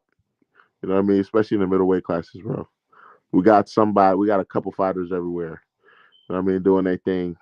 That's pushing, bro. You know what I mean? There's great fighters all over the world, but like I said, you know what I'm saying? As for it's not even to be a major sport in a country, we doing real well. Yeah, I mean it's still a hangover boxing really for the most part. Like it's on fumes, but because the boxing market is still the most lucrative market exponentially than every other market combined, everybody comes here to do it, right? But it's really like it's the smaller guys that are killing the American game because our bigger guys are playing football and basketball and baseball. Yep. They make way more money for way less damage. Yeah. Or you know, now the MMA is getting a resurgence, so a lot of motherfuckers are going to MMA and shit. You know, it's a lot of shit, bro. But it's not even no debate, bro. Yeah, BA10 USA. It's not even no debate, bro. We not. You know what I mean? I respect the UK fighters. You know, but I look at the skills and you know, like Smoke said, we look at the skills and yeah, bro, the belts and shit. There's a lot of politics that go into that. Who has what and shit. You know, we could barely even get the fights we want. So, no, I don't hold too much credence on that. I hold it on, you know, the fighter's abilities, point blank. Yeah, like so Gary Russell Jr. just lost his title, right? To a guy. Masai. And I think he was better with one hand than that dude is with two. Yeah. He definitely beat that guy. I mean, I can see how someone would argue he lost. I could see, but yeah, he had a broke hand. So, you know, it is what it is. Where he signed that contract, you hop in the ring, ain't no way around it. But yeah, no, I'm just saying. I'm just looking. I don't even making an excuse. I'm just saying. I thought he won the fight. Like even with one hand, I thought he won the damn fight. That guy was missing a lot of punches. He was swinging and hitting air. Right. Yep.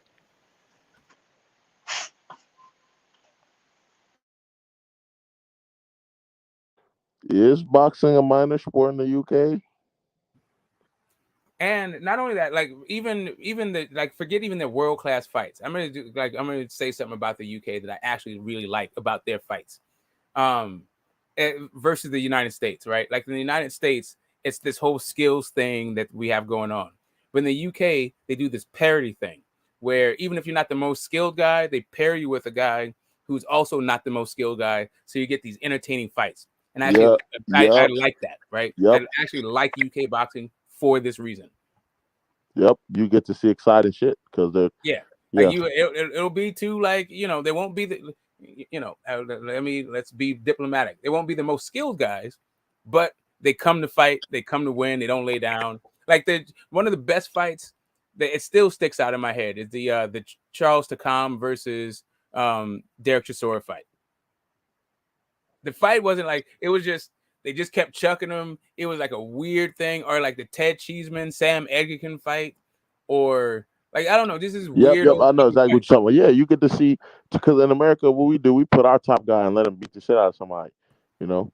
Like you look at most of the undercard for Spence versus Ugas. It's a bunch of young dudes beating up on a bunch of old dudes. Yeah, just about to say that shit too. I don't know. I think they fucked up with it, man. They should have put Stanionis and Butayev as the co-man instead of Cruz and Gamboa.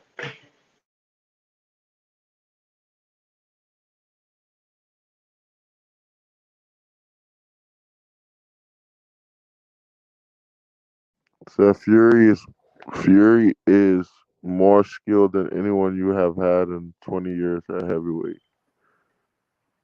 Fury is a very skilled guy. Fury is more skilled than anybody they've had in the last 20 years at heavyweight. Like then the whole history, like really of heavyweight, dude, he's one of the most skilled heavyweights. So I don't know. That's not a thing. Like so. Like what is that? And you know what it took for him to actually get over the hump? Javon Sugar Hill. Yep, go and get Sugar Hill. Yep. Yeah, that's what I was saying. Like that's how y'all feel with how y'all feel about Devin working with the same trainer that Tyson had. I think he do work with Ben Davidson. think the same as Josh Taylor. Well, he's had him the last 2 fights or the last fight. Yeah, he had him with JoJo Diaz. I think he had him with JoJo Diaz, and he might have had him with Linares, but I'm not sure.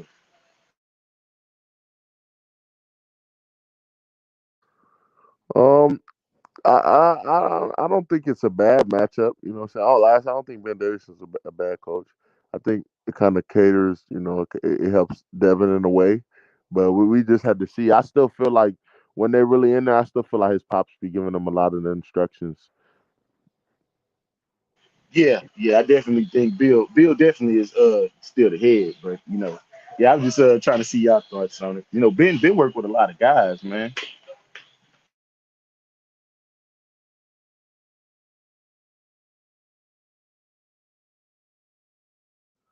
Another thing I used to like growing up, like it's not so much prevalent these days, but when I was growing up watching boxing, I used to love like watching Box Nation and all that stuff because they had like some real humane stoppages where like in the US, it was like they let you get your entire wig fucking ripped off.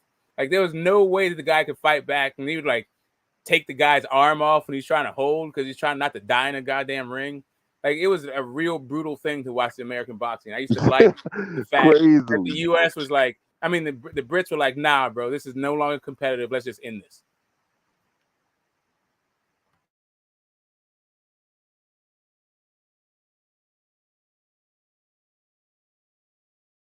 Yeah, okay. Yeah. Mm-hmm. Yeah, no, that's a fact. Yeah, American boxing, yeah, that shit was brutal, bro. Especially Oh back in. shit! Hey, today is the weigh-in. I'm excited, bro. Ugas and Spence. Oh, the weigh-in gonna be popping, bro. It's gonna be lit. Hey, H, how you think it's gonna how you think that fight's gonna go down, bro? Man, I think that's a great matchup right there. Two champions in the unification. Earl Spence, I think, is a younger fighter. He's actually the bigger fighter, but he's not that much bigger than Ugas. Ugas is a great champion. He got great skills. He just beat up Manny Pacquiao. I feel like Ugas got a great jab, and so does Earl Spence. They both got great jabs. Both of them are great body punchers, but I just think the youth. I feel like the younger fighter, Earl Spence, will be a little bit too much for Ugas. I'm going to go with Spence by unanimous decision, but I think Ugas is going to put up a good fight. Yeah. I fuck with that. Yeah, man, I got it 50-50, man. I think it's gonna be a tactical fight, maybe the first 4 rounds. I think if how could do for both guys is I think if Spence started if Spence used that jab, which I know he will, he go down and break down Ugas to the body. I think by maybe round 9, Ugas might get a little winded and he might stop him. So I think if I gotta say, because I think it's gonna end in a knockout. I don't think it's gonna be a UD. I That's know. what I said. I never Yeah, saw Ugas get winded, I think though. Ugas. Say it again. I'm sorry. I said I never seen Ugas get tired in a fight. Yeah, but the thing of it is though, H, but I think the body punch is gonna affect you. That early body work, that shit affects you. I got the same thing. I had around 9-10 stoppers. I got the same prediction. But hey, one more thing, Gusto. But I think for Ugas is if Ugas could take away Spence jab early, if he could take that jab away early and force Spence to kind of like think, and if he move forward and kind of push Spence backwards, it could definitely be a 12-round brawl. So yeah, that's but the only way I think. My bad.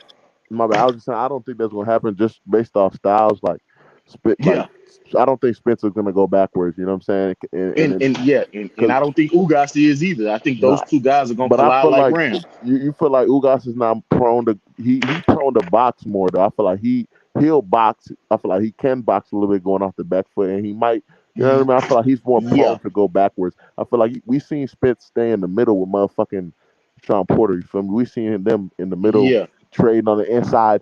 I don't think Ugas wants to be on the inside with Spence for too long. No. He probably don't. But I think how Silas is.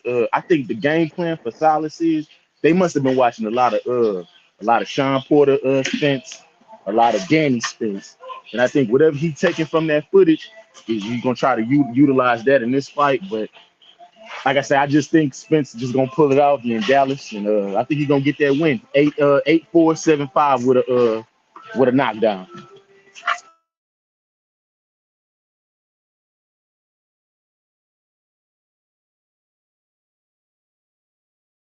Oh, hold up! You got Spence with a knockdown?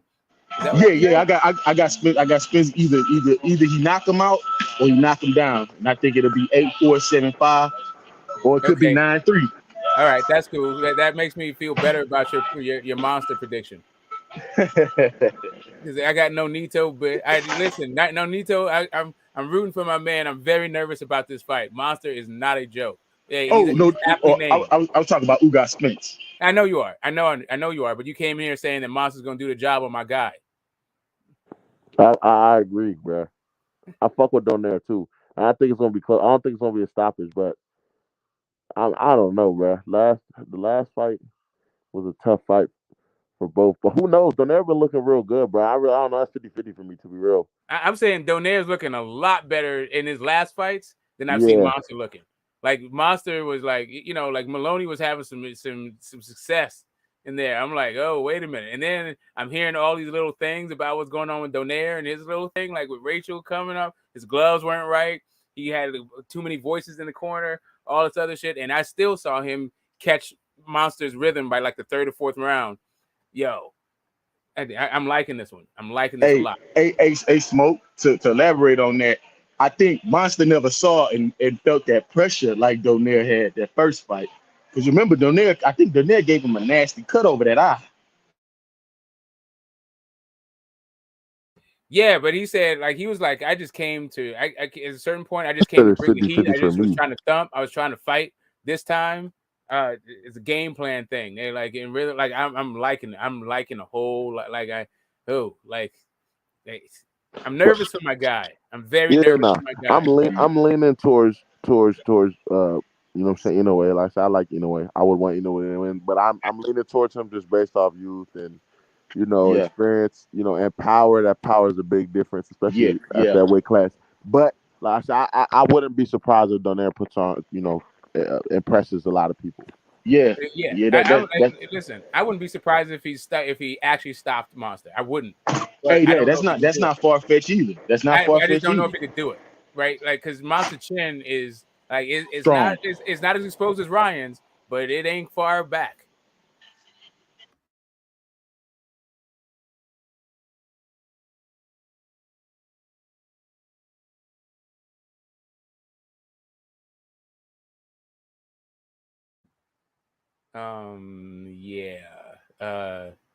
Yeah, but man, exciting. Jada Smith. I'm weak. Yeah, I'm gonna go ahead and bop my man for that dumb shit. No, I'm just take that out there. We don't need we don't need that dumb shit. Yo, Smoke. What's your prediction is for Spencer Ugas? I think he's gonna beat Ugas' ass. But I think he's gonna be like I got like 116, 112. You gotta go on decision. UD? Yeah, I mean, it could be an MD. Like, I think maybe a judge, he could get a judge to call it a draw. But I'm just saying, I expect from my card to see like a 118, 116, 112. But that's only like 2 rounds, right? I think a judge could I think there'll be like a three swing round in there, something like that. Mm-hmm. Yeah, definitely gonna be a lot of swing rounds, and I think it's gonna come down to like the last couple minutes of each round on who take it over. I don't know, bro. I don't know if it's gonna be a lot of swing rounds, bro. I really feel like Spencer's gonna beat him up. I mean, I think he's gonna beat him up, but I'm just saying, like, both of those dudes have some real clean shots that are eye catching. Both of them, so it's gonna be like hard. Like, I think like Spence's work. I think he's gonna outwork the guy, but like I don't think everything is gonna be as clean, right, as Ugas's work. Like, I think Ugas is gonna have the overall cleaner work, but just not as much of it. And I think both of them are gonna have like I don't think so. really I feel like clean shots. I feel like people discount Earl's defense a lot. Like, I feel like his defense really tough. He really hard to hit, bro. He be catching a lot of shit and countering off that shit like subtly.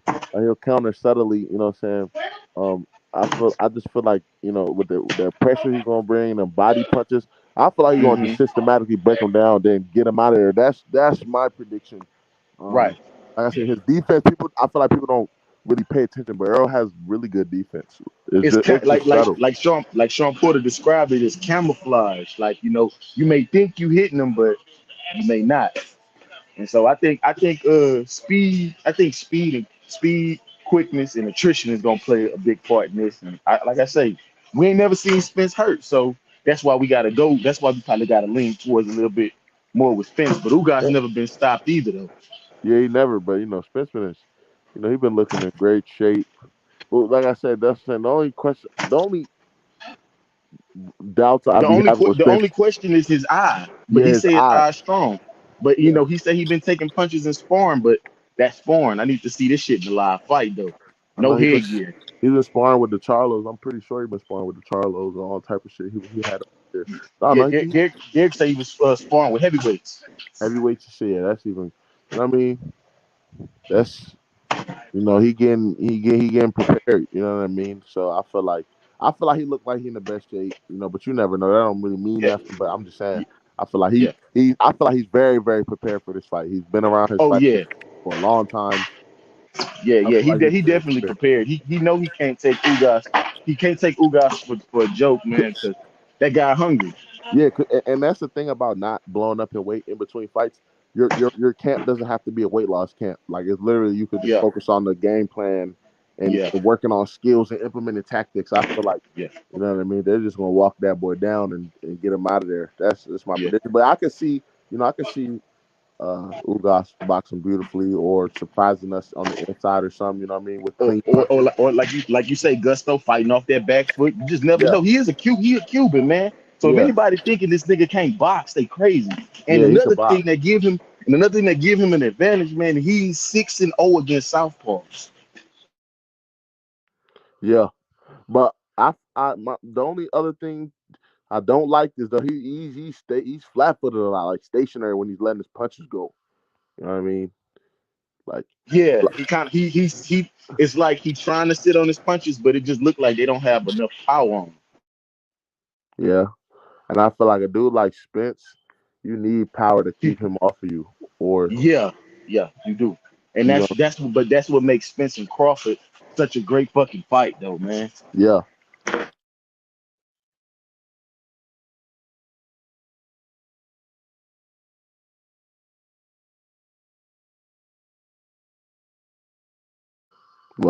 Wilder would have beat AJ. I'm gonna just say that, Hawker. You know what I'm saying? I'm gonna be real with you, bro. Nah, I mean that's the whole thing, bro. They're still stuck in 2018. This is it. Like they got on the YouTube to troll, like, and that's still where they at. Like they're still in like Wilder AJ land, like, bro. Right? That's crazy. That's old news. It's What the? just still, yeah. Ain't nobody worried about that shit, man. Like neither one of those dudes have belts. Yeah, literally, the boxing landscape has flipped. Right? Fuck all that. We shit. I mean, that's another fight I'm ready for is that Usyk and Joshua rematch. It just depends. He really could beat Usyk if he really pressed his ass. All he got to do is make that nigga back up and hit him and actually be aggressive. Because when he was landing, I seen him hurt Usyk at least twice Oh with right yeah, hands. But yeah, yeah. Usyk did the chicken dance. I saw it. His legs wobbled a little bit. yeah, bro, he got hurt, bro. I'm just saying if that's why I say White would have put on a better performance because White would have been aggressive. If fucking Joshua uses his big ass frame and his power, bro, and really Usyk's not gonna be able to box around him. I feel like in the head for 12 rounds, bro. You can't do The that. thing about the thing about it is AJ doesn't have the stamina to do that or the Here's- chin to do that. I think a dude that would beat Usyk, a guy. I mean, he's been banned for a while, but Jarrell Big Baby Miller, 300 Ooh, pounds, yeah, coming forward, yeah. yeah, high yeah. That's You volume. right about that, Lost Text. that's the style, That's a bro. good one. Walk his ass down, nigga. You feel me? But we saying AJ don't have the power. You don't need. I mean, the stamina. You don't need the stamina when you just walk and plop down, cutting I off. would You say don't this. need crazy Hey, stamina. All that wo- bouncing and boxing shit he be trying to do. You need stamina hey, for that. I will say this though. So Usyk been dropped multiple times in the amateurs, and he's been dropped a bit. I think one fight he was dropped in the pros. People don't talk about, and all of them Which fight went to was the that? body. Man, I don't know, but there was a compilation I watched earlier today, and it Yeah, nah, showed cause yeah, I'm not all the saying you're wrong, because I times think I did see that. Usyk has been dropped, amateurs and pros, and most of them were to the body. Better be have dropped Usyk to the body. I think AJ he needs to invest in the body more. It's easier said than done because Usyk is a very good counter puncher. But if AJ goes in with the right game plan, But I'm trying to you tell you, know if he's maybe aggressive, he should have he got with doesn't even need Sugar to be Hill. aggressive. He don't need to be aggressive. He can kind of like make Usyk come in and then counter Usyk and then No, no, but no, to no. the You can't. body, to the Oh, body. to You the know? body. Yeah, but Yeah. you need to press on her. Say he should have got with Sugar Hill, bro. You Yeah. know, I know he wouldn't do that. We should have got with Sugar. That is the perfect style. That Kronk walking four style, bro. That's the perfect style to beat somebody like Usyk boxing because he can't do it for 12. I'm not saying it's gonna be easy because Usyk's, great boxer, Great southpaw, condition. great condition, but. I feel like for 12, the frame, but his frame, he's a much bigger frame, boy. Put that weight on him. You feel me? Mm-hmm. Lean on him, bro. You tire him out. Go to his body. That takes the wind out of him. Them later rounds, yeah, bro. That's dangerous in the heavyweight division because you can't take any punches. As I'm saying, he landed two. I saw two clean right punches.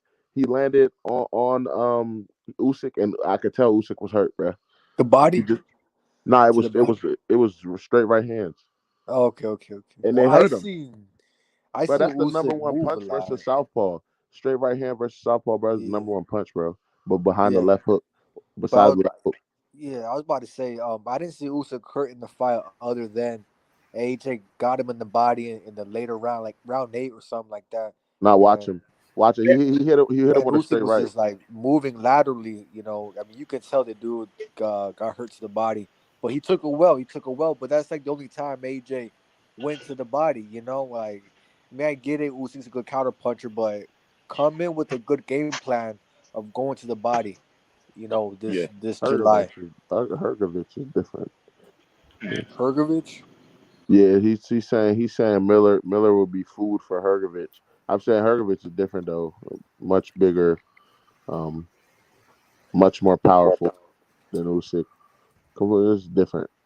Oh Uh, man, I think Usyk beats the shit out of Hergovich, man. Because Hergovich he's good, but he's slow. He's slow when he's just a yeah, nah, but straight up and I'm down just guy. comparing him to what he said to fucking Yeah. Miller, like Hergovich fighting Miller. Oh, you know what, man? But I was about to say like Usyk's toughest fights are going to be guys that can come forward and just make it a dirty ass fight. That's how you beat Yeah, these Eastern Europeans, man, because they're such good amateurs. They can box with you real good, but get dirty with them. You know, like they're not used to that. Get dirty with them. yeah, Yeah, bro.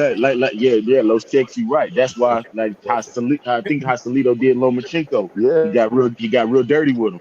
Yeah. in their chest. You got to walk them down in their chest, bro. Almost like a Mexican type style. Like walk, come forward, really press them, bro. Don't let them box. Don't let them. You know what I'm saying? You use their footwork. That's what you got to do. But you know what you notice too about Lomachenko and Usyk style.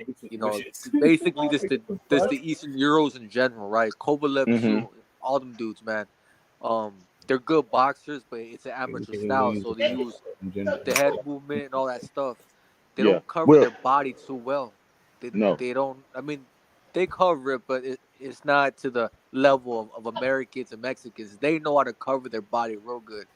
Loma and Usyk, especially Usyk, with all that movement, the sliding, and all that stuff, his body's gonna be open when he's doing all that stuff. You need a counter. You need to dig in with some hooks, some uppercuts in that body Damn, when bro. Usyk's trying to get those angles when he's sliding. You know, kind of like even kind of like Tio did against Loma when Yeah. Tio goes to the body, kind of like that. Yeah. I think Loma was more worried about that power more than anything, man. Yeah. And he was just probing the whole fucking fight. I mean, the whole 6 round, he was doing shit. He could have been on fucking Soul Train No, with all the spins and shit he was doing. I ain't gonna lie though. I really do think he was hurt.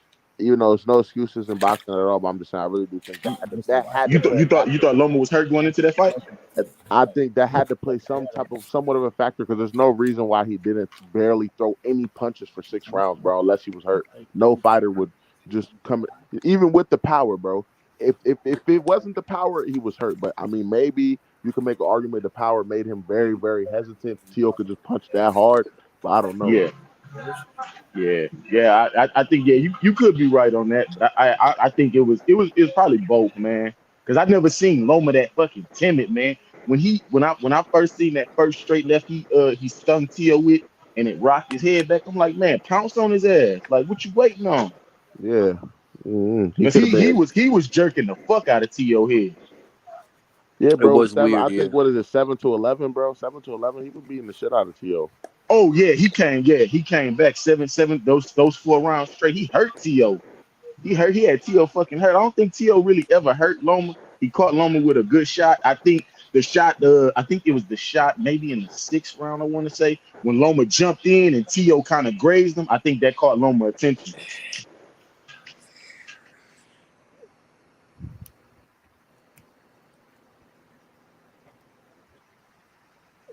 But yeah, fellas, it was good chopping up with y'all, man. I'm finna get on the road, man.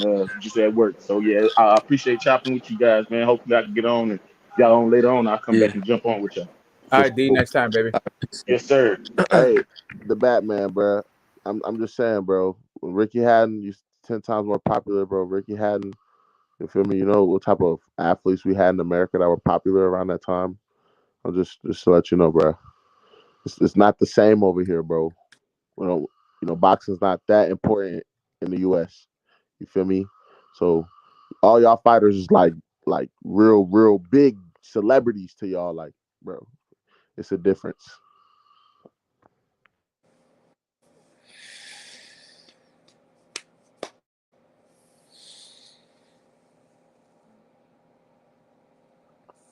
No, we have fans, just not a lot. Just not like I said, bro. We got football and basketball over here in America, bro. Those are the major celebrities, bro. Like y'all don't understand. And like we were talking about earlier on the panel, bro, like y'all don't understand like college football, high school, like all that shit is very, very big. Like these college stadiums be selling out fucking 70,000, 80,000. Like the University of Tennessee, like these universities, bro, would be 90,000. 100K every weekend. Every Like weekend, bro. Every Saturday, bro. Like I don't understand. like you don't understand. Like we'll have like 10 college football games on, and all of them get like 13 million views. Yeah, bro. Like when we look at boxing, like you're lucky at like to get 2 million views. And it's not even the same thing. It's not even close. Like what American sports is actually about is college. It ain't even about the pro game for real. Like that's just where the money is. But the viewership is all at college. You know why? Because our kids we watch our children. We invite the world and we pay the world and we'll watch everybody fight. We'll watch the Tony Kukocs or the John Bogdanovich, whatever the fuck. Yeah, want to come play. You guys Yeah. are you're the best that there is, and we watch the best.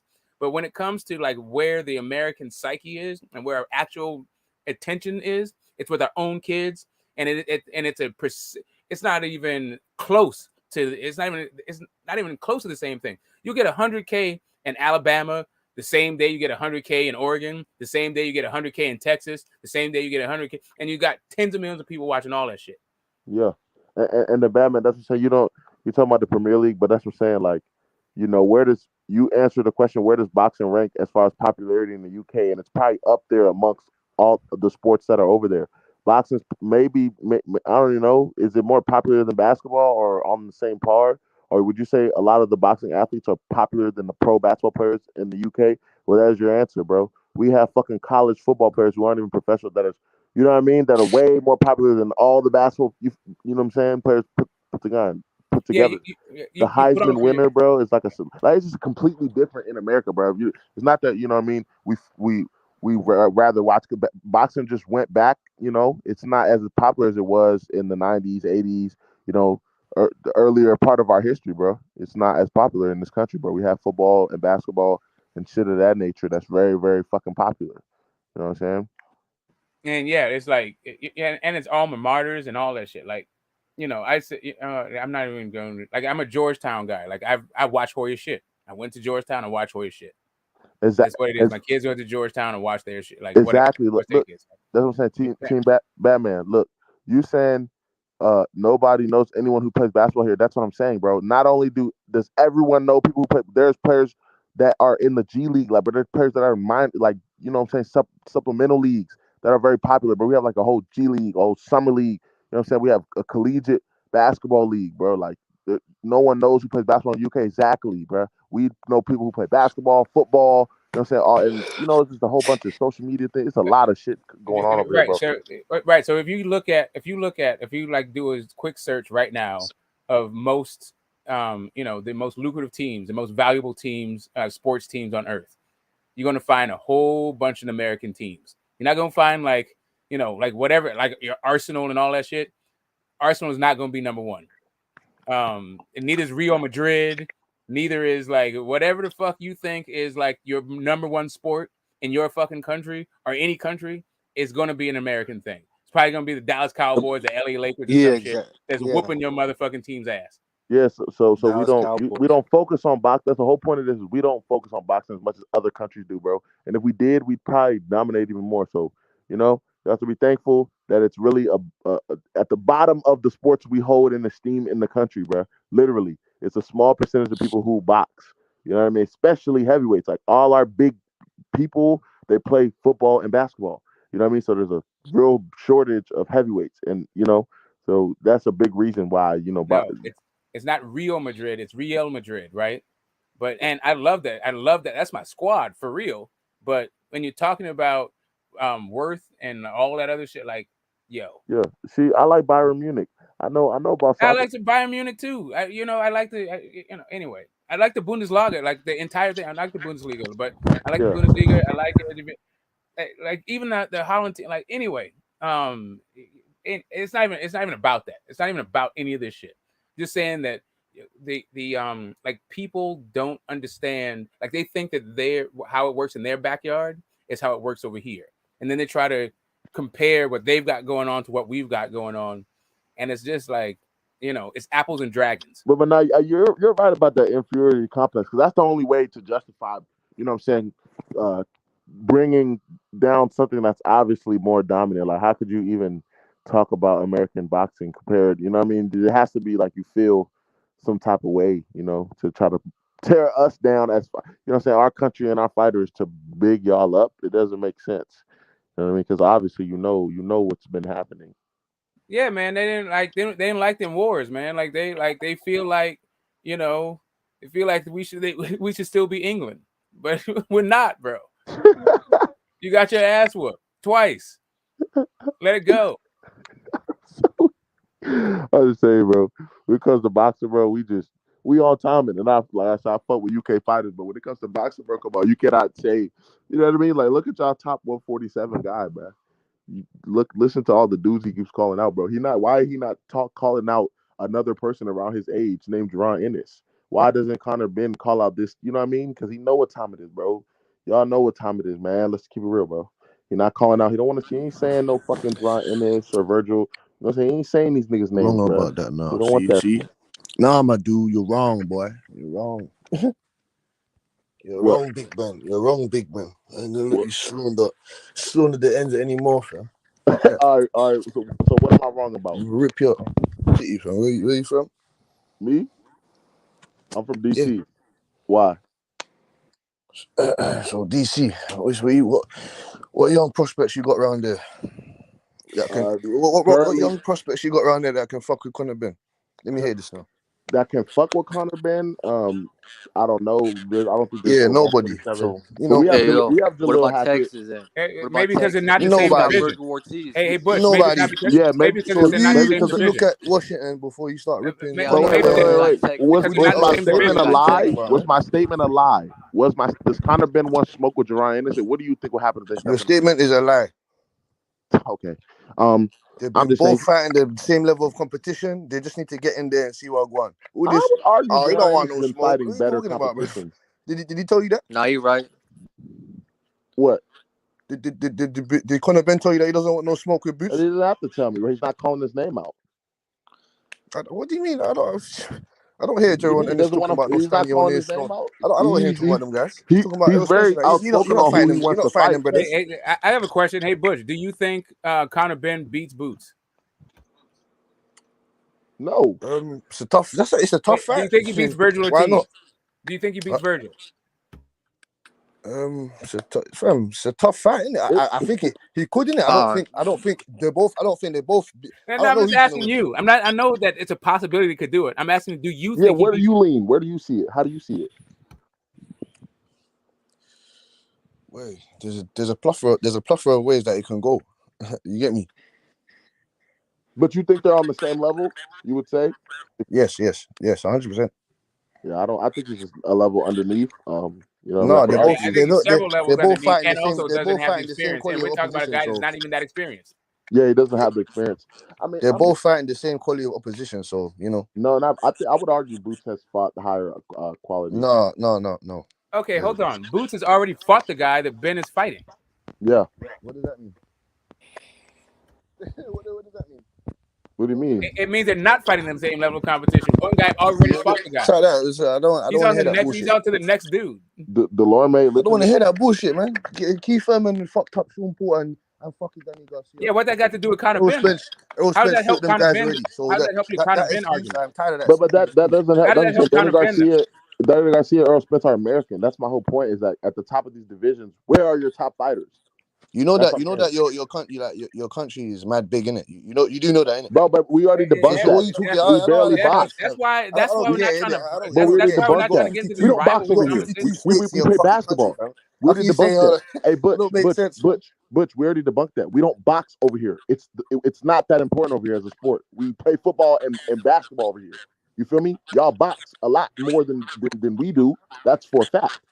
So us being big, we already debunked that, bro. You gotta come with a different argument. No, that doesn't make no sense for me, brother. How? One state is bigger than our whole country. Hey, you fading, bro. I can't hear you. No, I said one state is bigger than our whole country, brother. How can you say that? How can you say that? One state is bigger than our whole country. You understand? Bro, yeah, I understand. We have 330 men, but you say we box more than each, fam? You got bro, a plethora. You got thousands of more fighters than us. How can you say And that? you know what? You got 1,000 more soccer players than us. Even though we have one state bigger than your whole country, it's not the same thing. Well, no. If you wanna say that, then that's not really true, to be honest. Okay, you have more dart players in our entire country. Yeah, that's probably in one region, like not even in like one state, but like just in one of these. And that's the point, bro. It's relative to the importance of the sport in the country, bro. Boxing is just not important at all. But I'm trying to tell you, bro. Y'all don't understand how big college sports are. That's why we talk about this shit. If y'all love to talk about Wembley, bro. Every Saturday, bro, there's a fucking Wembley across the country being filled up, bro. 100,000 stadium, multiple college teams every Saturday, bro. Like, what are you talking about? Like, it's a complete difference over here, bro. These players, we play different shit, bro. Our athletes aren't running to box, bro. So that's debunked, bro. And at the same time, look at the top of these divisions, bro. We still have fighters in a lot of weight classes that are at the top compared to the UK, bro. So what do you want to claim? Is it because you're smaller? That's your only argument? Is because y'all are a smaller country? I don't even know how you can even try and compare that, fam. You get me? England's completely way smaller than where you're from, fam. Of course, but and yet you still manage to have better soccer players than we do, right? You just don't have better boxing, bro. That's just the thing, bro. That's what I'm saying. It would be even football, worse, right? You still have the same shit. Like it's not. It's just not. It's just not an apples to apples comparison. And really, all of this whole thing is like I'm not. It's a new generation. I feel like of British boxing fans that think that there's this rivalry that doesn't really exist. I don't know, like what Eddie Hearn fucking sold you guys, but it doesn't exist, bro. We don't care like that. We're not sitting here going, oh, well, how is the US better than the UK? Like we don't do this shit. Boxing's it has a bigger niche probably in the UK relative to the population, bro. I bet you more people care about boxing in the UK than people in America care about boxing. I guarantee that. Yeah, bro. It's the truth. Come over here, you'll find out. Ask people about these fighters, bro. And how many will say they don't know shit, bro? I promise you. saying, bro. I'm not We've gonna dominated, argue. bro. Y'all could just give us credit and say y'all dominated, but it's like something in y'all wants to say like we don't dominate the sport. I don't understand. We do dominate. It's obvious. You can give it a reason. Oh, y'all have more fighters. That's why y'all dominate. I don't know what that really No, entails. you gotta shrink the entire sport down to like 2 divisions in order to make this fucking argument even make sense. It's kind of. For real though, we just dominate the sport, bro. It's okay to say America dominates boxing, bro. And has been dominating the history of boxing, bro. It's okay to admit it. It's not a problem. Yeah, and not only that, we watch your guys. Like, it's not like we're not like. Yeah. It's not like we ain't sitting there watching fucking AJ. Like, we ain't watching fucking White, and we're not watching Fury. Like, we watch you guys. I definitely never said that. I definitely never said no England or nothing run boxing and all of that. I already know that the fucking Americans, you know, go fucking that's where the discussion what the came fuck? from. Yeah, I understand. But you said I was disrespecting the ends. How was I? Oh yeah. Because you were just trying to pity pat like you're just trying to toss us underneath the bus and that, man. Come on, man. No. I'm trying to tell you, there's no comparison to us. I'm not trying to toss nothing in. There is no, but you could. What do you mean? There's no comparison though. There is a comparison because there's great legends as well of the sport. The heavyweight world champion right now is from the ends. But if we just compare, so I I don't understand. Like if we compare like the history of boxing, the most important division in the whole of the sport, the guys from fucking England. But just look at, you know what I'm saying? That's one there. Like look at the whole entire. How come you ain't had a gold? You ain't had a gold medalist in how long? But what does it matter? Look at the entire history of boxing, though. What do you mean? Right, so you do realize? But are you going to ignore like so hundreds of years of domination? We're talking about domination, bro. Is Usyk from England? You guys keep saying this whole shit. Is Usyk from England and I missed it? No, he's not. We're talking about Tyson Fury, big man. I got it. But Usyk, how many champions how many heavyweight champions are the reigning currently? Hey fam, you know that Tyson Fury. No one's talking about no Usyk. No, you know I got it. You're not talking about Usyk. All right, listen, but I bet you in Ukraine they're talking about Usyk a whole bunch. If they both want to fight each other, I am going with Tyson Fury. That's what I'm saying. And so am I, and I'm with you right there. So am I. I agree. This is the whole thing. So then there you go. I'm with you right there. That does not mean that you're running it though. But that doesn't mean you run the sport. That doesn't mean there's a comparison, because you name one name doesn't make it a comparison as far as domination in the sport. No. I'm just saying to you right now that you get me at this time in the moment in the heavyweight division. That's the most important. What does that matter? And from my statement, how does that detract from my statement that Americans have been dominating boxing for history and we're still dominating? Yes. You Americans have been dominating boxing for a long period of time, but you're trying to throw us underneath the bus like we haven't been there, trying to beef you up. So really, here's another thing. You got to smoke. Like, here's another thing. We speak the same language, right? When the Klitschko's were running the heavyweight division, the heavyweight division wasn't the most important division in boxing. It was the welterweight division, because those dudes didn't speak English. So really what's happening is we share a common language, so we can keep talking shit back to one another.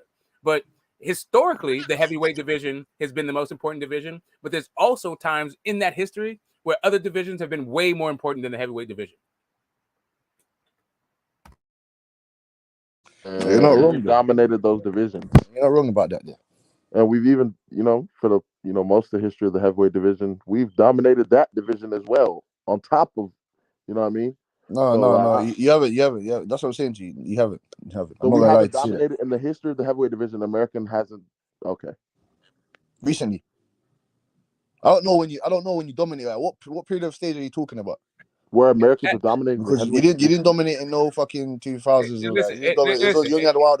Man, I'm saying, like, if the Ukrainians spoke English, we'd be having these fucking conversation with a bunch of Klitschko fans, but they couldn't. Like, we don't speak German, we don't speak fucking Russian. So at this point, like, we're just talking about a thing where it's no longer Klitschko's, and that you guys are doing it. So we're talking about it. In the 80s and 90s, we weren't dominating the heavyweight division. No. I said it in the 2000s, like in the early 90s. I said the whole history. I said look at the whole history of I said you know dominate. I said that. I said yeah, cool. But we've had our time. We've had our spots in our time that you get.